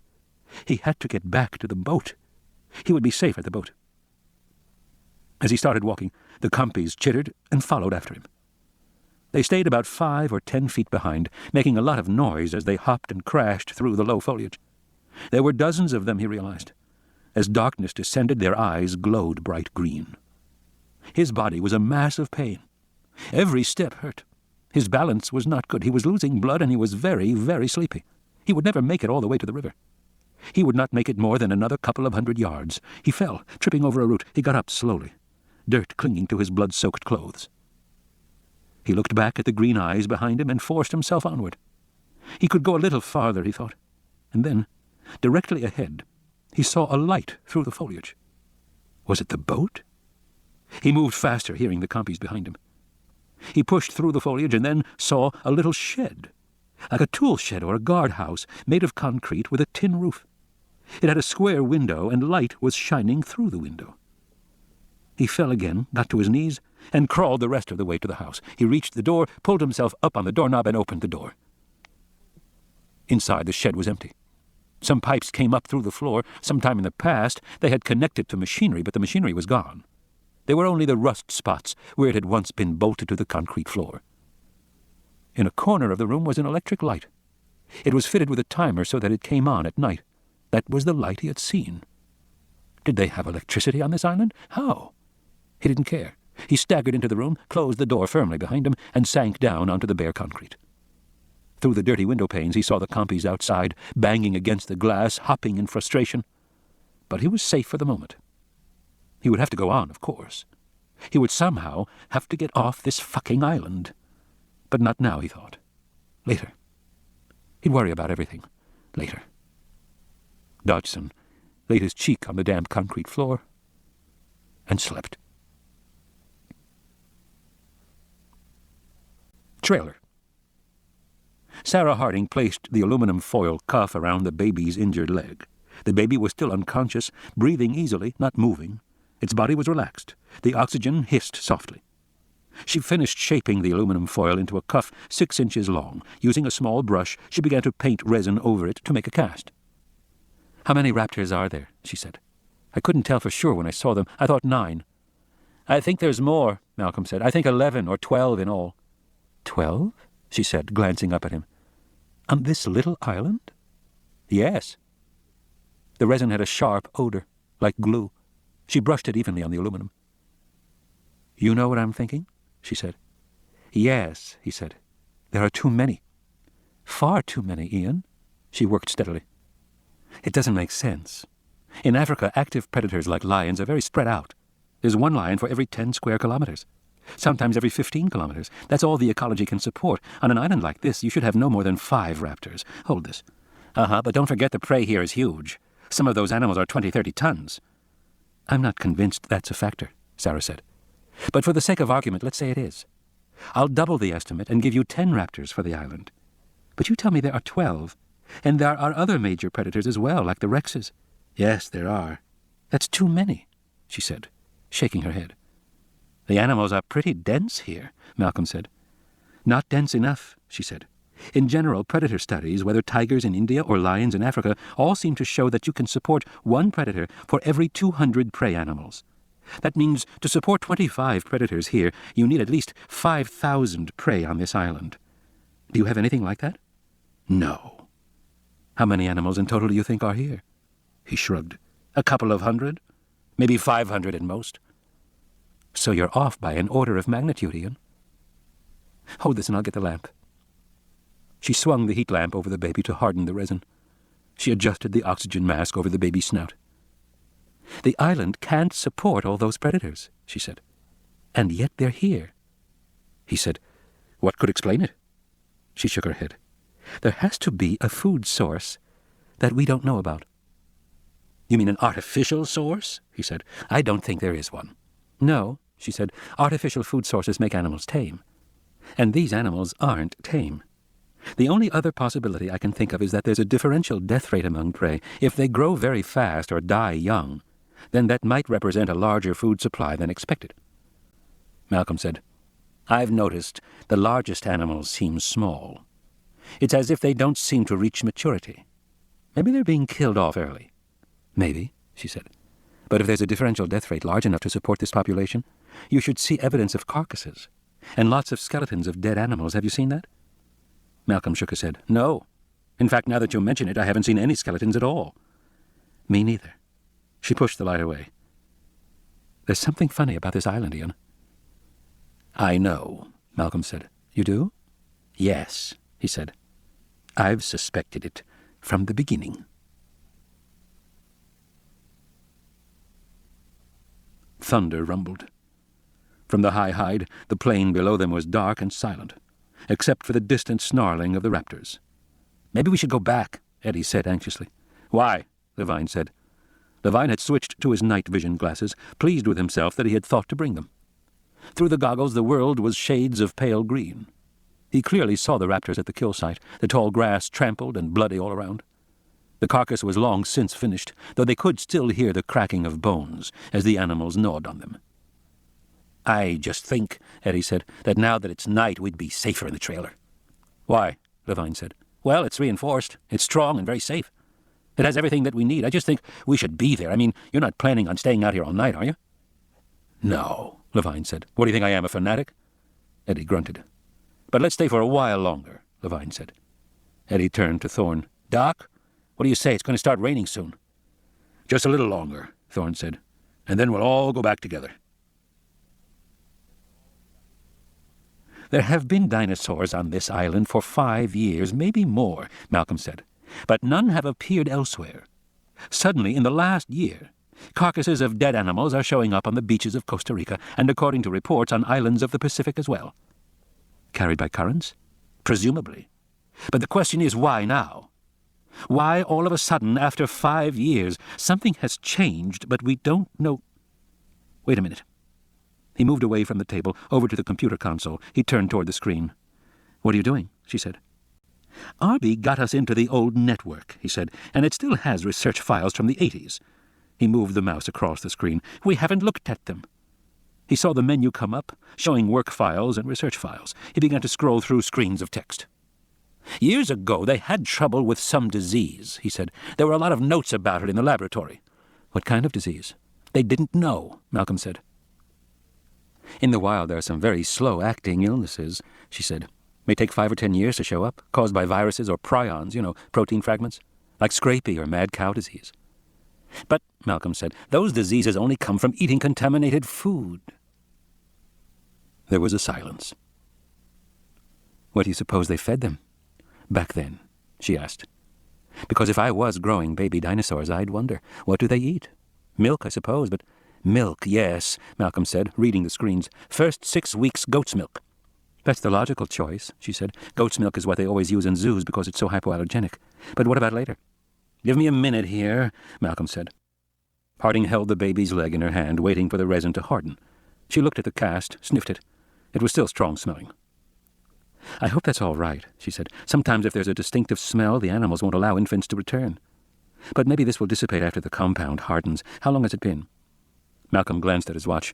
10 minutes. Another 10 minutes and it'll set. She said, I'd like to take this guy back to the nest. Thunder rumbled.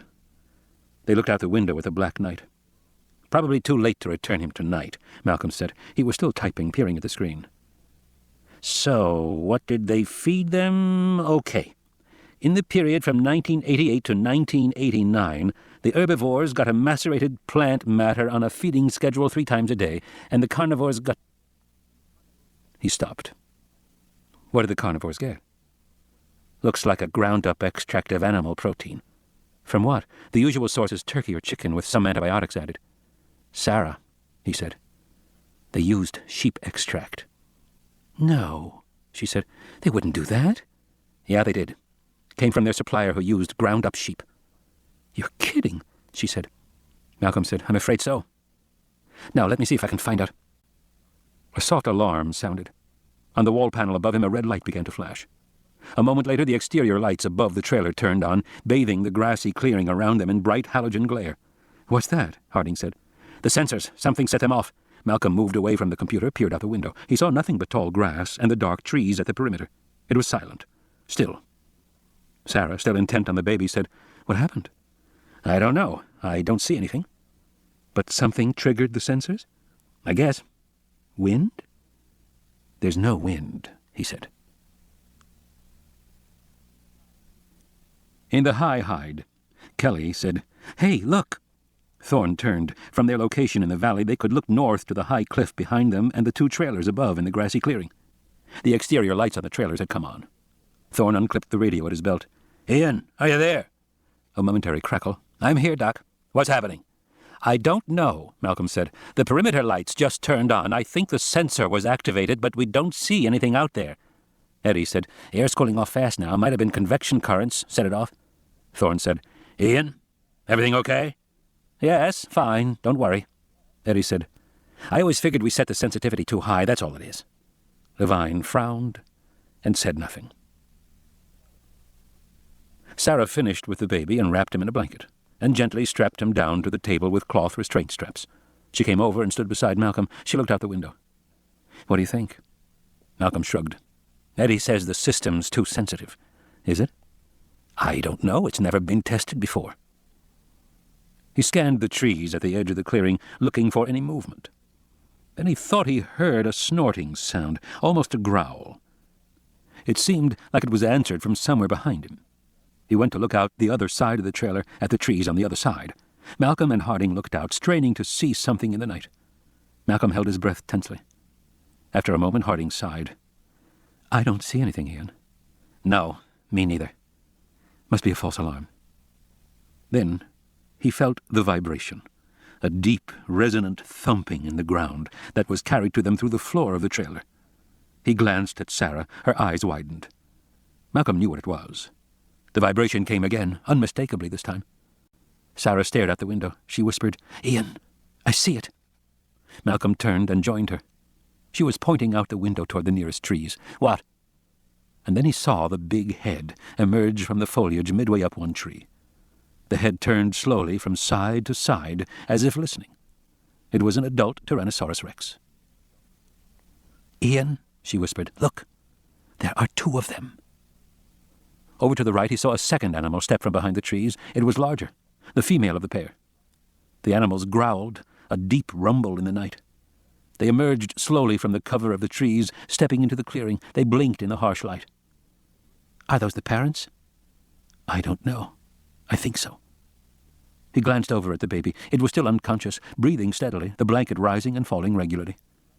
What are they doing here? She said. I don't know. The animals were still standing at the edge of the clearing near the cover of the trees. They seemed hesitant, waiting. "Are they looking for the baby?" she said. "Sarah, please." "I'm serious." "That's ridiculous." "Why? They must have tracked it here." The tyrannosaurs raised their heads, lifting their jaws.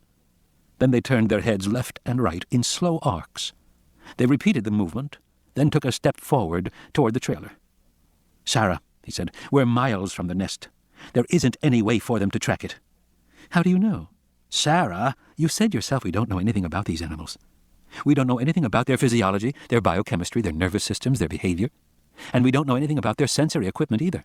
"Yes, but they're predators, Ian. Good sense of vision, good sense of hearing and smell." "I assume so, yes." "But we don't know what else," Sarah said. "What else?" Malcolm said. "Ian, there are other sensory modalities. Snakes sense infrared, bats have echolocation. Birds and turtles have magnetosensors. They can detect the Earth's magnetic field, which is how they migrate. Dinosaurs may have other sensory modalities that we can't imagine." "Sarah, this is ridiculous." "Is it? Then you tell me, what are they doing out there?" Outside, near the trees, the tyrannosaurs had become silent. They were no longer growling, but they were still moving their heads back and forth in slow arcs, turning left and right. Malcolm frowned. "It looks like they're looking around." "Straight into bright lights? No, Ian. They're blinded." As soon as she said it, he realized she was right, but the heads were turning back and forth in that regular way. "Then what are they doing, smelling?" "No, heads are high, nostrils aren't moving." "Listening?" She nodded. "Possibly." "Listening to what?" "Maybe to the baby." He glanced over again. "Sarah, the baby is out cold." "I know." "It isn't making any noise." "None that we can hear." She stared at the tyrannosaurs. "But they're doing something, Ian. That behavior we're seeing has meaning. We just don't know what it is." From the high hide, Levine stared through his night vision glasses at the clearing. He saw the two tyrannosaurs standing at the edge of the forest. They were moving their heads in an odd, synchronized way. They took a few hesitant steps toward the trailer, lifted their heads, turned right and left, and then seemed finally to make up their minds. The animals moved quickly, almost aggressively, across the clearing. Over the radio they heard Malcolm say, "It's the lights! The lights are drawing them!" A moment later the exterior lights were turned off, and the clearing went black. They all squinted in the darkness. They heard Malcolm say, "That did it." Thorne said to Levine, "What do you see?" "Nothing." "What are they doing?" "They're just standing there." Through the night vision goggles he saw that the tyrannosaurs had paused, as if confused by this change in light. Even from a distance he could hear their growls, but they were uneasy. They swung their great heads up and down and snapped their jaws, but they did not move closer. Kelly said, "What is it?" "They're waiting," Levine said. "At least for the moment." Levine had the distinct impression that the tyrannosaurs were unsettled. The trailer must represent a large and fearsome change in their environment. Perhaps they would turn away, he thought, and leave. Despite their enormous size, they were cautious, almost timid animals. They growled again, and then he saw them move forward, toward the darkened trailer. "Ian, what do we do?" "Damned if I know," Malcolm whispered. They were crouched down side by side in the passageway, trying to stay out of sight in the windows. The tyrannosaurs moved implacably forward. They could feel each step as a distinct vibration now, 2 10-ton animals moving toward them. "They're coming right at us." "I noticed," he said. The first of the animals reached the trailer, coming so close that the body blocked the entire window. All Malcolm could see was powerfully muscled legs and underbelly. The head was far above them, out of view. Then the second tyrannosaur came up on the opposite side. The two animals began to circle the trailer, growling and snorting. Heavy footsteps shook the floor beneath them. They smelled the pungent predator odor. One of the tyrannosaurs brushed against the side of the trailer, and they heard a scraping sound, scaly flesh on metal.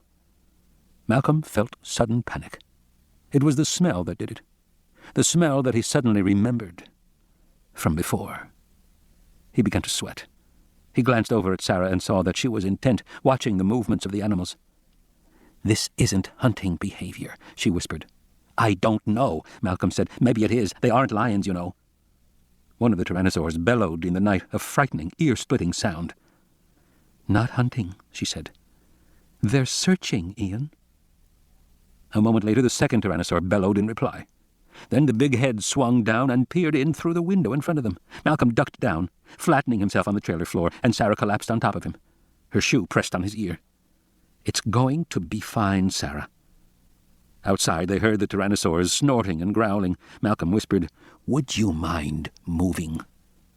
She edged to one side, and he eased up slowly, peering cautiously over the seat cushions. He had a glimpse of the big eye of the Rex staring in at him. The eye swiveled in the socket. He saw the jaws open and close. The hot breath of the animal fogged the glass. The tyrannosaur's head swung away, moving back from the trailer, and for a moment Malcolm breathed more easily. But then the head swung back and slammed with a heavy thud into the trailer, rocking it hard. "Don't worry, Sarah, the trailer's very strong," she whispered. "I can't tell you how relieved I am." From the opposite side, the other Rex bellowed and struck the trailer with its snout. The suspension creaked with the impact. The two tyrannosaurs now began an alternating, rhythmic pounding of the trailer from either side. Malcolm and Harding were thrown back and forth. Sarah tried to steady herself, but was knocked away at the next impact. The floor tilted crazily under each blow. Lab equipment flew off the tables. Glass shattered. And then abruptly the pounding stopped. There was silence. Grunting, Malcolm got up on one knee. He peered out the window and saw the hindquarters of one of the tyrannosaurs as it moved forward. "What do we do?" he whispered. The radio crackled. Thorne said, "Ian, are you there? Ian?" "For God's sake, turn that off," Sarah whispered. Malcolm reached for his belt, whispered, "We're okay," and clicked the radio off. Sarah was crawling on her hands and knees forward through the trailer into the biology lab. He followed her and saw the big tyrannosaur peering in through the window at the baby strapped down. The tyrannosaur made a soft, grunting sound. Then it paused, looking in the window. It grunted again. "She wants her baby, Ian," Sarah whispered. "Well, God knows," Malcolm said. "It's all right with me." They were huddled on the floor, trying to stay out of sight. "How are we going to get it to her?" "I don't know. Maybe push it out the door?" "I don't want them to step on it," Sarah said. "Who cares?" Malcolm said. The tyrannosaur at the window made a series of soft grunts, followed by a long, menacing growl. It was the big female. "Sarah!" But she was already standing up, facing the tyrannosaur. She immediately began to speak, her voice soft, soothing. "It's okay. It's all right now. The baby is fine. I'm just going to loosen these straps here. You can watch me." The head outside the window was so huge it filled the entire glass frame. Sarah saw the powerful muscles of the neck ripple beneath the skin. The jaws moved slightly. Her hands trembled as she undid the straps. "That's right. Your baby is fine, see? It's just fine."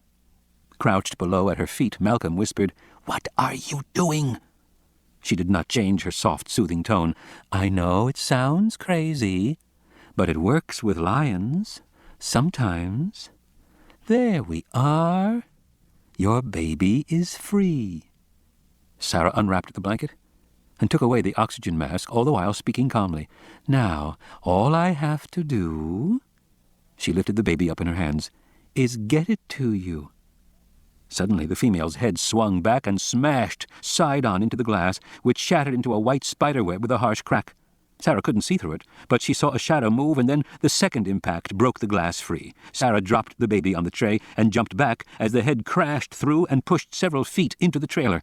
Streams of blood ran down the adult's snout from the shards of glass. But after the initial violence, it stopped and became delicate in its movements. It sniffed the baby, starting at the head, moving slowly down the body. It sniffed the cast, too, and licked it briefly with its tongue. Finally, it rested its lower jaw lightly on the baby's chest.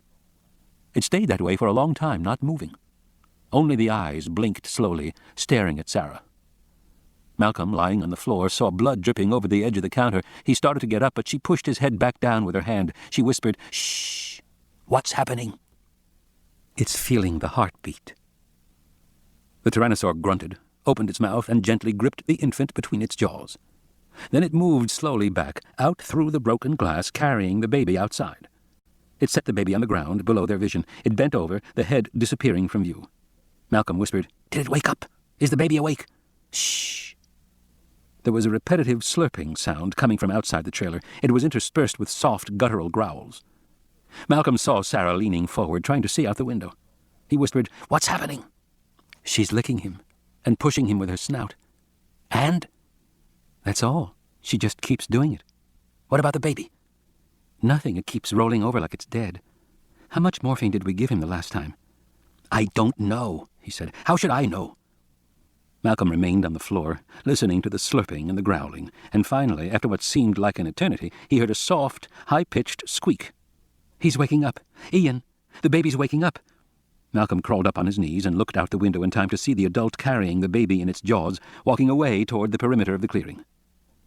What's it doing? I guess taking it back. The second adult came into view, following the first.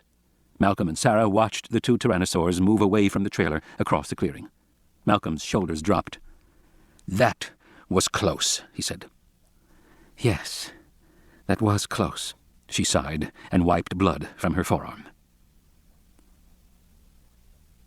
In the high hide, Thorne pressed the radio button. Ian, are you there, Ian? Kelly said. Maybe they turned the radio off. A light rain began to fall, pattering on the metal roof of the shed. Levine was staring through his night vision glasses toward the cliff. Lightning flashed, and Thorne said, Can you see what the animals are doing? I can, Eddie says. It looks like they're going away. They all began to cheer. Only Levine remained silent, watching through the glasses. Thorne turned to him. Is that right, Richard? Is everything okay? Actually, I think not, Levine said. I'm afraid we have made a serious error. Malcolm watched the retreating tyrannosaurs through the shattered glass window. Beside him, Sarah said nothing. She never took her eyes off the animals. Rain started to fall. Water dripped from the shards of glass. Thunder rumbled in the distance, and lightning cracked harshly down, illuminating the giant animals as they moved away. At the nearest of the big trees, the adults stopped and placed the baby on the ground. Why are they doing that? Sarah said. They should be going back to the nest. I don't know. Maybe the baby is dead, she said. But no, in the next flash of lightning, they could see the baby moving. It was still alive.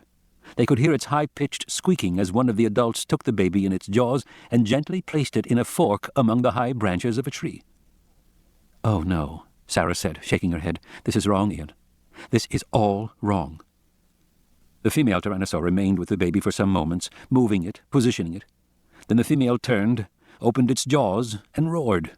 The male tyrannosaur roared in response, and then both animals charged the trailer at full speed, racing across the clearing toward them. Oh, my God, Sarah said. Brace yourself, Sarah, Malcolm shouted. It's going to be bad. The impact was stunning, knocking them sideways through the air. Sarah screamed as she tumbled away.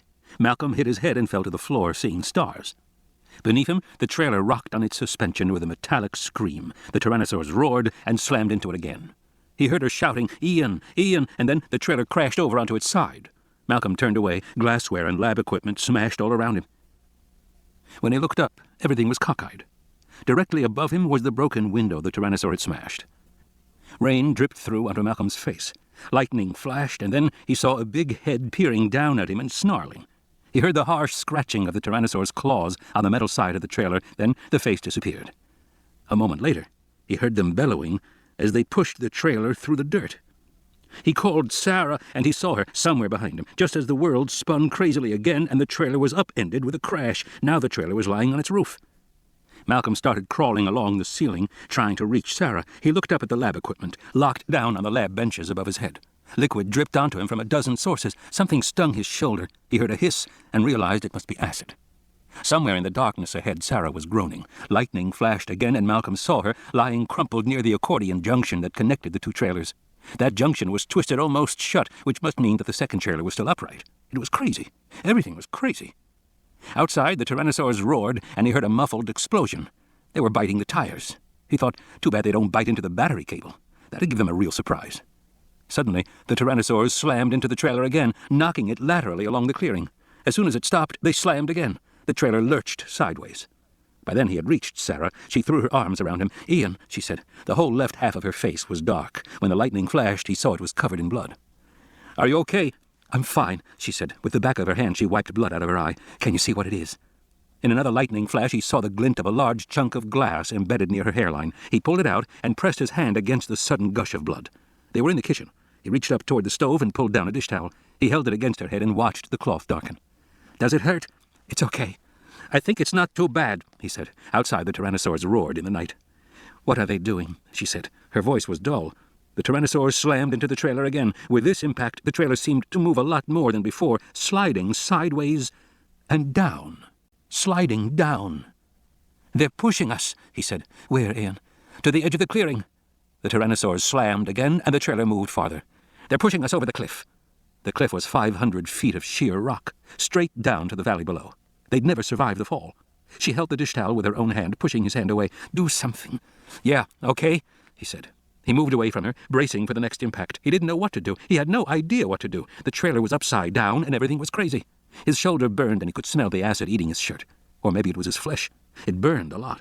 The whole trailer was dark, all the power was out. There was glass everywhere, and all the power was out. Malcolm started to get to his feet, but the next impact flung him sideways, and he fell, hard, slamming his head against the refrigerator. The door swung open, and cartons of cold milk, glass bottles crashed down on him, but there was no light from the refrigerator, because all the power was out. Lying on his back, Malcolm looked out the window and saw the big foot of a tyrannosaur standing in the grass. Lightning flashed as the foot raised to kick, and immediately the trailer moved again, sliding easily now, metal screeching and then tilting downward. "Oh, shit," he said. "Ian." But it was too late. The whole trailer was groaning and creaking in metallic protest. And then Malcolm saw the far end sink down as the trailer slid over the cliff. It started slowly and then gathered speed, the ceiling they were lying on falling away, everything falling, Sarah falling, clutching at him as she went, and the tyrannosaurs bellowing in triumph. "We're going over the cliff," he thought. Not knowing what else to do, he grabbed the refrigerator door, hanging on tightly. The door was cold and slippery with moisture. The trailer tilted and fell, the metal creaking loudly. Malcolm felt his hands sliding off the white enamel, sliding, and then he lost his grip and fell free, dropping helplessly straight down toward the far end of the trailer. He saw the driver's seat rushing up to him, but before he got there, he struck something in the darkness, felt a moment of searing pain, and bent double, and slowly, gently, everything around him went black.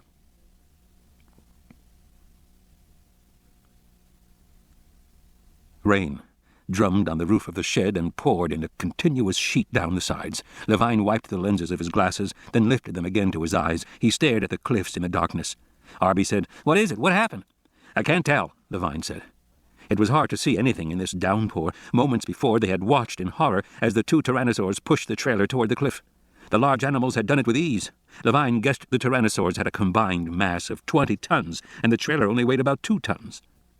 Once they had turned it over, it slid easily over the wet grass as they pushed it with their underbellies and kicked it with their powerful leg muscles. "Why are they doing that?" Thorne said to Levine, standing beside him. "I suspect," he said, "that we have changed the perceived territory." "How's that again?" "You have to remember what we're dealing with," Levine said. "Tyrannosaurs may show complex behavior, but most of it is instinctual. It's unthinking behavior, wired in. And territoriality is part of that instinct. The tyrannosaurs mark territory. They defend territory. It's not thinking behavior. They don't have very large brains, but they do it from instinct. All instinctive behavior has triggers, releasers for the behavior, and I'm afraid that by moving the baby, we redefined their territory to include the clearing where the baby was found. So now they're going to defend their territory by driving out the trailers." Then lightning flashed, and they all saw it in the same horrifying moment. The first trailer had gone over the cliff. It was hanging upside down in space, still connected by the accordion connector to the second trailer in the clearing above.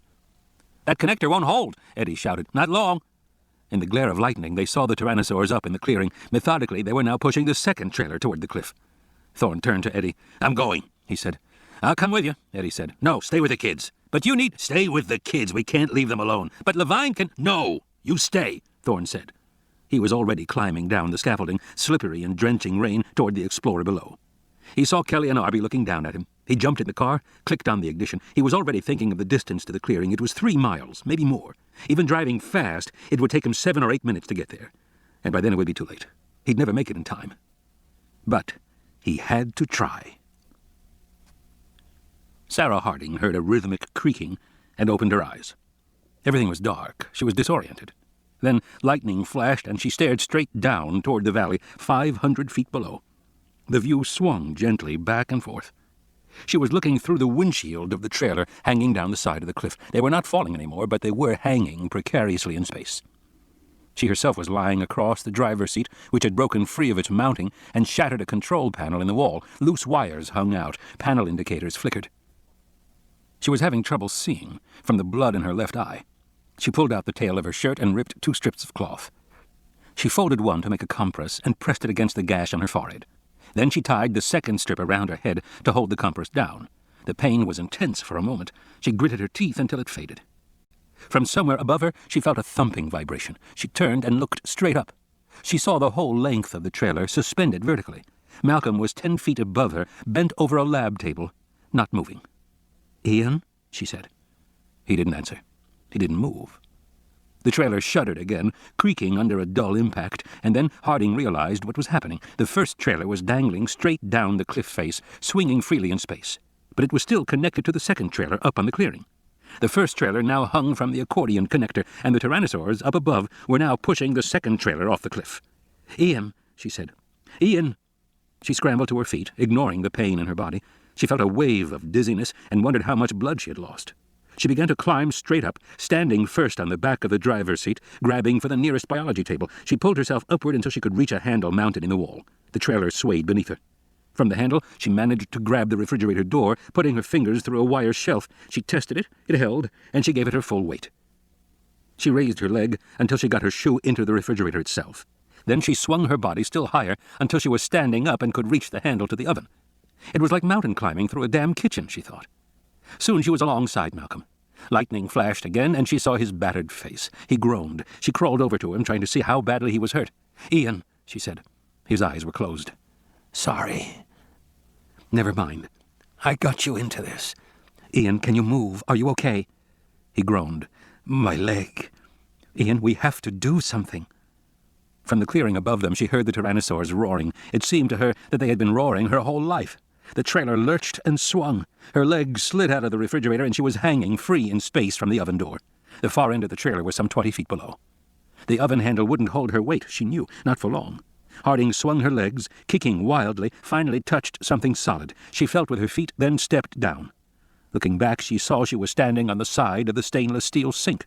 She moved her foot, and the faucet turned on, soaking her feet. The tyrannosaurs roared, pounding hard. The trailer moved farther out into space, swinging. "Ian, there's not much time. We have to do something." He raised his head, stared at her with blank eyes. Lightning flashed again. His lips moved. "Power," he said. "What about it?" "Power is off." She didn't know what he was talking about. Of course the power was off. Then she remembered. He had turned it off earlier. When the tyrannosaurs were approaching, the light had bothered them before. Maybe it would bother them again. "You want me to turn the power on?" His head nodded fractionally. "Yes, turn it on." "How, Ian?" She looked around in the darkness. "There's a panel." "Where?" He didn't answer her. She reached out, shook his shoulder. "Ian, where is the panel?" He pointed downward. She looked down, saw the loose wires from the panel. "I can't, it's broken." "Up." She could hardly hear him. Vaguely she remembered that there was another control panel just inside the second trailer. If she could get in, she might be able to turn the power on. "Okay, Ian," she said. "I'll do it." She moved on, going higher. The floor of the trailer was now 30 feet below her. The tyrannosaurs roared and kicked again. She swung in space. She moved on. She intended to go through the accordion passage into the second trailer, but as she came closer to the top, she saw that it was not possible. In the harsh flare of lightning, she saw the accordion passage was twisted tightly shut. She was trapped in the first trailer. She heard the tyrannosaurs bellowing and slamming the second trailer above. "Ian!" She looked down. He wasn't moving. Hanging there, she realized with a sick feeling that she was defeated. Another kick, another 2 kicks, and it would be all over. They would fall. There was nothing they could do. There was no time left. She was hanging, suspended in blackness. The power was out, and there was nothing. Or was there? She heard an electrical hum not far away in the darkness. Was there a panel up here at this end of the trailer? Did they design it to have panels at both ends? Hanging near the top of the trailer, her shoulders and forearms burning with strain, she looked around for a second power panel. She was up near the far end. If there was a panel, it should be nearby. But where? In the glare of lightning, she looked over one shoulder, then the other. She saw no panel. Her arms ached. "Ian, please." No panel.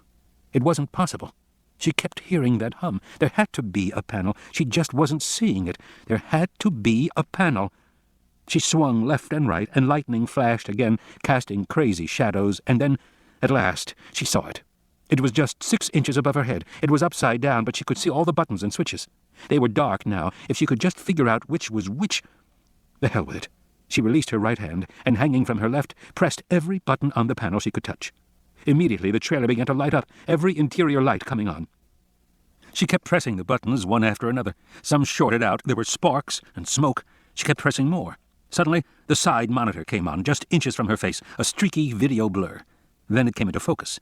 Although she was looking at it sideways, she could see the tyrannosaurs up on the clearing, standing over the second trailer, their forearms touching it, their powerful legs kicking and pushing at it. She pressed more buttons. The final one had a silver protective cover. She flipped the cover open and pressed that button too.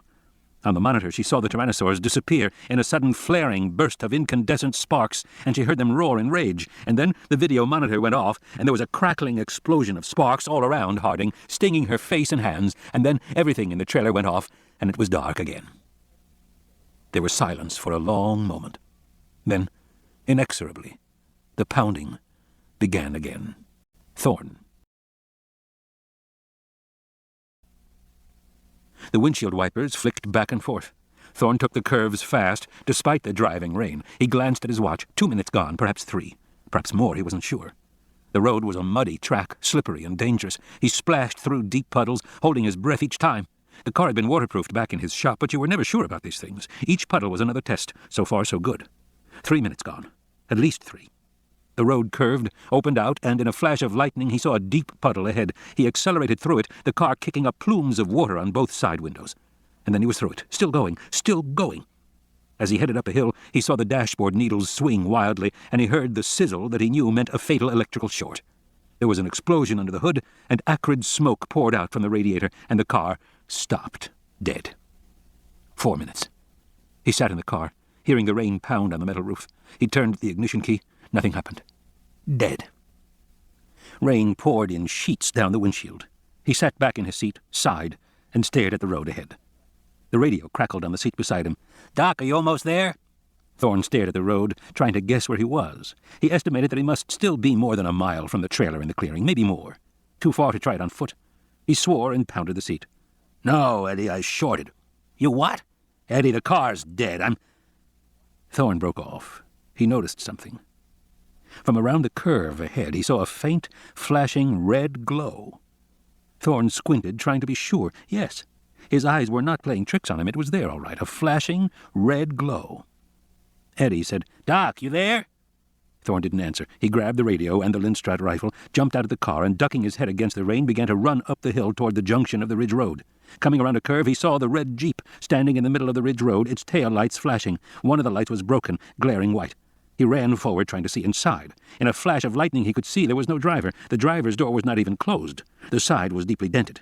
Thorn climbed inside, reaching down with his hand for the steering wheel. Yes, the keys were there. He turned the ignition. The motor rumbled to life. He shoved the Jeep in gear, backed it around, and headed up the ridge toward the clearing. It was only another few curves before he saw the green roof of the laboratory and turned left, his headlights swinging across the grassy clearing and shining onto the dinosaurs pushing the trailer. Confronted by these new lights, the tyrannosaurs turned in unison and bellowed at Thorn's Jeep. They abandoned the trailer and charged. Thorn threw the Jeep into reverse and was backing away frantically before he realized the animals were not coming toward him. Instead, they were running diagonally across the clearing toward a tree near Thorn. Beneath the tree, they paused, their heads turned upward. Thorn doused his lights and waited. Now he saw the animals only intermittently, in the flashes of lightning. In one crackling burst, he saw them take down the baby from the tree. Then he saw them nuzzling the baby. Obviously, his sudden arrival had made them anxious about the infant. The next time lightning flashed, the tyrannosaurs were gone. The clearing was empty. Were they really gone? Or were they just hiding? He rolled down the window, stuck his head out in the rain. That was when he heard an odd, low, continuous squealing sound. It sounded like the extended cry of an animal, but it was too steady, too continuous. As he listened, he realized it was something else. It was metal. Thorn turned on his light again and drove forward slowly. The tyrannosaurs were gone. In the pale beam of the headlamps, he saw the second trailer. With a continuous metallic squeal, it was still sliding slowly across the wet grass toward the edge of the cliff. "What is he doing now?" Kelly yelled over the rain. "He's driving," Levine said, looking through goggles. From the high hide, they could see Thorn's headlamps cross the clearing. "He's driving to the trailer, and he's—" "He's what?" Kelly said. "What is he doing now?" "He's driving around and around a tree," Levine said. "A big tree by the clearing." "Why?" "He must be running the cable around the tree," Eddie said. "That's the only possible reason." There was a moment of silence. "What's he doing now?" Arby said. "He's gotten out of the Jeep. Now he's running toward the trailer." Thorne was down on his hands and knees in the mud, holding the big hook of the Jeep winch in his hands. The trailer was sliding away from him, but he managed to crawl beneath it and get the hook around the rear axle. He pulled his fingers clear just as the hook slammed tight against the brake cover, and he rolled his body away. Newly restrained, the trailer jumped sideways in the grass, the tires slamming down where his body had been moments before. The metal cable from the winch was pulled taut. The whole underbelly of the trailer creaked in protest. But it held. Thorne crawled out from beneath the trailer and squinted at it in the rain. He looked carefully at the wheels of the Jeep to see if they were moving at all. No, with the cable wrapped around the tree, the counterbalancing weight of the Jeep was enough to hold the second trailer on the rim of the cliff. He went back to the Jeep, climbed inside, and set the brake. He heard Eddie saying, "Doc! Doc! I'm here, Eddie. You managed to stop it?" "Yeah, it's not moving anymore." The radio crackled. "That's great, but listen, Doc, you know that connector is just 5 mil mesh over stainless rod. It was never intended to—" "I know, Eddie. I'm working on it." Thorne climbed out of the car again. He ran quickly through the rain toward the trailer. He opened the side door and went inside. The interior was inky black. He could see nothing at all. Everything was overturned. His feet crunched on glass. All the windows were shattered. He held the radio in his hand. "Eddie." "Yes, Doc?" "I need rope." He knew that Eddie had all sorts of supplies squirreled away. "Doc, just tell me. It's in the other trailer, Doc." Thorne crashed against a table in the darkness. "Great." "There might be some nylon line in the utility locker," Eddie said, "but I don't know how much." He didn't sound hopeful. Thorne pushed his way down the trailer, came to the wall cabinets. They were jammed shut. He tugged at them in the darkness, then turned away. The utility locker was just beyond. Maybe there would be rope there. And right now, he needed rope. Trailer. Sarah Harding, still hanging by her arms from the top of the trailer, stared up at the twisted accordion connector leading to the second trailer. The pounding from the dinosaurs had stopped, and the other trailer was no longer moving, but now she felt water dripping cold onto her face. And she knew what that meant. The accordion connector was beginning to leak. She looked up and saw a tear had begun to open in the mesh fabric, revealing the twisted coils of steel that formed the connector. The tear was small now, but it would rapidly widen, and as the mesh broke, the steel would begin to uncoil, to lengthen, and finally snap. They had only minutes before the hanging trailer broke free and fell to the ground below. She climbed back down to Malcolm, bracing herself to stand beside him. "Ian." "I know," he said, shaking his head. "Ian, we have to get out of here." She grabbed him under his armpits and pulled him upright. "And you're coming with me." He shook his head, defeated. She had seen that gesture before in her life, that futile shake, giving up. She hated to see it. Harding never gave up, not ever. Malcolm grunted. "I can't." "You have to," she said. "Sarah." "I don't want to hear it, Ian. There's nothing to talk about. Now let's go." She was pulling him, and he groaned, but he straightened his body.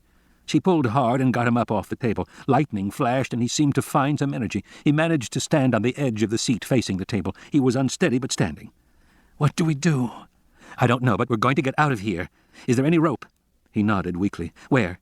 He pointed straight down toward the nose of the trailer, now hanging in space. "Down there, under the dash." "Come on."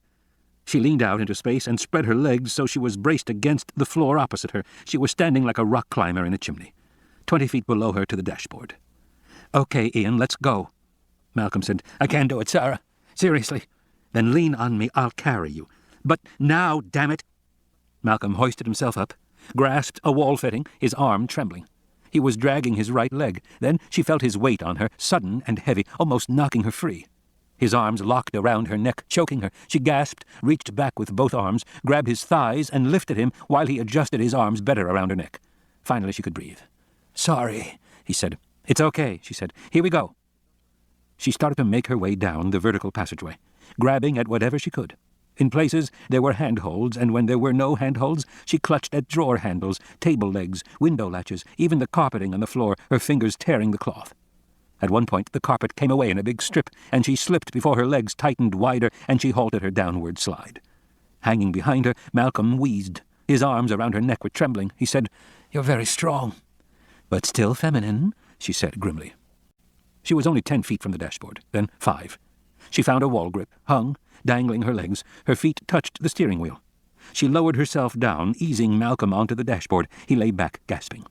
The trailer creaked and swayed. She fumbled under the dashboard, found a utility box, popped it open. Metal tools spilled out, clattering, and she found a rope. 1/2-inch nylon, easily 50 feet of it.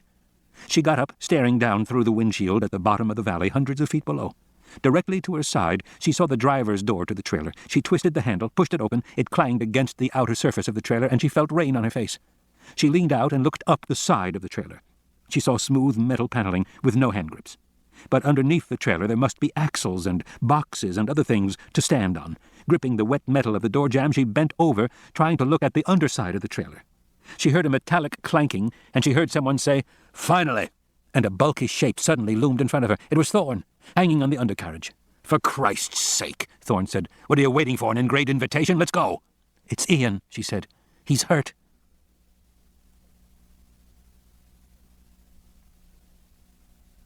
Typical, Kelly thought, looking at Arby in the high hide.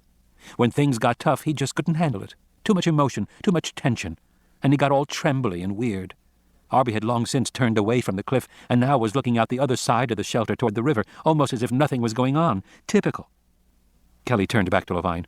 "What's happening now?" she said. "Thorne just went in," Levine said, peering through the goggles. "He went in?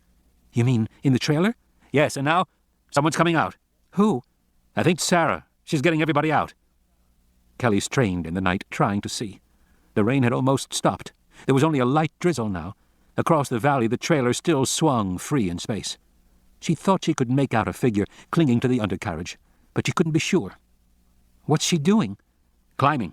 "Alone?" "Yes," Levine said. "Alone." Sarah Harding came out through the door, twisting her body in the rain. She did not look down. She knew the valley was 500 feet below her. She could feel the trailer swinging. She had the rope slung around her shoulder. She edged around, lowered her leg, and stood on a gearbox. She felt with her hand, gripped a cable, swung around. Thorne was inside the trailer, talking to her. "We'll never get Malcolm up without a rope," he said. "Can you climb it?" Lightning flashed. She stared straight up at the underside of the trailer, glistening wet with rain. She saw the slick gleam of grease, then blackness again. "Sarah, can you do it?" "Yes," she said. She reached up and started to climb. In the high hide, Kelly was saying, "Where is she? What's happening? Is she all right?" Levine watched through the glasses. "She's climbing," he said. Arby listened to their voices distantly. He was turned away, staring off at the river in the darkened plain. He waited impatiently for the next lightning flash. Waited to see if it was true, what he had seen earlier. She did not know how, but slipping and sliding, she somehow got to the top of the cliff and flung herself over the side. There was no time to waste. She uncoiled the rope and crawled beneath the second trailer. She looped the rope through a metal bracket, quickly knotted it. Then she went back to the edge of the cliff and threw the rope down. "Doc!" she shouted. Standing at the trailer door, Thorne caught the rope and tied it around Malcolm. Malcolm groaned. "Let's go," Thorne said. He put his arm around Malcolm and swung them both out until they were standing on the gearbox. "Christ," Malcolm said, looking upward. But Sarah was already pulling him, the rope tightening. "Just use your arms," Thorne said. Malcolm started to rise. In a few moments he was 10 feet above Thorne. Sarah was up on the cliff, but Thorne couldn't see her. Ian's body blocked his view. Thorne began to climb, his legs struggling for purchase. The underside of the trailer was slippery. He thought, "I should have made it non-skid. But who would ever make the undercarriage of a vehicle non-skid?" In his mind's eye he saw the accordion connector tearing, slowly tearing, opening wider. He climbed upward, hand over hand, foot by foot. Lightning flashed, and he realized that they were close to the top. Sarah was standing on the edge of the cliff, reaching down for Malcolm. Malcolm was pulling himself up with his arms. His legs swung limp, free, but he was still going. Another few feet. Sarah grabbed Malcolm by the shirt collar and hauled him up the rest of the way. Malcolm flopped over, out of sight. Thorne continued up. His feet slipped, his arms ached. He climbed. Sarah was reaching down to him. "Come on, Doc," she said. Her hand was extended, fingers reaching toward him. With a metallic whang, the mesh ripped on the connector, and the trailer dropped down 10 feet, the coils widening. Thorne climbed faster, looking up toward Sarah. Her hand still reached down. "You can do it, Doc." He climbed, closing his eyes, just climbing, holding the rope, gripping it tightly. His arms ached, his shoulders ached, and the rope seemed to become smaller in his hands. He twisted it around his fist, trying to hold on, but at the last moment he began to slip, and then he felt a sudden burning pain in his scalp. "Sorry about that," Sarah said, and she pulled him up by his hair. The pain was intense, but he didn't care. He hardly noticed, because now he was alongside the accordion connector, watching the coils pop free like a bursting corset, and the trailer dropped lower, but she still pulled him. She was immensely strong, and then his fingers touched wet grass, and he was over the side. Safe. Beneath them there was a sharp series of metallic sounds, whang, whang, whang, as the coiled metal rods snapped one after another, and then, with a final groan, the trailer broke all connection and fell free down the cliff face, growing smaller and smaller until it smashed on the rocks far below. In the glare of lightning, it looked like a crumpled paper bag. Thorne turned and looked up at Sarah. "Thanks," he said. Sarah sat heavily on the ground beside him. Blood dripped from her bandaged head. She opened her fingers and released a handful of his gray hair, which fell in a wet clump onto the grass. "Hell of a night," she said. The High Hide. Watching through the night vision glasses, Levine said, "They made it." Kelly said, "All of them?" "Yes, they made it." Kelly began to jump and cheer. Arby turned and grabbed the glasses out of Levine's hand. "Hey," Levine said, "just a minute. I need them," Arby said. He spun back around and looked out at the dark plain. For a moment he couldn't see anything, just a green blur. His fingers found the focus knob. He twisted it quickly, and the image came into view. "What the hell is so important?" Levine said irritably. "That's an expensive piece of equipment." And then they all heard the snarling. It was coming closer. In pale shades of luminous green, Arby saw the raptors clearly. There were 12 of them, moving in a loose cluster through the grass, heading in the direction of the High Hide. One animal was a few yards ahead and seemed to be the leader, but it was hard to discern any organization in the pack. The raptors were all snarling and licking the blood off their snouts, wiping their faces with their clawed forearms, a gesture oddly intelligent, almost human. In the night vision glasses, their eyes glowed bright green. They did not seem to have noticed the High Hide. They never looked up toward it, but they were certainly headed in that direction. Abruptly, the glasses were yanked out of Arby's hands. "Excuse me," Levine said. "I think I'd better handle this." Arby said, "You wouldn't even know about it if it wasn't for me." "Be quiet," Levine said. He brought the glasses to his eyes, focused them, and sighed at what he saw. 12 animals, about 20 yards away. Eddie said quietly, "Do they see us?" "No, and we're downwind of them so they won't smell us. My guess is they're following the game trail that runs past the hide. If we're quiet, they'll go right past us." Eddie's radio crackled. He hastily reached to turn it down. They all stared out at the plain. The night was now calm and still. The rain had stopped, and the moon was breaking through thinning clouds. Faintly they saw the approaching animals, dark against the silver grass. Eddie whispered, "Can they get up here?" "I don't see how," Levine whispered. "We're almost 20 feet above the ground. I think we'll be fine." "But you said they can climb trees." "Shh! This isn't a tree. Now, everybody down and quiet." Malcolm winced in pain as Thorne stretched him out on a table in the second trailer. "I don't seem to have much luck on these expeditions, do I?" "No, you don't," Sarah said. "Just take it easy, Ian." Thorne held a flashlight while she cut away Malcolm's trouser. He had a deep gash on his right leg, and he had lost a lot of blood. She said, "We have a medical kit?" Thorne said, "I think there's one outside where we store the bike." "Get it." Thorne went outside to get it. Malcolm and Harding were alone in the trailer. She shone the light into the wound, peering closely. Malcolm said, "How bad is it?" "It could be worse," she said lightly. "You'll survive." In fact, the wound cut deep, almost to the bone. Somehow it had missed the artery. That was lucky, but the gash was filthy. She saw grease and bits of leaves mashed into the ragged red muscle. She'd have to clean it out, but she'd wait for the morphine to take effect first. "Sarah," Malcolm said, "I owe you my life." "Never mind, Ian." No, I do." "Ian," she said, looking at him, "this sincerity is not like you." "It'll pass," he said, and smiled a little. She knew he must be in pain. Thorne returned with the medical kit, and she filled the syringe, tapped out the bubbles, and injected it into Malcolm's shoulder. He grunted. "Ow! How much did you give me?" "A lot." "Why?" "Because I have to clean the wound out, Ian, and you're not going to like it when I do." Malcolm sighed. He turned to Thorne. "It's always something, isn't it? Go on, Sarah. Do your damnedest." Levine watched the approaching raptors through the night glasses. They moved in a loose group with their characteristic hopping gait. He watched, hoping to see some organization in the pack, some structure, some sign of a dominance hierarchy. Velociraptors were intelligent, and it made sense that they would organize themselves hierarchically, and that this would appear in their spatial configuration. But he could see nothing. They were like a band of marauders, shapeless, hissing and snapping at one another. Near Levine, in the high hide, Eddie and the kids were crouched down. Eddie had his arms around the kids, comforting them. The boy especially was panicky. The girl seemed to be okay. She was calmer. Levine didn't understand why anyone was afraid. They were perfectly secure high up here. He watched the approaching pack with academic detachment, trying to discern a pattern in their rapid movements. There was no doubt they were following the game trail. Their path exactly matched the paras earlier in the day, up from the river, then over the slight rise, and along the back of the high hide. The raptors paid no attention to the hide itself. They seemed mostly to interact with each other. The animals came around the side of the structure and were about to continue on when the nearest animal paused. It fell behind the rest of the pack, sniffing the air. Then it bent over and began to poke its snout through the grass around the bottom of the hide. What was it doing? Levine wondered. The solitary raptor growled. It continued to root in the grass, and then it came up with something in its hand, something it held in its clawed fingers. Levine squinted, trying to see it. It was a piece of wrapping paper from a candy bar. The raptor looked up at the high hide, its eyes glowing. It stared right at Levine, and it snarled.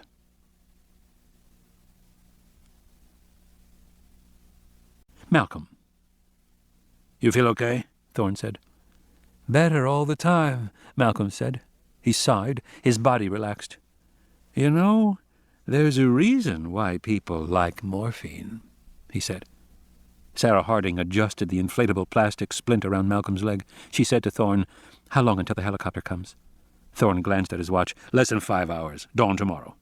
"For sure?" "Yes, absolutely." Harding nodded. "Okay. He'll be okay." "I'm fine," Malcolm said in a dreamy voice. "I'm just sad that the experiment is over. And it was such a good experiment, too. So elegant, so unique. Darwin never knew." Harding said to Thorne, "I'm going to clean this out now. Hold his leg for me." More loudly, she said, "What didn't Darwin know, Ian?" "That life is a complex system," he said, "and everything that goes along with that. Fitness landscapes, adaptive walks, Boolean nets, self-organizing behavior. Poor man. Ouch, what are you doing there?" "Just tell us," Harding said, bent over the wound. "Darwin had no idea that life is so unbelievably complex," Malcolm said. "Nobody realizes it. I mean, a single fertilized egg has 100,000 genes, which act in a coordinated way, switching on and off at specific times, to transform that single cell into a complete living creature. That one cell starts to divide, but the subsequent cells are different. They specialize. Some are nerve, some are gut, some are limb. Each set of cells begins to follow its own program, developing, interacting. Eventually, there are 250 different kinds of cells, all developing together at exactly the right time. Just when the organism needs a circulatory system, the heart starts pumping. Just when hormones are needed, the adrenals start to make them. Week after week, this unimaginably complex development proceeds perfectly. Perfectly. It's incredible. No human activity comes close. I mean, you ever build a house? A house is simple in comparison, but even so, workmen build the stairs wrong. They put the sink in backward. The tile man doesn't show up when he's supposed to. All kinds of things go wrong, and yet the fly that lands on the workman's lunch is perfect. "Ow, take it easy." "Sorry," she said, continuing to clean his wound. "But the point," Malcolm said, "is that this intricate developmental process in the cell is something we can barely describe, let alone understand. Do you realize the limits of our understanding? Mathematically, we can describe 2 things interacting, like 2 planets in space. 3 things interacting, 3 planets in space, well, that becomes a problem. 4 or 5 things interacting, we can't really do it. And inside the cell, there's 100,000 things interacting. You have to throw up your hands. It's so complex. How is it even possible that life ever happens at all? Some people think the answer is that living forms organize themselves. Life creates its own order, the way crystallization creates order. Some people think life crystallizes into being, and that's how the complexity is managed. Because if you didn't know any physical chemistry, you could look at a crystal and ask all the same questions. You'd see those beautiful spars, those perfect geometric facets, and you could ask, what's controlling this process? How does the crystal end up so perfectly formed and looking so much like other crystals? But it turns out a crystal is just the way the molecular forces arrange themselves in solid form. No one controls it. It happens on its own. To ask a lot of questions about a crystal means you don't understand the fundamental nature of the processes that led to its creation. So maybe living forms are a kind of crystallization. Maybe life just happens. And maybe, like crystals, there's a characteristic order to living things that is generated by their interacting elements. Okay, well, one of the things that crystals teach us is that order can arise very fast. 1 minute you have a liquid with all the molecules moving randomly. The next minute a crystal forms and all the molecules are locked in order, right? Right.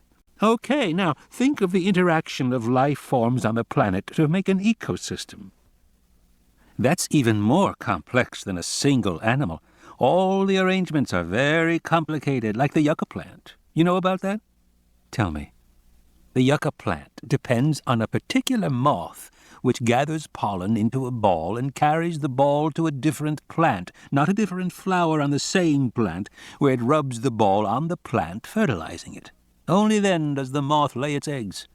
The yucca plant can't survive without the moth. The moth can't survive without the plant. Complex interactions like that make you think maybe behavior is a kind of crystallization too. You're speaking metaphorically? Harding said.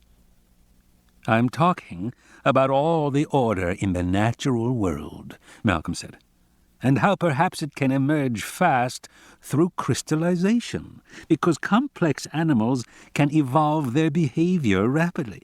Changes can occur very quickly. Human beings are transforming the planet, and nobody knows whether it's a dangerous development or not. So these behavioral processes can happen faster than we usually think evolution occurs. In 10,000 years, human beings have gone from hunting to farming to cities to cyberspace. Behavior is screaming forward, and it might be non-adaptive. Nobody knows. Although personally, I think cyberspace means the end of our species. Yes, why is that? Because it means the end of innovation, Malcolm said. This idea that the whole world is wired together is mass death. Every biologist knows that small groups in isolation evolve fastest. You put 1,000 birds on an ocean island, and they'll evolve very fast. You put 10,000 on a big continent, and their evolution slows down. Now, for our own species, evolution occurs mostly through our behavior. We innovate new behavior to adapt. And everybody on Earth knows that innovation only occurs in small groups. Put 3 people on a committee, and they may get something done. 10 people, and it gets harder. 30 people, and nothing happens. 30 million, it becomes impossible. That's the effect of mass media. It keeps anything from happening. Mass media swamps diversity. It makes every place the same, Bangkok or Tokyo or London. There's a McDonald's on one corner, a Benetton on another, a Gap across the street. Regional differences vanish. All differences vanish. In a mass media world, there's less of everything except the top 10 books, records, movies, ideas. People worry about losing species diversity in the rainforest, but what about intellectual diversity, our most necessary resource? That's disappearing faster than trees. But we haven't figured that out. So now we're planning to put 5 billion people together in cyberspace, and it'll freeze the entire species. Everything will stop dead in its tracks. Everyone will think the same thing at the same time. Global uniformity. Oh, that hurts. Are you done? Almost, Harding said. Hang on. And believe me, it'll be fast. If you map complex systems on a fitness landscape, you find the behavior can move so fast that fitness can drop precipitously. It doesn't require asteroids or diseases or anything else. It's just behavior that suddenly emerges and turns out to be fatal to the creatures that do it. My idea was that dinosaurs, being complex creatures, might have undergone some of these behavioral changes, and that led to their extinction. What, all of them? It just takes a few, Malcolm said. Some dinosaur roots in the swamps around the inland sea, changes the water circulation, and destroys the plant ecology that 20 other species depend on. Bang, they're gone. That causes still more dislocations. A predator dies off, and its prey grow unchecked. The ecosystem becomes unbalanced. More things go wrong. More species die. And suddenly it's over. It could have happened that way. Just behavior. Yes, Malcolm said. Anyway, that was the idea, and I had this nice thought that we might prove it. But now it's finished. We have to get out of here. You better tell the others. Thorne clicked on the radio. Eddie, it's Doc. There was no answer. Eddie? The radio crackled.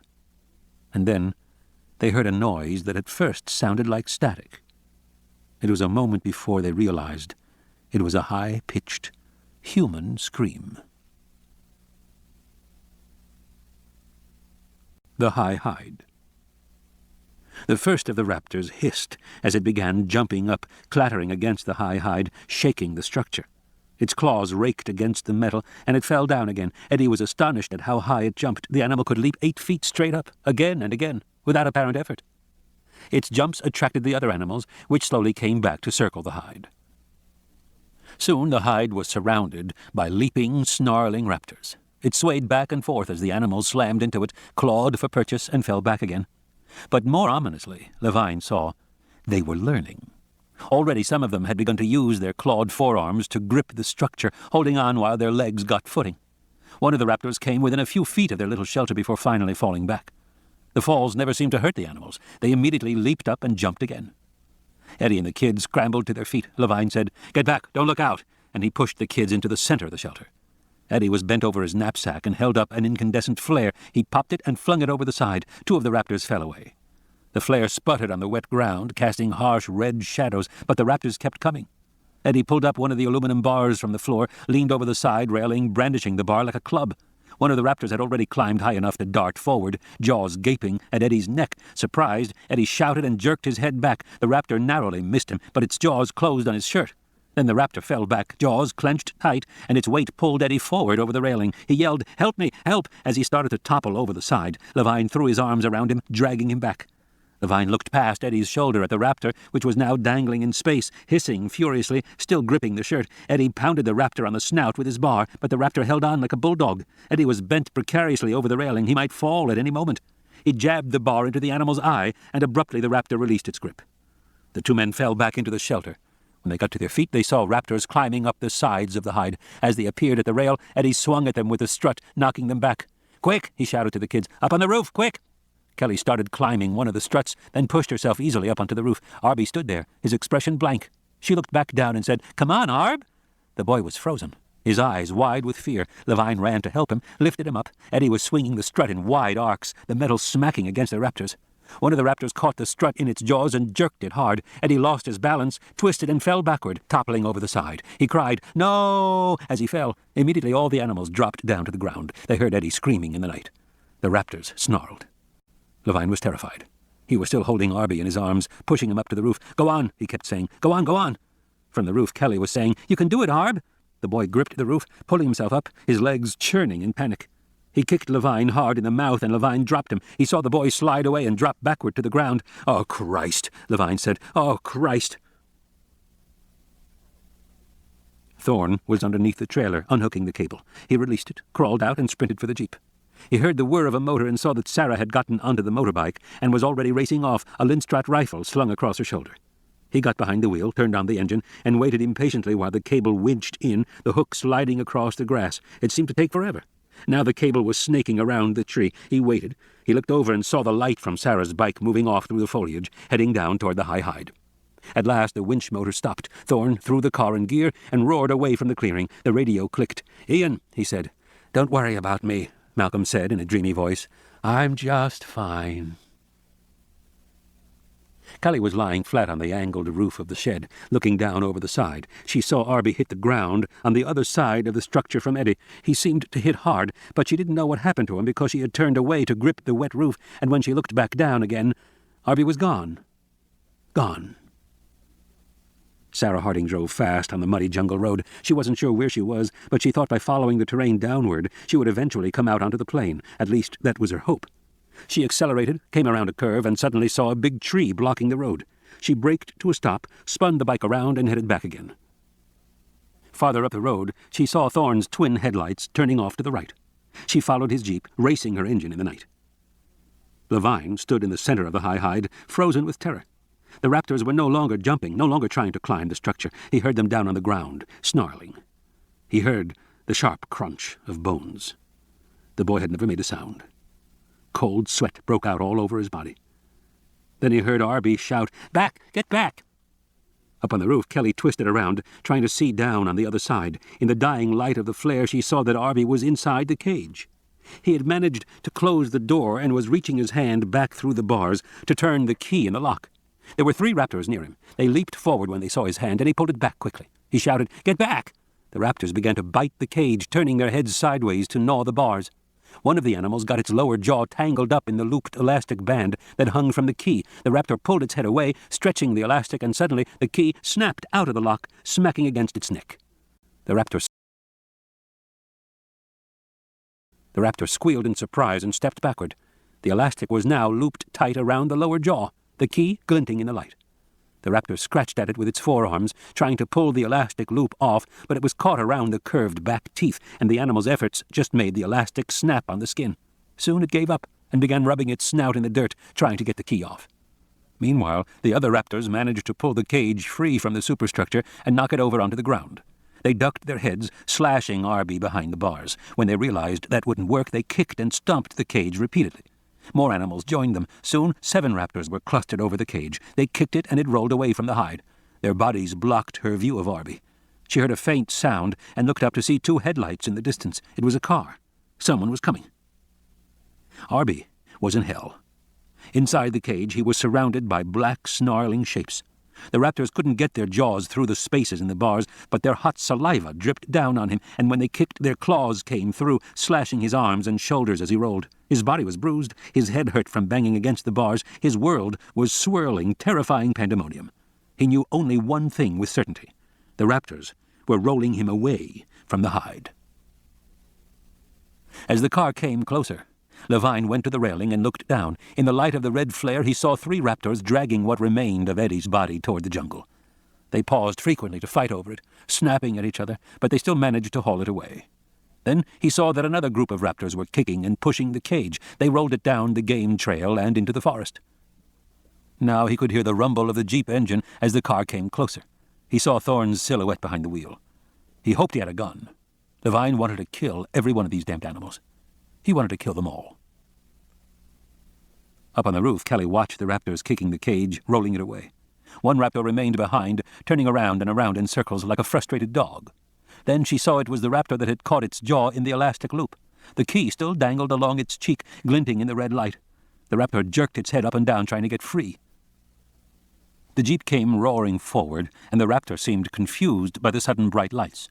Thorne accelerated, trying to hit it with his car. The raptor turned and ran off, out into the plain. Kelly scrambled off the roof and headed down. Thorne threw open the door as Levine jumped into the car. "They got the kid," Levine said, pointing along the trail. Kelly was still coming down, shouting, "Wait!" Thorne said, "Get back up there. Sarah's coming. We'll get Arby." "But we can't lose them." Thorne gunned the engine and started to drive down the game trail, chasing the raptors. In the trailer, Ian Malcolm listened to the voices shouting over the radio. He heard the panic, the confusion. "Black noise," he thought. "Everything going to hell at once." 100,000 things interacting. He sighed and closed his eyes. Thorne drove fast. The jungle was dense around them. The trail ahead began to narrow, the big palms edging closer, slapping the car. He said, "Can we make it?" "It's wide enough," Levine said. "I walked it earlier today. Paras used this trail." "How could this happen?" Thorne said. "The cage was attached to the scaffolding." "I don't know," Levine said. "It broke off." How? "I didn't see. A lot happened." "And Eddie?" Thorne said grimly. "It was fast," Levine said. The jeep plunged through the jungle, bouncing hard as it followed the game trail. They banged their heads on the cloth roof. Thorne drove recklessly. Up ahead the raptors were moving fast. He could hardly see the last of the animals sprinting in the darkness up ahead. "They wouldn't listen to me," Kelly shouted as Sarah pulled up on the motorcycle. "About what?" "The raptor took the key. Arby's locked in the cage and the raptor took the key." "Where?" Sarah said. "There," she said, pointing across the plain. In the moonlight they could just see the dark shape of the fleeing raptor. "We need the key." "Get on," Sarah said, unshouldering her rifle.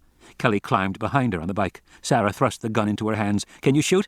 "No, I never—" "Can you drive a bike?" "No, Then you have to shoot," Sarah said. "Now look, trigger's here, okay? Safety's here. Twist it like this, okay? It'll be a rough ride, so don't release it until we get close." "Close to what?" But Sarah didn't hear her. She gunned the engine, and the bike accelerated, heading out into the plain, chasing the fleeing raptor. Kelly put one arm around Sarah and tried to hold on. The jeep bounced along the jungle trail, splashing through muddy pools. "I don't remember it this rough," Levine said, clutching the armhold. "Maybe you should slow down." "Hell no," Thorne said. "If we lose sight of him, it's over. We don't know where the raptor nest is, and in this jungle at night? Hell." Up ahead, the raptors were leaving the trail, running off into the underbrush. The cage was gone. Thorne could not see the terrain very well, but it looked like a sheer hill going almost straight down. "You can't do it," Levine said. "It's too steep." "I have to do it," Thorne said. "Don't be crazy," Levine said. "Face facts. We've lost the kid, Doc. It's too bad, but we've lost him." Thorne glared at Levine. "He didn't give up on you," he said, "and we're not giving up on him." Thorne spun the wheel and drove the jeep over the edge. The car nosed down sickeningly, gained speed, and began a steep descent. "Shit!" Levine yelled. "You'll kill us all!" "Hang on!" Bouncing, they plunged downward into darkness. Sixth configuration. Order collapses in simultaneous regions. Survival is now unlikely for individuals and groups. Ian Malcolm. Chase. The motorcycle raced forward across the grassy plain. Kelly clutched Sarah with one hand and held the rifle with the other. The rifle was heavy. Her arm was getting tired. The motorcycle jolted over the terrain. The wind blew her hair around her face. "Hold on," Sarah shouted. The moon broke through the clouds, and the grass before them was silver in the moonlight. The raptor was 40 yards ahead of them, the animal just within range of their headlamp. They were gaining steadily. Kelly saw no other animals on the plain except for the apatosaur herd in the far distance. They came closer to the raptor. The animal ran swiftly, its tail stiff, barely visible above the grass. Sarah angled the bike to the right as they came alongside the raptor. They moved steadily closer. She leaned back, her mouth close to Kelly's ear. "Get ready," she shouted. "What do I do?" They were running parallel to the raptor, back by its tail. Sarah accelerated, passing the legs, moving toward the head. "The neck," she shouted. "Shoot it in the neck." "Where?" "Anywhere, the neck." Kelly fumbled with the gun. "Now?" "No, wait." The raptor panicked as the motorcycle approached. It increased its speed. Kelly was trying to find the safety. The gun was bouncing. Everything was bouncing. Her fingers touched the safety, slid off. She reached again. She was going to have to use 2 hands, and that meant letting go of Sarah. "Get ready," Sarah shouted. "But I can't." "Now. Do it. Now." Sarah swerved the bike, coming alongside the raptor. They were now just 3 feet away. Kelly could smell the animal. It turned its head and snapped at them. Kelly fired. The gun bucked in her hands. She grabbed Sarah again. The raptor kept running. "What happened?" "You missed." Kelly shook her head. "Never mind," Sarah shouted. "You can do it. I'll get closer." She angled the bike toward the raptor again, moving closer. But this time was different. As they came alongside, the raptor abruptly charged them, butting at them with its head. Sarah howled and twisted the bike away, widening the gap. "Smart bastards, aren't they?" she shouted. "No second chances." The raptor chased them for a moment, then suddenly turned, changing direction, racing away across the plains. "It's going for the river," Kelly shouted. Sarah gunned the engine. The bike shot forward. "How deep?" Kelly didn't answer. "How deep?" "I don't know," Kelly shouted. She was trying to remember how the raptors looked when they crossed the river. She seemed to remember they were swimming. That meant it must be at least more than 3 feet, Sarah said. "Yes." "No good." They were now 10 yards behind the raptor and losing ground. The animal had entered an area marked with thick Bennettitalian cycads. The rough trunks scratched at them. The terrain was uneven. The bike bounced and jolted over the bumps. "Can't see!" Sarah shouted. "Hold on!" She angled left, moving away from the raptor heading for the river. The animal was disappearing in the grass. "What are you doing?" Kelly shouted. "We have to cut him off." Shrieking, a flock of startled birds rose up in front of them. Sarah drove through flapping wings, and Kelly ducked her head. The rifle thunked in her hand. "Careful!" Sarah shouted. "What happened?" "It went off." "How many shots do I have?" "2 more. Make him good." The river was up ahead, shimmering in the moonlight. They burst out of the grass and came onto the muddy bank. Sarah turned, the motorcycle swerved, slipped, and the bike shot away. Kelly fell, hitting the cold mud, Sarah landing hard on top of her. Immediately, Sarah jumped up, running for the bike, shouting, "Come on!" Dazed, Kelly followed her. The rifle in her hands was thick with mud. She wondered if it would still work. Sarah was already on the bike, gunning the engine, waving her forward. Kelly jumped on, and Sarah headed up the riverbank. The raptor was 20 yards ahead of them, approaching the water. "It's getting away!" Thorne's jeep crashed down the hillside out of control. Palms slapped against the windshield. They could see nothing at all, but they felt the steepness of the incline. The jeep fished sideways. Levine yelled. Thorne gripped the steering wheel, tried to turn the car back. He touched the brake. The jeep straightened and continued down the hill. There was a gap in the palms. He saw a field of black boulders looming directly ahead. The raptors were scrambling over the boulders, but maybe if he went left... "No!" Levine shouted. "No!" "Hang on!" Thorne yelled, and he twisted the wheel. The car lost traction and slid downward. They hit the first of the boulders, shattering a headlight. The car swung up at an angle, crashed down again. Thorne thought that had finished the transmission, but somehow the car was still going, angling down the hillside, moving off to the left. The second headlight smashed on a tree branch. They continued down in darkness, through another layer of palms, and then abruptly they banged down on level ground. The jeep tires rolled across soft earth. Thorne brought the car to a stop. Silence. They peered out the windows, trying to see where they were. But it was so dark, it was hard to see anything. They seemed to be at the bottom of a deep gully, a canopy of trees overhead. "Alluvial contours," Levine said. "We must be in a stream bed." As his eyes adjusted, Thorne saw he was right. The raptors were running down the center of the stream bed, which was lined with big boulders on both sides, but the bed itself was sandy, and it was wide enough for the car to pass through. He followed them. "You have any idea where we are?" Levine said, staring at the raptors. "No," Thorne said. The car drove forward. The stream bed widened, opening out into a flat basin. The boulders disappeared. There were trees on both sides of the river. Patches of moonlight appeared here and there. It was easier to see. But the raptors were gone. He stopped the car, rolled down the window, and listened. He could hear them hissing and growling. The sound seemed to be coming from off to the left. Thorne put the car in gear and left the stream bed, moving off among ferns and occasional pine trees. Levine said, "Do you suppose the boy survived that hill?" "I don't know," Thorne said. "I can't imagine." He drove forward slowly. They came to a break in the trees and saw a clearing where the ferns had been trampled flat. Beyond the clearing they saw the banks of the river, moonlight glinting on the water. Somehow they had returned to the river. But it was the clearing itself that held their attention. Within the broad open space they saw the huge, pale skeletons of several apatosaurs. The giant rib cages, arcs of pale bone, shone in the silver light. The dark hulk of a partially eaten carcass lay on its side in the center, clouds of flies buzzing above it in the night. "What is this place?" Thorne said. "It looks like a graveyard." "Yes," Levine said, "but it's not." The raptors were all clustered to one side, fighting over the remains of Eddie's carcass. At the opposite side of the clearing they saw 3 low mud mounds. The walls were broken in many places. Within the nests they saw crushed fragments of eggshells. There was the strong stench of decay. Levine leaned forward, staring. "This is the raptor nest," he said. In the darkness of the trailer, Malcolm sat up, wincing. He grabbed the radio. "You found it? The nest?" The radio crackled. Levine said, "Yes, I think so." "Describe it," Malcolm said. Levine spoke quietly, reporting features, estimating dimensions. To Levine, the velociraptor nest appeared slovenly, uncared for, ill-made. He was surprised, because dinosaur nests usually conveyed an unmistakable sense of order.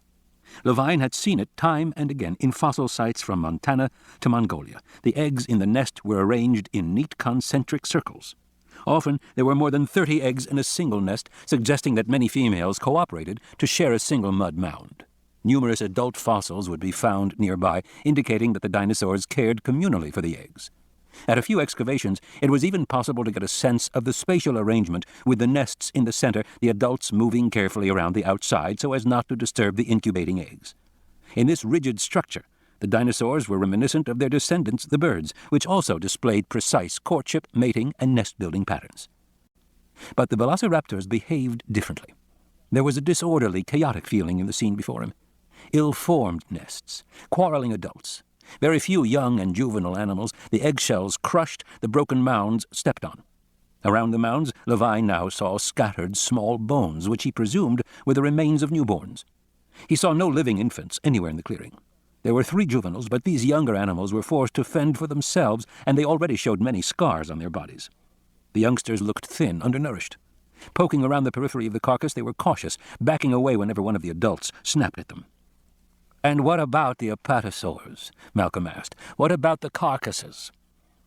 Levine counted 4 altogether, in various stages of decomposition. "You have to tell Sarah," Malcolm said. But Levine was wondering about something else.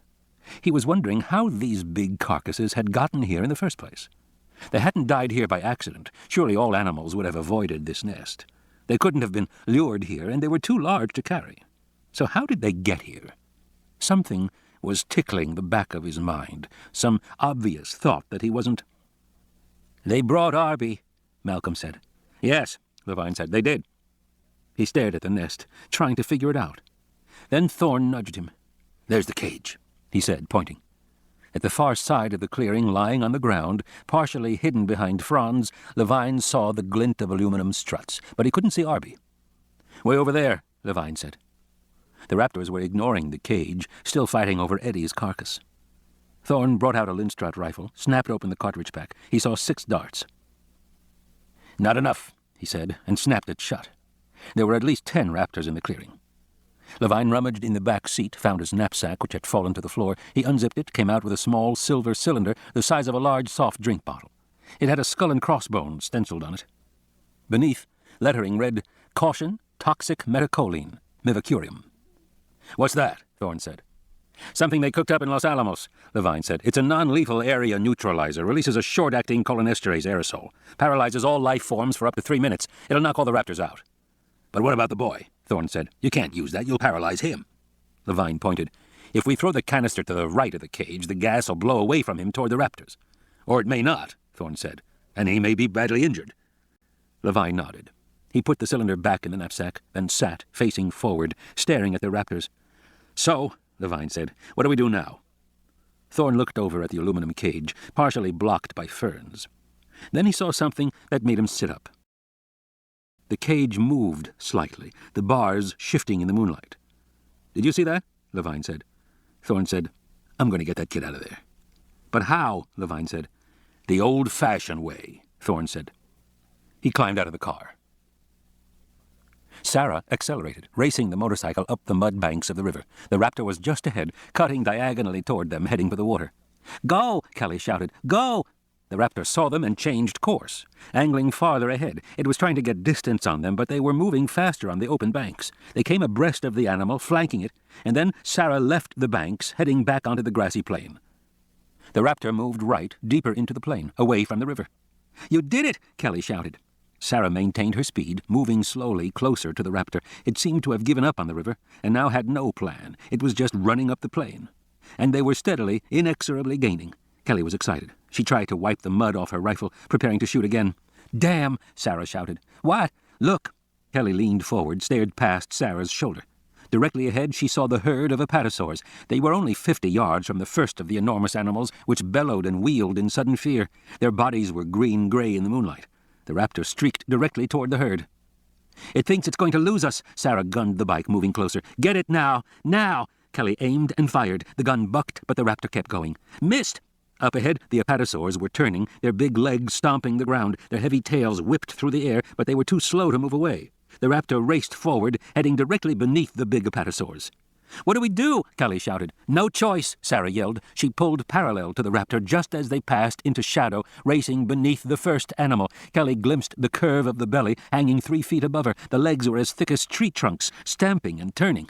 The raptor ran on, darting among the moving legs. Sarah swerved, followed. Above them, the animals roared and turned and roared again. They were beneath another belly, then out into moonlight, then in shadow again. Now they were in the middle of the herd. It was like being in a forest of moving trees. Directly ahead, a big leg came down with a slam that shook the ground. The bike bounced as Sarah swung left. They scraped against the animal's flesh. "Hang on," she shouted, and swerved again, following the raptor. Above them, the apatosaurs were bellowing and moving. The raptor dodged and turned and then broke clear, racing out the back of the herd. "Shit," Sarah said, spinning the bike around. A whiptail swung low, narrowly missing them, and then they too were free, chasing the raptor again. The motorcycle raced across the grassy plain. "Last chance," Sarah shouted. "Do it!" Kelly raised the rifle. Sarah was driving hard and fast, pulling very close to the running raptor. The animal turned to butt her, but she held her position, punched it hard in the head with her fist. "Now!" Kelly shoved the barrel against the flesh of the neck and squeezed the trigger. The gun snapped back hard, jolting her in the stomach. The raptor ran on. "No!" she shouted. "No!" And then suddenly the raptor fell, tumbling end over end in the grass, and Sarah swung the bike away and pulled to a stop. The raptor was 5 yards away, flopping in the grass. It snarled and yelped. Then it was silent. Sarah took the rifle, snapped open the cartridge pack. Kelly saw 5 more darts. "I thought that was the last one," she said. "I lied," Sarah said. "Wait here." Kelly stayed by the bike while Sarah moved cautiously forward through the grass. Sarah fired one more shot, then stood waiting for a few moments. Then she bent down. When she came back, she was holding the key in her hand. In the nest, the raptors were still tearing at the carcass off to one side, but the intensity of the behavior was diminishing. Some of the animals were turning away, rubbing their jaws with their clawed hands, drifting slowly toward the center of the clearing, moving closer to the cage. Thorne climbed into the back of the jeep, pushing aside the canvas cover. He checked the rifle in his hands. Levine slid into the driver's seat. He started the engine. Thorne steadied himself in the back of the jeep, gripped the rear bar. He turned to Levine. "Go!" The jeep raced forward across the clearing. By the carcass, the raptors looked up in surprise as they saw the intruder.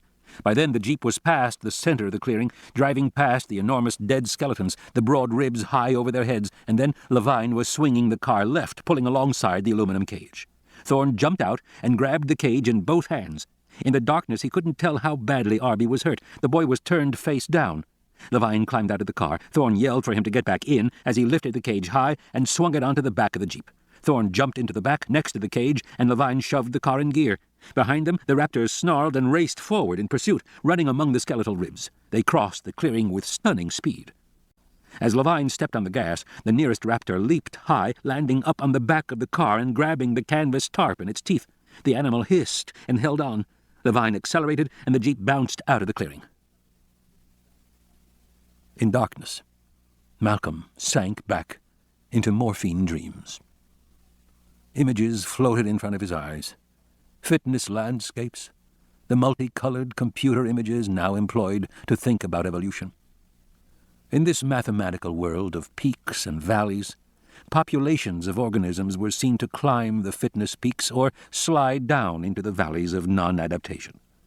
Stu Kaufman and his co-workers had shown that advanced organisms had complex internal constraints which made them more likely to fall off the fitness optima and descend into the valleys.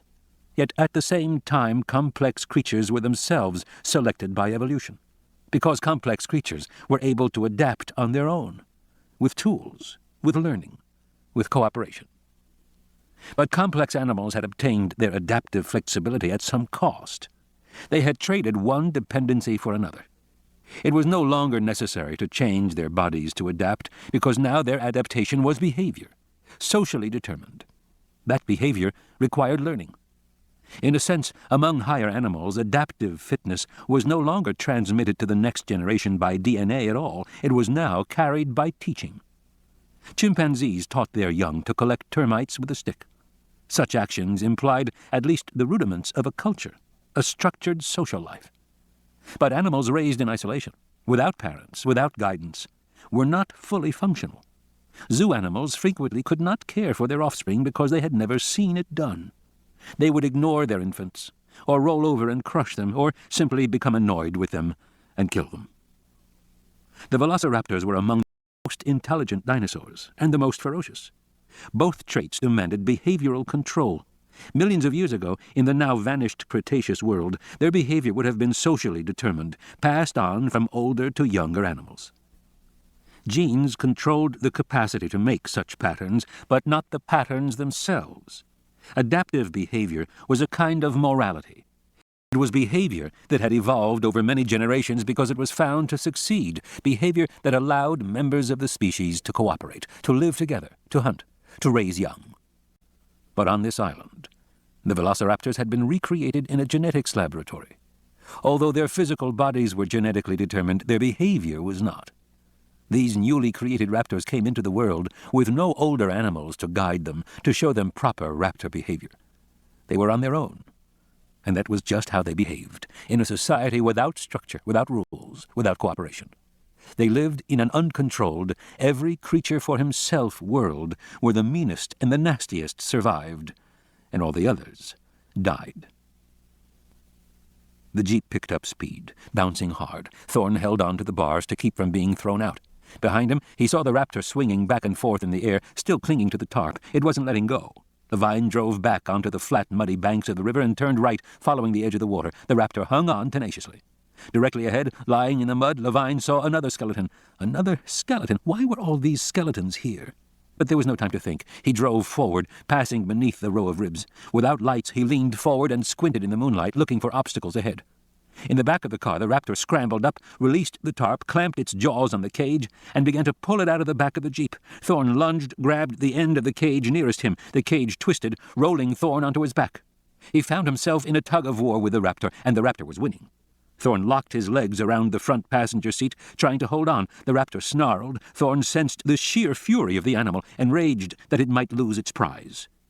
"Here!" Levine shouted, holding a gun out to Thorne. Thorne was on his back, gripping the cage in both hands. He couldn't take the gun. Levine looked back and saw the situation. He looked in the rearview mirror. Behind them, he saw the rest of the pack still in pursuit, snarling and growling. He could not slow down. Thorne could not let go of the cage. Still driving fast, Levine swung around in the passenger seat and aimed the rifle backward. He tried to maneuver the gun, knowing what would happen if he accidentally shot Thorne or Arby. "Watch it!" Thorne was shouting. "Watch it!" Levine managed to get the safety off and swung the barrel straight at the raptor, which was still gripping the cage bars in its jaws. The animal looked up, and in a quick movement closed its jaws over the barrel. It tugged at the gun. Levine fired. The raptor's eyes popped wide as the dart slammed into the back of its throat. It made a gurgling sound, then went into convulsions, toppling backward out of the jeep, and yanking the gun from Levine's hands as it fell. Thorne scrambled to his knees and pulled the cage inside the car. He looked down inside it, but he couldn't tell about Arby. Looking back, he saw the other raptors were still pursuing, but they were now 20 yards back and losing ground. On the dashboard, the radio hissed. "Doc!" Thorne recognized Sarah's voice. "Yes, Sarah. Where are you?" "Following the river," Thorne said. The storm clouds had now cleared, and it was a bright, moonlit night. Behind him, the raptors still continued to chase the jeep. They must still be on the same side of the river as the high hide. In that case, they ought to be able to make their way up onto the ridge road, somewhere to the left. That road would lead them back to the clearing and the remaining trailer, and safety. He nudged Levine, pointed to the right. "Go there." Levine turned the car. Thorne clicked the radio. "Sarah?" "Yes, Doc." "We're going back to the trailer on the ridge road." "Okay," Sarah said. "We'll find you." Sarah looked back at Kelly. "Where's the ridge road?" "I think it's that one up there," Kelly said, pointing to the spine of the ridge on the cliffs high above them. "Okay," Sarah said. She gunned the bike forward. The jeep rumbled across the plain, deep in silvery grass. They were moving fast. The raptors were no longer visible behind them. "Looks like we lost them," Thorne said. "Maybe," Levine said. When he had pulled out of the stream bed, he had seen several animals dart off to the left. They would now be hidden in the grass. He wasn't sure they would give up so easily. The jeep was roaring toward the cliffs. Directly ahead, he saw a curving switchback road running up from the valley floor. That was the ridge road, he felt sure. Now that the terrain was smoother, Thorne crawled back between the seats and crouched over the cage. He peered in through the bars at Arby, who was groaning softly. Half the boy's face was slick with blood, and his shirt was soaked, but his eyes were open, and he seemed to be moving his arms and legs. Thorne leaned close to the bars. "Hey, son," he said gently. "Can you hear me?" Arby nodded, moaning. "How you doing there?" "Been better," Arby said. The jeep ground onto the dirt road and headed upward along the switchbacks. Levine felt a sense of relief as they moved higher, away from the valley. He was finally on the ridge road, and he was going to be safe. He looked up toward the crest. And then he saw the dark shapes in the moonlight, already at the top of the road, hopping up and down. Raptors, waiting for him. He pulled to a stop. "What do we do now?" "Move over," Thorne said grimly. "I'll take it from here." At the edge of chaos. Thorne came up onto the ridge and turned left, accelerating. The road stretched ahead in the moonlight, a narrow strip running between a rock wall to his left and a sheer cliff falling away on the right. 20 feet above him on the ridge, he saw the raptors leaping and snorting as they ran parallel to the jeep. Levine saw them too. "What are we going to do?" he said. Thorne shook his head. "Look in the toolkit. Look in the glove compartment. Get anything you can find." Levine bent over, fumbling in darkness, but Thorne knew they were in trouble. Their gun was gone. They were in a jeep with a cloth top, and the raptors were all around them. He guessed he was probably about half a mile from the clearing and the trailer. Half a mile to go. Thorne slowed as he came into the next curve, moving the car away from the plunging drop of the cliff. Rounding the curve, he saw a raptor crouched in the middle of the road, facing them, its head lowered menacingly.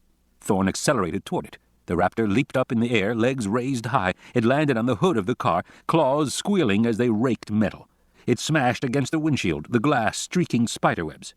With the animal's body lying against the windshield, Thorne couldn't see anything. On this dangerous road, he slammed on the brakes. "Hey!" Levine shouted, tumbling forward. The raptor on the hood slid off to the side. Now Thorne could see again, and he stamped on the gas. Levine fell back again as the car moved forward, but 3 raptors were charging the car from the side. One jumped onto the running board and locked its jaws on the side mirror. The animal's glaring eye was close to Thorne's face. He swung the wheel left, scraping the car along the rocky face of the road. 10 yards ahead, a boulder protruded. He glanced at the raptor, which continued to hold on tenaciously, right to the moment when the boulder smashed into the side mirror, tearing it away. The raptor was gone. The road widened a little. Thorne had more room to maneuver now. He felt a heavy thump and looked up to see the canvas top sagging above his head. Claws slashed down by his ear, ripping through the canvas. He swung the car right, then left again. The claws pulled out, but the animal was still up there, its body still indenting the cloth. Beside him, Levine produced a big hunting knife and thrust it upward through the cloth. Immediately another claw raked downward, slashing Levine's hand. He yelled in pain, dropping the knife. Thorne bent over, reaching down to the floor for it. In the rearview mirror, he saw 2 more raptors in the road behind him, chasing the jeep. They were gaining on him. But the road was broader now, and he accelerated. The raptor on the roof over the top, looking in through the broken windshield. Thorne held the knife in his fist and jabbed it straight up with full force again and again. It didn't seem to make any difference. As the road curved, he jerked the wheel right, then back, the whole jeep tilting, and the raptor on the roof lost its grip and rolled backward off the top. It tore most of the canvas roof away as it went. The animal bounced on the ground and hit the 2 pursuing raptors. The impact knocked all 3 over the side. They fell snarling down the cliff face. "That does it," Levine shouted. But a moment later, another raptor jumped down from the cliff and ran forward only a few feet from the jeep, and lightly, almost easily, the raptor leaped up into the back of the jeep. In the passenger seat, Levine stared. The raptor was fully inside the jeep, its head low, arms up, jaws wide, in an unmistakable attack posture. The raptor hissed at him. Levine thought, "It's all over." He was shocked. His entire body broke out in sweat. He felt dizzy, and he realized in a single instant there was nothing he could do, that he was moments from death. The creature hissed again, snapping its jaws, crouching to lunge, and then, suddenly, white foam appeared at the corners of its mouth, and its eyes rolled back. Foam bubbled out of its jaws. It began to twitch, its body going into spasms. It fell over on its side in the back of the car. Behind them, he now saw Sarah on the motorcycle and Kelly holding the rifle. Thorne slowed, and Sarah pulled alongside them. She handed the key to Levine. "For the cage," she shouted. Levine took it numbly, almost dropped it. He was in shock, moving slowly, dumbly. "I nearly died," he thought. "Get her gun," Thorne said. Levine looked off to the left, where more raptors were still racing along, parallel to the car. He counted 6, but there were probably more. He tried to count again, his mind working slowly. "Get the damned gun!" Levine took the gun from Kelly, feeling the cold metal of the barrel in his hands. But now the car sputtered, the engine coughing, dying, then coughing again, jerking forward. "What's that?" he said, turning to Thorne. "Trouble," Thorne said. "We're out of gas." Thorne popped the car into neutral, and it rolled forward, losing speed. Ahead was a slight rise, and beyond that, across a curve, he could see the road sloped down again. Sarah realized his only hope was to make it over the rise. He said to Levine, "Unlock the cage. Get him out of there." Levine was suddenly moving quickly, almost panicky, but crawled back and got the key in the lock. The cage creaked open. He helped Darby out. Thorne watched the speedometer as the needle fell. They were going 25 miles an hour, then 20, then 15. The raptors running alongside began to move closer, sensing the car was in trouble. 15 miles an hour, still falling. "He's out," Levine said from the back. He clanged the cage shut. "Push the cage off," Thorne said. The cage rolled off the back, bouncing down the hill. 10 miles an hour. The car seemed to be creeping. And then They were over the rise, moving down the other side, gaining speed again. 12 miles an hour, 15, 20. He careened around the curves, trying not to touch the brakes. Levine said, "We'll never make it to the trailer." He was screaming at the top of his lungs, eyes wide with fear. "I know." Thorne could see the trailer off to the left, but separated from them by a gentle rise in the road. They could not get there, but up ahead the road forked, sloping down to the right toward the laboratory. And if he remembered correctly, that road was all downhill. Thorne turned right, away from the trailer. He saw the big roof of the laboratory, a flat expanse in the moonlight. He followed the road past the laboratory, down around the back, toward the worker village. He saw the manager's house to the right and the convenience store with the gas pumps in front. Was there a chance they might still have gasoline? "Look," Levine said, pointing behind them. "Look, look!" Thorne glanced over his shoulder and saw that the raptors were dropping back, giving up the chase. In the vicinity of the laboratory, they seemed to hesitate. "They're not following us anymore," Levine shouted. "Yeah," Thorne said, "but where's Sarah?" Behind them, Sarah's motorcycle was nowhere to be seen. Trailer. Sarah Harding twisted the handlebars, and the motorcycle shot forward over the low rise in the road ahead. She crested and came down again, heading toward the trailer. Behind her, 4 raptors snarled in pursuit. She accelerated, trying to get ahead of them to gain precious yards, because they were going to need it. She leaned back and shouted to Kelly, "Okay, this has to be fast." "What?" Kelly shouted. "When we get to the trailer, you jump off and run in. Don't wait for me, understand?" Kelly nodded tensely. "Whatever happens, don't wait for me." "Okay." Harding roared up to the trailer, braked hard. The bike skidded on the wet grass, banged into the metal siding, but Kelly was already leaping off, scrambling up toward the door, going into the trailer. Sarah had wanted to get the bike inside, but she saw the raptors were very close, too close. She pushed the bike toward them and, in a single motion, stepped up and threw herself through the trailer door, landing on her back on the floor. She twisted her body around and kicked the door shut with her just as the first of the raptors slammed against it. Inside the dark trailer, she held the door shut as the animals pounded it repeatedly. She felt for a lock on the door, but couldn't find one. "Ian, does this door lock?" She heard Malcolm's voice, dreamy in the darkness. "Life is a crystal," he said. "Ian, try and pay attention." Then Kelly was alongside her, hands moving up and down. The raptors thumped against the door. After a moment she said, "It's down here by the floor." Harding heard a metallic click and stepped away. Kelly reached out, took her hand. The raptors were pounding and snarling outside. "It'll be okay," Harding said reassuringly. She went over to Malcolm, still lying on the bed. The raptors snapped and lunged at the window near his head, their claws raking the glass. Malcolm watched them calmly. "Noisy bastards, aren't they?" By his side, the first aid kit was open, a syringe on the cushion. He had probably injected himself again. Through the windows, the animals stopped throwing themselves against the glass. She heard the sound of scraping metal from over by the door and then saw that the raptors were dragging the motorbike away from the trailer. They were hopping up and down on it in fury. It wouldn't be long before they punctured the tires. "Ian," she said, "we have to do this fast." "I'm in no rush," he said calmly. She said, "What kind of weapons have you got here?" "Weapons? Oh, I don't know," he sighed. "What do you want weapons for?" "Ian, please. You're talking so fast," he said. "You know, Sarah, you really ought to try to relax." In the darkened trailer, Kelly was frightened, but she was reassured at the no-nonsense way Sarah talked about weapons. And Kelly was beginning to see that Sarah didn't let anything stop her. She just went and did it. This whole attitude of not letting other people stop you, of believing that you could do what you wanted, was something she found herself imitating. Kelly listened to Dr. Malcolm's voice and knew that he would be of no help. He was on drugs, and he didn't care. And Sarah didn't know her way around the trailer. Kelly did. She had searched the trailer earlier looking for food, and she seemed to remember. In the darkness, she pulled open the drawers quickly. She squinted, trying to see. She was sure she remembered one drawer, low down, had contained a pack marked with a skull and crossbones. That pack might have some kind of weapons, she thought. She heard Sarah say, "Ian, try and think."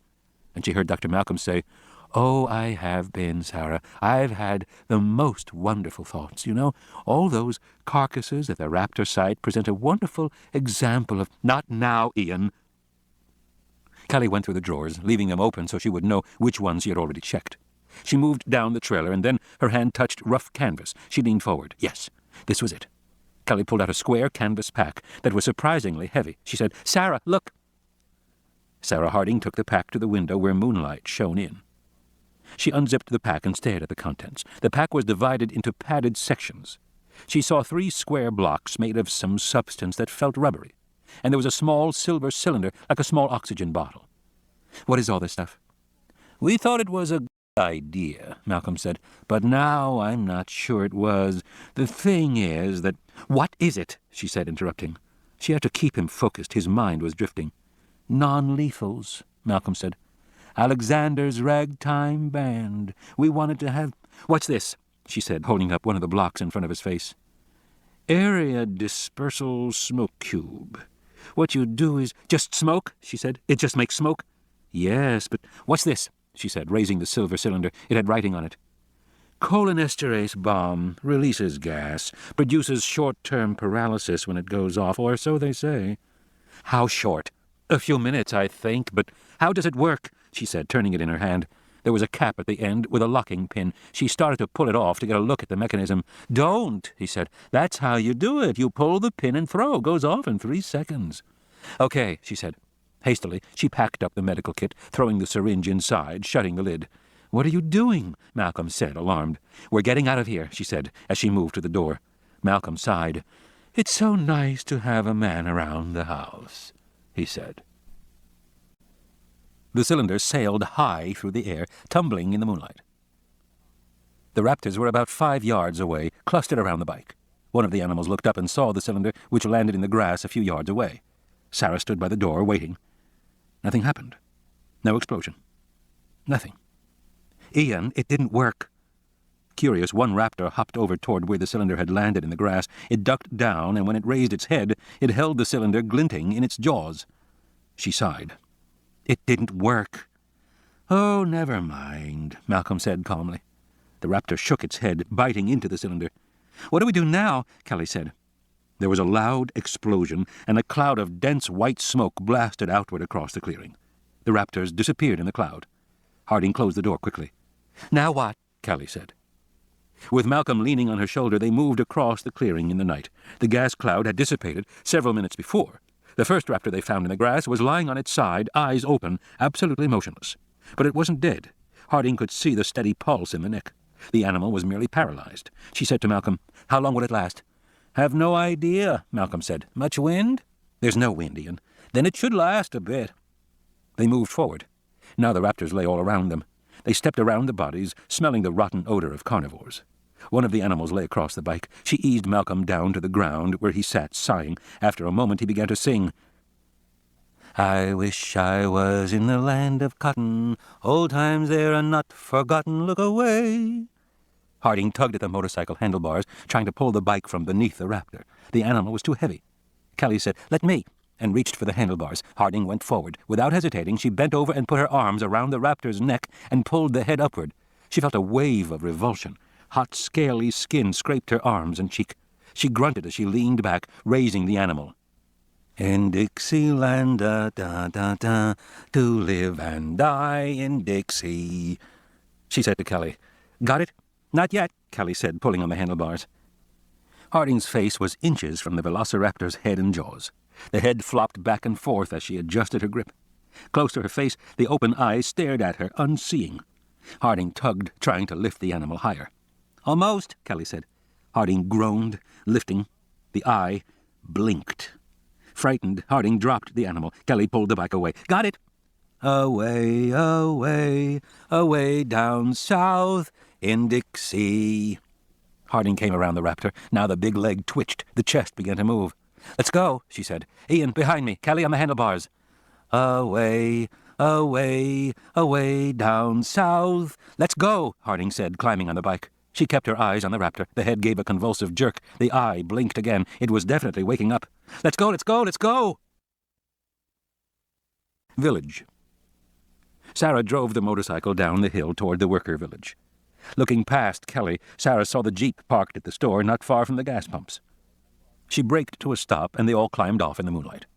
Kelly opened the door to the store and helped Malcolm inside. Sarah rolled the motorcycle into the store and closed the door. "Doc," she said. "We're over here," Thorne said, "with Arby." By the moonlight filtering in through the windows, she could see the store looked very much like an abandoned roadside convenience stand. There was a glass-walled refrigerator of soft drinks, the cans obscured by mold on the glass. A wire rack nearby held candy bars and Twinkies, the wrappers speckled green, crawling with larvae. In the adjacent magazine rack, the pages were curled, the headlines 5 years old. To one side were rows of basic supplies: toothpaste, aspirin, suntan lotion, shampoo, combs, and brushes. Alongside this were racks of clothing, T-shirts and shorts, socks, tennis rackets, bathing suits, and a few souvenirs, keychains, ashtrays, and drinking glasses. In the center of the room was a little island with a computer cash register, a microwave, and a coffee maker. The microwave door hung wide open. Some animal had made a nest inside. The coffee maker was cracked and laced with cobwebs. "What a mess," Malcolm said. "Looks fine to me," Sarah Harding said. The windows were all barred. The walls seemed solid enough. The canned goods would still be edible. She saw a sign that said restrooms, so maybe there was plumbing, too. They should be safe here, at least for a while. She helped Malcolm to lie down on the floor. Then she went over to where Thorne and Levine were working on Arby. "I brought the first aid kit," she said. "How is he?" "Pretty bruised," Thorne said. "Some gashes, but nothing broken. Head looks bad." "Everything hurts," Arby said. "Even my mouth." "Somebody see if there's a light," she said. "Let me look, Arby." "Okay, you're missing a couple of teeth, that's why, but that can be fixed.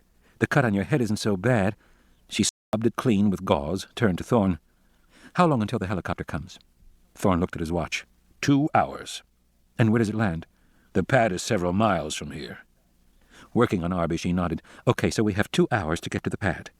Kelly said, "How can we do that? The car's out of gas." "Don't worry," Sarah said. "We'll figure something out. It's going to be fine."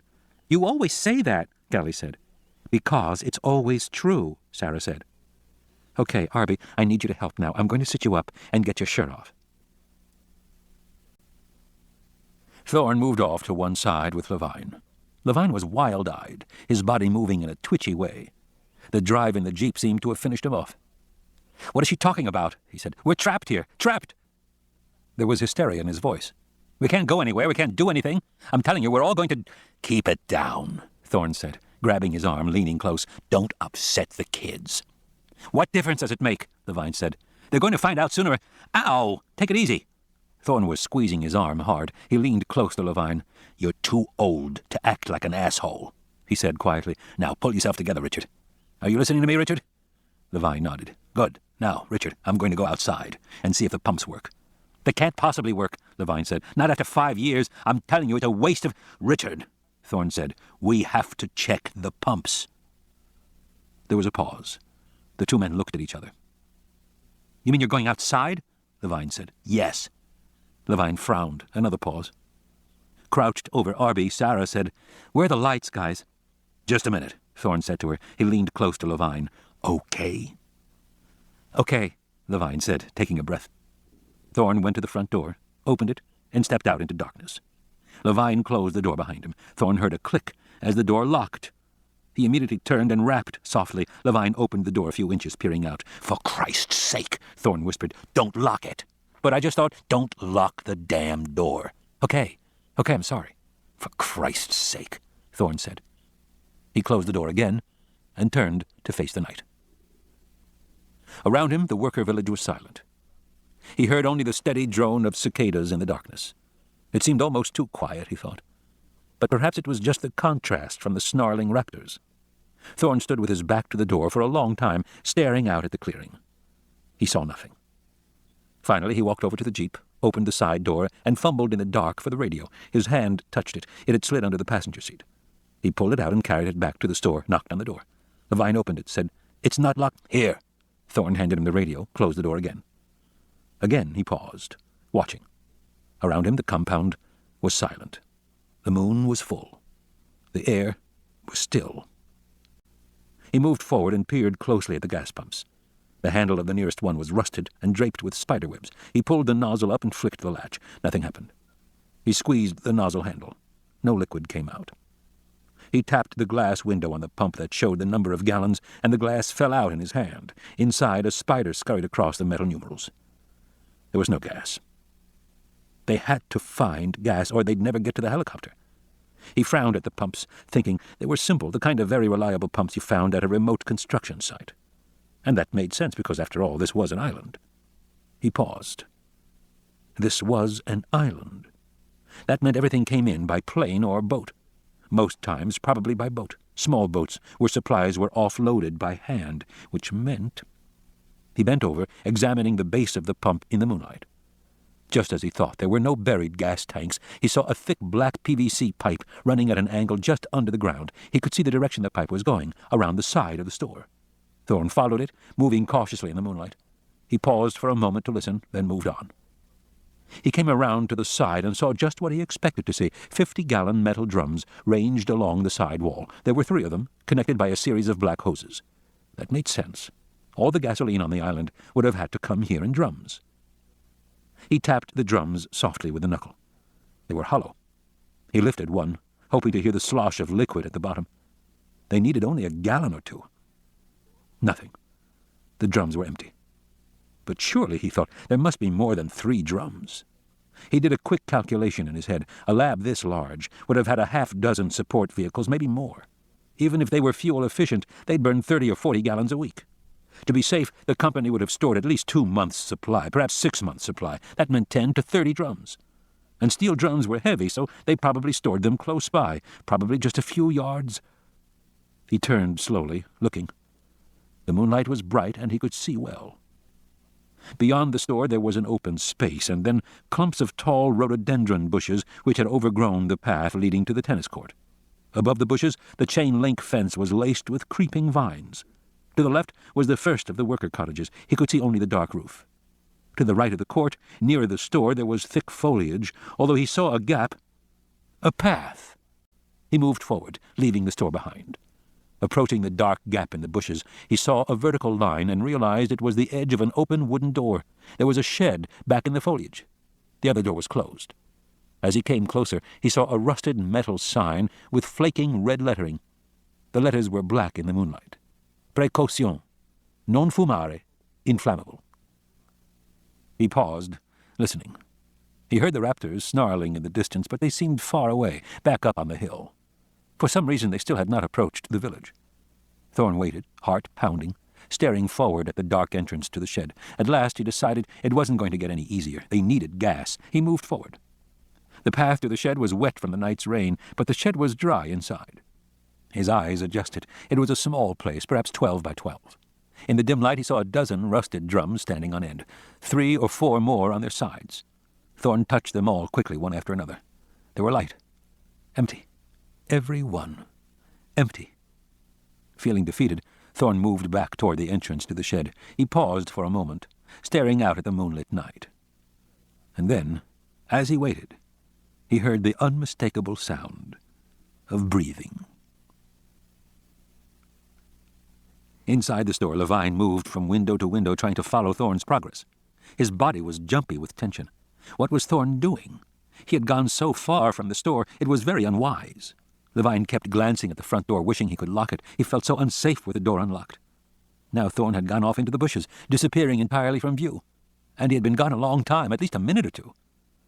Levine stared out the window and bit his lip. He heard the distant snarl of the raptors, and realized that they had remained up at the entrance to the laboratory. They hadn't followed the vehicles down, even now. Why not, he wondered. The question was welcome in his mind, calming, almost soothing. A question to answer. Why had the raptors stayed up at the laboratory? All kinds of explanations occurred to him. The raptors had an atavistic fear of the laboratory, the place of their birth. They remembered the cages and didn't want to be captured again. But he suspected the most likely explanation was also the simplest. That the area around the laboratory was some other animal's territory. It was scent-marked and demarcated and defended, and the raptors were reluctant to enter it. Even the tyrannosaur, he remembered now, had gone through the territory quickly, without stopping. But whose territory?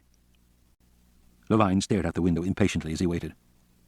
"What about the lights?" Sarah called from across the room. "I need light here."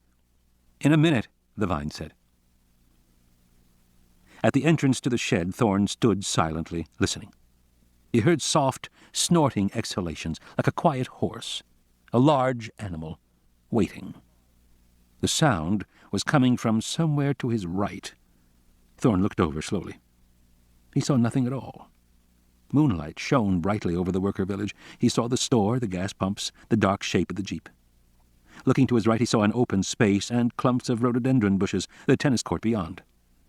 Nothing else. He stared, listening hard. The soft snorting continued. Hardly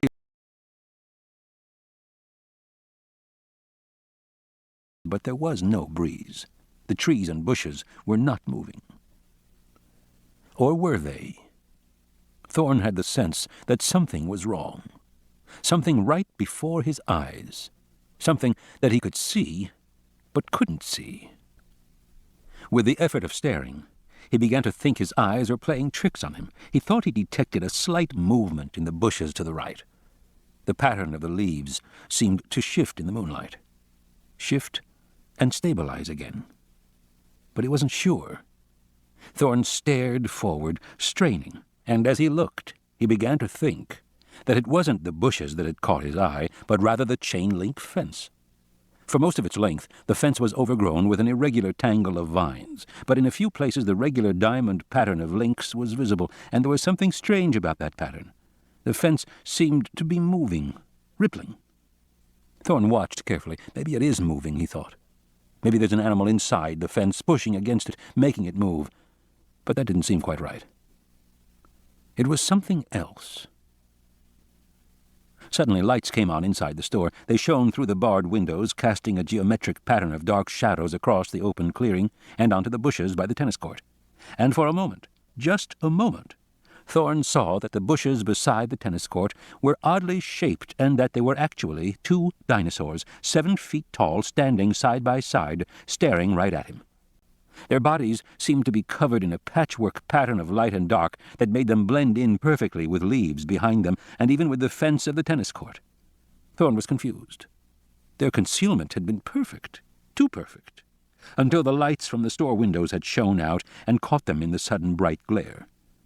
Thorne watched, holding his breath, and then he realized that the leafy light and dark pattern went only part way up their bodies to mid-thorax. Above that the animals had a kind of diamond-shaped criss-cross pattern that matched the fence. And as Thorne stared, the complex patterns on their bodies faded. The animals turned a chalky white, and then a series of vertical striped shadows began to appear, which exactly matched the shadows cast by the windows. And before his eyes, the 2 dinosaurs disappeared from view again. Squinting, with concentrated effort, he could just barely distinguish the outlines of their bodies. He would never have been able to see them at all had he not already known they were there. They were chameleons, but with a power of mimicry unlike any chameleon Thorne had ever seen. Slowly he backed away into the shed, moving deeper into darkness. "My God!" Levine exclaimed, staring up.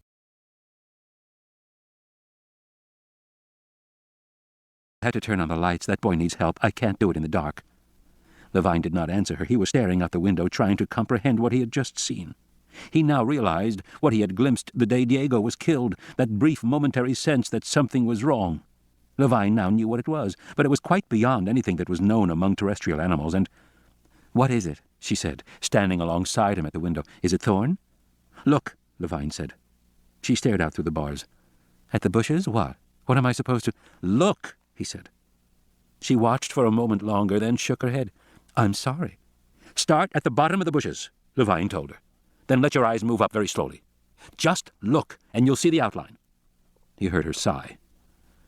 "I'm sorry." "Then turn out the lights again," he said, "and you'll see." She turned the lights out, and for a moment Levine saw the two animals in sharp relief, their bodies pale white with vertical stripes in the moonlight. Almost immediately the pattern started to fade.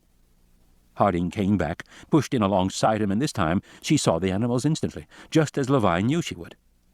"No shit," she said. "There are two of them?" "Yes, side by side." "And is the pattern fading?"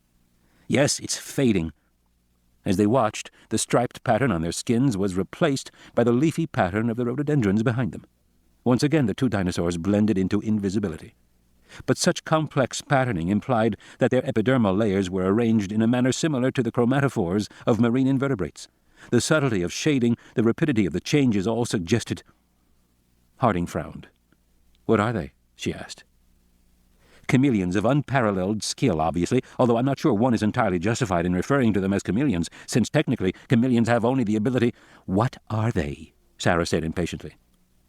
"Actually, I'd say they're Carnotaurus sastri, type specimens from Patagonia. 3 meters in height with distinctive heads. You notice the short bulldog snouts and the pair of large horns above the eyes, almost like wings.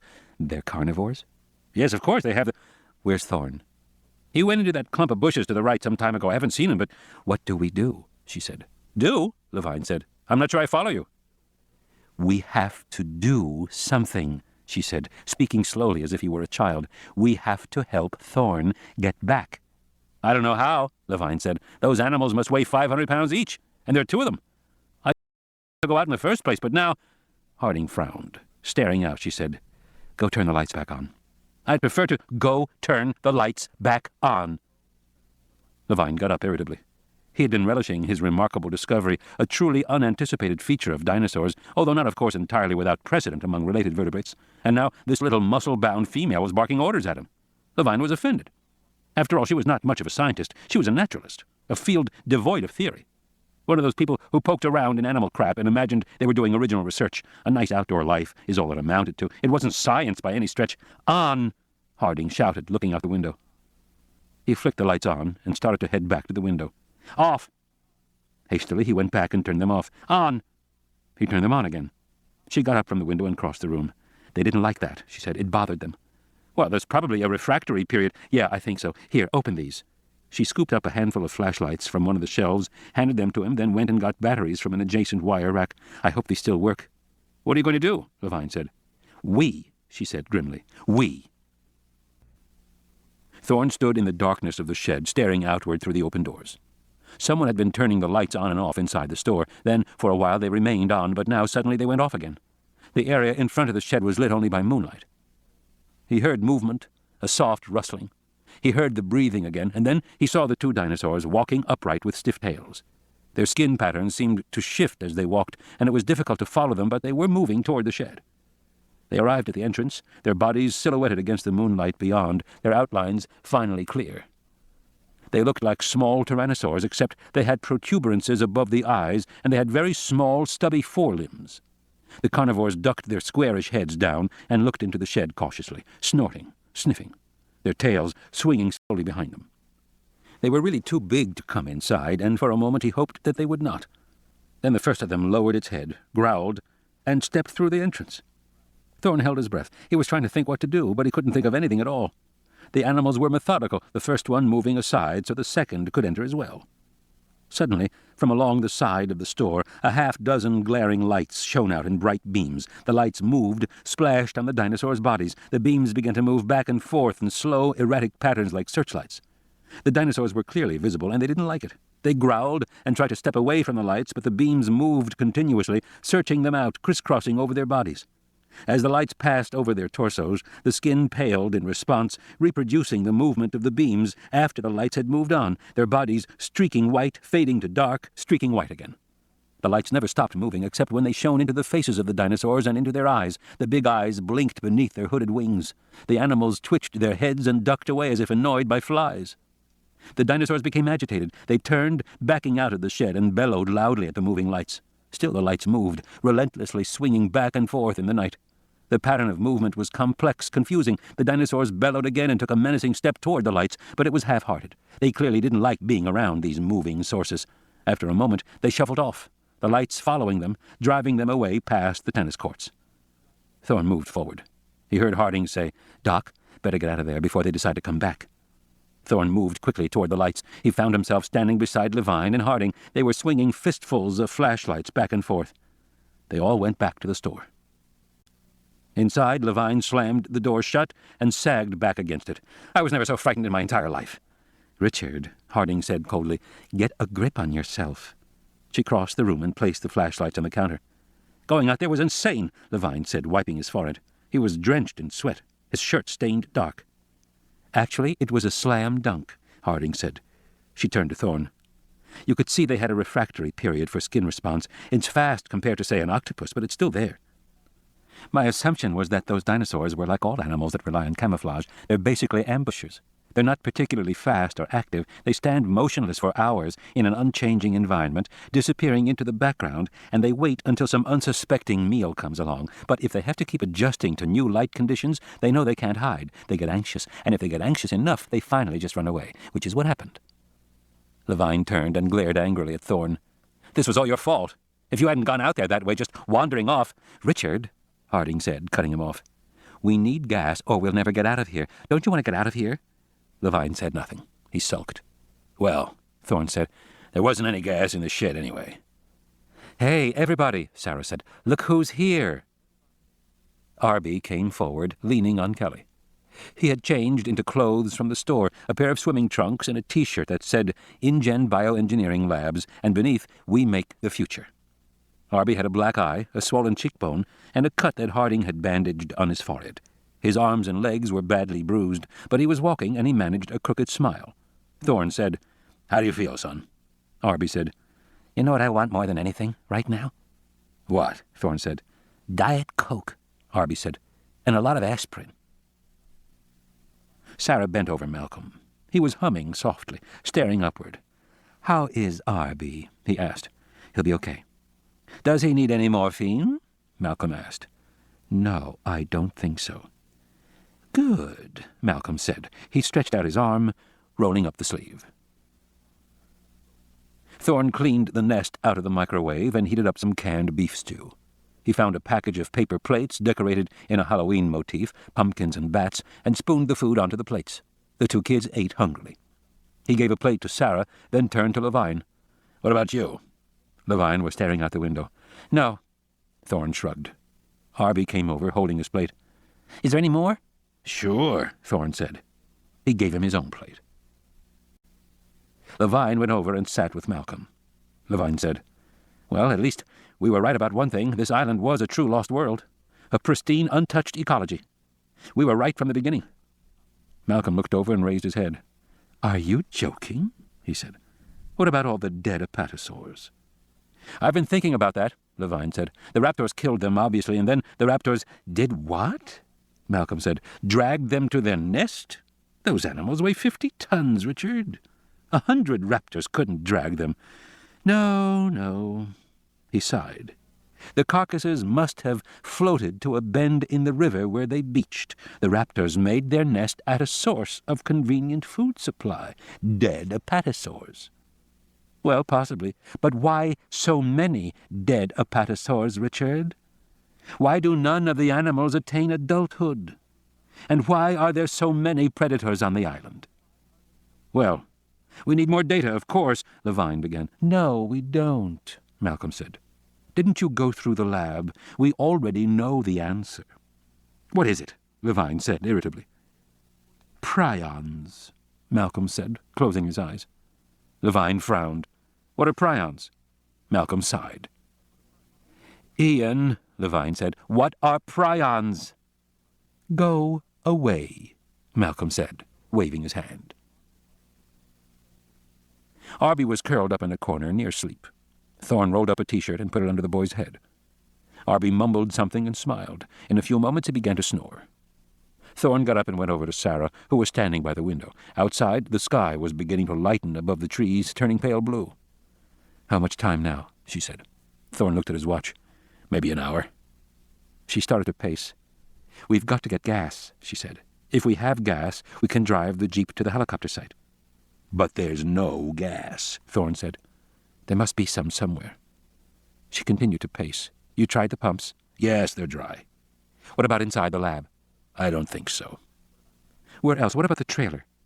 Thorne shook his head. "It's just a passive tow trailer. The other unit has an auxiliary generator and some gas tanks, but it went over the cliff." "Maybe the tanks didn't rupture when it fell. We still have the motorcycle. Maybe I can go out there and—" "Sarah," he said. "It's worth a try." "Sarah." From the window, Levine said softly, "Heads up. We have visitors."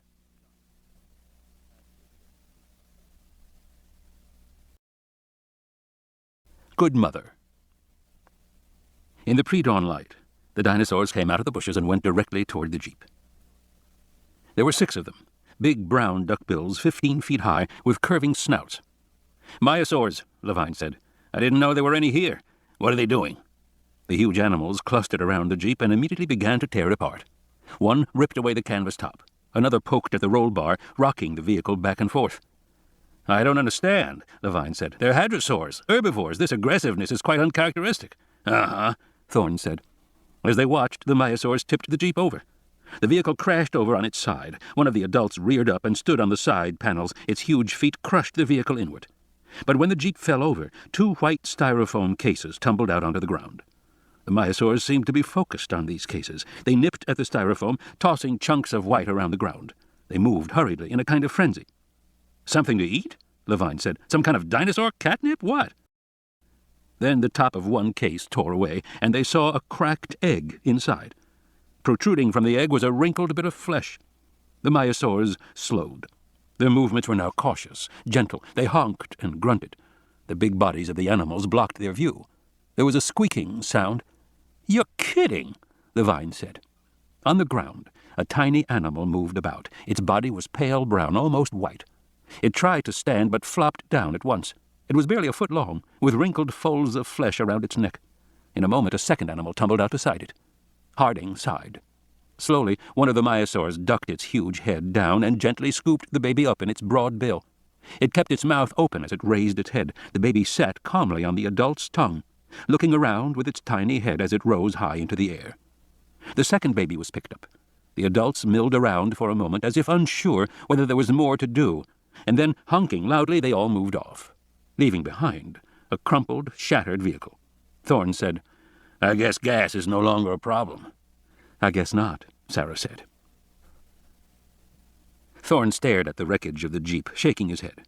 "It's worse than a head-on collision," he said. "It looks like it's been put in a compactor. Just wasn't built for those sorts of stresses." Levine snorted. "Engineers in Detroit didn't expect a 5-ton animal to stand on it." "You know," Thorne said, "I would have liked to see how our own car stood up under that." "You mean because we beefed it up?" "Yes," Thorne said. "We really built it to take fantastic stresses, huge stresses. Ran it through computer programs, added those honeycomb panels, the whole—" Harding said, turning away from the window. "What are you talking about?" "The other car," Thorne said. "What other car?" "The car we brought," he said. "The Explorer." "Of course," she said, suddenly excited. "There's another car. I completely forgot. The Explorer." "Well, it's history now," Thorne said. "It shorted out last night when I was coming back to the trailer. I ran it through a puddle and it shorted out." "So maybe it's still—" "No," Thorne said, shaking his head. "A short like that'd blow the VR. It's an electric car. It's dead." "I'm surprised you don't have circuit breakers for that." "Well, we never used to put them in, although on this latest version—" He trailed off. He shook his head. "I can't believe it." "The car has circuit breakers?" "Yes. Eddie put them in last minute." "So the car might still run?" "Yes, it probably would if you reset the breakers." "Where is it?" she said. She was heading for the motorcycle. "I left it on that side road that runs from the Ridge Road down to the Hyde. But Sarah—" "It's our only chance," she said. She pulled on her radio headset, adjusted the microphone to her cheek, and rolled the motorcycle to the door. "Call me," she said. "I'm going to go find us a car." They watched through the windows. In the early morning light, she climbed onto the motorcycle and roared off up the hill. Levine watched her go. "What do you figure her odds are?" Thorne just shook his head. The radio crackled. "Doc?" Thorne picked it up. "Yes, Sarah." "I'm coming up the hill now. I see there's 6 of them." "Raptors?" "Yeah, listen, I'm going to try another path. I see a—" The radio crackled. "Sarah?" She was breaking up. "Sort of a game trail that— Here, think I better—" "Sarah," Thorne said, "you're breaking up." "Do now, so just shmee-luck." Over the radio they heard the hum of the bike. Then they heard another sound, which might have been an animal's snarl, and might have been more static. Thorne bent forward, holding the radio close to his ear. Then, abruptly, the radio clicked and was silent. He said, "Sarah." There was no answer. "Maybe she turned it off," Levine said. Thorne shook his head. "Sarah!" Nothing. "Sarah, are you there?" They waited. Nothing. "Hell," Thorne said. Time passed slowly. Levine stood by the window, staring out. Kelly was snoring in a corner. Arby lay next to Malcolm, fast asleep. And Malcolm was humming tunelessly. Thorne sat on the floor in the center of the room, leaning back against the checkout counter. Every so often he'd pick up the radio and try to call Sarah, but there was never any answer. He tried all 6 channels. There was no answer on any of them. Eventually, he stopped trying. The radio crackled. These damned things never work right." A grunt. "Can't figure out what things damn." Across the room, Levine sat forward. Thorne grabbed the radio. "Sarah! Sarah!" "Finally," she said, her voice crackling. "Where the hell have you been, Doc?" "Are you all right?" "Of course I'm all right.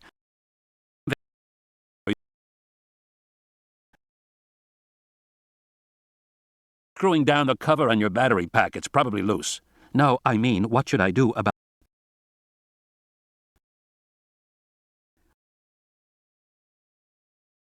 What should I do? Levine glanced at his watch. 20 minutes until the helicopter arrives, he said. You know, she just might make it. Dodgson. Dodgson awoke, aching and stiff on the floor of the concrete utility shed. He got to his feet and looked out the window. He saw streaks of red in a pale blue sky. He opened the door to the utility shed and went outside. He was very thirsty, and his body was sore. He started walking beneath a canopy of trees. The jungle around him was silent in the early morning. He needed water. More than anything, he needed water. Somewhere off to his left he heard the soft gurgle of a stream. He headed toward it, moving more quickly. Through the trees he could see the sky growing lighter. He knew that Malcolm and his party were still here. They must have some plan to get off the island. If they could get off, he could too. He came over a low rise and looked down at a gully and a flowing stream. It looked clear. He hurried down toward it, wondering if it was polluted. He decided he didn't care. Just before he reached the stream, he tripped over a vine and fell, swearing. He got to his feet and looked back. Then he saw it wasn't a vine he had tripped over. It was the strap of a green backpack. Dodgson tugged at the strap, and the whole backpack slid out of the foliage. The pack had been torn apart, and it was crusty with dried blood. As he pulled it, the contents clattered out among the ferns. Flies were buzzing everywhere, but he saw a camera, a metal case for food, and a plastic water bottle. He searched quickly through the surrounding ferns, but he didn't find much else, except some soggy candy bars. Dodgson drank the water, and then realized he was very hungry. He popped open the metal case, hoping for some decent food, but the case didn't contain food. It was filled with foam packing, and in the center of the packing was a radio. He flicked it on. The battery light glowed strongly. He flicked from one channel to another, hearing static. Then a man's voice. "Sarah, this is Thorne. Sarah?" After a moment, a woman's voice. "Doc, did you hear me? I said I'm at the car." Dodgson listened and smiled. So there was a car. In the store, Thorne held the radio close to his cheek. "Okay," he said. "Sarah, listen carefully. Get in the car and do exactly what I tell you." "Okay, fine," she said. "But tell me first, is Levine there?" "He's here." The radio clicked. She said, "Ask him if there's any danger from a green dinosaur that's about 4 feet tall and has a domed forehead." Levine nodded. "Tell her yes. They're called pachycephalosaurs." "He says yes," Thorne said. "They're pachycephalous somethings, and you should be careful." "Why?" "Because there's about 50 of them all around the car." Explorer. The Explorer was sitting in the middle of a shady section of the road with overhanging trees above. The car had stopped just beyond a depression where there had no doubt been a large puddle the night before. Now the puddle had become a mud hole thanks to the dozen or so animals that sat in it, splashed in it, drank from it, and rolled at its edges. These were the green dome-headed dinosaurs that she had been watching for the last few minutes, trying to decide what to do. Because not only were they near the mud hole, they were also located in front of the car and around the sides of the car. She had watched the pachycephalosaurs with uneasiness. Harding had spent a lot of time on the ground with wild animals, but usually animals she knew well. From long experience, she knew how closely she could approach and under what circumstances. If this were a herd of wildebeest, she would walk right in without hesitation. If it were a herd of American buffalo, she would be cautious, but she'd still go in. And if it were a herd of African buffalo, she wouldn't go anywhere near them. She pushed the microphone against her cheek and said, "How much time left?" 20 minutes. "Then I better get in there," she said. "Any ideas?" There was a pause. The radio crackled. "Levine says nobody knows anything about these animals, Sarah." "Great." "Levine says a complete skeleton has never been recovered, so nobody has even a guess about their behavior except that they're probably aggressive." "Great," she said. She was looking at the situation of the car and the overhanging trees. It was a shady area, peaceful and quiet in the early morning light. The radio crackled. "Levine says you might try walking slowly in and see if the herd lets you through. But no quick movements, no sudden gestures." She stared at the animals and thought, they have those domed heads for a reason. "No thanks," she said. "I'm going to try something else." "What?" In the store, Levine said, "What did she say?" "She said she was going to try something else." "Like what?" Levine said. He went to the window and looked out. The sky was growing lighter. He frowned. There was some consequence to that, he thought. Something he knew in the back of his mind but wasn't thinking about. Something about daylight and territory. Territory.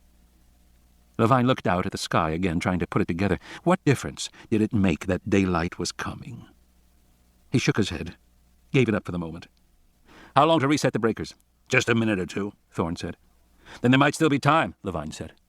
There was static hiss from the radio, and they heard Harding say, Okay, I'm above the car. You're where? I'm above the car, she said, in a tree. Harding climbed out on the branch, moving farther from the trunk, feeling it bend under her weight. The branch seemed supple.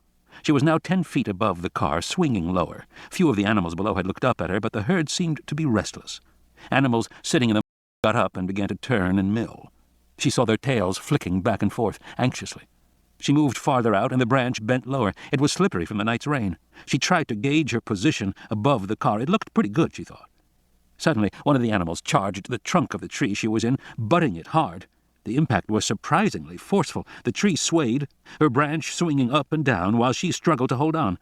Oh, shit, she thought. She rose up into the air, came down again, and then she lost her grip. Her hands slipped on wet leaves and wet bark, and she fell, free. At the last moment, she saw that she would miss the car entirely. Then she hit the ground, landing hard in muddy earth, right beside the animals.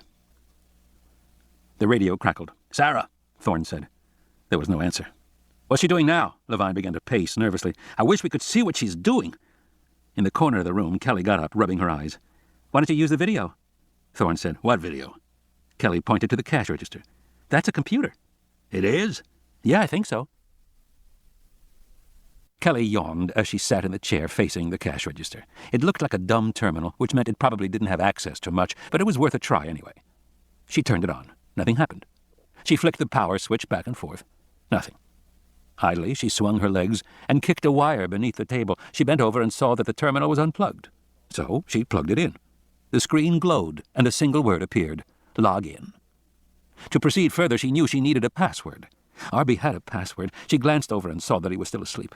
She didn't want to wake him up. She remembered that he had written it down on a piece of paper and stuck it in his pocket. Maybe it was still in his clothes, she thought. She crossed the room, found the bundle of his wet, muddy clothes, and began going through the pockets. She found his wallet, the keys to his house, and some other stuff. Finally, she found a piece of paper in his back pocket. It was damp and streaked with mud. The ink had smeared, but she could still read his writing. Kelly took the paper and went back to the computer. She typed in all the characters carefully and pressed the return key. The screen went blank, and then a new screen came up. She was surprised. It was different from the screen she had seen earlier in the trailer. InGen, Site B Network Services. She was in the system. But the whole thing looked different. Maybe because this wasn't the radio net, she thought. She must be logged into the actual laboratory system. It had more graphics because the terminal was hardwired. Maybe they even ran optical pipe out here. Across the room, Levine said, Kelly, how about it? I'm working on it, she said. Cautiously, she began to type. Rows of icons appeared rapidly across the screen, one after another. She knew she was looking at a graphic interface of some kind, but the meaning of the images wasn't obvious to her, and there were no explanations. The people who had used the system were probably trained to know what the images meant. But Kelly didn't know. She wanted to get into the video system, yet none of the pictures suggested anything to do with video. She moved the cursor around, wondering what to do. She decided she'd have to guess. She picked the diamond-shaped icon on the lower left and clicked on it. InGen, Bio-Waste Production Control. Uh-oh, she said, alarmed. Levine looked over. Something wrong? No, she said. It's fine. She quickly clicked on the header and got back to the previous screen. This time, she tried one of the triangular-shaped icons. The screen changed again. InGen Video Security Network. That's it, she thought. Immediately, the image popped off, and the actual video images began to flash up on the screen. On this little cash register monitor, the pictures were tiny, but now she was in familiar territory, and she moved around quickly, moving the cursor, manipulating the images. What are you looking for? She said. The Explorer, Thorne said. She clicked the screen. The image zoomed up. Got it, she said. Levine said, You do? He sounded surprised. Kelly looked at him and said, Yeah, I do. The two men came and stared at the screen over her shoulder. They could see the Explorer on a shaded road. They could see the pachycephalosaurs, lots of them, milling around the car. The animals were poking at the tires in the front fender. But they didn't see Sarah anywhere. Where is she? Thorne said. Sarah Harding was underneath the car, lying on her face in the mud. She had crawled there after she fell. It was the only place to go. and now she was staring out at the animals' feet milling all around her. She said, "Doc, are you there? Doc? Doc." But the damned radio wasn't working again. The Packies were stamping and snorting, trying to get at her under the car. Then she remembered that Thorne had said something about screwing down the battery pack. She reached behind her back and found the pack and twisted the cover shut tight. Immediately her earpiece began to crackle with static. "Doc," she said. "Where are you?" Thorne said. "I'm under the car." "Why? Did you already try it?" "Try what?" "Try to start it, to start the car." "No," she said. "I didn't try to start it. I fell." "Well, as long as you're under there, you can check the breakers," Thorne said. "The breakers are under the car?" "Some of them. Look up by the front wheels." She twisted her body, sliding in the mud. "Okay, I'm looking." "There's a box right behind the front bumper, over on the left." "I see it." "Can you open it?" "I think so." She crawled forward and pulled at the latch. The lid came down. She was staring at 3 black switches. "I see 3 switches, and they're all pointing up." "Up?" "Toward the front of the car." Thorne said. "That doesn't make sense. Can you read the writing?" "Yes, it says 15 VV and then 02R. "Okay," he said. "That explains it." "What?" "The box is in backward. Flip all the switches the other way. Are you dry?" "No, Doc, I'm soaking wet lying in the damn mud." "Well, then use your shirt sleeve or something." Harding pulled herself forward, approaching the bumper. The nearest Packies snorted and banged on the bumper. They leaned down and twisted their heads trying to get to her. "They have very bad breath," she said. "Say again?" "Never mind." She flipped the switches one after another. She heard a hum from the car above her. "Okay, I did it. The car's making a noise." "That's fine," Thorne said. "What do I do now?" "Nothing. You better wait." She lay back in the mud, looking at the feet of the Packies. They were moving, tramping all around her. "How much time left?" she said. "About 10 minutes. She said, "Well, I'm stuck under here, Doc." "I know." She looked at the animals. They were on all sides of the car. If anything, they seemed to be growing more active and excited. They stamped their feet and snuffled impatiently. Why were they so worked up, she wondered. And then, suddenly, they all thundered off. They ran toward the front of the car and away up the road. She twisted her body and watched them go. There was silence. "Doc?" she said. "Yeah." "Why did they leave?" "Stay under the car," Thorne said. "Doc?" "Don't talk." The radio clicked off. She waited, not sure what was happening. She had heard the tension in Thorne's voice. She didn't know why. But now she heard a soft, scuffling sound, and looking over, saw 2 feet standing by the driver's side of the car. 2 feet in muddy boots. Men's boots. Harding frowned.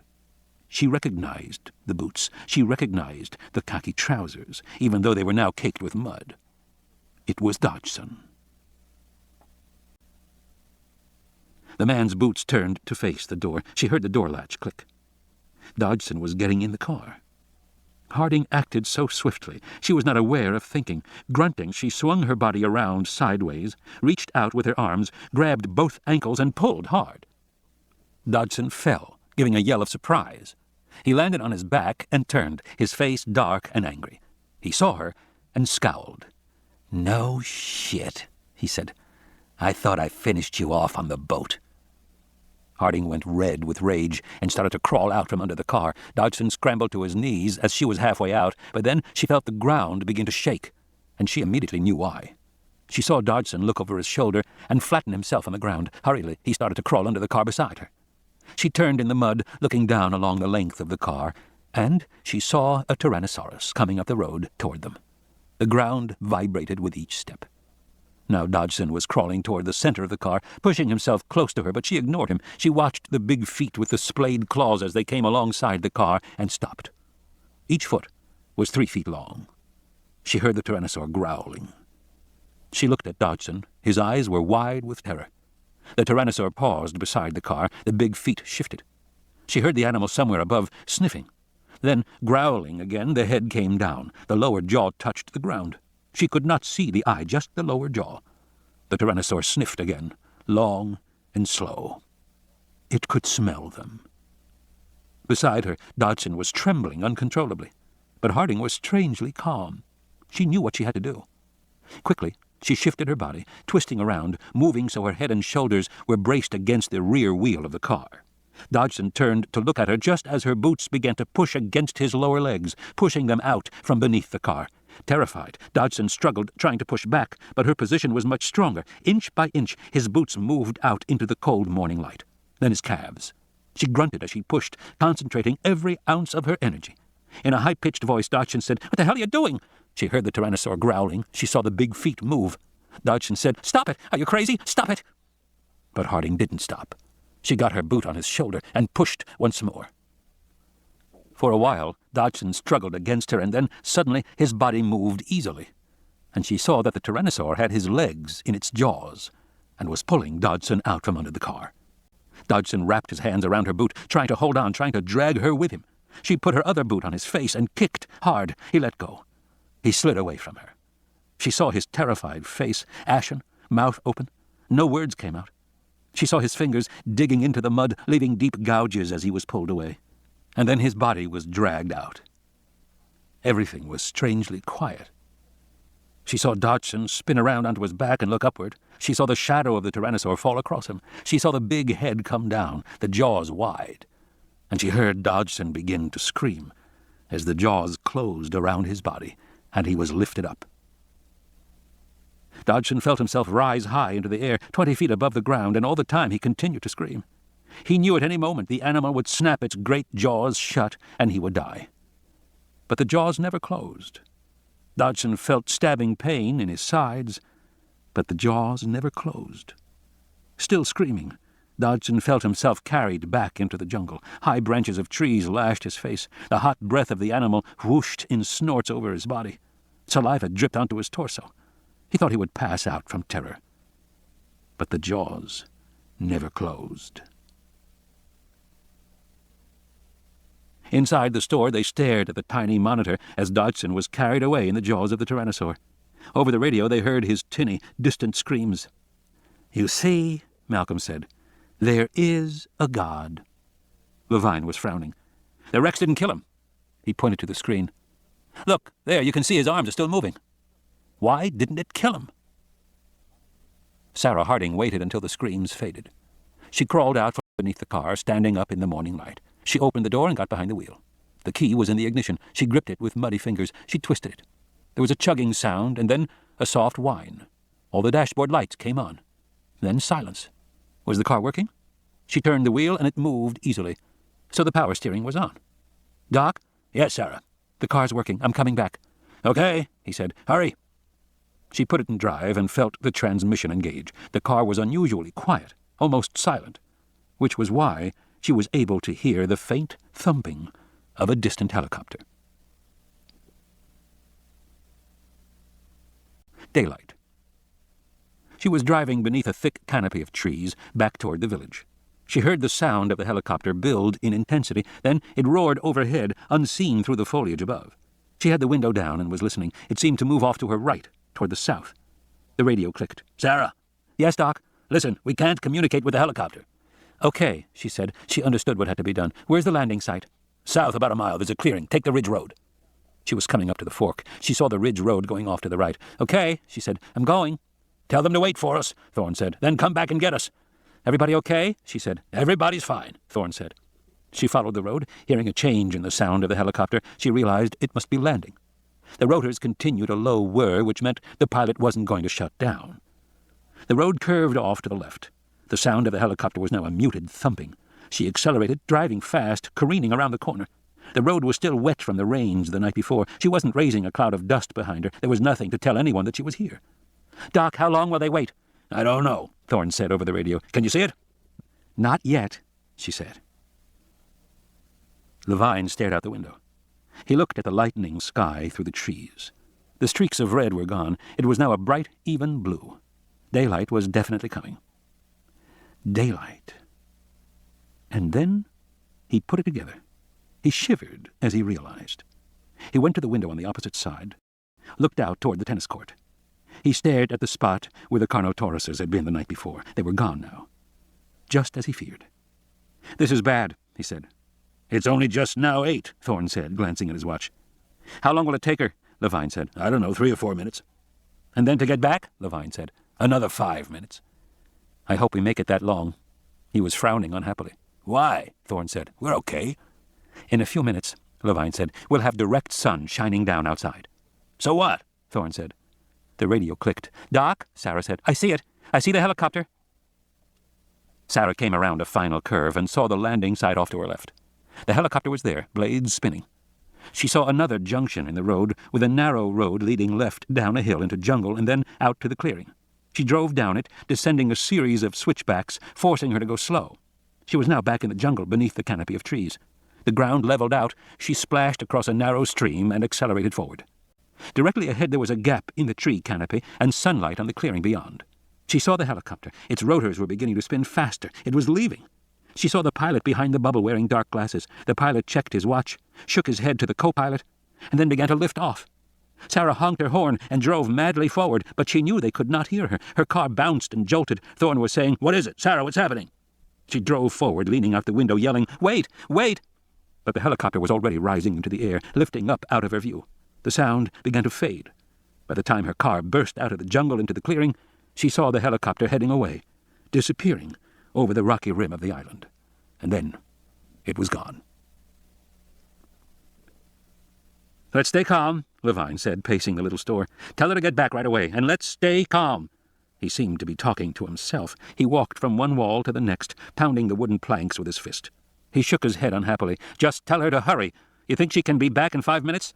"Yes," Thorne said. "Why? What is it, Richard?" Levine pointed out the window. "Daylight," he said. "We're trapped here in daylight." "We were trapped here all night, too," Thorne said. "We made it okay." "But daylight is different," Levine said. "Why?" "Because at night," he said, "this is Carnotaurus territory. Other animals don't come in. We saw no other animals at all around here last night. But once daylight comes, the Carnotaurus can't hide anymore. Not in open spaces, in direct sunlight, so they'll leave. And then this won't be their territory anymore." "Which means?" Levine glanced at Kelly over by the computer. He hesitated, then said, "Just take my word for it. We have to get out of here right away." "And go where?" Sitting at the computer, Kelly listened to Thorne talking to Dr. Levine. She fingered the piece of paper with Arby's password on it. She felt very nervous. The way Dr. Levine was talking was making her nervous. She wished Sarah was back by now. She would feel better when Sarah was here. Kelly didn't like to think about their situation. She had been holding herself together, keeping up her spirits until the helicopter came. But now the helicopter had come and gone. And she noticed neither of the men was talking about when it would come back. Maybe they knew something. Like it wasn't coming back. Dr. Levine was saying they had to get out of the store. Thorne was asking Dr. Levine where he wanted to go. Levine said, "I'd prefer to get off this island, but I don't see how we can, so I suppose we should make our way back to the trailer. It's the safest place now." Back to the trailer, she thought, where she and Sarah had gone to get Malcolm. Kelly didn't want to go back to the trailer. She wanted to go home. Tensely, Kelly smoothed out the piece of damp paper, pressing it flat on the table beside her. Dr. Levine came over. "Stop fooling around," he said. "See if you can find Sarah." "I want to go home," Kelly said. Levine sighed. "I know, Kelly," he said. "We all want to go home." And he walked away again, moving quickly, tensely. Kelly pushed the paper away, turning it over and sliding it under the keyboard in case she should need the password again. As she did so, her eye was caught by some writing on the other side. She pulled the paper out again.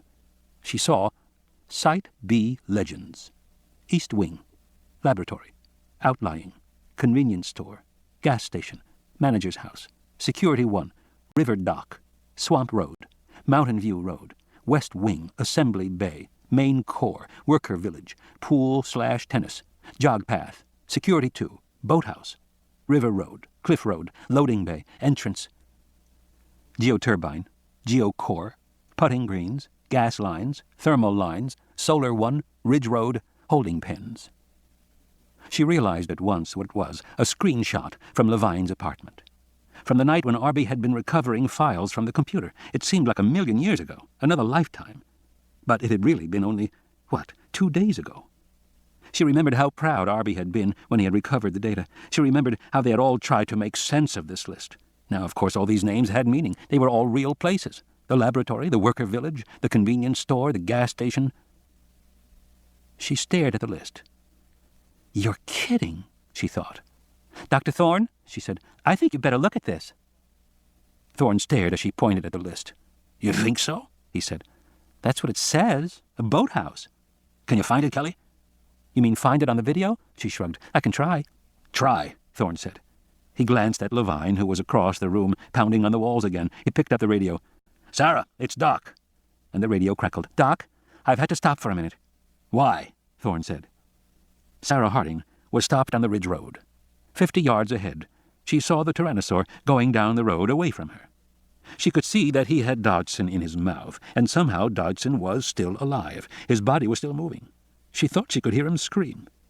She was surprised to find she had no feeling about him at all. She watched dispassionately as the Tyrannosaur left the road and headed off down a slope back into the jungle. Sarah started the car and drove cautiously forward. At the computer console, Kelly flicked through video images one after another until finally she found it. A wooden dock, enclosed inside a shed or a boathouse, open to the air at the far end. The interior of the boathouse looked in pretty good shape. There weren't a lot of vines and ferns growing over things. She saw a power boat tied up, rocking against the dock. She saw 3 oil drums to one side, and out the back of the boathouse there was open water and sunlight. It looked like a river. "What do you think?" she said to Thorne. "I think it's worth a try," he said, looking over her shoulder. "But where is it? Can you find a map?" "Maybe," she said. She flicked the keys and managed to get back to the main screen with its perplexing icons. Arby awoke, yawned, and came over to look at what she was doing. "Nice graphics. You logged on, huh?" "Yeah," she said. "I did, but I'm having a little trouble figuring it out." Levine was pacing, staring out the windows. "This is all well and good," he said, "but it is getting brighter out there by the minute. Don't you understand? We need a way out of here. This building is single-wall construction. It's fine for the tropics, but it's basically a shack." "It'll do," Thorne said. "For 3 minutes, maybe. I mean, look at this," Levine said. He walked to the door, rapped it with his knuckles. "This door is just—" With a crash, the wood splintered around the lock, and the door swung open. Levine was thrown aside, landing hard on the floor. A raptor stood hissing in the doorway. A way out. Sitting at the console, Kelly was frozen in terror. She watched as Thorne ran forward from the side, throwing the full weight of his body against the door, slamming it hard against the raptor. Startled, the animal was knocked back. The door closed on its clawed hand. Thorne leaned against the door. On the other side, the animal snarled and pounded. "Help me!" Thorne shouted. Levine scrambled to his feet and ran forward, adding his weight. "I told you!" Levine shouted. Suddenly there were raptors all around the store, snarling. They threw themselves at the windows, denting the steel bars, pushing them in toward the glass. They slammed against the wooden walls, knocking down shelves, sending cans and bottles clattering to the floor. In several places the wood began to splinter on the walls. Levine looked back at her. "Find a way out of here!" Kelly stared. The computer was forgotten. "Come on, Cal," Arby said. "Concentrate." She turned back to the screen, unsure what to do. She clicked on the cross in the left corner. Nothing happened. She clicked on the upper left circle. Suddenly, icons began to print out rapidly, filling the screen. "Don't worry, there must be a key to explain it," Arby said. "We just need to know what—" But Kelly was not listening. She was pressing more buttons and moving the cursor, already trying to get something to happen, to get a help screen, something, anything. Suddenly, the whole screen began to twist, to distort. "What did you do?" Arby said in alarm. Kelly was sweating. "I don't know," she said. She pulled her hands away from the keyboard. "It's worse," Arby said. "You made it worse." The screen continued to squeeze together, the icons shifting, distorting slowly as they watched. "Come on, kids," Levine shouted. "We're trying," Kelly said. Arby said, "It's becoming a cube." Thorne pushed the big glass-walled refrigerator in front of the door. The raptor slammed against the metal, rattling the cans inside. "Where are the guns?" Levine said. "Sarah has 3 in her car." "Great." At the windows, some of the bars were now so deeply dented that they broke the glass. Along the right-hand wall, the wood was splintering, tearing open big gaps. "We have to get out of here," Levine shouted at Kelly. "We have to find a way." He ran to the rear of the store, to the bathrooms, but a moment later he returned. "They're back there, too." It was happening fast, all around them. On the screen she now saw a rotating cube turning in space. Kelly didn't know how to stop it.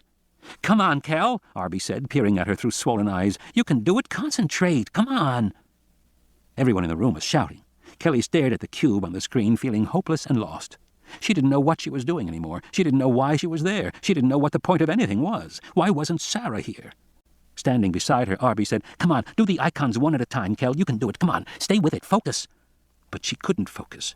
She couldn't click on the icons. They were rotating too fast on the screen. There must be parallel processors to handle all the graphics. She just stared at it. She found herself thinking of all sorts of things, thoughts that just came unbidden into her mind. The cord under the desk, hardwired, lots of graphics. Sarah talking to her in the trailer. "Come on, Kel, you have to do this now. Find a way out." In the trailer, Sarah said, "Most of what people tell you will be wrong." "It's important, Kel," Arby said. He was trembling as he stood beside her. She knew he concentrated on computers as a way to block things out, as a way to... The wall splintered wide, an 8-inch plank cracking inward, and a raptor stuck his head through, snarling, snapping his jaws. She kept thinking of the cord under the desk. The cord under the desk. Her legs had kicked the cord under the desk. The cord under the desk. Arby said, "It's important." And then it hit her. "No," she said to him, "it's not important." And she dropped off the seat, crawling down under the desk to look. "What are you doing?" Arby screamed. But already Kelly had her answer. She saw the cable from the computer going down into the floor through a neat hole. She saw a seam in the wood. Her fingers scrabbled at the floor, pulling at it, and suddenly the panel came away in her hands. She looked down. Darkness. Yes, there was a crawl space. No, more. A tunnel. She shouted, "Here!" The refrigerator fell forward. The raptors crashed through the front door. From the sides, other animals tore through the walls, knocking over the display cases. The raptors sprang into the room, snarling and ducking. They found the bundle of Arby's wet clothes and snapped at them, ripping them apart in fury. They moved quickly, hunting. But the people were gone. Escape. Kelly was in the lead, holding a flashlight. They moved, single file, along damp concrete walls. They were in a tunnel 4 feet square, with flat metal racks of cables along the left side. Water and gas pipes ran near the ceiling. The tunnel smelled moldy. She heard the squeak of rats. They came to a wide junction. She looked both ways. To the right was a long, straight passageway going into darkness. It probably led to the laboratory, she thought. To the left was a much shorter section of tunnel, with stairs at the end. She went left. She crawled up through a narrow concrete shaft and pushed open a wooden trapdoor at the top. She found herself in a small utility building surrounded by cables and rusted pipes. Sunlight streamed in through broken windows. The others climbed up beside her. She looked out the window and saw Sarah Harding driving down the hill toward them.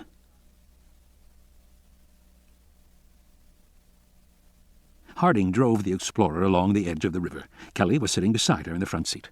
They saw a wooden sign for the boathouse up ahead. "So it was the graphics that gave you the clue, Kelly?" Harding said admiringly. Kelly nodded. "I just suddenly realized it didn't matter what was actually on the screen. What mattered was there was a lot of data being manipulated, millions of pixels spinning there, and that meant there had to be a cable. And if there was a cable, there must be a space for it, and enough space that workmen could repair it, all of that." "So you looked under the desk?" "Yes," she said. "That's very good," Harding said. "I think these people owe you their lives." "Not really," Kelly said with a little shrug. Sarah shot her a look. "All your life, other people will try to take your accomplishments away from you. Don't you take it away from yourself." The road was muddy alongside the river, and heavily overgrown with plants. They heard the distant cries of the dinosaurs somewhere behind them. Harding maneuvered around a fallen tree, and then they saw the boathouse ahead. "Uh-oh," Levine said. "I have a bad feeling." From the outside, the building was in ruins, and heavily overgrown with vines. The roof had caved in several places. No one spoke as Harding pulled the Explorer up in front of a pair of broad double doors sealed with a rusted padlock. They climbed out of the car and walked forward in ankle-deep mud. "You really think there's a boat in there?" Arby said doubtfully. Malcolm leaned on Harding while Thorne threw his weight against the door. Rotten timbers creaked, then splintered. The padlock fell to the ground. Harding said, "Here, hold him," and put Malcolm's arm over Thorne's shoulder. Then she kicked a hole in the door wide enough to crawl through. Immediately she went inside, into darkness. Kelly hurried in after her. "What do you see?" Levine said, pulling planks away to widen the hole. A furry spider scurried up the boards, jumping away. "There's a boat here, all right," Harding said, "and it looks okay." Levine pushed his head through the hole. "I'll be damned," he said. "We just might get out of here after all." Exit. Louis Dodgson fell. Tumbling through the air, he dropped from the mouth of the Tyrannosaur and landed hard on an earthen slope. The breath was knocked out of him, his head slammed down, and he was dizzy for a moment. He opened his eyes and saw a sloping bank of dried mud. He smelled a sour odor of decay, and then he heard a sound that chilled him. It was a high-pitched squeaking. He got up on one elbow and saw he was in the Tyrannosaur nest. The sloping mound of dried mud was all around him. Now there were 3 infants here, including one with a piece of aluminum wrapped around its leg. The infants were squeaking with excitement as they toddled toward him. Dodgson scrambled to his feet, unsure of what to do. The other adult Tyrannosaur was on the far side of the nest, purring and snorting. The one that had brought him was standing over him. Dodgson watched the babies moving toward him with their downy necks and their sharp little jaws. and then he turned to run. In an instant, the big adult brought his head down, knocking Dodgson over. Then the Tyrannosaur raised its head again and waited, watching. What the hell is going on? Dodgson thought. Cautiously he got to his feet again, and again he was knocked down. The infants squeaked and came closer. He saw that their bodies were covered in bits of flesh and excrement. He could smell them. He got up on all fours and began crawling away. Something grabbed his leg, holding him. He looked back and saw that his leg was in the jaws of the Tyrannosaur. The big animal held it gently for a moment. Then it bit down decisively. The bones snapped and crunched. Dodgson screamed in pain. He could no longer move. He could no longer do anything but scream. The babies toddled forward eagerly. For a few seconds they kept their distance, heads darting forward to take quick bites. But then, when Dodgson did not move away, one hopped up on his leg and began to bite at the bleeding flesh. The second jumped on his crotch and pecked with razor-sharp jaws at his waist. The third came right alongside his face, and with a single snap bit into his cheek. Dodgson howled. He saw the baby eating the flesh of his own face. His blood was dripping down its jaws. The baby threw its head back and swallowed the cheek, and then turned, opened its jaws again, and closed over Dodgson's neck. 7th configuration. Partial restabilization may occur after eliminating destructive elements. Survival partly determined by chance events. Ian Malcolm. Departure. The boat left the jungle river behind and moved into darkness. The walls of the cave echoed the throb of the engines as Thorne steered the boat through the swift tidal current. To their left, a waterfall splashed down, a ray of light on cascading water. And then they burst out, moving beyond the high cliff wall and the crashing surf into the open ocean. Kelly gave a cheer and threw her arms around Arby, who winced and smiled. Levine looked back at the island. "I have to admit, I never thought we'd make it. But with our cameras in place and the uplink working, I expect we can continue to gather the data until we finally get our answer about extinction." Sarah Harding stared at him. "Maybe we will and maybe we won't." "Why not? It's a perfect lost world." She stared at him in disbelief. "It's nothing of the sort," she said. "Too many predators, remember?" "Well, so it may appear, but we don't know—" "Richard," she said, "Ian and I checked the records. They made a mistake on that island many years ago, back when the lab was still in production." "What mistake?" "They were manufacturing infant dinosaurs, and they didn't know what to feed them. For a while they gave them goat's milk, which was fine. It's very hypoallergenic. But as the carnivores grew, they fed them a special animal protein extract. And the extract was made from ground-up sheep." Levine said, "So? What's wrong with that?" "In a zoo, they never use sheep extract," she said, "because of the danger of infection." "Infection?" Levine repeated in a low voice. "What kind of infection?" "Prions," Malcolm said from the other side of the boat. Levine looked blank. "Prions," Harding said, "are the simplest disease-causing entities known, even simpler than viruses. They're just protein fragments. They're so simple they can't even invade a body. They have to be passively ingested. But once eaten, they cause disease.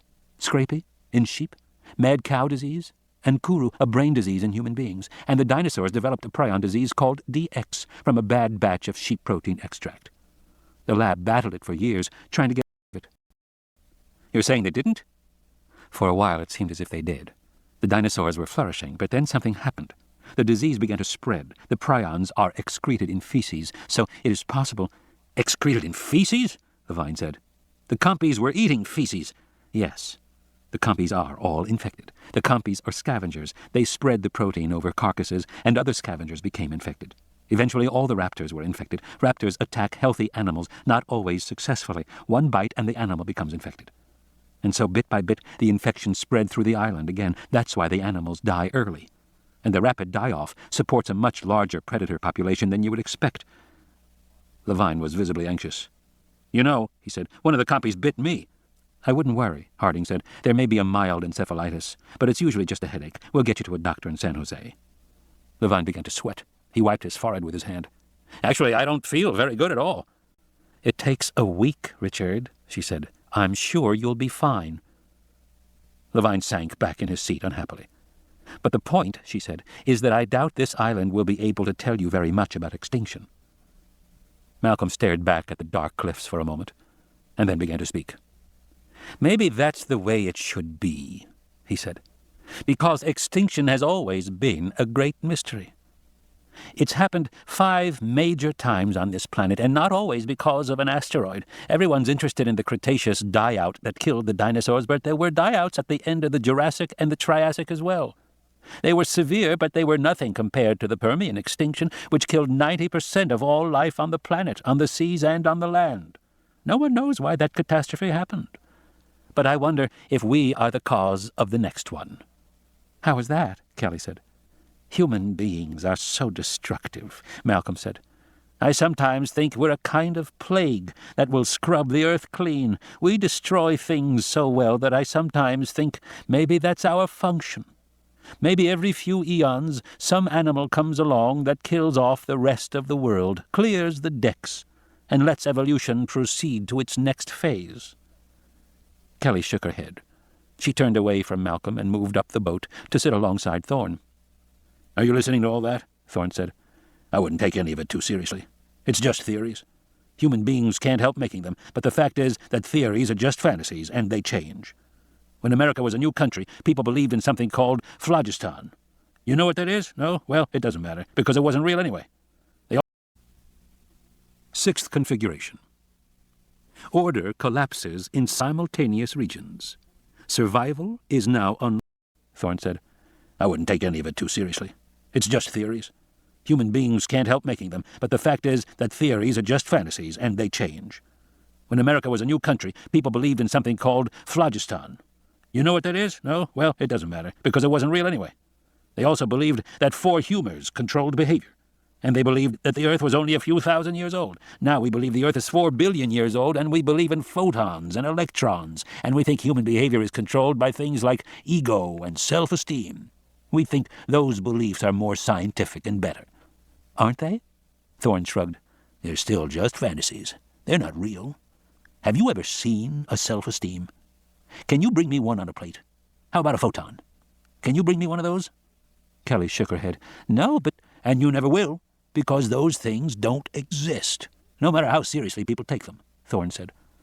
100 years from now, people will look back at us and laugh. They'll say, "You know what people used to believe? They believed in photons and electrons. Can you imagine anything so silly?" They'll have a good laugh, because by then there will be newer and better fantasies. Thorne shook his head. "And meanwhile, you feel the way the boat moves? That's the sea. That's real.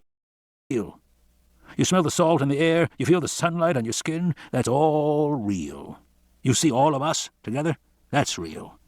Life is wonderful. It's a gift to be alive, to see the sun and breathe the air. And there isn't really anything else. Now look at that compass and tell me where south is. I want to go to Puerto Cortes. It's time for us all to go home."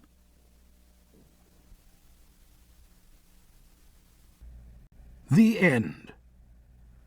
You've been listening to The Lost World by Michael Crichton, narrated by George Guidell.